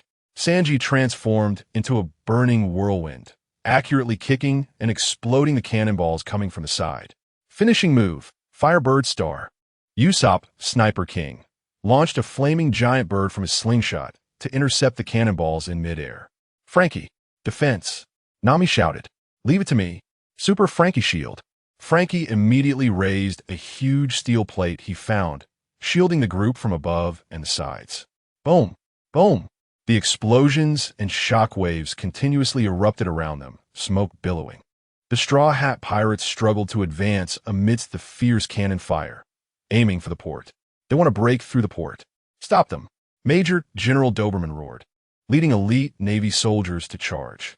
One-sword style, Lion Song. Zoro, like a fierce tiger descending a mountain, instantly took down several Navy officers at the forefront. First meet, shoulder meet, back meet. Sanji weaved through the Navy soldiers, his precise kicks knocking them down in groups. Monster point. Chopper swallowed a rumble ball, transforming into a massive monster, using his body to clear a path for his friends, roaring to fend off attacks. Thundercloud, climate baton. Nami swung the climate baton, creating a small thundercloud, flashing with electricity to paralyze the approaching Navy. Cannon incoming. Frankie combined his arms, unleashing a massive shockwave that swept away the obstructing Navy and obstacles ahead. Charge! Luffy took the lead, his rubber fists clearing the way, unstoppable. His friends followed closely, forming an unstoppable arrowhead, tearing through the sea of Navy soldiers. Finally, they reached the edge of the port. However, Before them were densely packed warships, cannons aimed ominously, the massive shadow of the gates of justice looming in the distance. Tightly shut, the only escape route blocked. No ship. The Mary is on the other side. Nami's face turned pale. Damn it. Sanji gritted his teeth, just as despair filled the atmosphere. Hey, Luffy, everyone, a familiar voice called out from below the port. The group suddenly looked down. They saw the battered Going Merry miraculously breaking through the Navy's blockade, racing towards them. Merry, Luffy and his friends were instantly filled with tears of joy. It's a Merry. It came to get us. Usopp shouted excitedly. Jump down. Sanji immediately called out. Everyone, jump. Luffy didn't hesitate, leaping first from the high port. His friends followed closely, jumping like dumplings, filled with trust and determination, towards their beloved partner, the Going Merry. Splash, splash, splash. Everyone landed perfectly on the deck of the Merry. Merry, thank you. Luffy hugged the bow tightly. Chase. Hurry up and chase. Major General Squirrel shouted in frustration. Report. The Straw Hat Pirates' ship is too fast. Our warships can't catch up. The messenger reported in horror. The Navy's cannon fire futilely chased after them, only hitting the massive wake and splashes left by the Merry. Standing at the stern of the Merry, watching the judicial island gradually shrink into a black death and the helpless Navy fleet, all members of the Straw Hat Pirates let out a long, long sigh of relief. The Straw Hat Pirates had escaped from the encirclement of Eni's lobby. Chapter 63. Carp moves out. The Merry finally came to an end, and the Straw Hat crew bid farewell to the Merry with tears in their eyes. Afterward, Frankie and the Carrera Company built the Thousand Sunny. Frankie thus joined the Straw Hat Pirates. The adventure set sail once again at the Navy headquarters in the Marshal's office. The heavy wooden desk seemed unable to withstand Sengoku's fury, vibrating as he slammed his hand down. The report thrown in front of Carp scattered across the floor, the top sheet prominently displaying Luffy's wide grin, with a bounty of 300 million berries marked on the wanted poster. Carp, look at the trouble your reckless grandson has caused. Sengoku's roar nearly blew the roof off, his forehead veins bulging as he pointed at the scattered documents. Attacking Judicial Island, openly declaring war on the world government, destroying the flag that symbolizes justice, and rescuing the Devil's Child Nico Robin from those CP9 elites. This is no longer just a small commotion in the Grand Line. This is a threat to the very foundation of world order. Carp bent down and slowly picked up the wanted poster. His face, usually adorned with a carefree smile, instantly darkened upon seeing the glaring number of 300 million berries in Luffy's face in the photo, his brows furrowing tightly. He flipped through the other members of the Straw Hat crew's new bounty posters, the horrific photos of Judicial Island completely destroyed by cannon fire and the Demon Slayer Order, and the reports of CP9 members either seriously injured or missing, each one shocking. However, this heavy feeling lasted for less than 10 seconds. Carp's mouth began to uncontrollably curl into a smile, and soon the entire Marshal's office echoed with his signature loud, carefree laughter. Ha ha, ha ha ha ha, 300 million. Good kid, just like my grandson, making such a big name for himself in such a short time. Ha ha ha. Carp slapped his thigh hard, laughing to the point of tears, as if he were not looking at a series of crime reports, but rather his grandson's excellent report card. Laugh, Carp. How can you laugh? Sengoku's face turned purple with anger as he snatched the wanted poster of Luffy. You should know what this means without me saying it. This is no longer the mischief of an ordinary pirate crew. The highest levels of the world government are furious.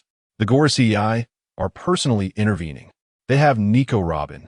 The ability to interpret the true history has resurfaced.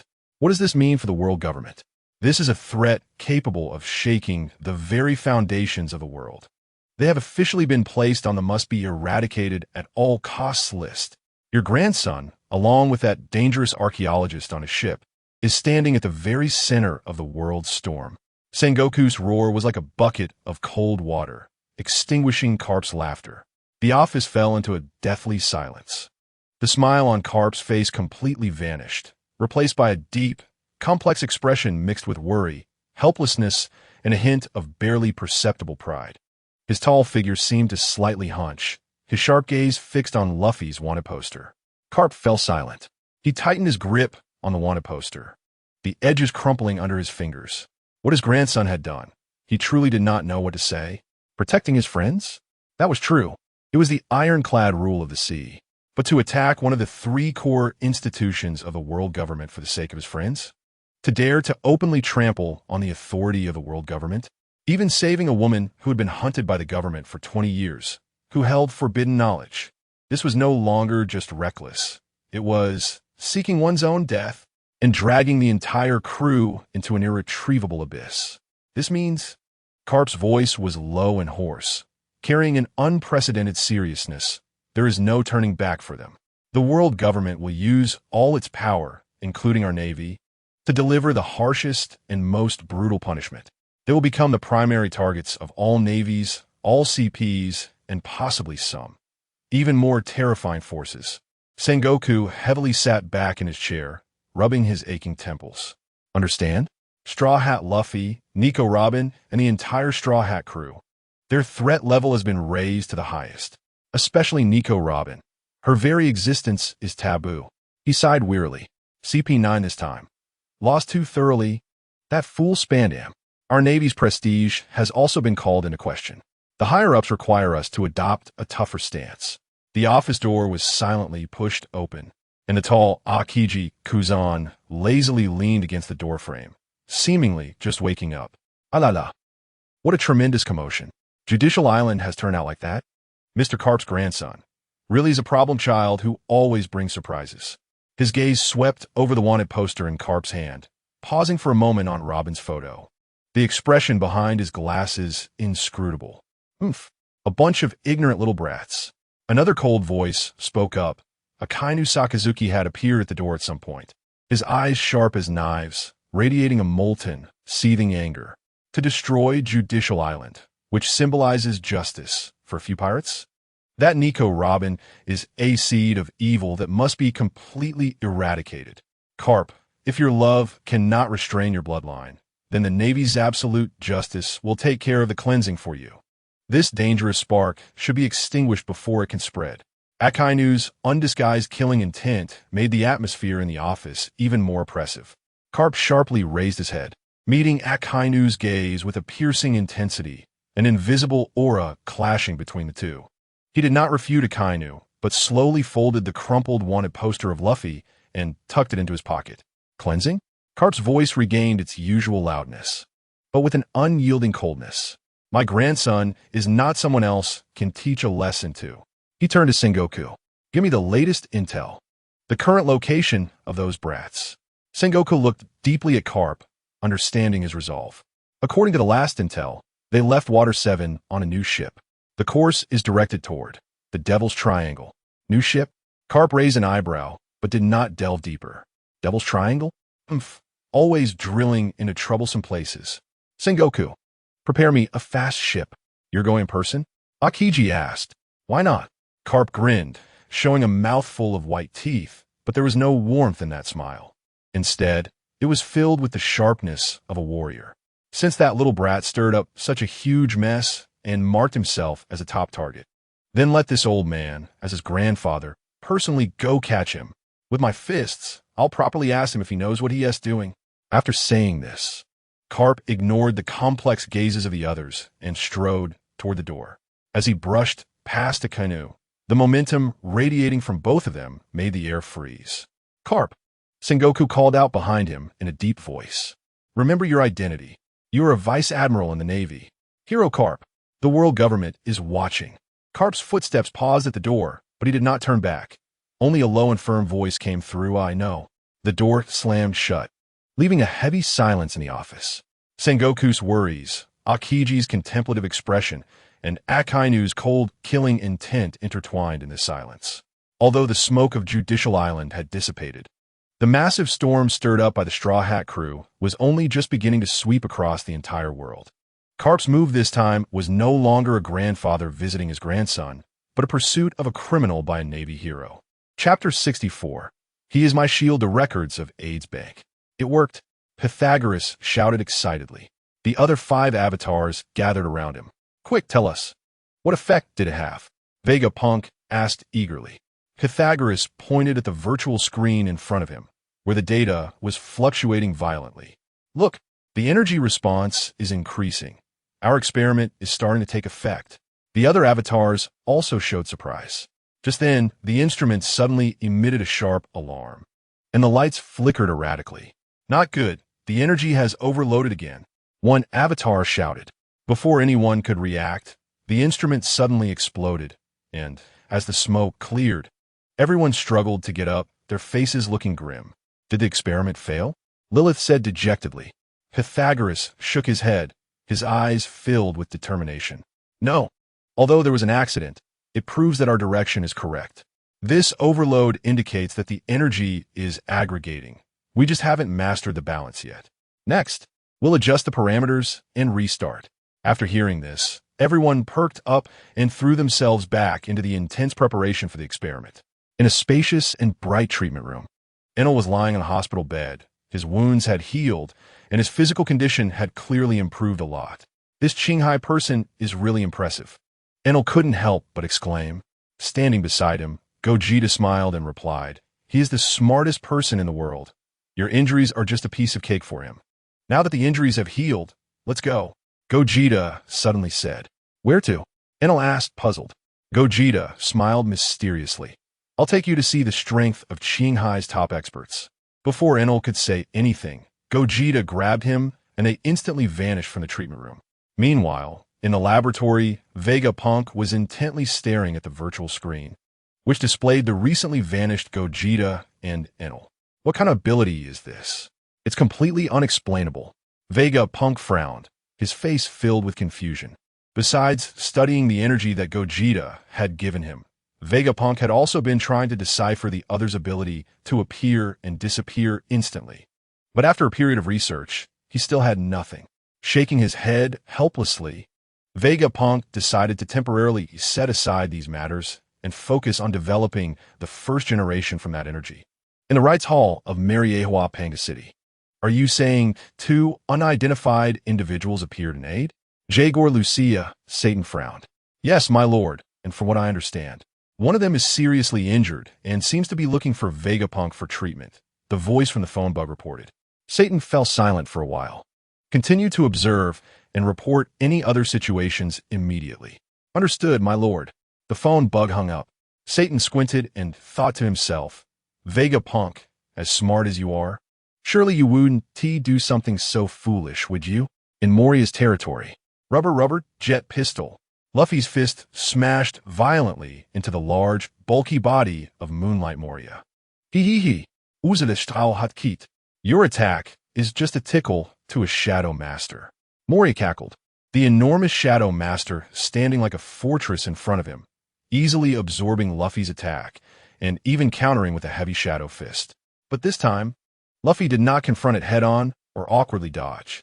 At the moment the shadow fist was about to hit him, his body twisted at an incredible angle, gliding past the edge of the shadow fist like willow fluff in the wind. What?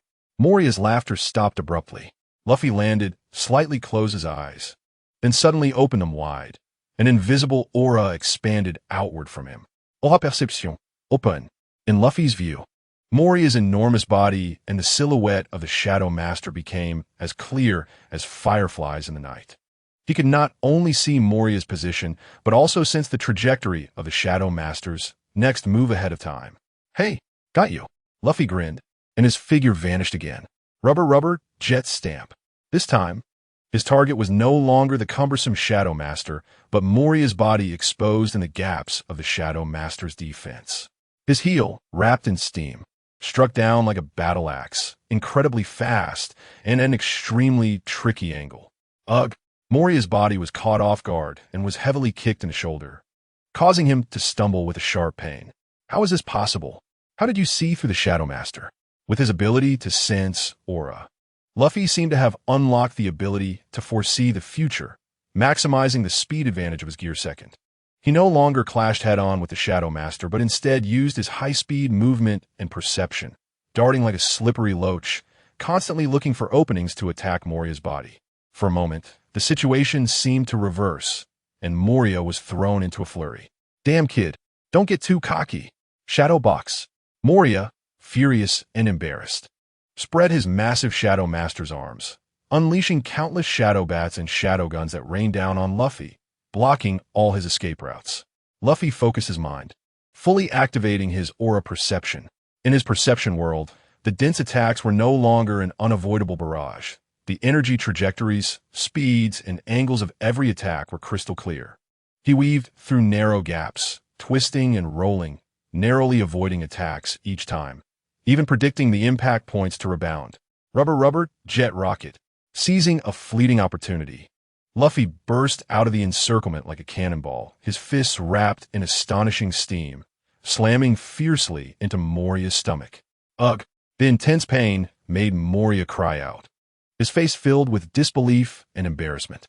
Luffy landed, breathing heavily, sweat trickling down his cheeks, but his eyes were astonishingly bright. The burden of Gear Second combined with the highly concentrated aura perception consumed a lot, but the effect was remarkable. He could feel that Moria's rhythm had been disrupted. He. This is getting more and more interesting. Moria steadied himself, the anger on his face replaced by a more sinister greed. Your shadow. I will claim it. I will turn you into the strongest zombie general. Just as Moria was preparing to launch a stronger offensive, Luffy stood ready as well.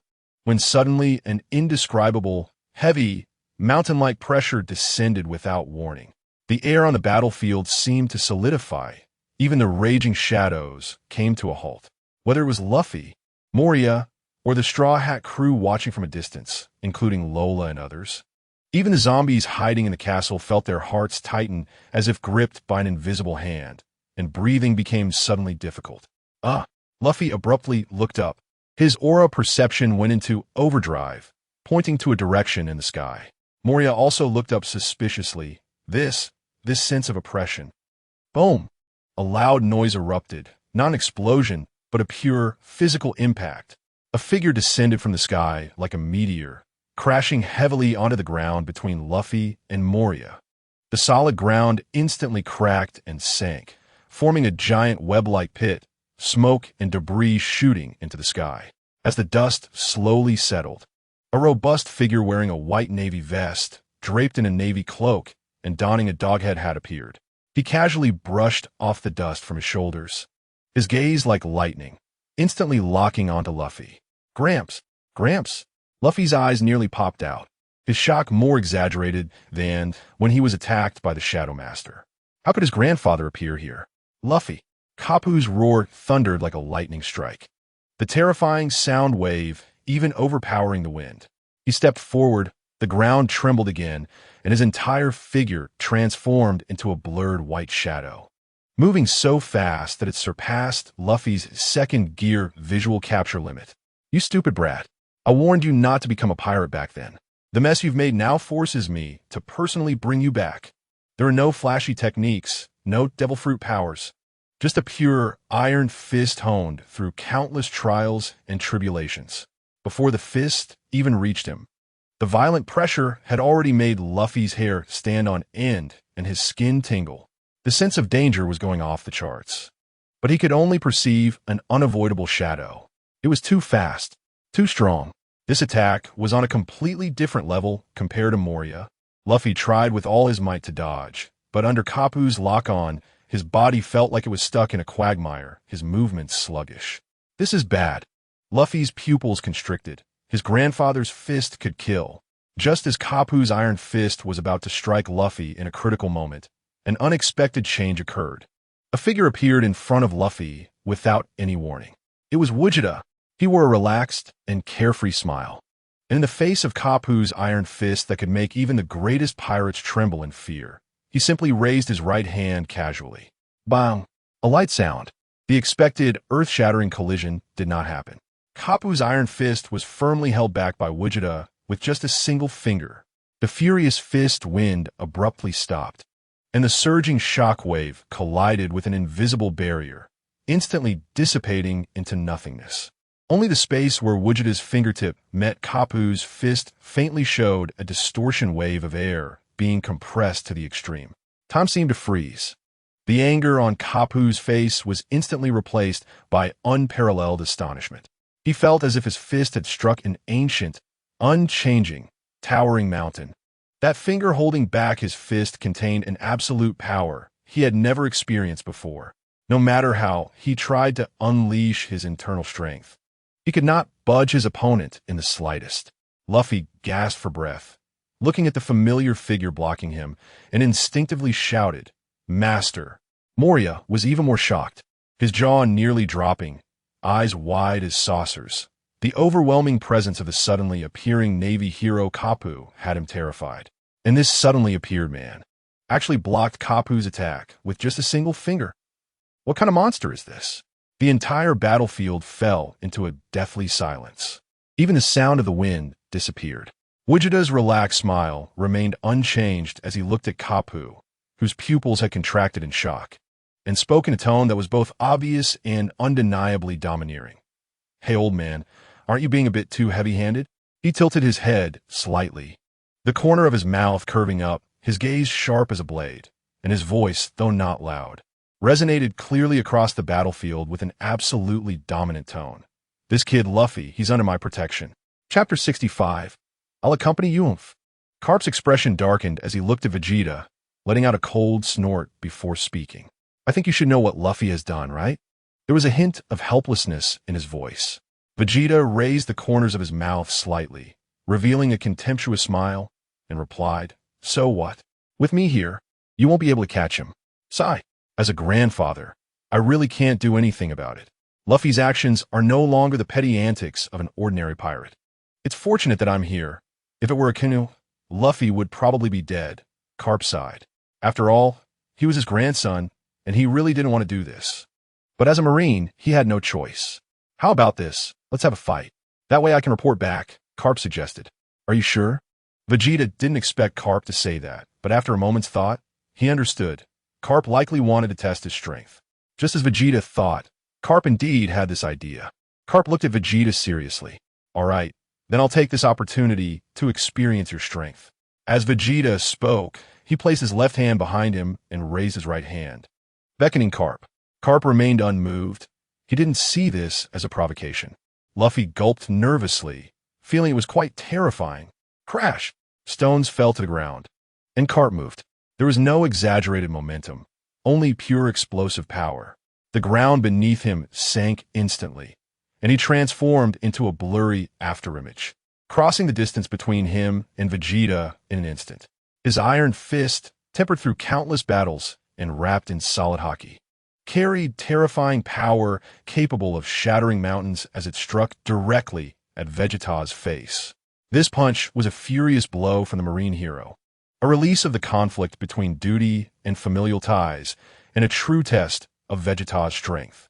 However, facing this fist that could make even great pirates pale in fear, Vegeta still maintained a casual stance with his left hand behind him and his right hand slightly raised, as if Carp's earth-shattering strike was merely a gentle breeze. Just as the iron fist was about to touch the tip of his nose, Vegeta moved. No, to be precise, it was his right hand that moved. The beckoning finger was not retracted, but rather lightly brushed aside in an extremely casual manner. There was no earth-shattering collision sound, no violent shockwave. Only a dull thud that was so heart-stopping. Carp's fist, less than an inch away from Vegeta's face, came to a grinding halt. The air barrier firmly blocked that dark iron fist. Carp's pupils suddenly contracted. He felt as if his full-powered punch had slammed into an unchanging star. The rebound force, like millions of mountains crushing down, violently surged into his arm, instantly tearing through his haki defense and rushing into his body. Ugh! An uncontrollable groan of pain burst from Carp's throat. His robust body shook violently, as if struck by a giant hammer, and he uncontrollably flew backward. The speed was so fast that it left a long afterimage in the air. Boom! Crash! Carp, like a cannonball, smashed through several crumbling walls before finally crashing heavily into a massive stone pillar, barely coming to a stop. The pillar cracked with spiderweb-like fractures, and debris fell in a shower. Puff!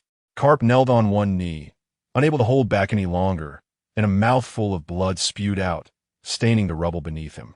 His left arm hung weakly, clearly injured from that seemingly casual flick. Intense pain and an unprecedented sense of weakness swept through his body. He raised his head to look at the figure, still holding the flicking gesture, his eyes filled with disbelief and horror. One move. Just one move.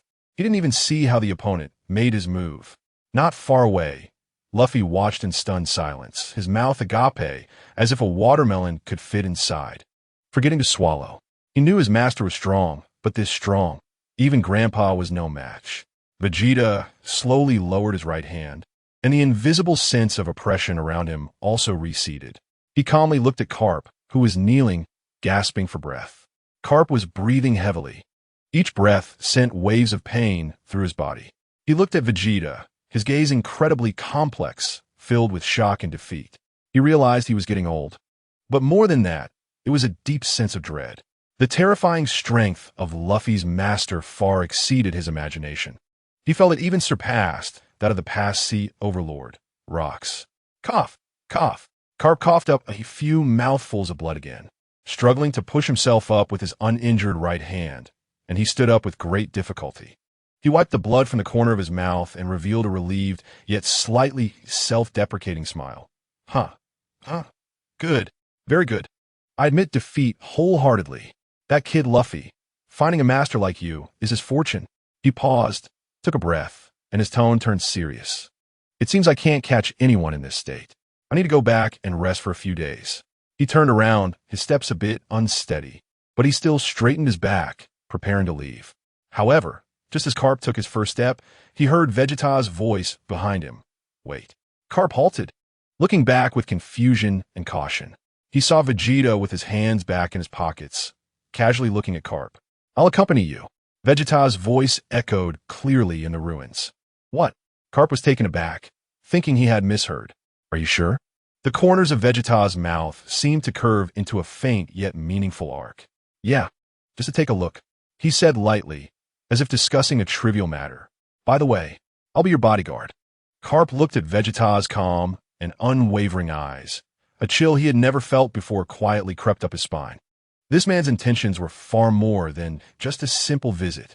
Chapter 66. You made the first move, but before leaving, we need to deal with Moria. There's no need for him to take action. He just inexplicably uttered a sentence. The rest of the matters are left to you too, especially Moria. Grabbing Carp's hand, he flew away directly. This time, the display shocked many, including the captured Carp. Carp couldn't manage to say a complete sentence. Not long after Gogeta and Carp left, the hidden Enel and Bartholomew Kuma appeared. Kuma first glanced at Enel, then at Luffy, and finally fixed his gaze on Moria. Clearly, this rubber brat had already defeated him, and now I have to deal with it. Enel pouted, raising his hand to unleash a bolt of lightning. What? Moria's pupils contracted. It was lightning. Shadow Warrior. He exchanged positions with his shadow, but under Enel's heart network, Moria had nowhere to escape. The lightning instantly pierced through Moria's body, and he let out a horrible scream, crashing heavily to the ground. Moria struggled to get up, but found that he could no longer move his body. The gathered shadows were spit out by him, and his huge form returned to normal. This should be enough. Withdrawing his hand, he walked off to a distance, found a place to sit down, and waited for Gogeta because he didn't know the way. On the other hand, Carp in the Clouds asked, "What is your true purpose? I know you're not simply going to the Navy headquarters."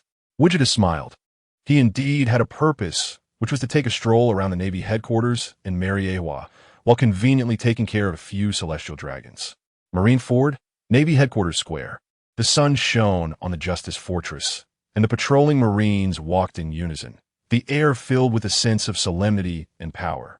However, this calm was instantly shattered by two figures descending from the sky. Boom! A slight shockwave spread out, and dust was stirred up. Gogeta gently placed the severely injured Carp on the hard ground in the center of the square, as if he were putting down a package. Carp! The nearby Marines were the first to recognize their hero, the powerful Vice Admiral Carp, who had been beaten to such a state, and was brought back like a piece of cargo. The alarm was instantly sounded. The sharp, piercing sound echoed throughout Marineford. Enemy attack. Highest alert. Protect Vice Admiral Carp. Surround him. Countless Marines rushed in from all directions, swords drawn, firearms loaded, with numerous gun muzzles and vigilant gazes instantly locking onto the calm man beside Carp. The atmosphere tense as a tightly drawn bowstring, ready to snap at any moment. Carp struggled to catch his breath and wanted to explain, but the intense pain made it impossible for him to speak clearly. Gogeta ignored the countless weapons pointed at him and casually said to Carp on the ground, "Bigger than I imagined. Presumptuous." A dignified and angry voice boomed like a bell, drowning out the alarm. Navy Admiral Sengoku, draped in an admiral's coat, accompanied by Admiral Akainu, Kizaru, and a large group of elite vice admirals, surged towards the main building of the fortress like a steel torrent. Sengoku's face was terrifyingly dark as he looked at his injured, old friend Carp, then at the stranger who seemed unbothered and even suggested a visit, his anger boiling over. "Who are you? How dare you trespass on the Navy headquarters and attack a Navy hero?" Admiral Sengoku shouted sternly, an invisible aura of conqueror's haki instinctively spreading out, leaving the weaker Marines around dizzy. Kizaru's squinted eyes flashed with a hint of unnoticeable seriousness as he adjusted his sunglasses. Oh my, what a terrifying aura. Carp-san is really hurt. His observation haki was going wild with warnings. Akainu's fist had already turned to lava, and the scorching heat distorted the air as he stared fixedly at Gogeta, his eyes resembling a lava beast ready to devour. To those who blaspheme justice, only complete destruction awaits. Facing the intimidation of the Navy's highest combat power, Gogeta not only showed no fear, but found it a bit noisy. He dug in his ears.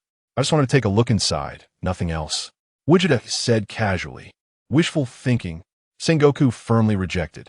The Navy headquarters was not a place just anyone could visit, especially not someone who had injured an important figure of the Navy. "Oh, so there's nothing to discuss, then?" Gogeta still maintained his casual demeanor. His complete disregard for the Navy headquarters ignited Akainu's fury. "Demon dog!" Akainu's roar erupted like a volcanic eruption, his lava-like right fist carrying the terrifying heat and will to destroy, tearing through the air at astonishing speed towards Gogeta's face. At the same time, Kizaru's figure appeared to Gogeta's side, his right leg shimmering with blinding golden light, like a sword of light. Silent yet faster than the limits of vision, executing his signature light-speed kick. The combined assault of the two admirals was enough to instantly obliterate an island. The Marines in the square felt their hearts almost stop, as if they could already see that arrogant figure disintegrating in magma and light speed. "TSK, you made the first move, so don't blame me." At the moment the attacks were about to strike, Gogeta casually raised his right hand, lightly waving in Akainu's direction. Clap! A crisp sound rang out. The ferocious Akainu instantly bent like a shrimp. His fierce expression froze, replaced by unbelievable pain and confusion. His seemingly unstoppable lava giant fist, under Gogeta's seemingly casual wave, crumbled like a paper toy, instantly dispersing. He transformed into a red meteor, flying backward at a speed 10 times faster than before, crashing heavily into the thick wall of the fortress in the distance. Boom! A massive cloud of dust erupted with the sound of collapsing buildings, Akainu's presence instantly waning, buried in rubble, his life unknown. Gogeta's left hand rose as if foreseeing the future, fingers spread wide, accurately blocking Kizaru's light-speed kick. Sizzle! The beam kick capable of piercing steel collided violently with Gogeta's palm, yet only produced a harsh friction sound and scattered golden light. Kizaru's lazy expression vanished without a trace, his pupils behind the sunglasses sharply contracted, filled with horror. He felt as if his kick had struck an ancient adamantine mountain, unable to budge an inch, and the terrifying recoil force made his entire leg numb with pain. "What?" Kizaru exclaimed in shock, his body uncontrollably flying backward from the recoil, rolling in the air to dissipate the force before barely stabilizing himself at a distance. His expression more serious than ever. In the blink of an eye, the Navy's proud two highest combat powers, one was casually swatted away, and the other was easily blocked and forced to retreat. This scene, overturning their understanding, plunged the entire square into dead silence. Navy soldiers gaped, their eyes nearly popping out. their minds blank, unable to comprehend what was happening before them. Vice Admiral Karp's serious injuries, the instant defeat of the two admirals. The power exhibited by this mysterious man had exceeded their wildest imagination of a strong person. "You insolent thing!" The admiral's coat fluttered without wind, rustling. Furious Buddha, impact, blinding golden light erupted. Sengoku's body rapidly expanded and transformed in the golden light, instantly becoming a gigantic golden Buddha standing tall, majestic, solemn, filled with pressure. The massive golden Buddha palm was raised high, the palm gathering terrifying shock energy capable of shattering mountains and shaking the earth, the air beneath it moaning and distorting. The immense shadow instantly enveloped the entire square, like divine punishment descending. The golden giant palm, resembling a collapsing sky, came crashing down towards the tiny figure of Gogeta. Where the palm wind passed, the ground cracked inch by inch. Faced with the Buddha's palm that could flatten the entire square. A hint of interest finally appeared on Gogeta's face. "This is somewhat interesting." He chuckled lightly, advancing instead of retreating. Without gathering power, without shouting. He didn't even adopt any combat stance. Just as the golden Buddha palm was about to strike down, Gogeta casually raised his right fist and lightly punched towards the center of the palm, which was countless times larger than his entire body. Boom! An indescribable loud sound erupted instantly. It was not an explosion, but a terrifying muffled sound, as if two stars collided at an extremely close distance. A visible, pure, white shockwave erupted violently from the point where their fists and palms met. Time seemed to stretch at that moment. In the eyes of countless Navy soldiers, they witnessed an unforgettable scene. On the surface of the golden Buddha palm, cracks resembling a spider web appeared densely around the contact point. Immediately after, there was a crackling boom. The golden giant Buddha, symbolizing absolute justice and power, whose palm could suppress the great pirate era, along with its entire arm, shattered like fragile glass under Gogeta's seemingly casual punch. Countless golden energy fragments scattered like a meteor shower. Wow! The massive golden Buddha form seemed to be struck by an invisible giant hammer, letting out a painful muffled groan. Its enormous body stumbling uncontrollably backward, each step causing the ground to tremble violently, leaving deep pits. The golden light flickered violently, and ultimately could not maintain its form, suddenly collapsing and dissipating. As the light faded, it revealed Fleet Admiral Sengoku himself. His face was as pale as paper, a streak of glaring blood trickling from the corner of his mouth, his admiral coat torn in multiple places, his right arm hanging weakly and trembling slightly, clearly suffering heavy injuries. The look in his eyes as he gazed at Gogeta was filled with unprecedented horror and disbelief. An absolute silence. The vast Marine headquarters square was now left with only the futile wailing of alarms. Tens of thousands of sailors stood petrified, staring blankly at the man standing in the center of the square, whose clothing had not been damaged in the slightest. Their once godlike and powerful fleet admiral and top-tier general seemed like children, utterly defenseless before this man. This was no longer a battle, but a one-sided crushing. Well, that seems about done. Gogeta appeared to have merely accomplished a trivial task. He glanced around at the square, now in ruins from the aftermath of the battle, and the collapsed buildings in the distance, nodding with satisfaction, completely ignoring the countless guns pointed at him, from which the shooters had lost the courage to even pull the trigger, and also disregarding Sengoku's gaze that was almost spitting fire yet filled with fear. The place is quite large, but the people are a bit too noisy. He commented nonchalantly, and then, as if remembering something, he looked up towards the direction of the red Earth continent, a cold and playful curve forming at the corner of his mouth. So next, it's time to check out that dirtier place. As soon as the words fell, Gogeta's figure blurred without warning, like a poorly received signal, and in the next moment, he completely vanished from the spot, as if he had never appeared. Only a scene of devastation remained. Chapter 67. I have been very merciful in the power hall of Panga City. Is this the person who appeared in Egghide? The five elders watched the image projected by the phone worm, and the person shown was indeed the Gogeta who had appeared in egg hide. Shepherd X10, Saint of Jupiter. Satan's Saint nodded. Not simple. This person, Topman Vulturally Saint squinted, pondering silently. Although he had not seen this person in person, he could keenly sense the uniqueness of this individual just by watching the video. Just as they were fully focused on studying who this person was, suddenly, a world government official rushed in like a gale. His steps were somewhat unsteady, as if he had been greatly frightened, and there were even a few beads of sweat on his forehead. The official's eyes revealed a hint of disbelief, his lips trembled slightly, and he stammered, "Five elders, something big has happened." Seeing this, Marcus Maz Saint frowned sharply. A trace of displeasure appeared on his face, and he said in a deep voice, "What a mess. Speak slowly about what has happened." The officer was evidently startled by Marcus Maz Saint's reprimand. He took a few deep breaths, trying to calm his emotions. After a while, he finally regained some composure and slowly said, "The Navy headquarters has been invaded by a mysterious, powerful being. Akainu, Kizaru, and Admiral Sengoku have all been defeated, and Garp is also seriously injured." The expressions of the five elders changed slightly. Their eyes met, and they each saw a hint of shock in the other's eyes. "What audacity!" Izambaron V. Nejiru, Saint shouted with anger. "Who is so bold as to dare invade the Navy headquarters?" The Navy officer slowly shook his head. But at that moment, his gaze inadvertently swept across the projection, and in an instant, his face became extremely stiff, his finger trembling as he pointed at the person in the projection. It's him." His voice was filled with shock and fear. "What?"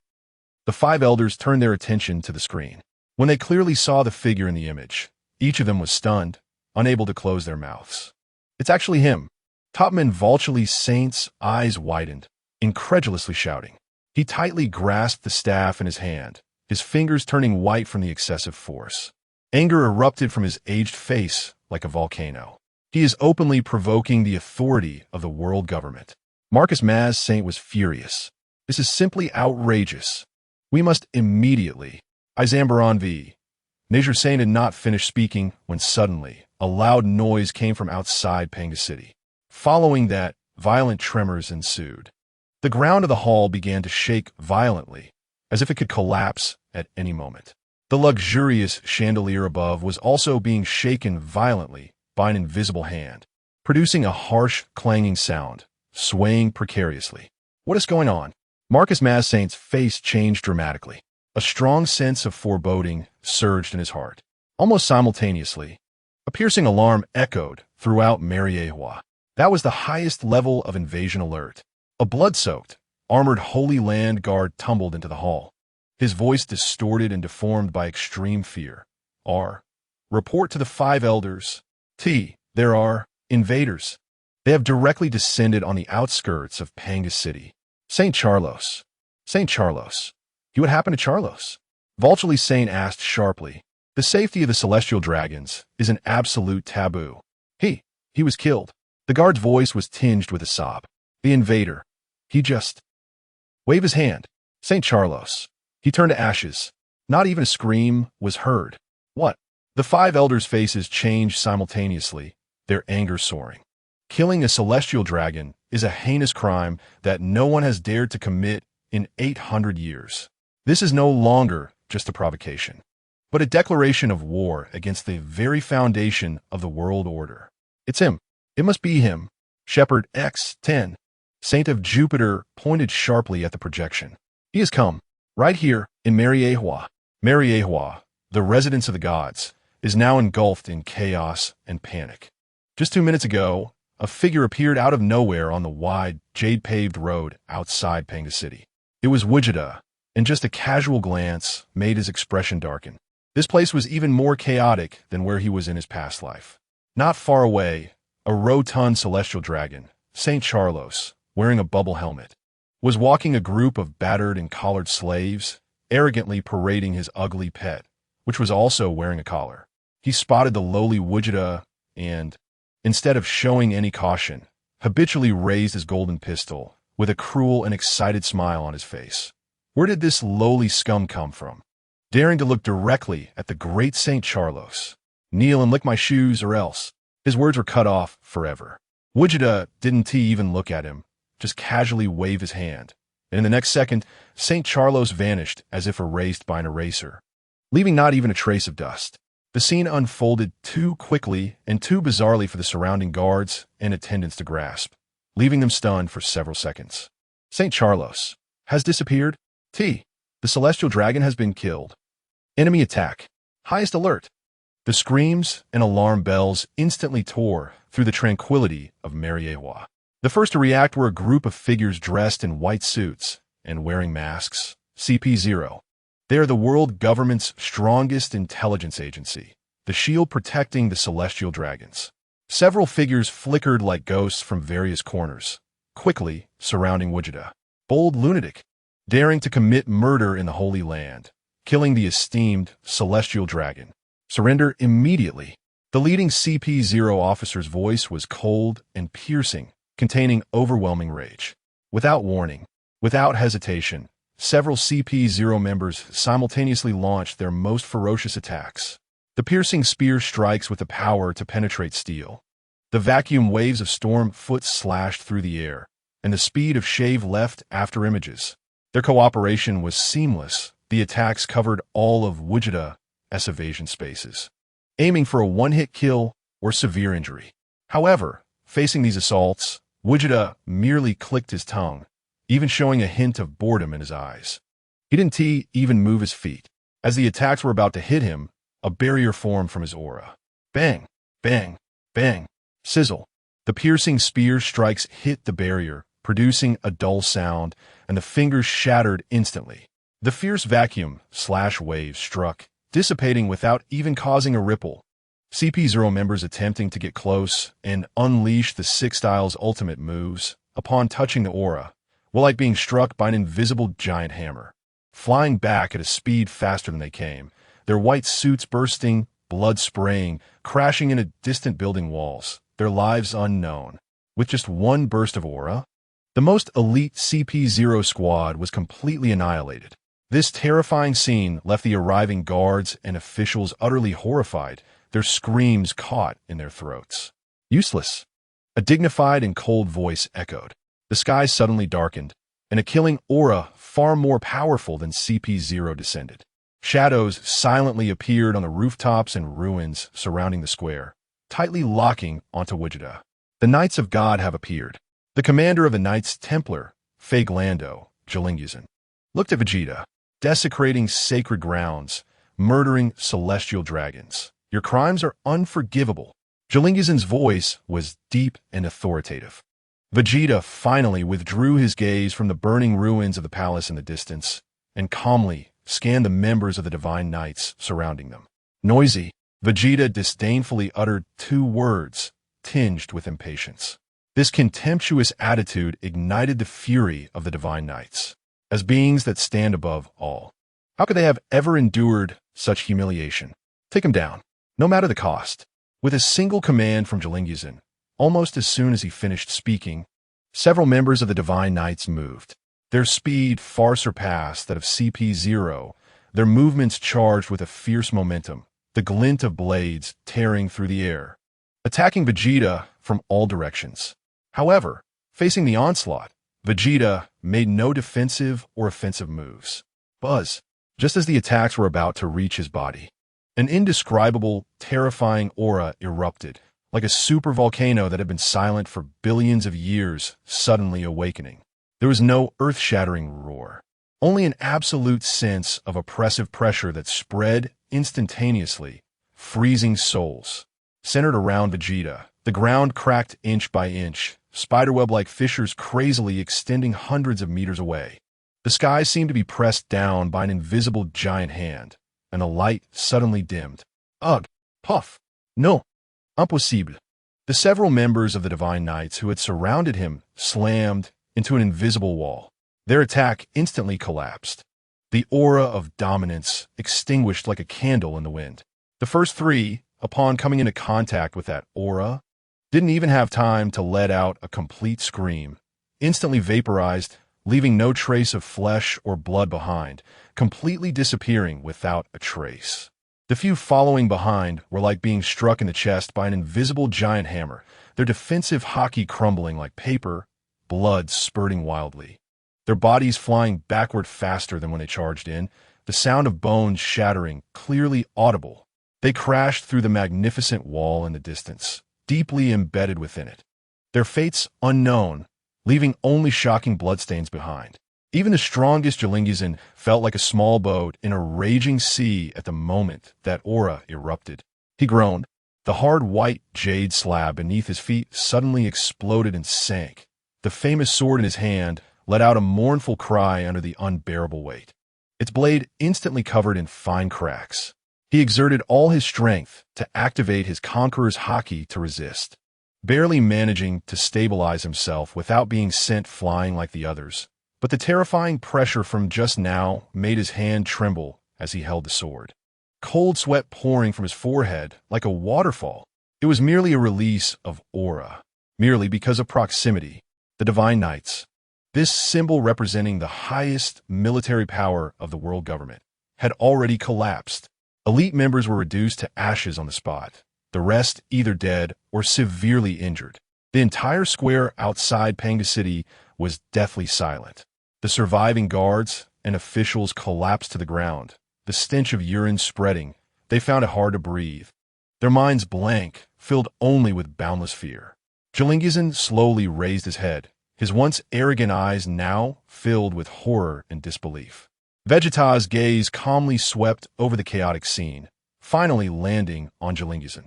He tilted his head slightly, his tone as flat as if stating an inconsequential fact.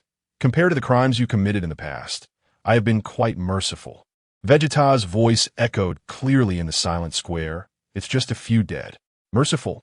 Just a few dead. This statement pierced the hearts of Jilingizan and all the survivors like a poisoned ice pick. The lives of the Divine Knights were spoken of as if they were mere weeds. Jilingizan's eyes nearly bulged, blood surging in his chest, almost spitting blood. Humiliation and anger intertwined, threatening to consume him. But the hand holding the sword felt as if it had no strength left to raise. The absolute disparity in power was like a chasm. At that moment, 5 even larger, ancient and majestic auras thundered down, like 5 silent volcanoes awakening simultaneously. The space showed slight distortion, and 5 figures appeared in the center of the square as if teleporting. It was the late-arriving Gogeta.He. Chapter 68. Let you feel pain. The 5 elders had expressions as dark as if they could drip water, their eyes burning with unprecedented anger and seriousness. Witnessing the destruction of Panga City, the deaths of the celestial dragons, and the tragic state of the Knights of God, especially feeling the heart-stopping aura emanating from Gogeta, made them completely understand the severity of the situation. This was no longer a simple provocation. It was a catastrophe that could overturn the foundations of the world. Topman Walchuli's voice rumbled like thunder, filled with suppressed rage to the extreme. You dare commit such a heinous crime? Marcus Ma's killing intent was chilling. Your existence is a desecration of the world order. Today, you will not leave Mariehua alive. Shepherd X10 Peter's eyes were cold and piercing, radiating an unsettling aura. No matter where you come from or what power you possess, opposing the world government will only lead to your destruction. Izambalin V. Nashor's demon sword had already been drawn half an inch, its cold light flashing. Arrogant fool.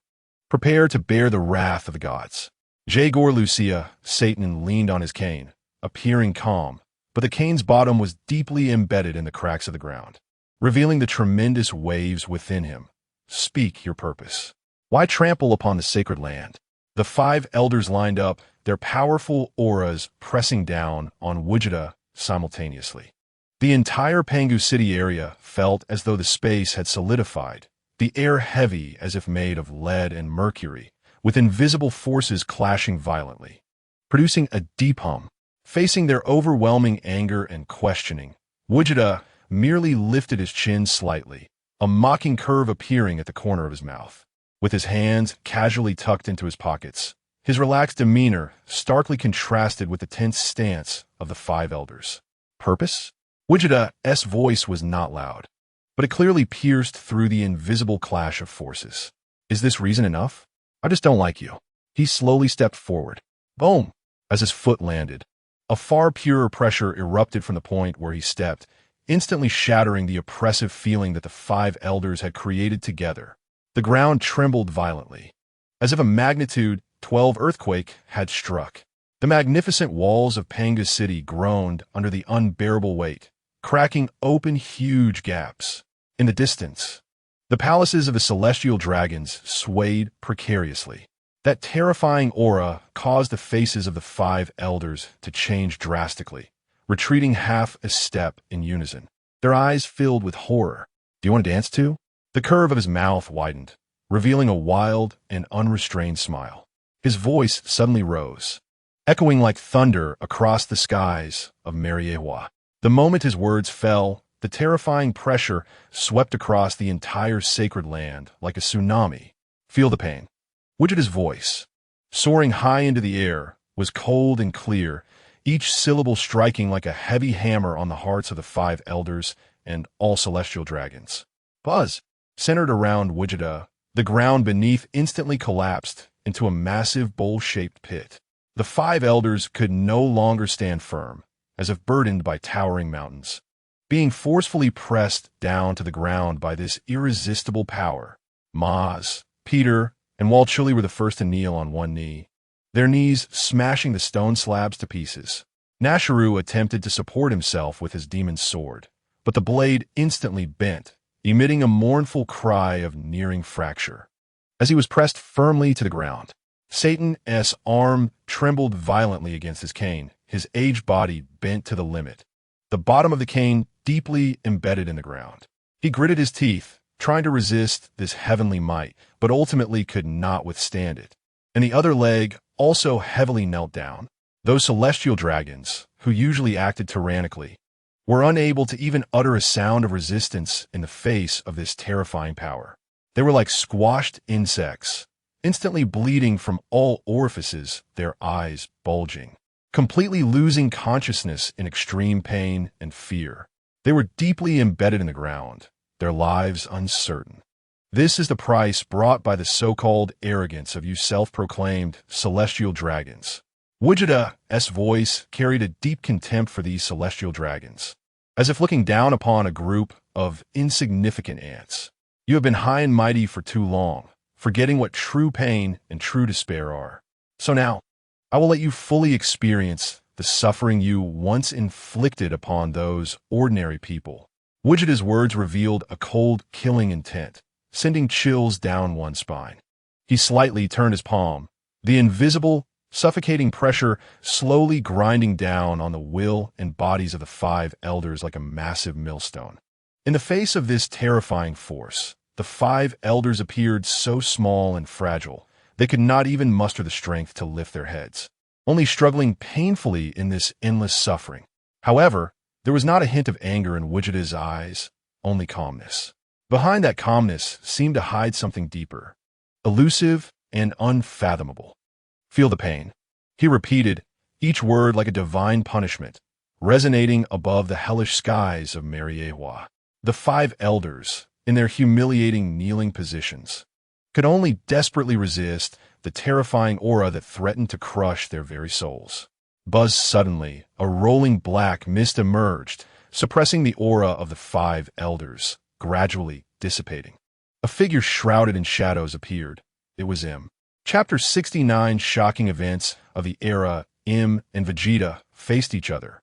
M said, I will let you leave unharmed. Ha! Let me leave? Do you think you have the ability to keep me here? Vegeta mocked at him. M fez silent. To be honest, he had no confidence in that. However, it was not to be underestimated. Stubborn. Then you can stay here. With a wave of his hand, the black shadows surrounding him instantly coalesced into spikes that shot towards Vegeta. Just as the spikes were a mere centimeter from his face, they stopped, unable to advance even a fraction further. That was. M's sharp eyes narrowed, as if there was an invisible wall. Vegeta lightly snorted, and the spikes suddenly shattered. Before the fragmented shadow pieces could hit the ground, they transformed into wisps of black smoke and dissipated into the air. The smirk on Vegeta's lips deepened, and he didn't even blink. Is that all you've got? His voice was eerily calm, but contained enough power to make the space tremble. To tickle me with such things and expect me to stay here. How naive. It's laughable. Im's eyes darkened. He had anticipated the strength of this person. But the way the opponent effortlessly dismantled his attack, even without changing posture, exceeded his expectations. The shadows around him churned violently, like a boiling sea of ink, exuding a chilling and ominous aura. Arrogant, Im shouted, pushing both hands forward. This time, it was not a single spike, but countless shadow spears, each infused with greater power, raining down on Vegeta like a torrential downpour. Each shadow spear contained terrifying power capable of piercing mountains, instantly engulfing Vegeta's figure. Boom! Boom! Boom! Boom! The explosive sounds merged into one, and the place where Vegeta stood was consumed by thick, tangible darkness. The violent energy shockwave distorted the surrounding space into layers of folds. The ground was instantly plowed into bottomless ravines, and the gravel was obliterated into dust before it could even splash. Im stared intently at the area ravaged by the dark energy. He couldn't believe the opponent could remain so relaxed. This attack was enough to turn an entire continent into a wasteland. However, as the dust began to settle, Im's pupils dilated and a chill shot up his spine. Vegeta was still standing in place, completely unharmed. He tilted his head, looking at him, his gaze resembling that of someone watching a clown trying hard but failing miserably. Humiliation, an unprecedented sense of humiliation instantly overwhelmed him. He had lived for so long. Who had ever looked down on him like this? Anger replaced his astonishment, and the shadow energy within him erupted like a volcano. Roar! Im let out a monstrous roar, his entire body suddenly swelling, transforming into a towering shadow demon. A massive fist came crashing down towards Vegeta. Faced with this punch, Vegeta finally moved. He simply raised his hand casually. Bang! A dull thud echoed, as if two worlds had collided. The violent energy shockwave erupted in a circular explosion, instantly flattening everything within dozens of miles, vaporizing it. The space was riddled with spiderweb-like cracks, groaning under the unbearable weight. The shadow demon maintained its fist-swinging posture, while the tiny Vegeta steadied himself against the fist, which was thousands of times larger than his entire body, with just his pinky finger. The scene was filled with absurdity and visual impact. The demon, which him had transformed into, let out an incredible roar mixed with pain and horror. He could clearly feel that the recoil from the impact was causing the shadow energy, forming his fist to shake violently and begin to disintegrate. Sai, I thought you were strong, but it turns out you're so weak. Vegeta's muttering voice clearly pierced through the roar of energy. Crack! Crack! Boom! The shadow giant's fist, along with half of the demon's arm, exploded under Vegeta's grip, turning into a shower of black sparks that quickly vanished. The demon let out a shrill scream, its massive body staggering backward, black mist swirling from the severed arm, trying to repair itself, but it seemed exceedingly difficult. Vegeta retracted his hand and casually flicked it, as if he were merely brushing off some dust. He took a step forward, just one step, and instantly crossed the distance in space, appearing in front of the staggering shadow demon's head, staring into its crimson eyes. It's over. He didn't even assume any combat stance. He simply delivered a straight punch towards the demon's massive head. This punch had no outwardly visible energy, moving so fast it seemed as if the fist had never moved at all. But in that instant he swung his fist, the demon felt an unprecedented, soul-freezing aura of death. It was a power pure to the extreme, a violence capable of piercing dimensions and shattering rules. How can this be? Im gathered his strength to form a massive shield and simultaneously conjured a black vortex, enveloping himself, the five elders, and the knights of God before vanishing in an instant. Bang! The shield exploded instantly, and Im and the others disappeared. Oh, a spatial ability. Vegeta did not pursue. He had completed what he needed to do and vanished from Mariejois in an instant. On a distant island, Im used the powers of the space fruit to appear with the five elders and the knights of God. Just as they landed, he spat out a mouthful of blood. Sir, are you okay? Marcus Mays asked. Im shook his head, although he was very reluctant to admit it. That guy was on a completely different level from them. Find a place to hide and regroup. Im said this with great humiliation. Meanwhile, Inaru and the Straw Hat crew had left Moria's territory. Inaru had initially planned to wait for Vegeta, but he ended up leaving with Luffy's invitation. A few days later, Inaru and the Straw Hat crew were sailing in a certain sea area of the Grand Line. The sun was shining, seagulls were circling, and the deck was filled with familiar noise. Luffy was pestering Sanji for meat. Usopp was bragging about his new invention, and Chopper and Brook were playfully chasing each other. Inaru was sitting alone on the crow's nest, resting with his eyes closed. Just then, a news bird delivered the latest newspaper, accompanied by Nami's incredulous scream, shattering the brief tranquility. This is impossible. Nami's hands trembled violently, nearly crushing the newspaper.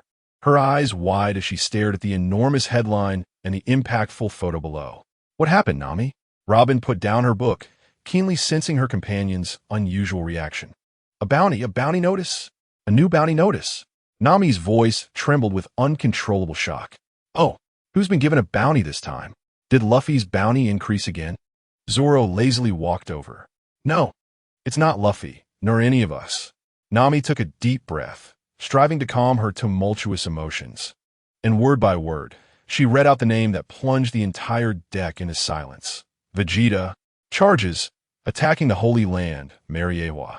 Severely injuring the highest authority of the world government, with the intent to overthrow the world order. Bounty. Nami's voice faltered again here, and she blinked hard, seemingly unable to believe the number above. How much? Quickly tell us, Nami. Sanji leaned in, sensing something unusual. Nami looked up, her eyes filled with unprecedented shock, and in a near dreamlike tone, she read out the astronomical number. The bounty is 5 billion berries. See, 6.5 billion.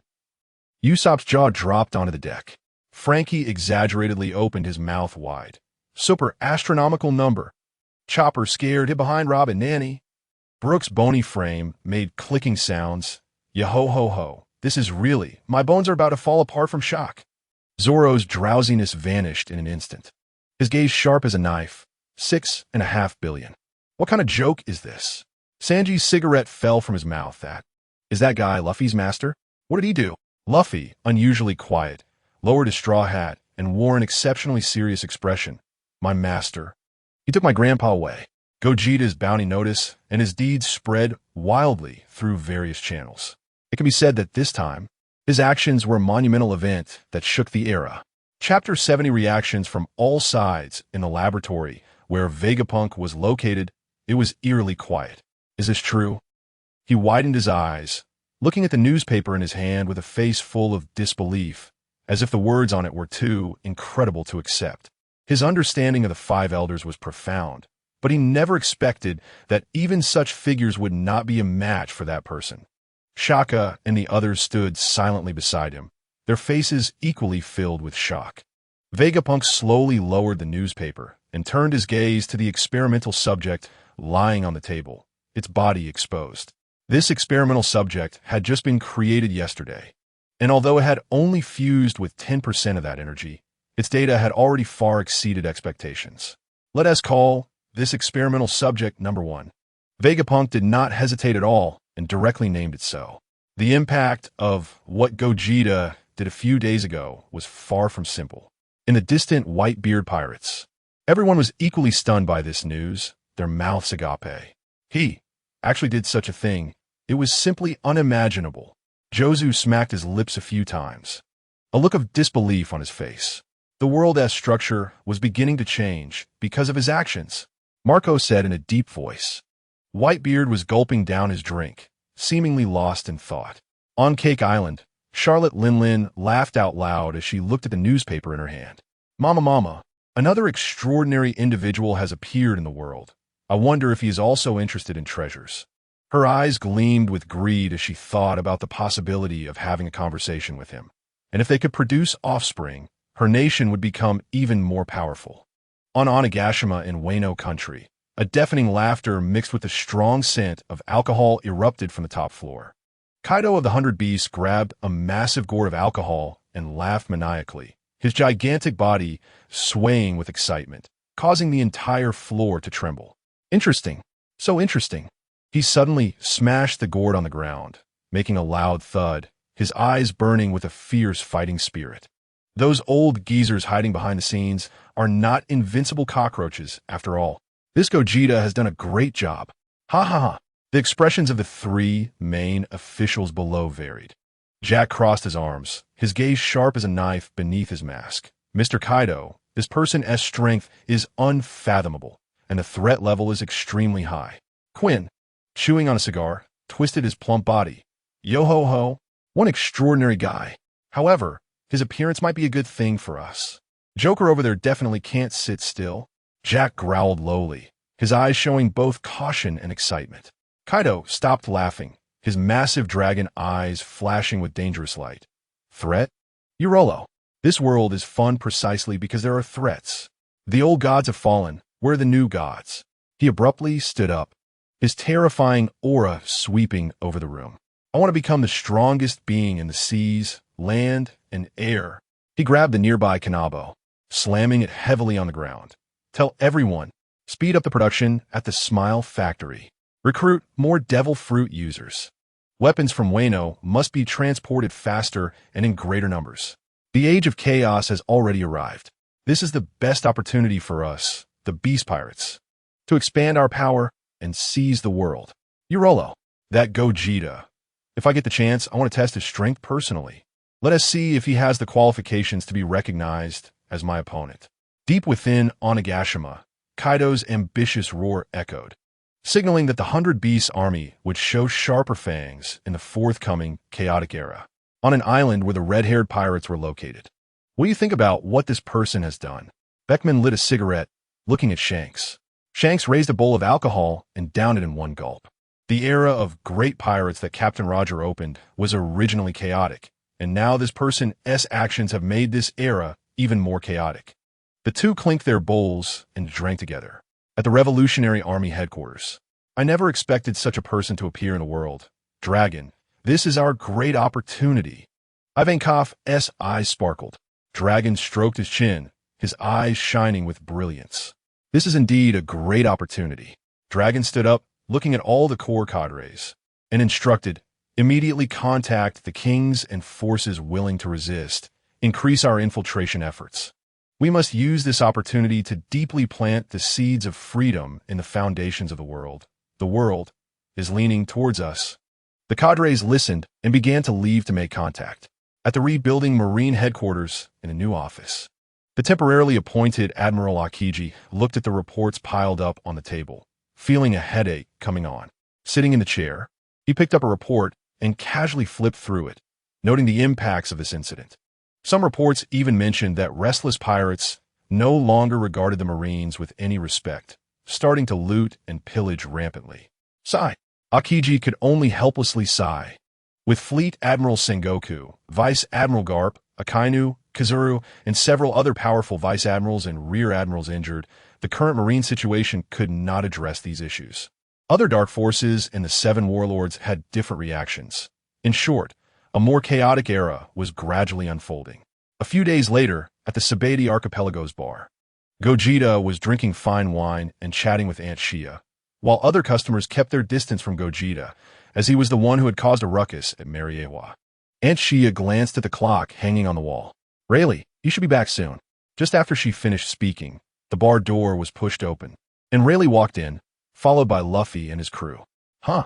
As soon as he entered, Rayleigh felt that the atmosphere in the bar was different. Scanning the room, his gaze landed on Gogeta. His observation Haki sensed that this person was not simple. He had been at the auction house these past few days and hadn't seen much of the newspaper. Additionally, it's worth mentioning that unlike in the original story, no incident involving Luffy beating a celestial dragon had occurred on Sabeti Archipelago this time. Hey, Master, what are you doing here? Luffy's iconic voice instantly broke the slightly stagnant air in the bar due to Gogeta's presence. His rubber arm stretched out, and he lunged toward Gogeta like a cannonball. Gah! Gogeta, who was chatting with Aunt Shia, nearly choked on his drink from Luffy's sudden embrace. He set down his wine glass. allowing Luffy to hang on him like an excited koala. Hey, hey, you little brat, still so reckless. He. It's really Master. Luffy didn't care at all. It had been some time since their last hurried meeting, and considering Master had done such earth-shattering things, he truly missed him. He hung on Gogeta like a koala, excitedly waving his arms and speaking incoherently. So amazing. I knew Master was the strongest, 100 times stronger than any admiral or the 5 elders. No, 1,000 times. Gogeta let him hang on, patting his straw hat. All right, get down. You're making too much noise. Only then did Luffy reluctantly jump down, but his face still radiated excitement, eagerly pulling Gogeta to face his companions. Everyone, look. This is the super amazing Master I told you about. Gogeta, even stronger than Grandpa. Zoro stepped forward, resting his hand on the hilt of his sword. His gaze intensely fixed on Gogeta. You're the Master that Luffy keeps talking about? To be able to teach such a fool, your strength must be extraordinary. His words carried a sense of challenge. But more than that, they conveyed an excitement instinctively felt by the strong. Sanji also extinguished his cigarette, rarely showing a serious expression. So that's it. Luffy's Master? What an incredible identity. On the terrifying 3-masted ship, Luffy's companions had only caught a distant glimpse of Gogeta. Usopp trembled. Luffy's Master? The one who caused chaos in Mariewa. The terrifying scenes described in the newspaper flashed through his mind. Gogeta surveyed the Straw Hat crew and nodded slightly as a greeting. He returned to the bar and said to Shaki, Boss, give me another drink, and serve these little ones something to drink as well. It's on me. He turned to Luffy, his tone becoming more serious. Luffy, with your current strength, if you continue to take risks, it will be a matter of life and death. Luffy immediately stood up straight, his gaze resolute. I'm not afraid. I want to be the Pirate King. Simply shouting slogans isn't enough. Gogeta picked up the newly served drink. On the terrifying 3-masted ship, you faced your grandfather without any power to resist, didn't you? If I hadn't shown up, you would have been taken away by him. He put down his glass, his gaze like lightning sweeping over the Straw Hat crew. Just in time. I have a bit of free time recently. Before you set off for Fishman Island, I'll give you some extra training. Extra training? Luffy's eyes instantly turned into stars. Really? Master? That's amazing. He was the first to jump up in response. Zoro grinned with a battle-ready smile. Just what I wanted. Sanji took a deep breath and also stood straight. To protect my comrades, getting stronger is a must. Please do guide us. Although Nami and Usopp were trembling with fear, they understood this was a once-in-a-lifetime opportunity. Please take care of us. Chopper mustered his courage. I would do my best too. Robin smiled. It is our honor to receive your guidance. Frankie struck his signature pose. Super extra training. Let us go. Brooke elegantly bowed. Yo-ho-ho. What a thrilling, though I don't have blood, proposal. Rayleigh watched from the side, his eyes filled with interest and a hint of emotion. Shaki smiled as she wiped the glasses, looking forward to the show. Very well. Gogeta stood up. Shaki, Rayleigh, may I use the space behind your bar? Time is precious. Let us start now. For the next month, a relatively secluded clearing on the edge of Sabeti Archipelago became a hell for the Straw Hat crew. Chapter 71. Special training ends. Setting sail again, the speed is still too slow. With a flash, Gogeta appeared beside Luffy. Without any extra movements, the mere release of his aura created a terrifying wind pressure that crashed against Luffy's crossed arms. Ugh! Luffy felt an overwhelming force hit him, sending him flying backwards like a kite with a broken string, crashing into a pile of discarded ship planks dozens of meters away, kicking up a cloud of wood chips and dust. Zoro let out a low growl, his 3 swords transforming into a storm of slashing strikes. 3-sword style, onigiri. The blade's light was sharp, tearing through the air. Gogeta slightly tilted his body, the strike powerful enough to cleave steel missed entirely, grazing the edge of his clothing and leaving deep grooves on the ground. Gogeta flicked his finger, hitting Zoro's sword spine. Clang! The sound of metal clashing.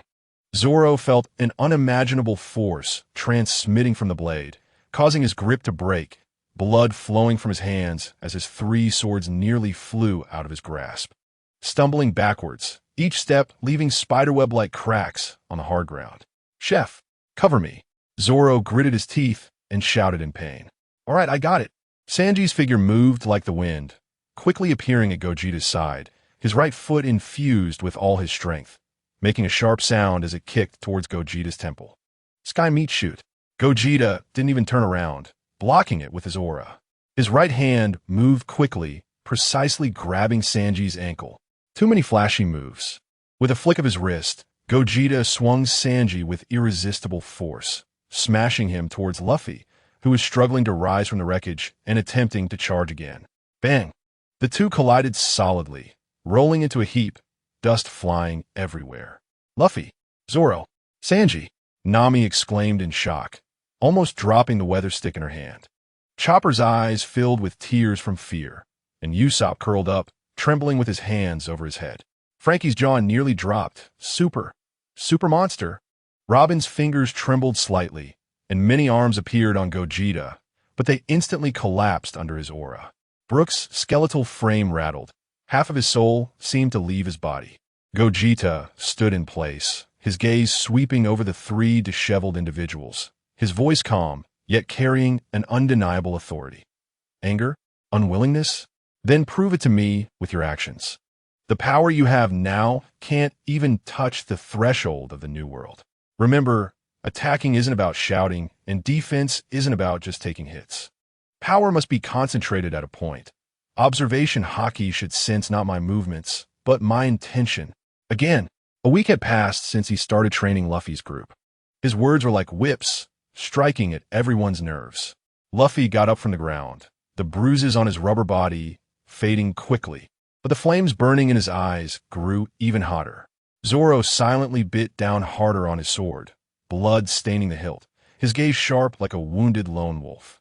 Sanji spat out the blood in his mouth, straightened his body, and the laziness in his eyes was replaced by an almost cold focus. Time flowed slowly amid sweat, blood, and near-collapsing wails. Every day, the abandoned shipyard echoed with dull, crashing sounds, the whistling of blades, the groans of bones under pressure, and Gogeta's reprimands.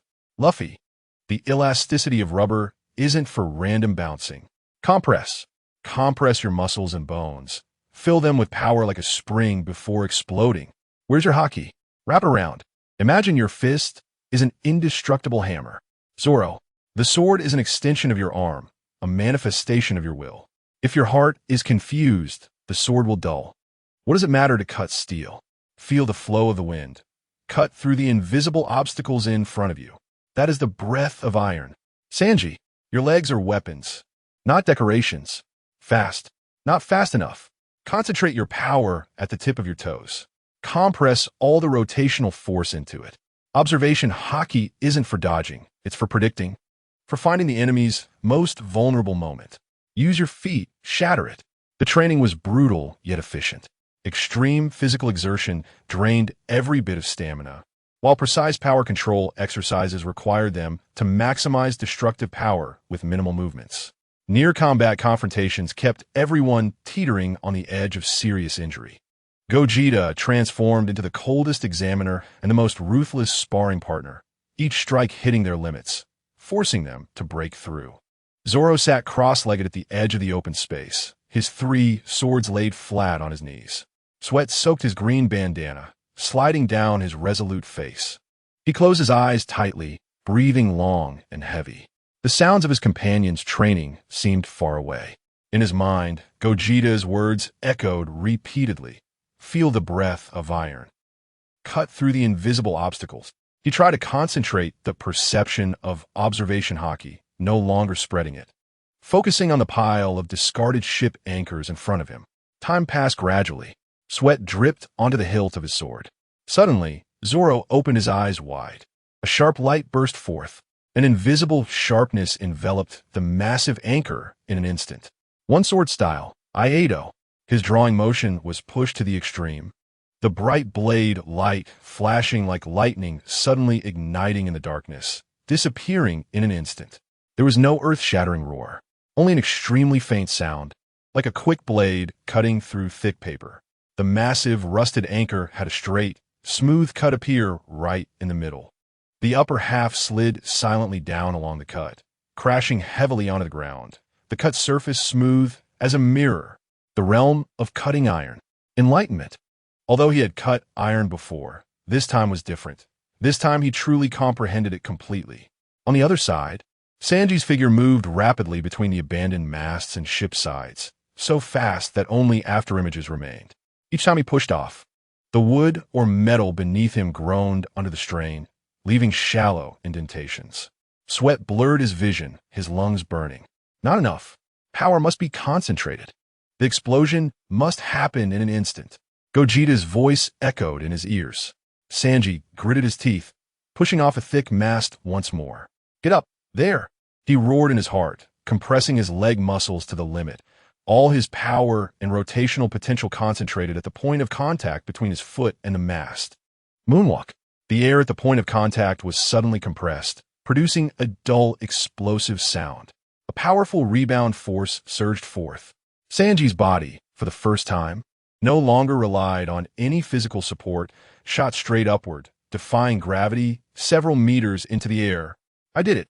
Although only for a brief moment and at a limited height, it was indeed stepping in the air. Yo-ho-ho-ho. Mr. Sanji is flying. Brook's hollow eye sockets seemed to brighten. Luffy bore the most pressure. Time and again he was sent flying by Gogeta, spitting blood. Yet time and again he charged forward fearlessly. The energy within him surged wildly under extreme pressure, his body's instincts seeking to break through that layer of restraint. Compress. Treat your body as a weapons depot. Hold back the power, then release it violently. Gogeta's fist once more slammed down on Luffy's crossed arms, smashing him hard into the ground. Ugh! Luffy spat out a mouthful of blood, but the flames burning in his eyes showed no sign of weakening. He struggled to rise, the surface of his rubber body beginning to show faint, steam-like red patterns, muscles swelling and contracting at a visible speed, emitting a low rumbling sound like an overloaded engine. The veins beneath his skin bulged, turning a dark red. Not enough. Give me. Compress it in.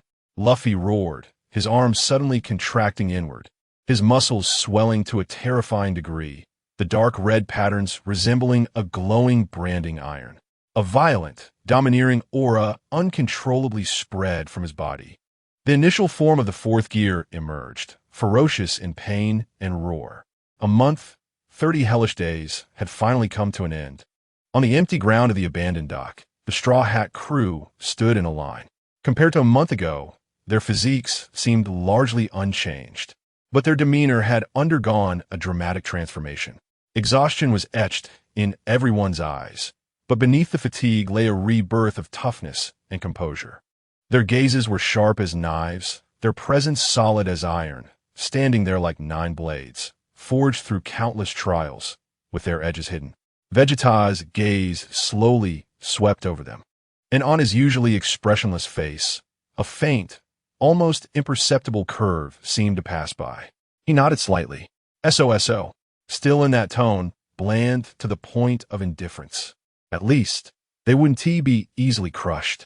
Luffy grinned, showing his white teeth, his eyes filled with confidence beneath the straw hat. He, master.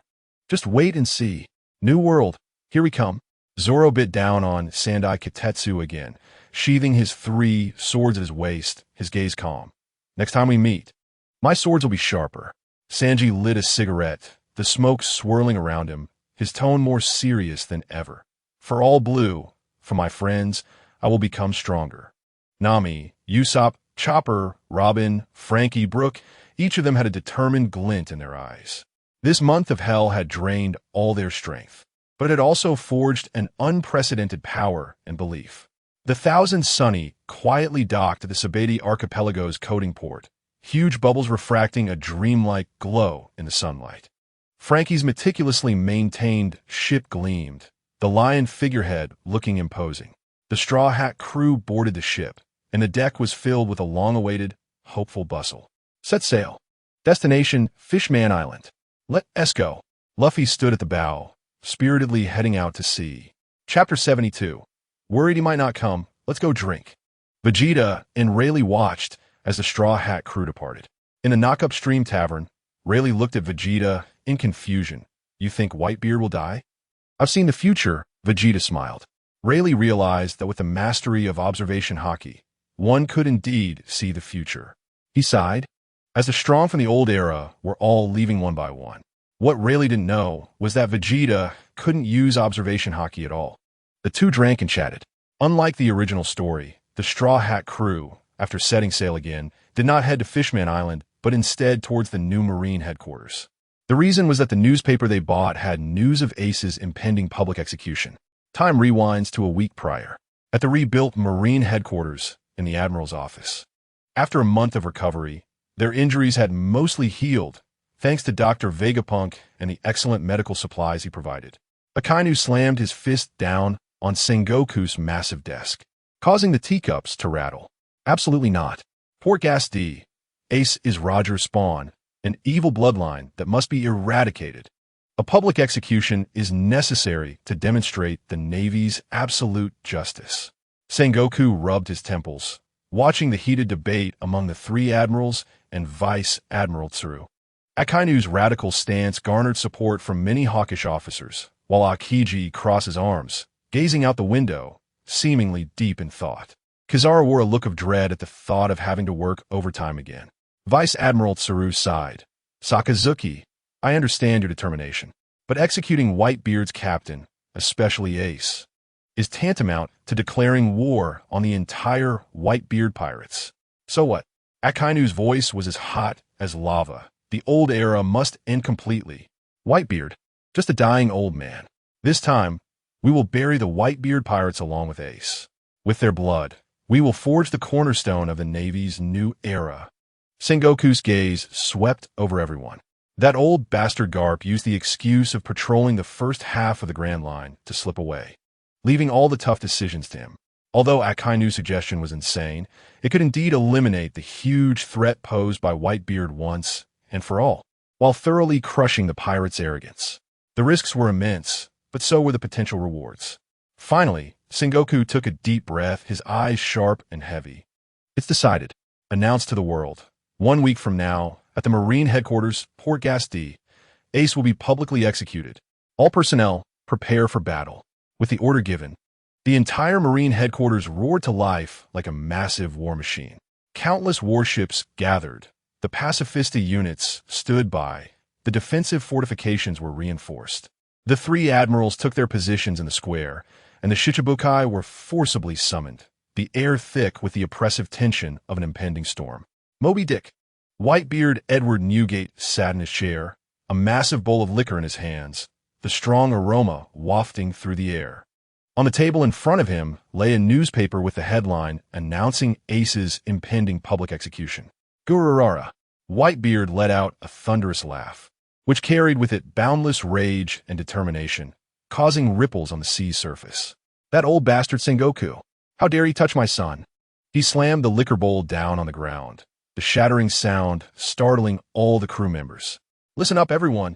Whitebeard's booming voice echoed through the skies, his naginata. Shodai Kitetsu, thudding heavily on the deck. The Marines have captured your brother Ace. They plan to execute him in front of the entire world. Tell me, can we allow this? Absolutely not. Save Ace. Let the Marines know the might of the Whitebeard pirates. The deafening roar erupted from every corner of the deck, the pirates' fighting spirit igniting like a blazing flame. Good. Whitebeard's eyes sparkled with intensity. Target the new Marine headquarters, Marineford. Let Sengoku understand the price of angering a father. The massive Moby Dick turned its bow toward the new Marine headquarters, like an arrow of vengeance soaring through the waves. Execution day. The sun was blinding, but it couldn't dispel the chilling air of the square. Ace was firmly shackled to the execution platform with sea prism stone chains. His head bowed. Below, an astonishing number of elite Marines stood ready, like a forest of steel. The three admirals sat high on the platform, with Admiral Sengoku overseeing the execution personally. Sengoku's voice echoed through the Den Mushi, announcing Ace's identity and crimes, as well as the Navy's determination to eliminate evil. Just as he finished speaking, a colossal roar erupted not from the Navy's cannons, but from the direction of the port. A massive ship forcefully breached the inner bay. followed closely by dozens of fierce pirate ships flying the Whitebeard pirate's flag. Gururara. The signature hearty laughter rang out as the mountain-like figure of Whitebeard Edward Newgate stood at the bow of the Moby Dick, his naginata thudding heavily on the deck, an invisible aura sweeping the area. Sengoku, it's been decades. Did you even ask me before trying to touch my son? Old man, Ace on the execution platform, suddenly looked up, his eyes filled with shock, guilt, and hope. The Marines were on high alert. The battle erupted instantly. The captains of the Whitebeard pirates surged forward like tigers, descending the mountain, clashing fiercely with the Marine vice admirals and the pacifista units. Marco transformed into the Phoenix. Rushing towards the execution platform, Jozu turned into Diamond, braving the cannon fire. Vista's sword light crisscrossed. The scene was grand and tragic. However, just as the Marines were distracted by Whitebeard's main fleet, an unexpected ambush occurred. Goma Gomu! A familiar yet slightly off-key shout echoed from above. Everyone looked up in astonishment to see a ship adorned with a lion's head descending from the sky. Super emergency landing. Frankie struck a pose at the rear of the ship, though his voice trembled. Yo-ho-ho-ho! My bones are about to fall apart. Yo-ho-ho! Brook clutched his skull. Three-sword style. Tornado. Modified. Zoro bit down on Enma, wielding two other swords wildly, and surprisingly managed to create a small, controllable tornado beneath the Thousand Sunny, slightly slowing their descent. But the ship still swayed drunkenly as it crashed into a row of cannons at the edge of the square. Cough, cough. Successful landing. Luffy was the first to jump out, his head covered in dust, grinning widely as if they had just made a perfect landing instead of crash. Successful, my ass. My new ship. Nami's furious punch instantly left a bump on Luffy's head. Usopp here. Ultimate move. Green Star Spore Hell. Usopp gathered his courage and shot peculiar seed bullets from his slingshot. The seeds hit the ground and rapidly grew into gigantic, colorful mushroom clouds. These mushrooms not only released a large amount of sneeze-inducing spore smoke that obscured vision, but also emitted various strange popping and beeping sounds, causing the nearby Marines to descend into chaos and absurdity. Devil Windleg, Moonwalk Flash, Table Etiquette. Sanji's figure traced elegant fiery arcs in the air, precisely kicking away each Marine that approached the Thousand Sunny. But when he saw a female Marine officer, his movements instantly became as gentle as a ballet dancer, spinning to kick away the enemies around her and presenting her with a rose that had somehow appeared. My beautiful lady, the battlefield is too dangerous. Please allow me to escort you away. Before he could finish, he was dragged away by Nami by his ear. Idiot cook? Is this really the time for flirting? General Frankie makes his entrance. Frankie jumps into the General Robot, striking a classic pose. Yo, all. Gentlemen of the Navy, in such a tense moment, please enjoy a requiem. Brook elegantly draws his cane sword, playing a somber violin piece while showcasing his ghostly swift swordsmanship. Knights him, piercing through. His sword precisely strikes the enemy's weapons, not only sending them flying, but also freezing them. Look at this. Gum Gum Giant, balloon. Luffy takes a deep breath and instantly expands into a huge rubber ball, bouncing back countless cannonballs aimed at the Thousand Sunny. The cannonballs bounce back with a ping-pong sound, exploding on the Navy's positions with outstanding effect. Luffy is now a giant bouncing ball. Zoro's eyes are fierce, his three swords glinting coldly. Troublesome Wind. 1080 Troublesome Winds. No longer a single massive slash, but instead he unleashes dozens of concentrated, tangible green sword chi in a storm, automatically tracking the targets, as if alive, accurately severing the laser cannons and joints of several pacifistas, rendering these war machines instantly incapacitated, with sparks flying. Ace. Luffy's gaze locks onto his brother on the execution platform, all laughter and anger turning into pure anxiety and fury, ignoring the surrounding Navy. His rubber arm stretches to grab a distant building, launching him like a cannonball straight towards the execution platform. Stop that straw hat rat. Sengoku orders sternly. Gum Gum Eagle's spin shot. He uses rotation and hockey hardening, his arm smashing through the giant vice admiral blocking his path. Meanwhile, Whitebeard sees Luffy's actions, his eyes bursting with amazing light. Gururara. Boys, Make way for that straw hat brat. Marco.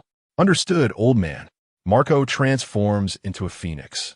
Blue flames charging at the Admiral Kizaru, who is blocking Luffy. Kizaru, your opponent is me. Jozu roars, crashing through the obstructing pacifistas. The battlefield is completely in turmoil. The will of two generations of pirates converges at this moment, jointly crashing against the Navy's iron wall. On the execution platform, Ace watches his brother rushing over recklessly. Tears unable to be held back any longer. Luffy, you idiot. Admiral Sengoku looks down at the chaotic battlefield, especially the performance of the Straw Hat crew, his face turning pale.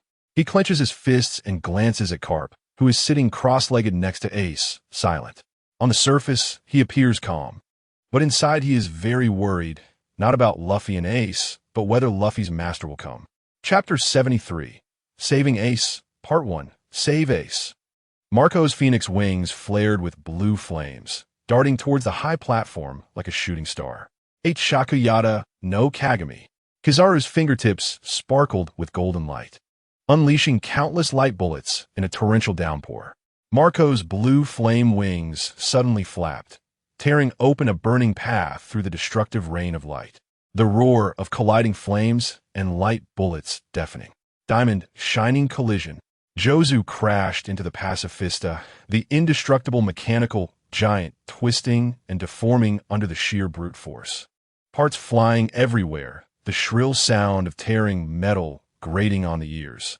The Swordmaster Vista's twin swords drew a deadly rose storm in the air. Flower sword dance of chaos. The blades' reach unleashed sword energy that bloomed like roses, yet carried the cruelty of thorns. Pulling in the school-level officers who attempted to fill the gap, blood splattering and instantly dyeing the cold white stone ground red. The elite navy also roared in response. The shouts of the generals mixed with the soldiers' fearless cries, the cold light of swords, and the smoke of gunfire intertwining into a shroud of death. However, at the center of the chaotic battlefield, a small yet incredibly stubborn figure was bouncing forward in an unbelievable manner. Ace. Luffy's eyes were fixed only on the figure hanging from the execution platform, his entire body covered in armament haki, compressing to the limit once more. Gear 4th bound man. Bang. A dull sound that made the heart drop. The rubber body compressed to the extreme, suddenly released with a speed beyond the naked eye. Luffy transformed into a pitch-black meteor, ignoring the distance, tracing a trajectory above the dense formation of the Navy. However, just as he was about to cross the Navy's final elite defense line, only 100 meters away from Ace, a figure appeared directly in Luffy's path. No golden light, no flashy abilities, just a perfectly tailored Navy Vice Admiral's coat, rustling in the wind generated by his high-speed movement, and a pair of eyes containing complex emotions, sharp as a hawk's gaze. Navy hero Monkey D. Garp. He made no unnecessary movements, just crouched slightly, his right fist covered in armament haki, flowing Sakura, like a battering ram filled with power, simply punched out towards the speeding Luffy. Boom! It wasn't the crisp sound of metal colliding, but the dull roar of two terrifying forces capable of shaking mountains colliding head-on. Visible black arcs of electricity erupted, leaped, and exploded at the point of impact of the two fists. The space seemed to freeze for a moment. The enormous kinetic energy of Gear 4th's bound man was enough to shatter a steel giant. However, Garp's seemingly simple punch contained the ultimate power forged through countless trials and the highest level of armament haki. Ugh! Luffy let out a painful roar, feeling unprecedented pain and resistance before Garp's iron fist. It was as if he had crashed against an immovable iron wall. His compressed body was forcibly held in midair by this irresistible force, and a violent shockwave exploded in a circular pattern centered on the two, sending nearby Navy soldiers and pirates flying. Grandpa! Luffy's eyes turned red, his body spewing steam, trembling violently, roaring in disbelief. He never expected that the first person to truly stop him would be his closest grandfather. Garp's face bore no expression, only the steadfastness and ruthlessness of a soldier facing an enemy. But deep in his eyes, the struggling pain surged like an abyss. Luffy! Garp's voice was deep as thunder. carrying undeniable authority and a barely perceptible hoarseness. This is a battlefield. I am a navy. You will not. Take another step forward. Just as the words fell, Garp's left fist turned into a faster black shadow. No fancy technique names, just the purest, most direct heavy punch. Luffy's pupils constricted sharply. His hockey sense caught the trajectory of this punch, but Garp's speed was too fast. The force too heavy. Bang. Crack. The dull sound of impact mixed with a sound akin to bones breaking. Luffy's body was sent flying like a cannonball, as if struck by a high-speed sea train. The armament hockey covering his abdomen fluctuated violently. Though it wasn't completely pierced, that terrifying penetrating power still made him feel as if his insides were churning. Compressed air burst from his mouth. Wah! Luffy's body crashed hard into the solid white stone ground below, creating a deep pit covered in spiderweb cracks, dust swirling. Luffy, his comrades, fighting the Navy in the distance, cried out in unison. Garp maintained his punching posture, slowly descending to the edge of the pit.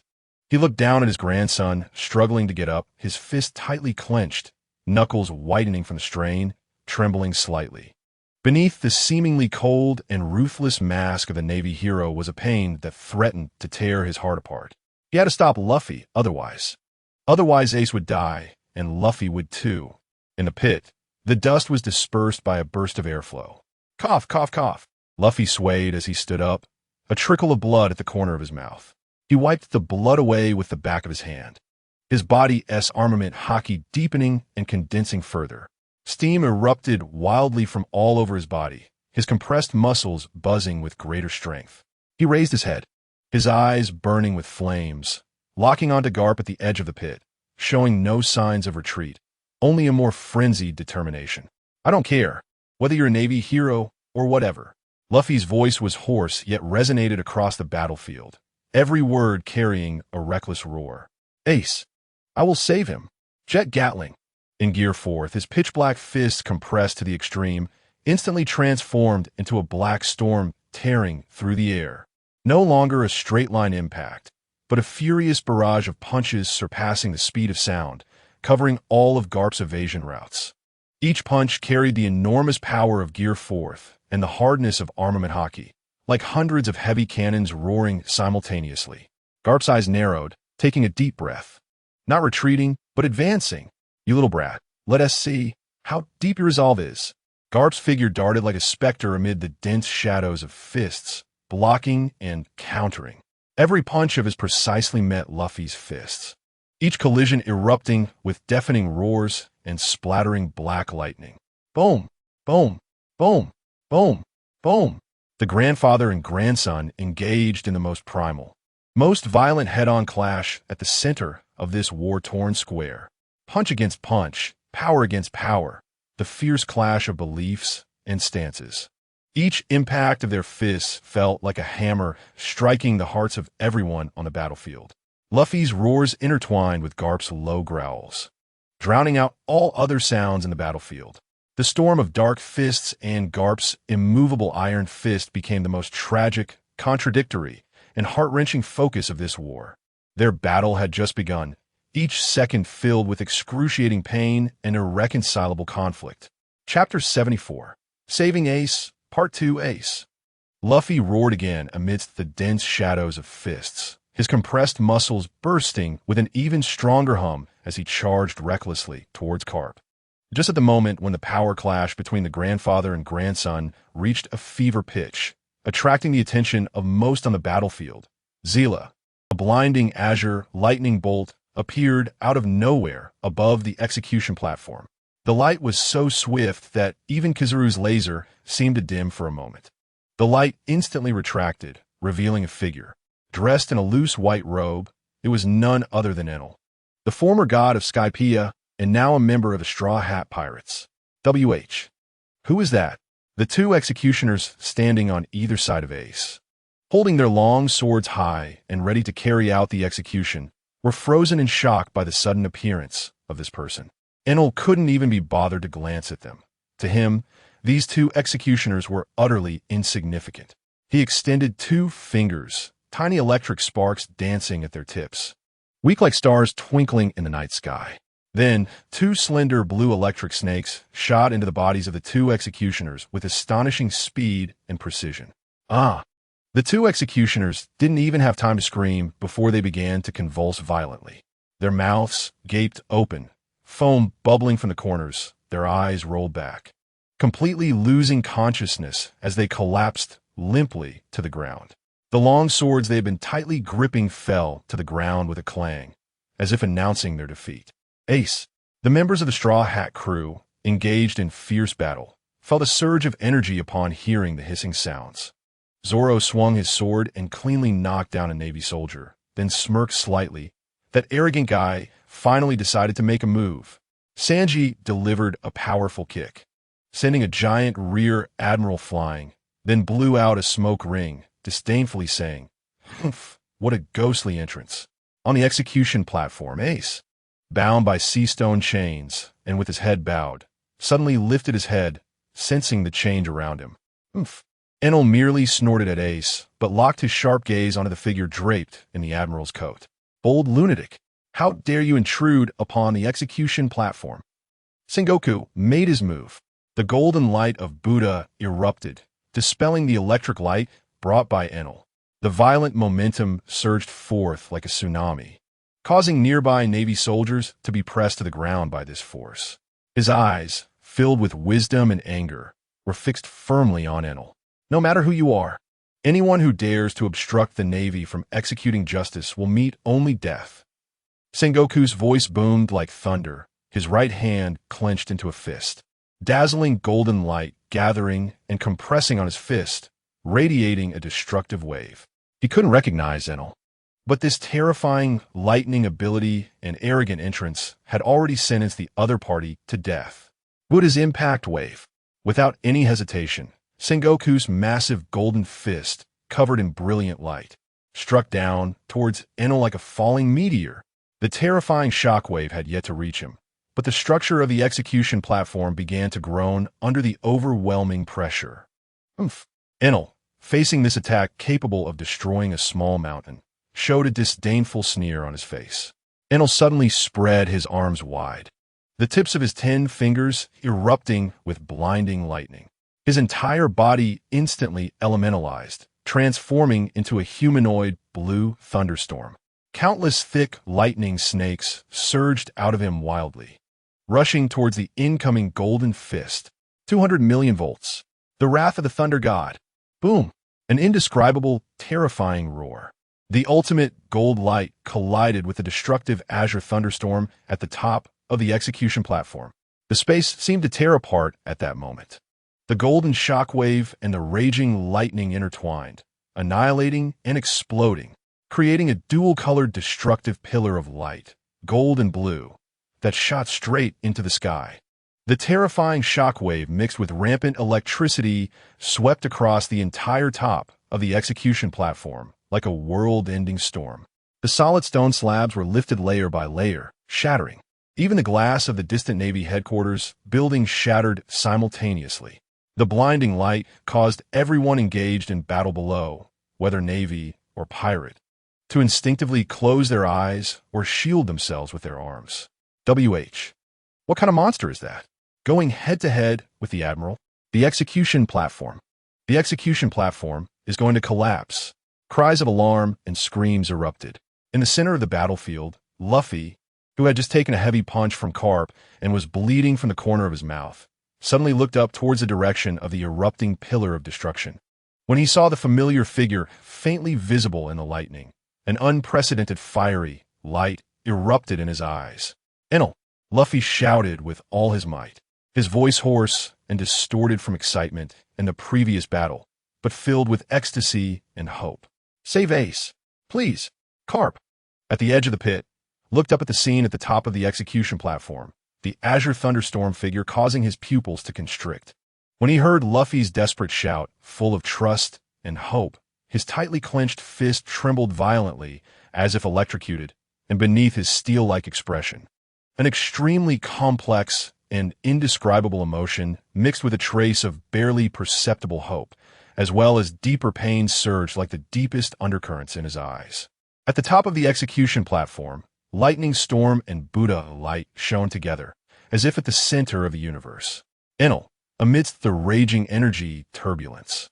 The violent currents danced around him like silver snakes, forming an indestructible absolute domain, resisting the erosion of the golden shockwave. He heard Luffy's horse call from below, and the corner of his mouth curled into a contemptuous arc. The noisy Straw Hat Kid, but his eyes, seemingly containing endless thunder, locked directly onto the glaring Admiral Sengoku. Boom! The gold and blue dual-colored destructive pillar pierced through the sky of Marine Ford like a giant sword. The violent shockwave mixed with millions of volts of electricity created a visible ripple of destruction that swept across the entire top of the execution platform in an instant. Ugh! Even Sengoku, as the Navy Admiral with the terrifying defensive power of the Buddha form, was shaken by this direct clash, letting out a muffled grunt. His massive, golden body involuntarily taking half a step back, the solid execution platform rock beneath him cracking painfully, spiderweb-like fractures spreading instantly. Arrogant! Sengoku's roar sounded even more deafening amidst the explosion's aftermath, the golden Buddha light swelling again, trying to suppress the rampaging thunder. Fila! Enel's figure reformed at the center of the thunderstorm, the arcs of electricity jumping around him more frantically than before, as if countless angry blue giant pythons were shrieking. He dug into his ears, his face showing unabashed disdain. Huh? Is this the power of the Navy Admiral that guy was talking about? The momentum is quite impressive, but unfortunately, he extended his pinky finger, provocatively flicking it at Sengoku, a spark of electricity bursting forth. Even the strength to scratch this god is insufficient, old man. You! Sengoku's Buddha light flickered, having never been humiliated like this, especially by a self-proclaimed god who appeared out of nowhere. Sengoku stopped wasting words, and a massive golden Buddha palm thrust forward. This time, it was not a condensed shockwave, but a tangible golden tsunami, sweeping towards Enel with overwhelming force.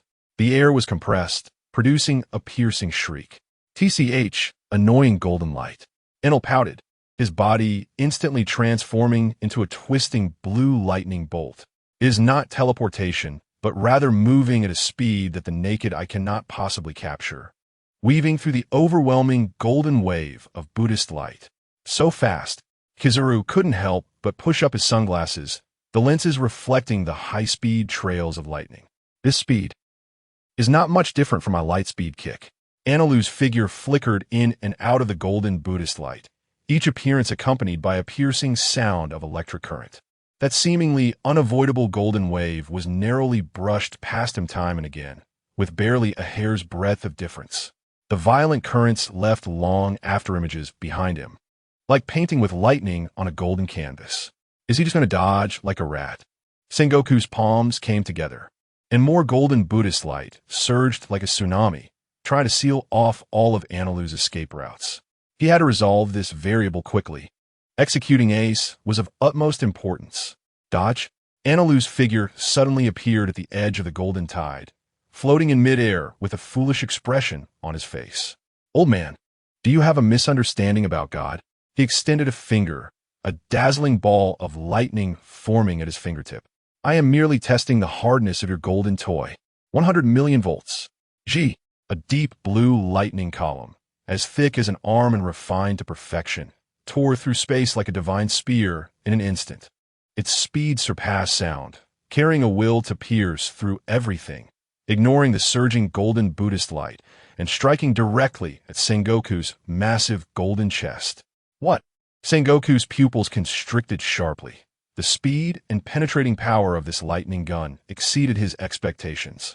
In a hurry, he gathered his armed haki at his chest while simultaneously activating his Buddhist light defense with all his might. Boom! The lightning gun accurately slammed into Sengoku's chest. The dazzling lightning exploded, engulfing his entire upper body. The terrifying impact forced his massive Buddhist form to tilt backward, the golden Buddhist light fluctuating violently, flickering and emitting a hissing sound of electric corrosion. Ugh! Sengoku let out a suppressed groan, feeling a severe numbness and burning sensation in his chest. although he managed to withstand it with top-tier armed haki and the defense of the Buddha fruit without being pierced. The domineering power of the lightning still surged through him, causing his blood to boil, and the golden light dimmed slightly. Oh, quite resilient. Anilu raised an eyebrow, his tone containing a hint of surprise, but more amusement. It seems I need to add some more fuel. He clasped his hands in front of his chest, and the violent electric current crazily gathered, quickly forming a massive lightning ball with a diameter of several meters. You bastard! Don't be so arrogant! Sengoku was completely enraged. He steadied himself, ignoring the charred and numb sensation in his chest, and his fists tightened as he compressed the more refined, golden Buddhist light on his fists, compressing it further. The space seemed to slightly distort under the pressure of this power. Buddha's impact ultimate technique. Just at this critical moment, rubber, rubber, a hoarse yet explosive voice, like thunder from a clear sky, shot up into the clouds from the battlefield below. Giant battle axe. In the horrified gazes of everyone, a massive shadow wrapped in intense armed haki. Luffy had inflated his third-gear bone balloon to the limit, brought down with terrifying power. Like a divine axe splitting heaven and earth, striking hard against the most vulnerable support pillar of the execution platform from below. Crack! Boom! The execution platform, already on the verge of collapse from the clash between the two top-tier powerhouses, finally couldn't hold on and collapsed instantly. The execution platform has collapsed. Run! Ace! At the top of the execution platform, Sengoku and Anilu, who were frantically gathering power, lost their footing simultaneously. Sengoku was both furious and shocked. The peak of his charged attack was abruptly interrupted by this sudden turn of events. Anilu's body moved as quickly as lightning, instantly transforming into a dazzling flash of electricity. Steadily hovering amidst the falling debris, he looked down from above, witnessing the chaos caused by Luffy as people fled in all directions, a smirk of mockery appearing at the corners of his mouth. However, when his gaze fell on Sengoku, who was also descending, that smile suddenly turned a bit strange. Anilu observed Sengoku, whose entire body was glowing with golden light, seemingly contemplating something. Suddenly, as if he understood something, he clapped his hands and pointed at the descending Sengoku, bursting into laughter. Aha, so that's it. Anilu's voice echoed in the air, drawing the attention of those around. He laughed while mercilessly mocking. Old man, all that glittering gold on you is so you could be a giant light bulb when you fall to illuminate the ground below. Ha, truly well thought out. I admire you. Perhaps because he had spent too much time with Goku. Anilu's tongue had also become sharper, speaking without reservation. Sengoku, who was falling, was so furious at Anilu's words that he nearly choked. The golden light on his body flickered violently with anger, as if it wanted to swallow Anilu whole. You! Sengoku was so enraged that he could barely speak. As a Marine Admiral, how could he ever endure such humiliation? This bastard's mouth is even more venomous than his lightning. Ace! Luffy shouted amidst the smoke and dust. Humph! Anilu snorted coldly, his figure transforming into a blue lightning bolt tearing through the smoke. This show is becoming more and more interesting. His gaze shifted toward Kizaru, one of the three admirals. Chapter 75. Save Ace. Part 2. Don't think you can get away with this. Straw Hat Kid. Akainu's cold voice carried absolute killing intent. He had long been ready to strike, and at the moment the execution platform collapsed, his molten giant fist was ruthlessly hurled out. The target was not Luffy, but aimed straight at Ace. Great fire. Boom! A giant fist made of scorching lava erupted like a meteor ejected from a volcanic explosion, tearing through the air with a high temperature and shockwave of destruction, instantly crossing space. The terrifying heat wave even made the pirates along the way feel their skin burn. This punch was aimed to kill Ace. Luffy's eyes widened in horror, but he was powerless to stop it.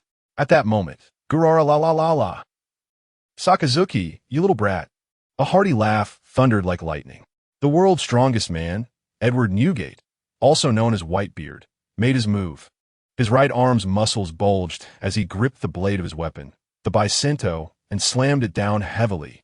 At the same time, his empty left fist clenched tightly. and a white sphere instantly gathered above it, as if crushing space itself. "Dare to move my son?" The light in Whitebeard's eyes shot forth as he faced the world-destroying molten giant fist, and without any flourish, he punched out. "I will shatter you." Buzz! There was no earth-shattering explosion, only a dull, heart-stopping hum. The space in front of Whitebeard's fist instantly filled with dense, visible cracks, as if it had been struck by a heavy hammer. The cracks spread at lightning speed, precisely colliding with Akainu's world-destroying molten giant fist. Crack, crack! The sound of shattering echoed painfully. The molten giant fist shattered inch by inch under Whitebeard's shockwave. Countless flaming lava fragments scattered like fireworks, most being forcibly pushed into the sky and the distant sea by the invisible shockwave, with a few landing on the ice, hissing as they burned. Ugh! Akainu groaned, the massive impact causing his molten arm to violently shake, and his body involuntarily slid back half a step. "Old man!" Ace looked at the towering figure, his eyes instantly turning red. "Don't dawdle, Fire Fist Kid." Enel's cold voice buzzed in Ace's ear. A sky-blue lightning bolt coiled around the sea prism stone chains on Ace's body like a spirit snake. Z! The dazzling electric light erupted. Although the sea prism stone could suppress abilities, it was not completely insulated. Under Enel's precise control, the 200 million volts of high-voltage electricity struck, causing the connection points of the sea prism stone chains to emit a groan of being overburdened, instantly turning red and soft. "Now, Stahlhatkit," Enel shouted downwards. Ace. Luffy's arm seemed to have eyes of its own, instantly piercing through the smoke and accurately grabbing the chain that was loosened by the electricity, pulling hard. "Come here." Thud. Ace was yanked away from the collapsing area by Luffy's immense strength, and the two crashed heavily onto the relatively safe ice, rolling together. "Ace." Luffy tightly embraced his brother, tears and snot covering his face, his voice choked yet filled with the ecstasy of having found him again. "Luffy." Ace felt his brother's warmth and strength, looking at his scarred yet brilliantly smiling face, his heart filled with mixed emotions. The joy of surviving and deep gratitude left him momentarily speechless. "We did it. Ace has been saved." The entire Whitebeard pirates and Straw Hat pirates erupted into a roar like a tsunami. Morale soared to its peak. "Well done, Luffy." Finally not in vain. Zoro unleashed all three swords, slicing out a fierce sword-chi storm that pushed back the Navy in front of him. "The banquet menu needs to be expanded." "Ace, brother." Sanji kicked a vice admiral away, a smile on his face. "Damn it." The Navy side was livid. Sengoku stood up from the rubble, his Buddha light slightly dim, his face pale. Carp stood still, watching his two grandsons embrace, his fists clenched, knuckles white, and finally sighed deeply, his expression complex to the extreme. At this moment, the angriest with the most intense killing intent was undoubtedly Akainu. "Poor Gas D Ace. Monkey D Luffy." Akainu's voice was like boiling magma, filled with furious rage and absolute killing intent. "Two sinful bloodlines, not one can be spared. Today, you will be completely eradicated. To uphold absolute justice." He ignored the shock from the earlier confrontation with Whitebeard, his molten body erupting with even more terrifying heat. The ice beneath him visibly melting and vaporizing, forming a rolling lava pool. "Hellhound!" Akainu's figure instantly vanished. The next moment, a red ray made of lava, moving at a speed beyond visual capture, tore through the air, directly aimed at Ace, who had just been lifted by Luffy. This strike was faster than the earlier Great Fire. He aimed to completely erase the bloodline of this pirate king from the world. Not a chance. Whitebeard had long anticipated Akainu's madness. The enormous blade of his Bicento was wrapped in a white shockwave halo, carrying earth-shattering power, and swung down against that deadly molten ray. Spacequake, split sea, clang boom. The blade of the Bicento struck precisely at the tip of the Hellhound. This time, it was not a silent shattering. At the moment of collision between the blade and the molten ray, a piercing shriek erupted like metal clashing. Following that was a terrifying explosion capable of shattering eardrums. The ultimate force of vibration clashed with the destructive molten energy. The space seemed to be torn open. At the point of collision, a terrifying energy sphere with a diameter of several dozen meters instantly formed. One half was the white shockwave, crazily shaking and cracking open countless space fissures, while the other half was a dark red lava, roiling and roaring, emitting the high temperature that could incinerate all. The two strongest forces clashed like two ancient behemoths in a wild struggle, devouring and annihilating. Boom, boom, boom. The destructive shockwave exploded like a tangible tsunami. The ice layer was lifted in layers, and the nearby navy and pirates, regardless of their strength, were instantly blown back, vomiting blood, with some even having their internal organs shattered. Ugh! Akainu's molten arm made cracking sounds under the violent shock, forcing him to reveal his form. Blood spilling from the corner of his mouth, his eyes filled with disbelief and rage. The power of Whitebeard's strike far exceeded his expectations. The destructive force of the Tremor fruit was fully displayed in the hands of the world's strongest man. Guh! Whitebeard's massive body also swayed, his chest heaving violently, a trickle of blood seeping from the corner of his mouth. Even he suffered tremendous recoil from colliding head-on with Akainu's full-force killing move, especially given his already battered, aging body. But the fire in Whitebeard's eyes burned even more fiercely. He stood firm, the bicento pointing diagonally at the ground, the shockwave still pulsating, emitting a low hum. He stood like an insurmountable, towering mountain, firmly blocking Akainu from Ace and Luffy. Sakazuki. Whitebeard's deep voice rumbled like thunder across the battlefield. As long as I am here, you will not lay a finger on them. Whitebeard. Akainu wiped the blood from the corner of his mouth, his molten body boiling once more, the killing intent in his eyes nearly solidifying. You are a candle in the wind. Today, together with you, the remnants of the old era, you shall be buried here, for the Navy's absolute justice. Lava hell. Akainu suddenly plunged both arms into the rolling magma pool beneath him. In an instant, the ice surface within a radius of hundreds of meters around him completely collapsed and melted. Countless massive columns of lava erupted like furious fire dragons, breaking through the ice layer and soaring into the sky. The entire battlefield seemed to instantly transform into a churning hell of lava. The high temperature distorted the air, and even the distant sea began to boil violently. Gurgling, "Are you struggling in your death throes?" Whitebeard laughed loudly, completely unafraid. "Then let me see how fiercely you, this magma brat, can burn this hell." He gripped Songyun cut tightly, and the shockwave aura on the blade expanded to its limit. White cracks spread through the space around his body, and the terrifying pressure made the sky seem to lower. "See, quake the end!" Whitebeard roared, bringing down the Songyun cut, wrapped in shockwaves, fiercely onto the ice surface and the magma ground beneath him. Boom! This time, it was no longer aimed at a single point. Centered around Whitebeard, an indescribably terrifying shockwave spread out in a perfect circle, like a boulder thrown into calm water, creating a super tsunami capable of destroying everything. The earth cried out in agony. The ice layer wailed. The space shattered. The entire Marineford, along with the surrounding sea area, violently and crazily trembled under this ultimate strike. The true apocalyptic scene had arrived. The ultimate showdown between Whitebeard and Akainu pushed this top war to the climax of destruction. In the square of Sabiti Archipelago, the spectators were left dumbfounded by the shocking battle between Whitebeard and Akainu.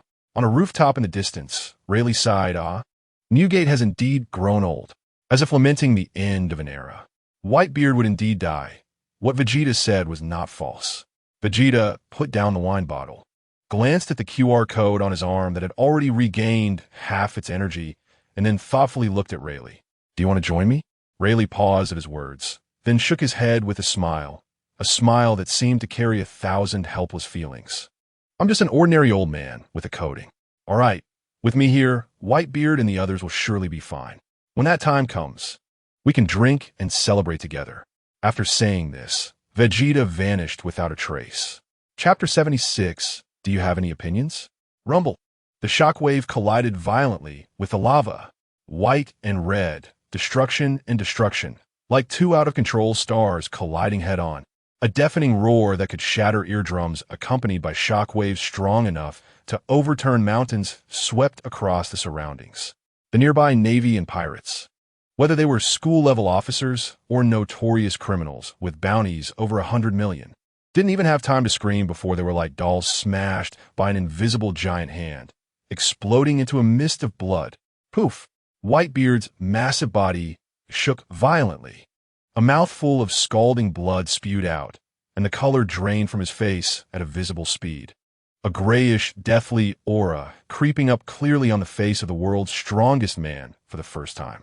The ice beneath his feet shattered with a deafening noise, and his enormous body uncontrollably knelt on one knee, the massive halberd deeply embedded in the ground, barely supporting his swaying form. Each heavy breath came with a wheezing sound like a broken bellows, and each heartbeat felt like a bowstring on the verge of snapping. "Dad!" Ace shouted. "Dad!" Marco's eyes widened in horror, desperately wanting to transform into the Phoenix and rush over, but he was tightly entangled by several Navy vice admirals. "It's over. Edward Newgate." Akainu's voice was like a hot wind scraped from the furnace of hell. His lava-formed body was also covered in cracks from the recent ultimate collision, with lava-like blood dripping from the corners of his mouth. But the killing intent in his eyes burned to the extreme. He clearly saw the moment Whitebeard was running out of strength. The remnants of the old era should be turned to ashes. For absolute justice, Magma Dog, execute. Akainu's figure suddenly disappeared into the swirling lava dust. In the next moment, a spear of judgment shot out like it was fired from hell, ignoring the distance and space, directly piercing Whitebeard's violently heaving chest. The air was completely ignited, leaving a scorching vacuum trail. Time seemed to freeze at that moment. Despair, like a cold tide, instantly drowned the hearts of all the Whitebeard pirates. The murky pupils of Whitebeard reflected the approaching red light of death. Without fear, only a hint of unwilling regret. He tried to raise his arm, but his muscles only twitched in vain. Everything seemed to be set in stone. Just as the devastating lava ray was about to pierce the heart of the world's strongest man, a figure appeared in front of Whitebeard, as if teleporting. There was no earth-shattering momentum, no dazzling energy radiance. He simply raised one palm calmly, fingers spread wide. Hum, a faint hum that was almost negligible.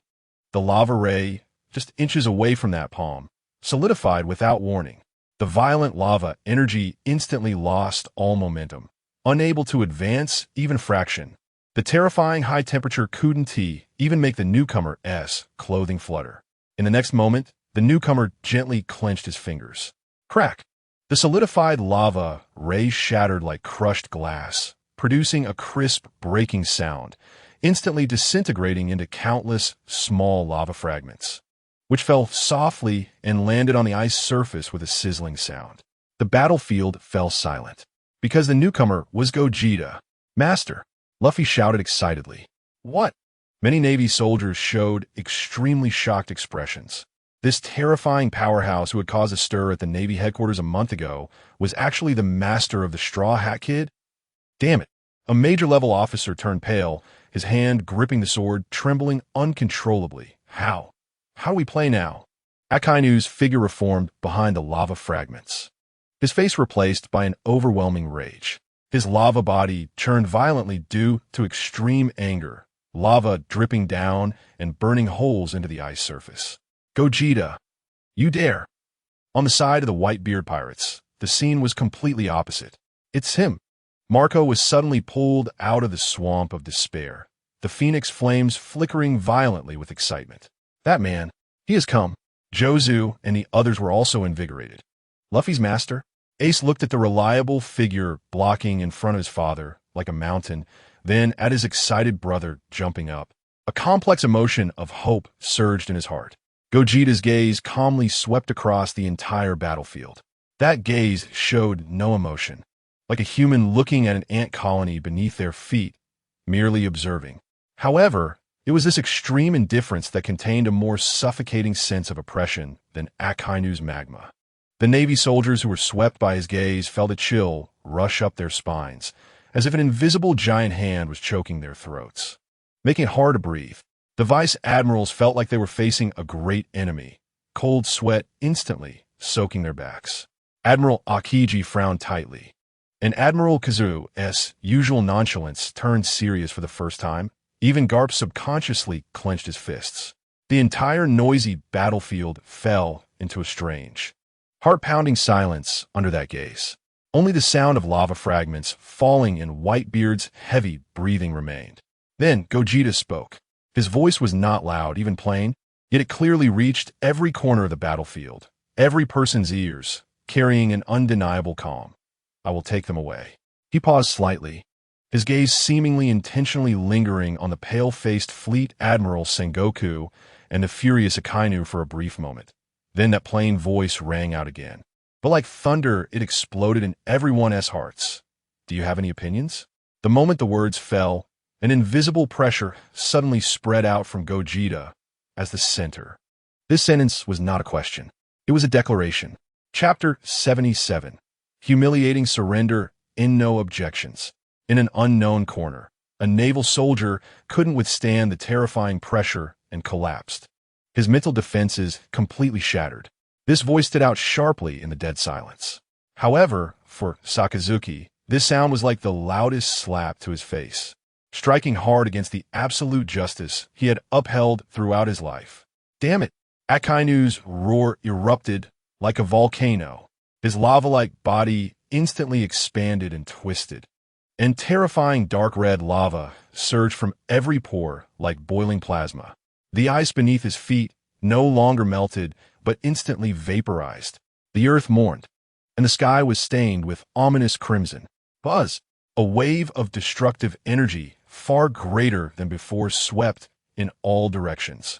Centered around Akainu, the ice layer within a radius of hundreds of meters instantly turned into a sea of scorching lava.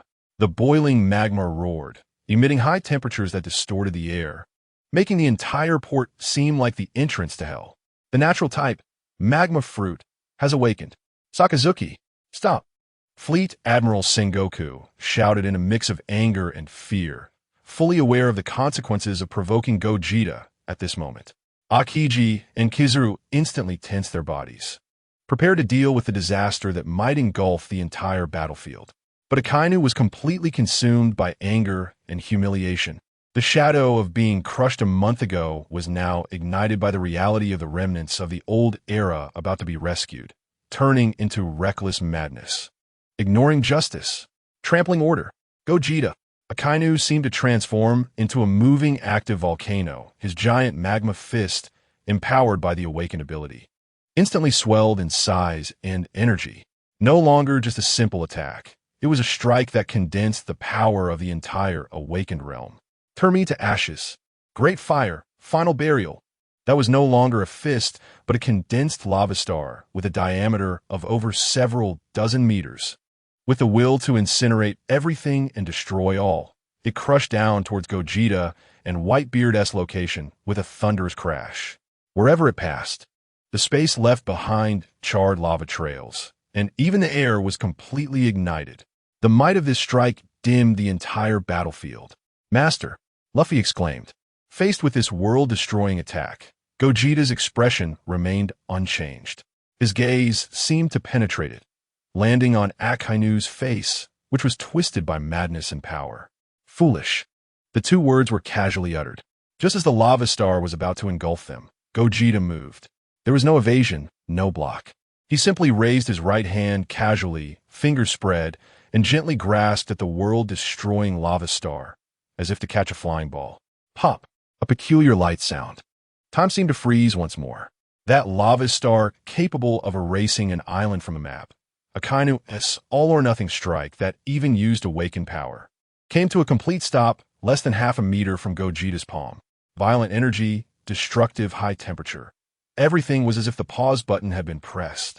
Then, under Akainu's incredulous, bloodshot gaze and amidst countless horrified eyes, that colossal lava star, like a popped bubble, silently vanished. There was no explosion, no shockwave, no splattering lava fragments. It simply disappeared into thin air. Before Gogeta's palm, the air produced weak, distorted ripples. Puff! Akainu's lava-formed body suddenly stiffened. Then, like a puppet with its strings cut, the glow of lava on his body dimmed instantly, large chunks of lava peeling off him, reverting him to human form. His face as pale as a corpse, the whole person collapsing forward as if all bones had been drawn out. Sakazuki! The naval camp erupted in terrified screams. The gap. This is an insurmountable and despairing chasm. Akainu's full-force strike, in the eyes of the opponent, didn't even qualify to flutter a piece of clothing. Gogeta didn't even glance at him, as if he had just brushed away a speck of dust. He turned to the increasingly weak Whitebeard. "Can you still walk?" Whitebeard coughed violently, more blood frothing from the corner of his mouth, but his eyes burst with astonishing light. He grinned, filled with iron-blooded bravado. "Gura, you underestimated me, kid. This much distance, I could still manage."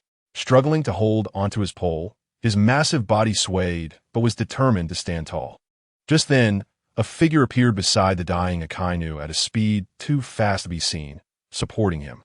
At the same time, a voice old, weary yet undeniably authoritative, echoed across the battlefield. "Enough! Stop it, Gogeta!" The newcomer was tall and sturdy, rivaling Whitebeard, with short white hair like steel needles, a resolute face, and sharp eyes like an eagle. He wore a unique cloak symbolizing the highest command, and his shoulder insignia gleamed with the highest badge. Steedbun? Kong. His appearance instantly silenced the chaotic battlefield. Even the furious Sengoku forcefully suppressed his emotions. Looking at this highest military commander of the Navy and the world government with complex eyes, Steelbone, Kong supported the dazed, weak Akainu, his sharp gaze fixed on Gogeta, his voice heavy and clear. "Ace, you can take him. Whitebeard is also up to you." He paused, each word seeming to carry the weight of 1,000 pounds, filled with humiliation and helplessness, but also with a decision to maintain the last dignity. "Ceasefire. This battle. The Navy surrenders." The last 4 words left his mouth, and the entire Marine Fort fell into a deathly silence. Countless naval soldiers dropped their weapons to the ground, their faces filled with confusion, humiliation, and disbelief. They had paid such a heavy price, only to see the complete destruction of the Whitebeard pirates. But because of one person's appearance, all efforts were in vain.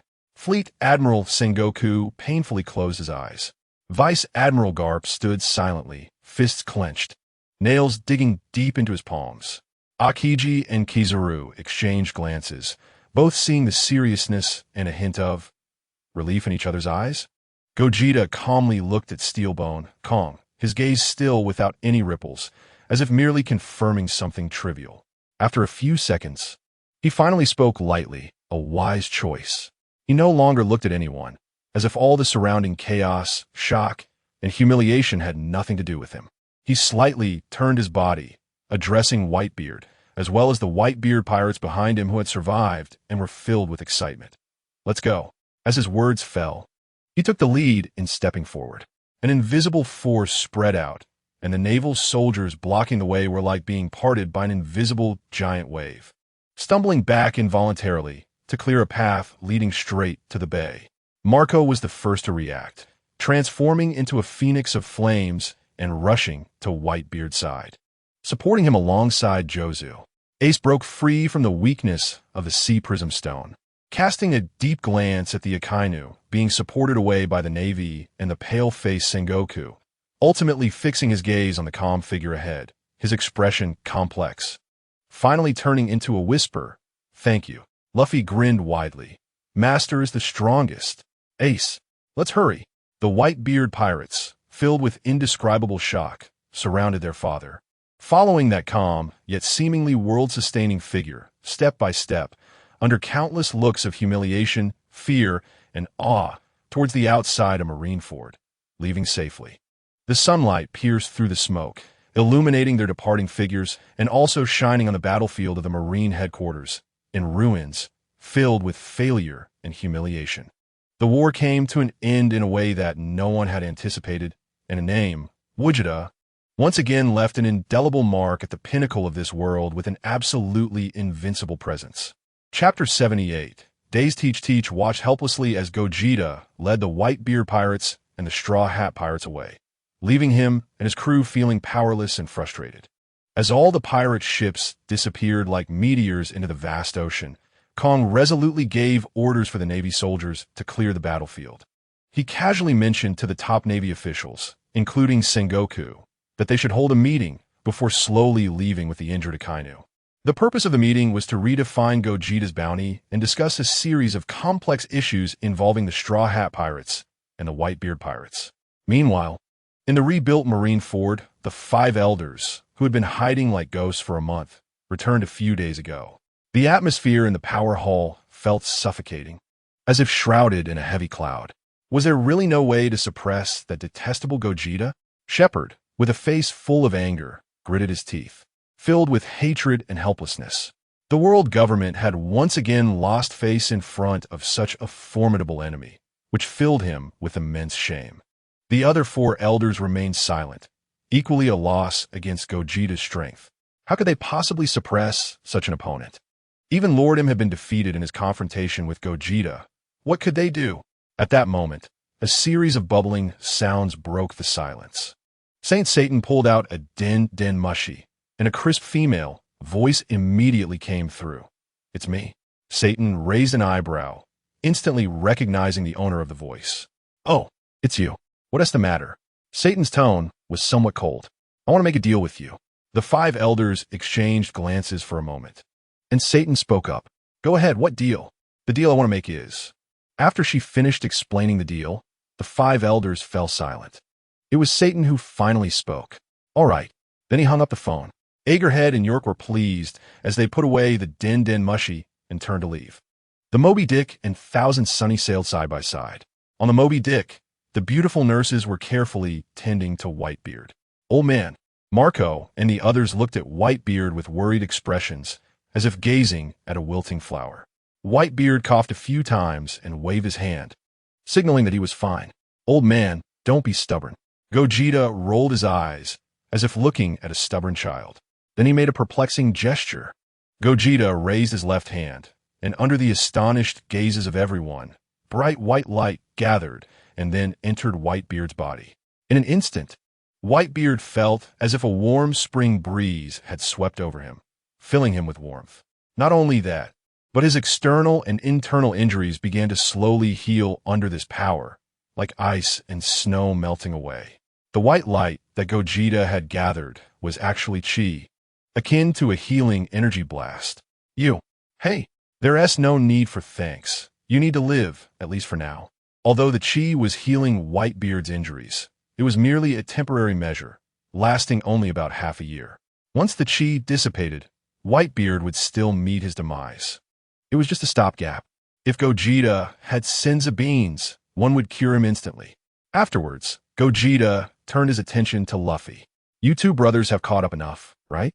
Luffy, it's time for you to set off. I need to return to Sabaody Archipelago to drink with old Rayleigh." Hearing this, Luffy looked reluctantly at Ace.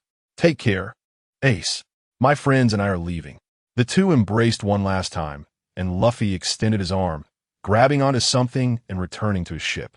In the helm room, Frankie quickly adjusted the direction, and the Sunny sped away like an arrow in another direction. Before leaving, Gogeta gently patted Ace on the shoulder. On the other hand, the underwater prison Impel Down was in chaos at this moment, primarily due to one of the 7 warlords of the sea, Marshal D. Teach, causing mayhem within the prison. He had chosen the perfect timing, taking advantage of the chaos of the Marineford War to wreak havoc. "From now on, you are my crew. Cool, mate. Follow me to the Navy headquarters." Teach laughed wildly. Just as he was about to lead these vicious crew members away, a light voice suddenly interrupted. Everyone turned to see a young man with a friendly smile standing not far from them against the wall. "You." Before Teach could speak, his body suddenly went stiff as if under a paralysis spell, and then he floated up like a kite. Following that, a comical scene unfolded. He completely lost control, flailing around like a headless fly, and the sound of crashing was deafening. "You bastard." Shiryu attempted to draw his sword, but suddenly froze. It wasn't just him. The entire group was frozen. After crashing dozens of times, it finally stopped. Teach spat out a mouthful of blood, with some internal organ fragments visible in it. "You, what are you?" Before he could finish, he was sent flying with a bang, crashing into the wall and creating a human-shaped hole. The dazed Teach lay in the ruins, confused about who this young man was and why he was treating him this way. This young man was none other than Gogeta. He had originally planned to return to Sabati Archipelago, but at the moment he was about to set off, he suddenly changed his mind. After some thought, he decided to first find Teach's whereabouts, which brought him to this place. Gogeta had always held dissatisfaction towards Teach. Even while watching the anime, he had many complaints about this character. However, people are complex and cannot simply be categorized as absolutely good or bad. Despite this, Gogeta still found Teach displeasing. So he decided to personally come and teach this guy a lesson, while also seeking some interest for Ace. This is just a small warning. If you dare to have another time, your life may not be guaranteed. Gogeta's voice echoed in the air, exuding a sense of authority. Then, his figure instantly vanished, as if he had never appeared. Shiryu and the others present were stunned by this scene, their eyes wide open, unable to believe what they were witnessing, even starting to doubt whether they had seen a ghost. Bastard! Teach, struggling to crawl out of the ruins, was filled with rage, gritting his teeth as he cursed. However, no matter how much Teach roared, he could not change the fact that Gogeta had already left. He could only stand there, impotent and furious at the empty surroundings. Chapter 79. Is this how you deal with me? The incompetent rage of Blackbeard resembled that of Clown. In a cell on the right side, a man displayed a serious yet puzzled expression. The seriousness came from his inability to gauge this person's strength through observation hockey, indicating that this individual's power exceeded his imagination. The puzzlement lay in how such a person could exist in this world. This person was Berlick Ladefield, the vampire fruit user who could transform into a blood-sucking bat, one of the animal-type mythical Zoan fruits. He could accelerate his opponent's aging by consuming their blood while rejuvenating himself. His alias was the Red of Solitude, someone who could stand shoulder to shoulder with Whitebeard and Roger on his own. If it weren't for a certain matter, he wouldn't be locked up here given his strength. When Gogeta arrived at this prison, he had already realized that this person, whom he thought was merely a character from a game in his past life, actually existed in reality. After venting his frustrations, Blackbeard left the prison with his recruited crew. Time flowed silently, and a few days later, at Fishman Island's Jalanko Square, the battle had reached a fever pitch. Fishman Karate, 5-0-0-0 tile punch. Jinbei's steady and powerful fist, accompanied by a massive water pressure shockwave, struck fiercely at Hody Jones. But the latter withstood it using the brute force granted by the druggie. The ground cracked under the struggle of the two. Rubber. Elephant gun. Luffy's figure shot through the air, his arms instantly enlarging and transforming into countless giant fists, raining down like a violent storm on the new Fishman Pirates officers. Leopard, Icarus, and others were all sent flying by this overwhelming force, crashing into the buildings at the edge of the square. Three-sword style, black rope great tornado. Zoro transformed into a green hurricane, three famous swords unleashing sharp vacuum slashes, sucking up the Fishman thugs who attempted to surround him along with the seawater, instantly clearing a large area. Devil wind leg, finishing touch shot. Sanji's right foot, engulfed in scorching flames, traced a beautiful arc in the air, accurately kicking Jiao in the face who tried to ambush Shirahoshi, sending him crashing into a distant coral reef, sparks flying. Frankie's laser beam. Frankie opened his chest, and a thick laser beam swept across the battlefield, causing a series of violent explosions, sending a group of armed fishmen tumbling. Ultimate, Green Star Demon. Usopp's slingshot shot out a peculiar seed, which instantly grew into a giant carnivorous flower upon hitting the ground, opening its tooth-filled mouth to swallow the approaching enemy's whole. Soul Spell, Dance of Melancholy. Brook elegantly waved his cane sword, accompanied by strange music, freezing the souls of the enemies he struck, making their movements slow and stiff. Arm Strengthening. Engraved Hoof, Cherry Blossom.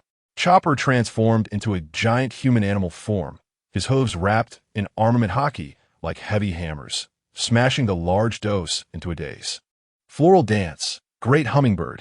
Robin constructed a defensive net of countless arms next to Nami, blocking all arrows and projectiles aimed at the navigator.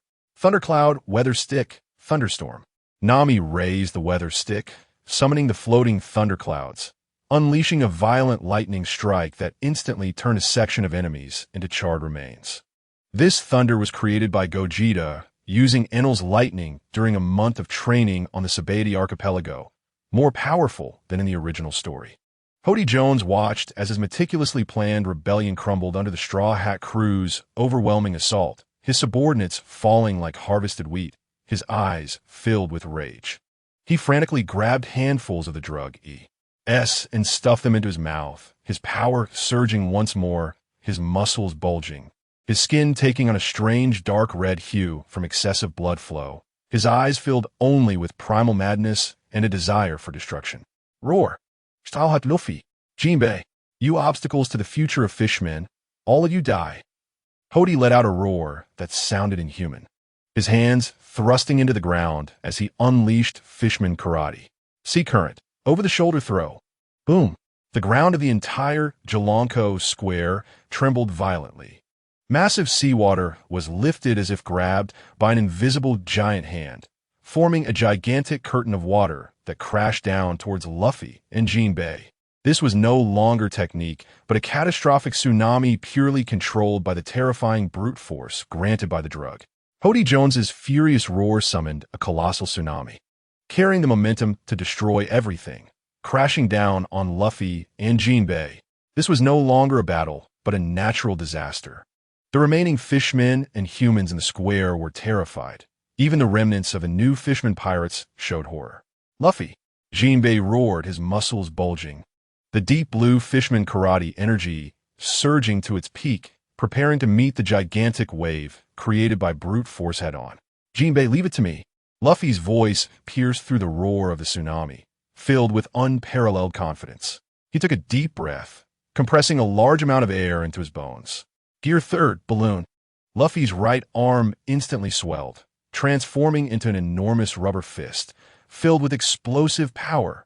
More importantly, that giant fist was wrapped in dark armament haki and energy. Rubber, the giant fist did not strike the tsunami head-on, but, at Luffy's roar, slammed down into the ground beneath Hody Jones. Giant's gun. Smash. Boom.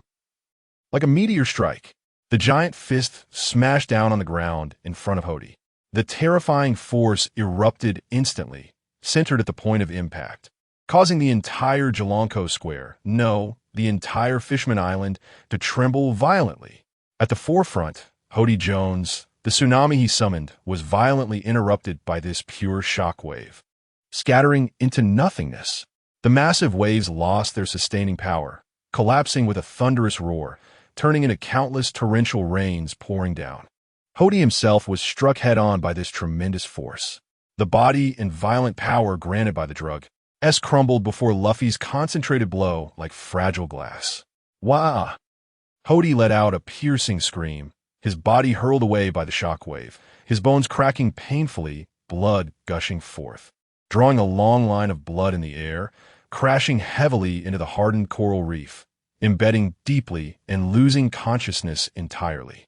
The side effects of the overdose attacked his unconscious body fiercely, his skin cracking inch by inch, his life force rapidly declining. The threat of the tsunami was completely shattered by Luffy's earth-shattering blow.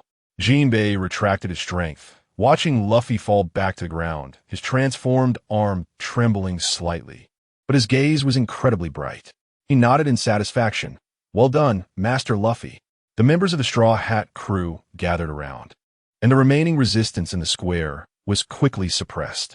The residents of Fishman Island watched as Hody was defeated and the Straw Hat crew saved them, erupting into deafening cheers. We won. Luffy adjusted his straw hat, revealing his signature radiant smile. Mariewa, between flowers, sat on the empty throne, his deep gaze seemingly able to see into a corner of the distant Sabati archipelago. In his hand floated a highly unstable energy body radiating red light. It was only the size of fist, but the destructive energy within was enough to terrify anyone who knew its true nature. This was a small part of the power that York had risked stealing from the core of the Mother Flame, tightly guarded at Vegapunk. Gogeta. Im's cold voice echoed in the empty space between the flowers, filled with a suppressed humiliation and deep-seated hatred that had been accumulating for an entire month. A month ago, in that brief confrontation, the power he took pride in was easily crushed by the opponent, forcing him to flee in disgrace. This humiliation gnawed at his dignity as the king of the world like a venomous snake. Let this be the payment for the shame you have inflicted upon me. Im's fingertip flicked lightly. Buzz. This red energy instantly vanished, not in a physical sense, but as a sudden leap through the layers of space. The target was precisely locked onto the location of Gogeta in the Shambody Archipelago. Shambody Archipelago, near the 13th jar at Shaki's Shady Bar. Gogeta was leaning against a giant Yarkaman red tree, resting with his eyes closed. Sunlight filtered through layers of bubbles and leaves, casting mottled shadows on him. Suddenly, he opened his eyes without warning, a glimmer of indifference flashing in his pupils. Humph, can't hold back any longer, can you? A rat in the gutter. Above him, dark clouds gathered, enveloping the entire Shambody Archipelago. What is going on? Rayleigh, who was in the midst of coding, immediately sensed something was off. The clouds quickly formed a vortex, and a red beam of light, as thick as an arm yet condensed to perfection, descended suddenly, carrying the terrifying aura of annihilation. The beam struck Gogeta with pinpoint accuracy. Boom! It wasn't an earth-shattering explosion, but a deeper, more fundamental annihilation. The space around the point of impact instantly collapsed and shattered, creating a miniature, pitch-black dimensional hole. Light was devoured, sound erased, and even air molecules turned to nothingness the moment they came into contact with the red light. A destructive energy capable of instantly evaporating the island poured down on Gogeta without reservation. Mariewa, among the flowers.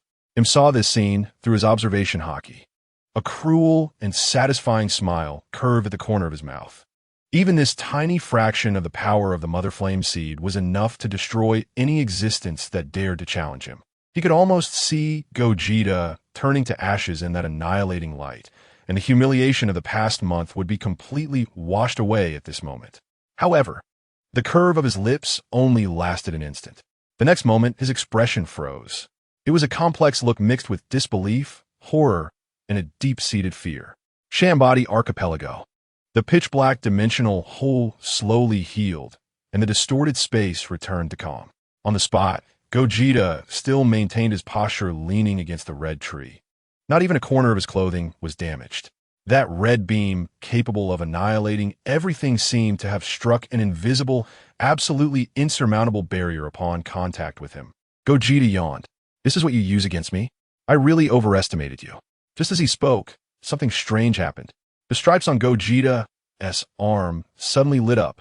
The beam of the Mother Flame Seed not only failed to harm Gogeta in the slightest, but was greedily absorbed by the glowing stripes. Ziz! The Mother Flame Seed vanished completely into those stripes, the entire process as quick as lightning. With a last trace of red light disappeared. The glow of the stripes on Gogeta's arm retracted, returning to an inconspicuous state. But he could clearly feel that the stripes had regained energy, meaning he could traverse again. A cold, mocking smile curved at the corner of his mouth. Not bad. A nice takeaway, saving me the trouble of recovering slowly. Gogeta raised his head and looked toward Mariewa. Gogeta's voice was low and clear, carrying absolute contempt. It seems the last lesson wasn't deep enough. This return gift, I will remember it. Chapter 80 Final Training. Annihilation. Gogeta's figure flickered and disappeared from his original spot, abruptly reappearing among the flowers. What? Im's exclamation had not yet fallen when an overwhelming pressure crashed down, pinning him firmly to the ground. This pressure was so terrifying that Im could not resist at all, and he was instantly pressed into the ground. The ground began to collapse violently under this immense pressure, forming a large pit. Im struggled at the bottom of the pit, trying to break free from this dreadful pressure, but his resistance was as futile as a mantis trying to stop a chariot. On the contrary, the more he struggled, the heavier the pressure became, as if it wanted to crush him completely. Ah! At that moment, a dull sound echoed, and the tremor quickly spread throughout Mariewa. This sudden tremor terrified the pampered celestial dragons, causing them to panic and flee, completely losing their former dignity and grace.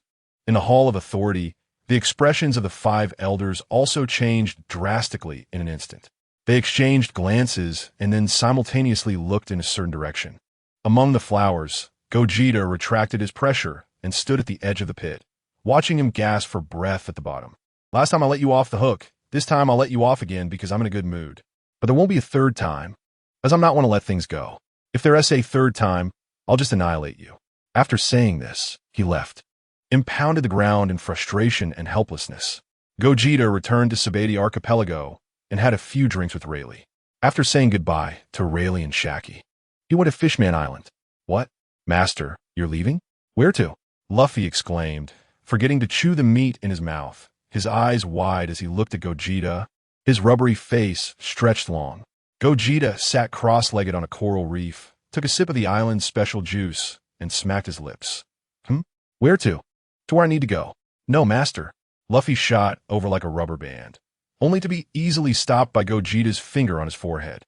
You haven't taught me that. That super powerful technique yet. The one where you disappear with a whoosh and then slam someone into the ground with a boom. Gogeta pushed Luffy back a bit, a slight smirk on his lips. Kid, you can't have it all. But he swept his gaze over the crowd that had gathered. Before I leave, let me give you all a little extra boost. Uninhabited island, near Sabati Archipelago. 1 month later this island, once densely vegetated and rugged, now seemed to have undergone a baptism of disaster.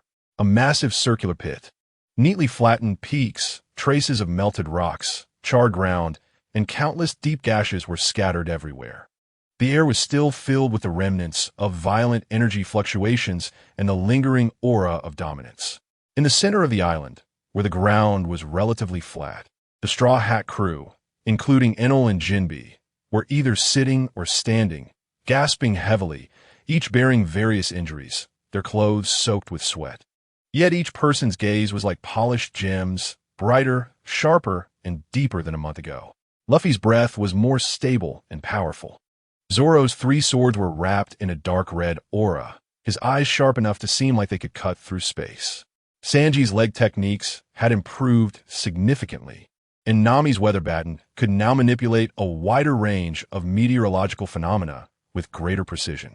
Usopp's sniping angles had become deadly, and the power of plant seeds had geometrically increased. Chopper's monster form control had significantly improved, combining fury with reason. Robin's giant arms were covered in a pitch-black hockey, showcasing incredible power. Frankie's general armor now featured several modifications glowing with unknown energy, making his firepower even more terrifying. Jinbe's karate had a stronger shockwave, and the combination of fishman karate and hockey had become more seamless. Enel's lightning was more subdued and intensely white, with his heartnet's range and precision reaching an unbelievable level, exhibiting less wildness and more control over the electricity. Gogeta stood before them, unblemished and calm.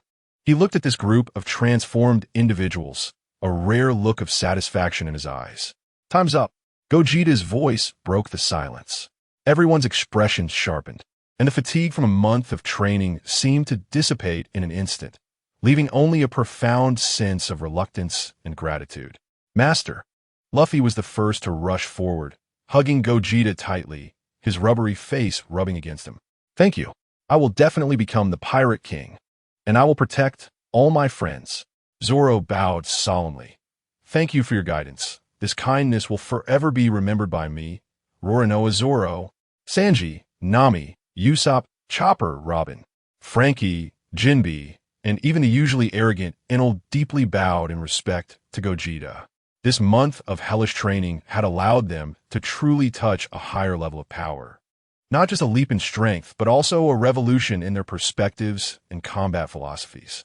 Gogeta patted Luffy's head and pushed him away, his gaze sweeping over everyone. Remember the feeling of this month. Power is not the end. Protecting what you cherish is.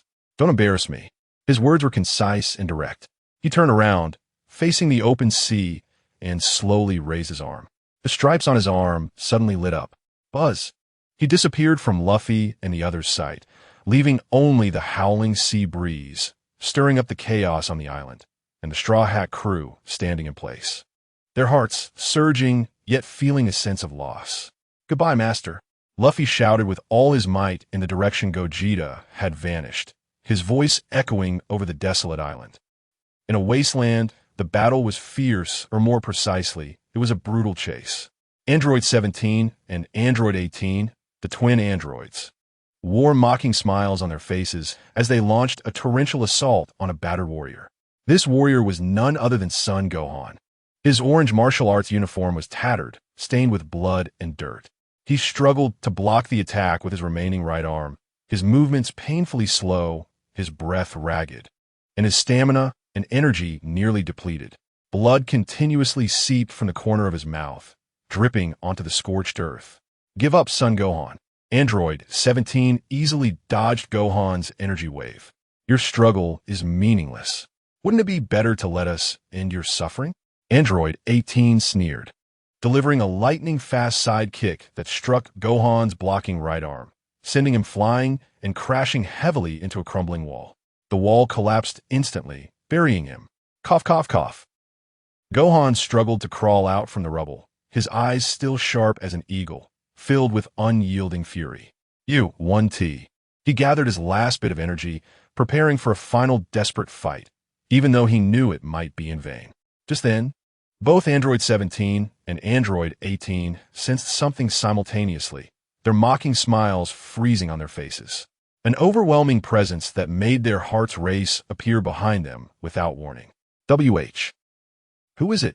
Android 17 spun around suddenly, his voice tinged with astonishment for the first time.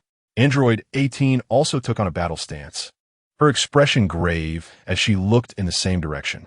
As the dust slowly settled, a figure quietly hovered a few feet off the ground, with a stern face, wearing a peculiar battle outfit, arms crossed, and calm eyes gazing at them as if they were insignificant ants. The suffocating pressure emanated from him. Severely injured, Gohan struggled to lift his head.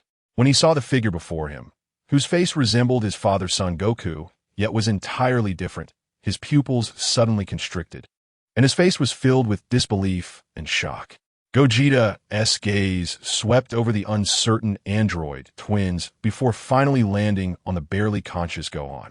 His eyes flickered slightly, as if confirming something, and then that calm gaze refocused on Android 17 and 18, a palpable killing intent spreading outwards. The android's killing game was forcibly put on pause at this moment. "Why you? Who are you?" Android 18's voice trembled slightly, a shiver running through her body as she instinctively took half a step back.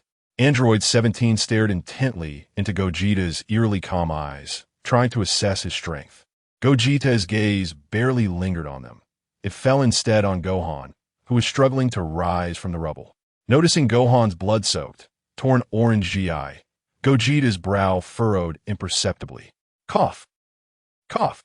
Gohan struggled to raise his head, sweat mixed with blood trickling down his temples. When he clearly saw Gogeta's face, intense shock and confusion erupted in his eyes. "Why you are? Dad? No, that's not right." The familiar yet strange, powerful aura made him certain that the person before him had a deep connection with his father, but the temperament and details were completely different. Gogeta did not respond to Gohan. Instead, he turned to face the android twins. Android 17 suppressed his fear and squeezed a twisted ferocity onto his face. "No matter who you are, let's die together." He suddenly raised his hand, and a massive energy beam surged toward Gogeta with destructive power. At the same time, Android 18 also attacked, her figure turning into a blur as she delivered a fierce kick aimed at Gogeta's neck.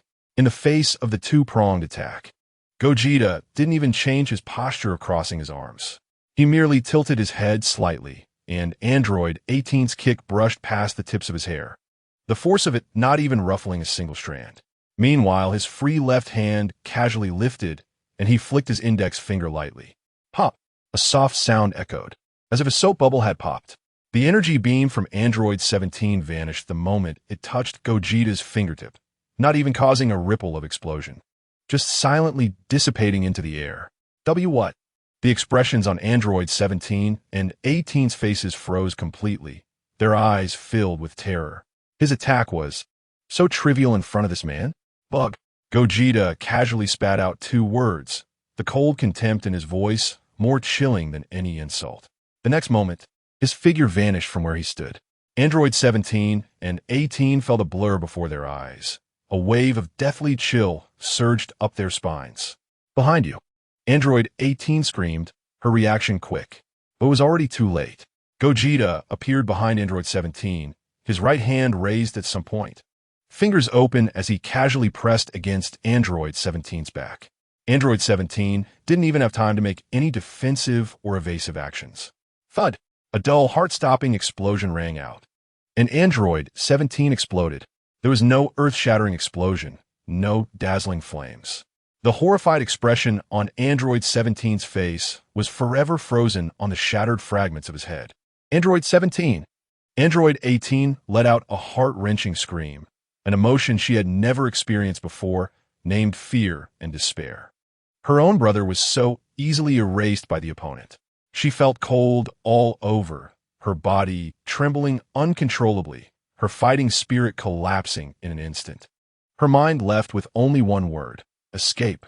She unleashed all her energy, turning to flee like a shooting star. However, Gogeta's gaze had already locked onto her. That gaze was like a hawk locking onto its prey. Just as Android 18 sprinted less than 10 meters, Gogeta's figure vanished again. This time, he appeared directly in front of Android 18's escape route, as if he had never moved at all.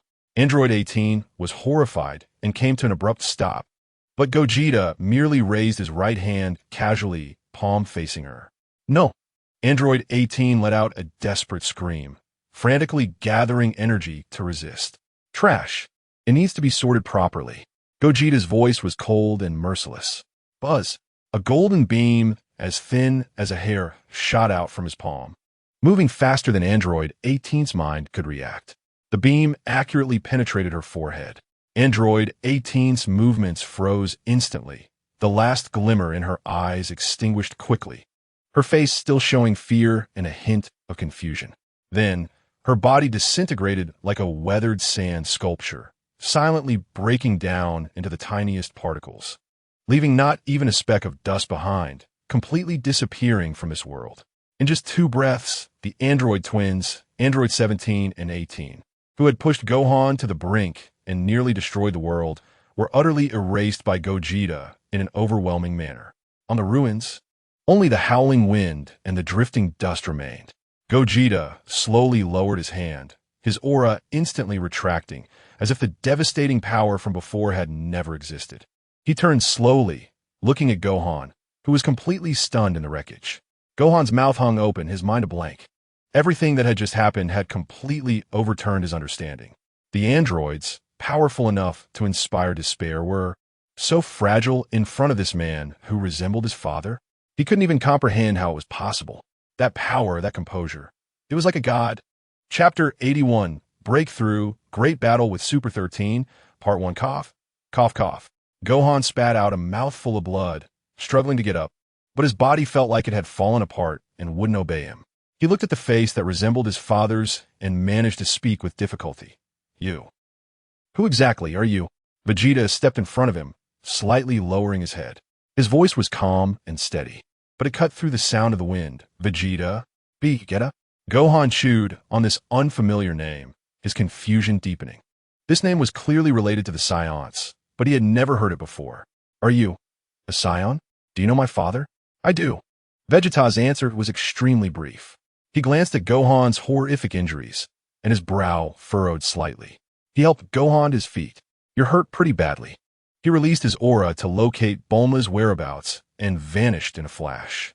At the old Capsule Corporation site, in a shelter 100 to 150 meters underground. The heavy alloy doors were tightly shut, and the interior was dimly lit. Trunks, the purple-haired boy, was anxiously guarding a pile of instruments flickering with weak light, his small face filled with worry and fear. Whoosh! Vegeta appeared with Gohan. Gohan, big brother. Upon seeing Gohan, covered in blood and being supported by a strange man, Trunks exclaimed and immediately rushed forward, ready to attack Vegeta.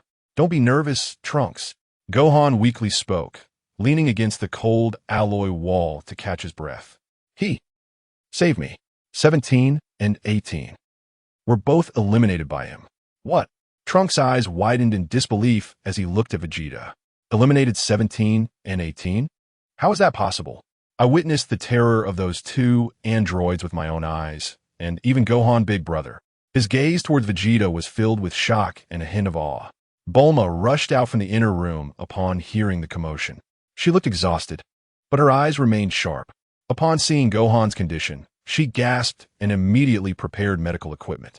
Her gaze then fell on Vegeta, and she was stunned because he looked so much like Goku.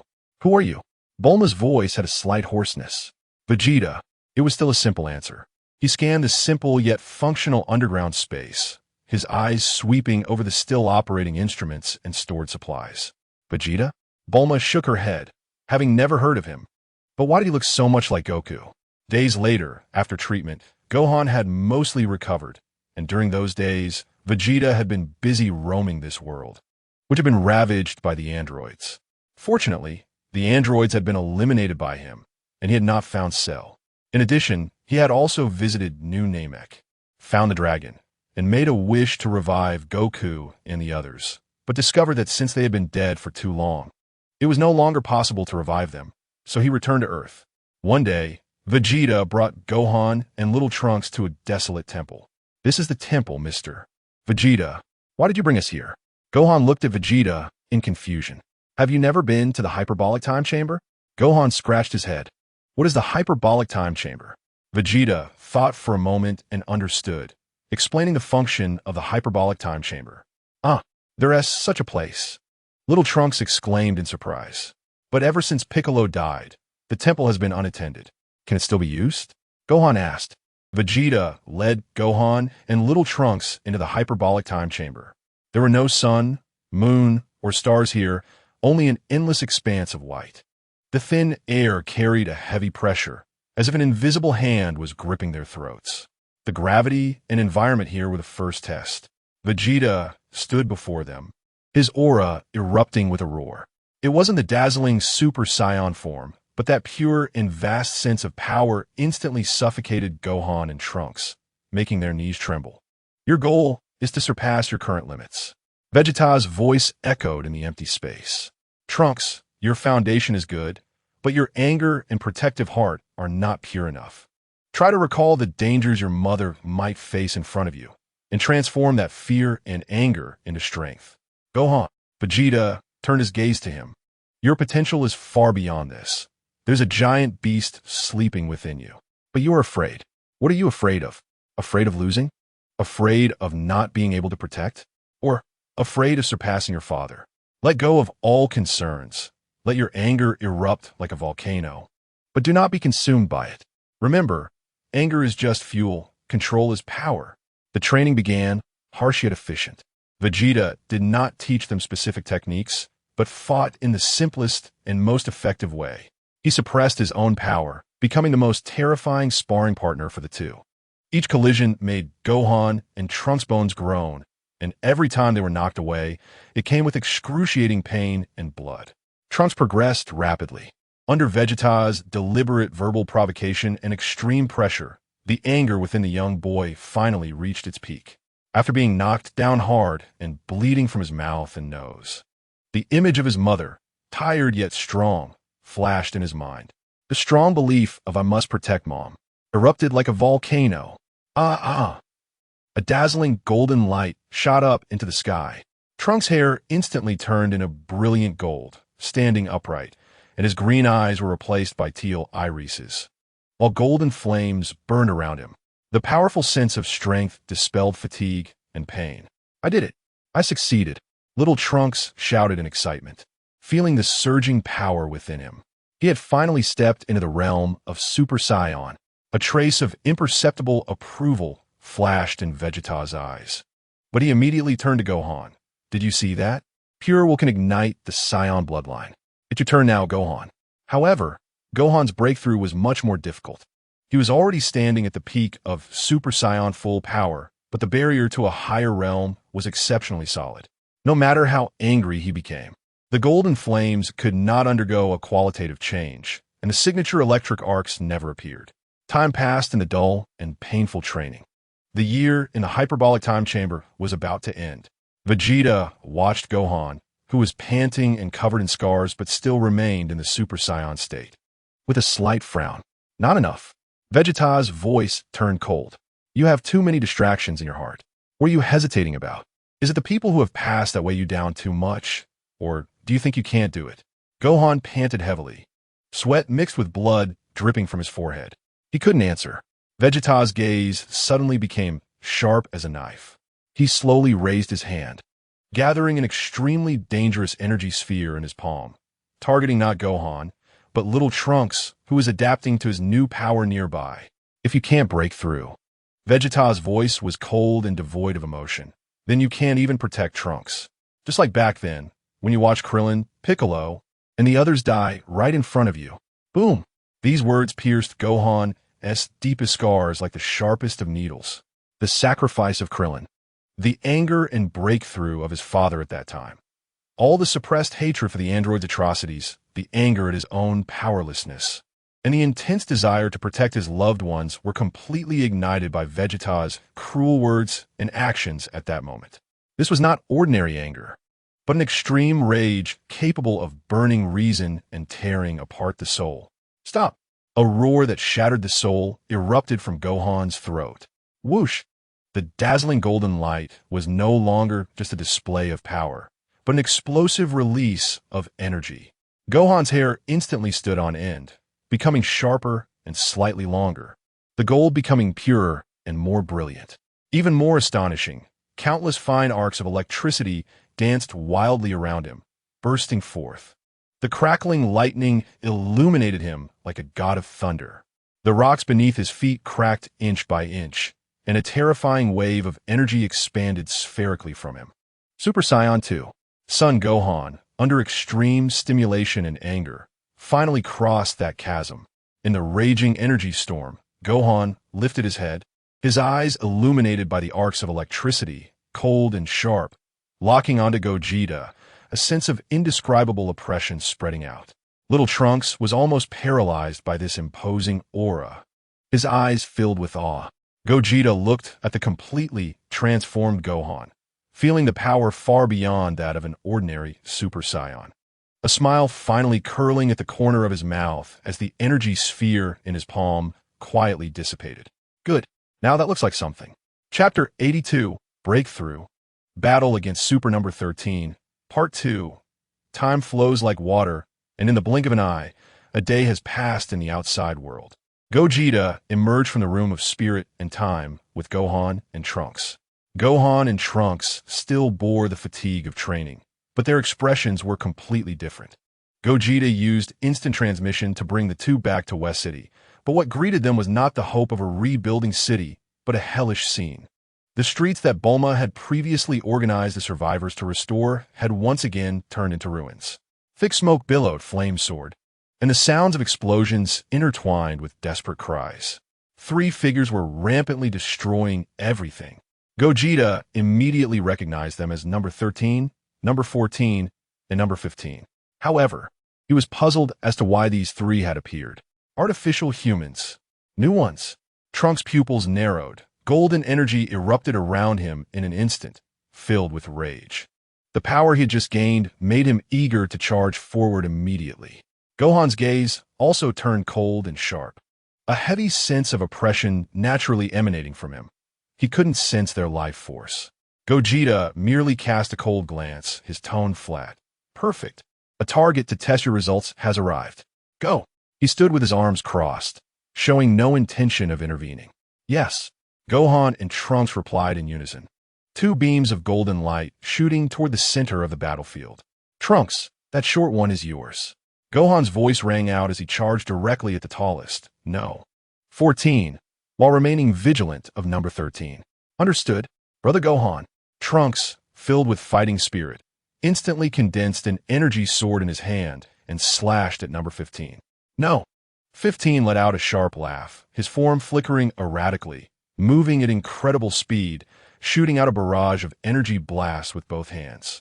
Meanwhile, Gohan faced the dual assault of number 13 and number 14 with ease.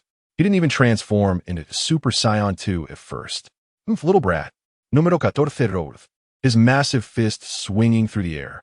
Gohan sidestepped, and at the moment number 14's fist missed, he delivered a precise knife-hand strike to the inner side of its elbow.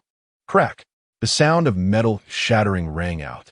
Number 14's arm bent at an unnatural angle, its internal mechanical structure clearly suffering severe damage, emitting a piercing electrical noise. No! 14 grunted, shock appearing on its face for the first time. What? Number 13 was also taken aback, his palm gathering a dazzling energy wave, which he slammed fiercely at Gohan's back. Gohan seemed to have eyes in the back of his head, with a minuscule sidestep. The energy wave grazed his body and completely flattened a nearby building that was already teetering. At the same time, using the momentum from his dodge, Gohan spun around, his right leg swinging like a battle axe, striking number 13's thick waist with tremendous force. Boom! A sound like a heavy drum echoed. No! 13 was sent flying by the kick, crashing through several crumbling walls before finally stopping, debris flying everywhere. Trunks lightly tapped his toes, changing direction midair, weaving through the rain of bullets. Suddenly, he accelerated and charged in front of number 15, his right fist smashing out with a blazing aura. No! 15 hurriedly raised his hands to block, but was stunned by the immense force, causing his arms to go numb. Taking advantage of this moment, Trunks grabbed No. 15's arm and executed a powerful shoulder throw, slamming him hard to the ground. The ground instantly cracked, and as number 15 struggled to rise, Trunks raised both hands, sending a powerful energy beam towards him. On Gohan's side, after being injured, number 14, furious and embarrassed, erupted with purple light, his power seemingly increasing again. He charged at Gohan, his fists like meteors crashing down. Gohan remained calm, unleashing full power as a Super Saiyan, meeting number 14's punches head-on, each collision generating intense shockwaves. Just when both sides were at a stalemate, number 13 launched a sneak attack from the side. Gohan quickly sensed it, turned, and kicked number 13 away again, then focused his strength to push number 14 back. At this moment, Gogeta continued to watch with his arms crossed, noticing that these three artificial beings were different from those he had encountered in the theater. Impossible! You little brat! No! 14 was both furious and shocked that his proud power was being suppressed. He tried to exert more strength, but Gohan's eyes flashed with brilliance as he seized the moment when number 14's power was retreating. The opening was too big. Gohan shouted lowly, his figure disappearing from the spot, and when he reappeared, he was already right in front of number 14's chest, with his hands together like blades. The tips of his fingers condensed a highly compressed golden energy, striking lightning fast at several specific points on No. 14's chest and abdomen. These were weak points he had learned from Uncle Piccolo. Poochie, Poochie, Poochie. There were no earth-shattering explosions, only the dull sound of metal being ripped apart. Each time Gohan's fingertips pierced, they accurately penetrated number 14's heavy armor, directly striking the core energy lines and support structures inside. Number 14's body convulsed violently, collapsing to the ground as if its tendons and bones had been pulled out, with several massive holes in its chest and abdomen emitting a sizzling sound. Número 14. No. 15, who was engaged in a struggle with Trunks, screamed. Gogeta had said that losing focus in battle could be fatal. Little Trunks. Trunks' voice exploded in number 15's ears. He seized the moment when number 15 was stunned by shock, and a golden figure appeared beside him. Huh! Trunks' single-handed energy sword erupted with blinding light, transforming from a simple slash into a dense net of blades. Swish, swish, swish, swish. The sound of intense cutting merged into a piercing sonic boom. No! 15's proud agility was rendered useless in front of Trunks' sword net. He attempted to counterattack with energy blasts, but the energy balls were instantly shredded by the golden sword energy. Trunks' sword light, like a parasite, accurately and swiftly sliced through number 15's relatively slender limbs. Number 15 let out a wretched scream. Metal fragments mixed with blue energy liquid flying everywhere.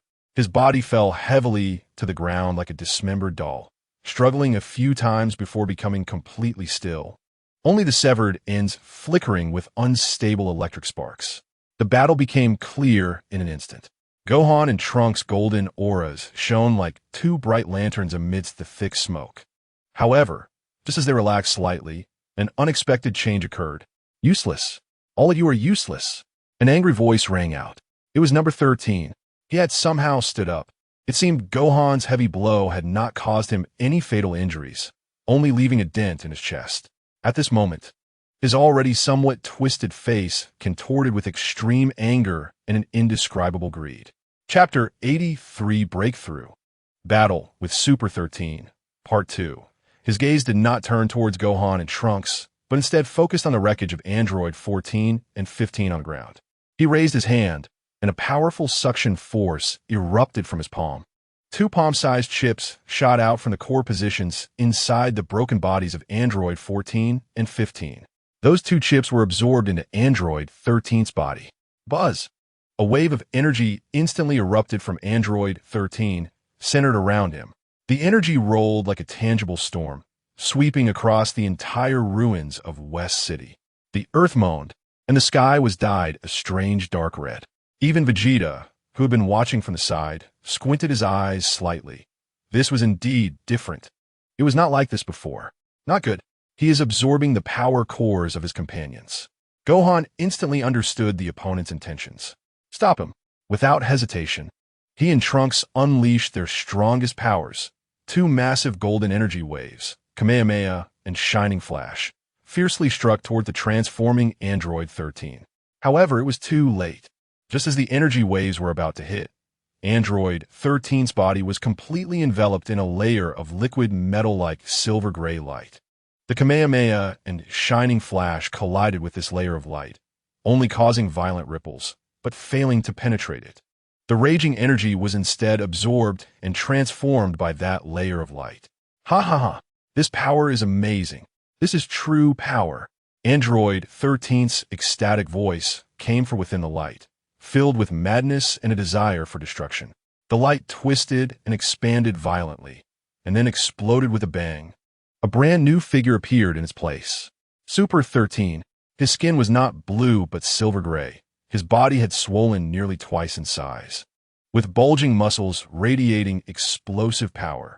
His original hat transformed into a metallic structure resembling a helmet covering his entire head, revealing only two electronic eyes that emitted a cold red glow.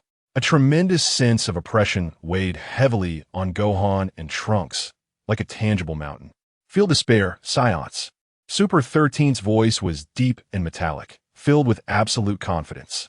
He stepped forward, and the ground beneath him collapsed with a roar, his iron fist smashing toward Trunks. Trunks!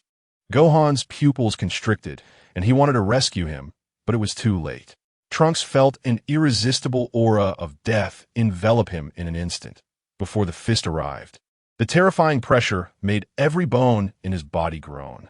In a critical moment, a golden figure blocked Trunks with speed that exceeded limits. It was Gohan. His golden aura instantly retracted, as if all light had been compressed to the extreme. Immediately after, a violent golden energy shot into the sky. Crackle, crackle. Golden arcs of electricity leaped wildly like small snakes, instantly wrapping around Gohan. His golden hair stood even more upright, and a faint silver hue emerged. Deep within his emerald eyes, it seemed as if golden flames were burning. Super Saiyan 2. Get out of my way. He also threw a punch, the power exploding. His fist was enveloped in leaping golden lightning. Boom! The collision of their fists sounded like two planets crashing. At the point of impact, an energy ball mixed with golden lightning and silver gray energy instantly expanded and then exploded violently. The shockwave swept across the battlefield's center, plowing through everything, be it ruins or earth. Trunks was tossed away by the shockwave and caught by Vegeta, staring in horror at the center of the explosion. Amidst the smoke and energy turbulence, two figures shot out. Super 13 staggered back a dozen steps, each step leaving deep craters in the ground, and a clear crack appeared on his seemingly indestructible silver-gray fist. His eyes flickered with red light, filled with disbelief. Meanwhile, Gohan only took a few steps back before standing firm. The golden lightning crackled around him. His gaze was sharp as an eagle, and his fighting spirit surged to its peak. The explosive power of Super Saiyan 2 clashed with Super 13's attack, gaining the upper hand. This is the power of Super Saiyan 2. Trunks trembled with excitement, yet felt a deep gap. He clenched his fists, realizing the long road ahead. Seeing Trunks like this, Vegeta nodded to himself. After all, in a sense, both of them were his children. Interesting. So interesting. Super 13 shook his fists, and the cracks rapidly healed under the flow of energy. He was not afraid, but rather more excited. This is what it means to be my opponent. Come on, as you wish. Gohan's voice was cold and firm. He moved, leaving only a jumping golden lightning afterimage in place. The real battle was just beginning. The two figures engaged in an intense battle that transcended limits above the scorched earth of West City. Super 13's power was frenzied, unleashing silver-gray energy blasts like a torrential rain.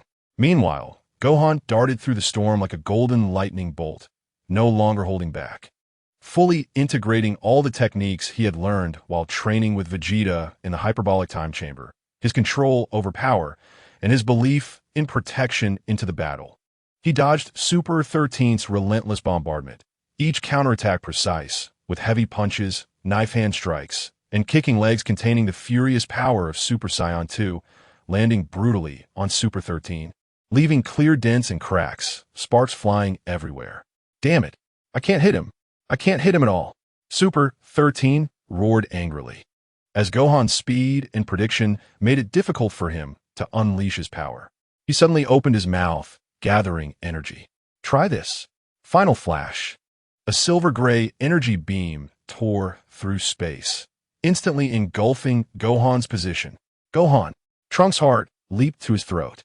However, just as the beam was about to consume him, a more brilliant golden light, like a sword of dawn, surged from the core of the beam. It was Gohan. He clasped his hands together in front of him. Energy surged into his palms, compressing into a small energy ball of Kamehameha. But this time, the Kamehameha was no longer blue, but golden, entwined with leaping lightning. Useless. Your power can't stop me. Super 13 laughed maniacally. Is that so? Gohan's voice pierced through the roar of energy, filled with absolute confidence.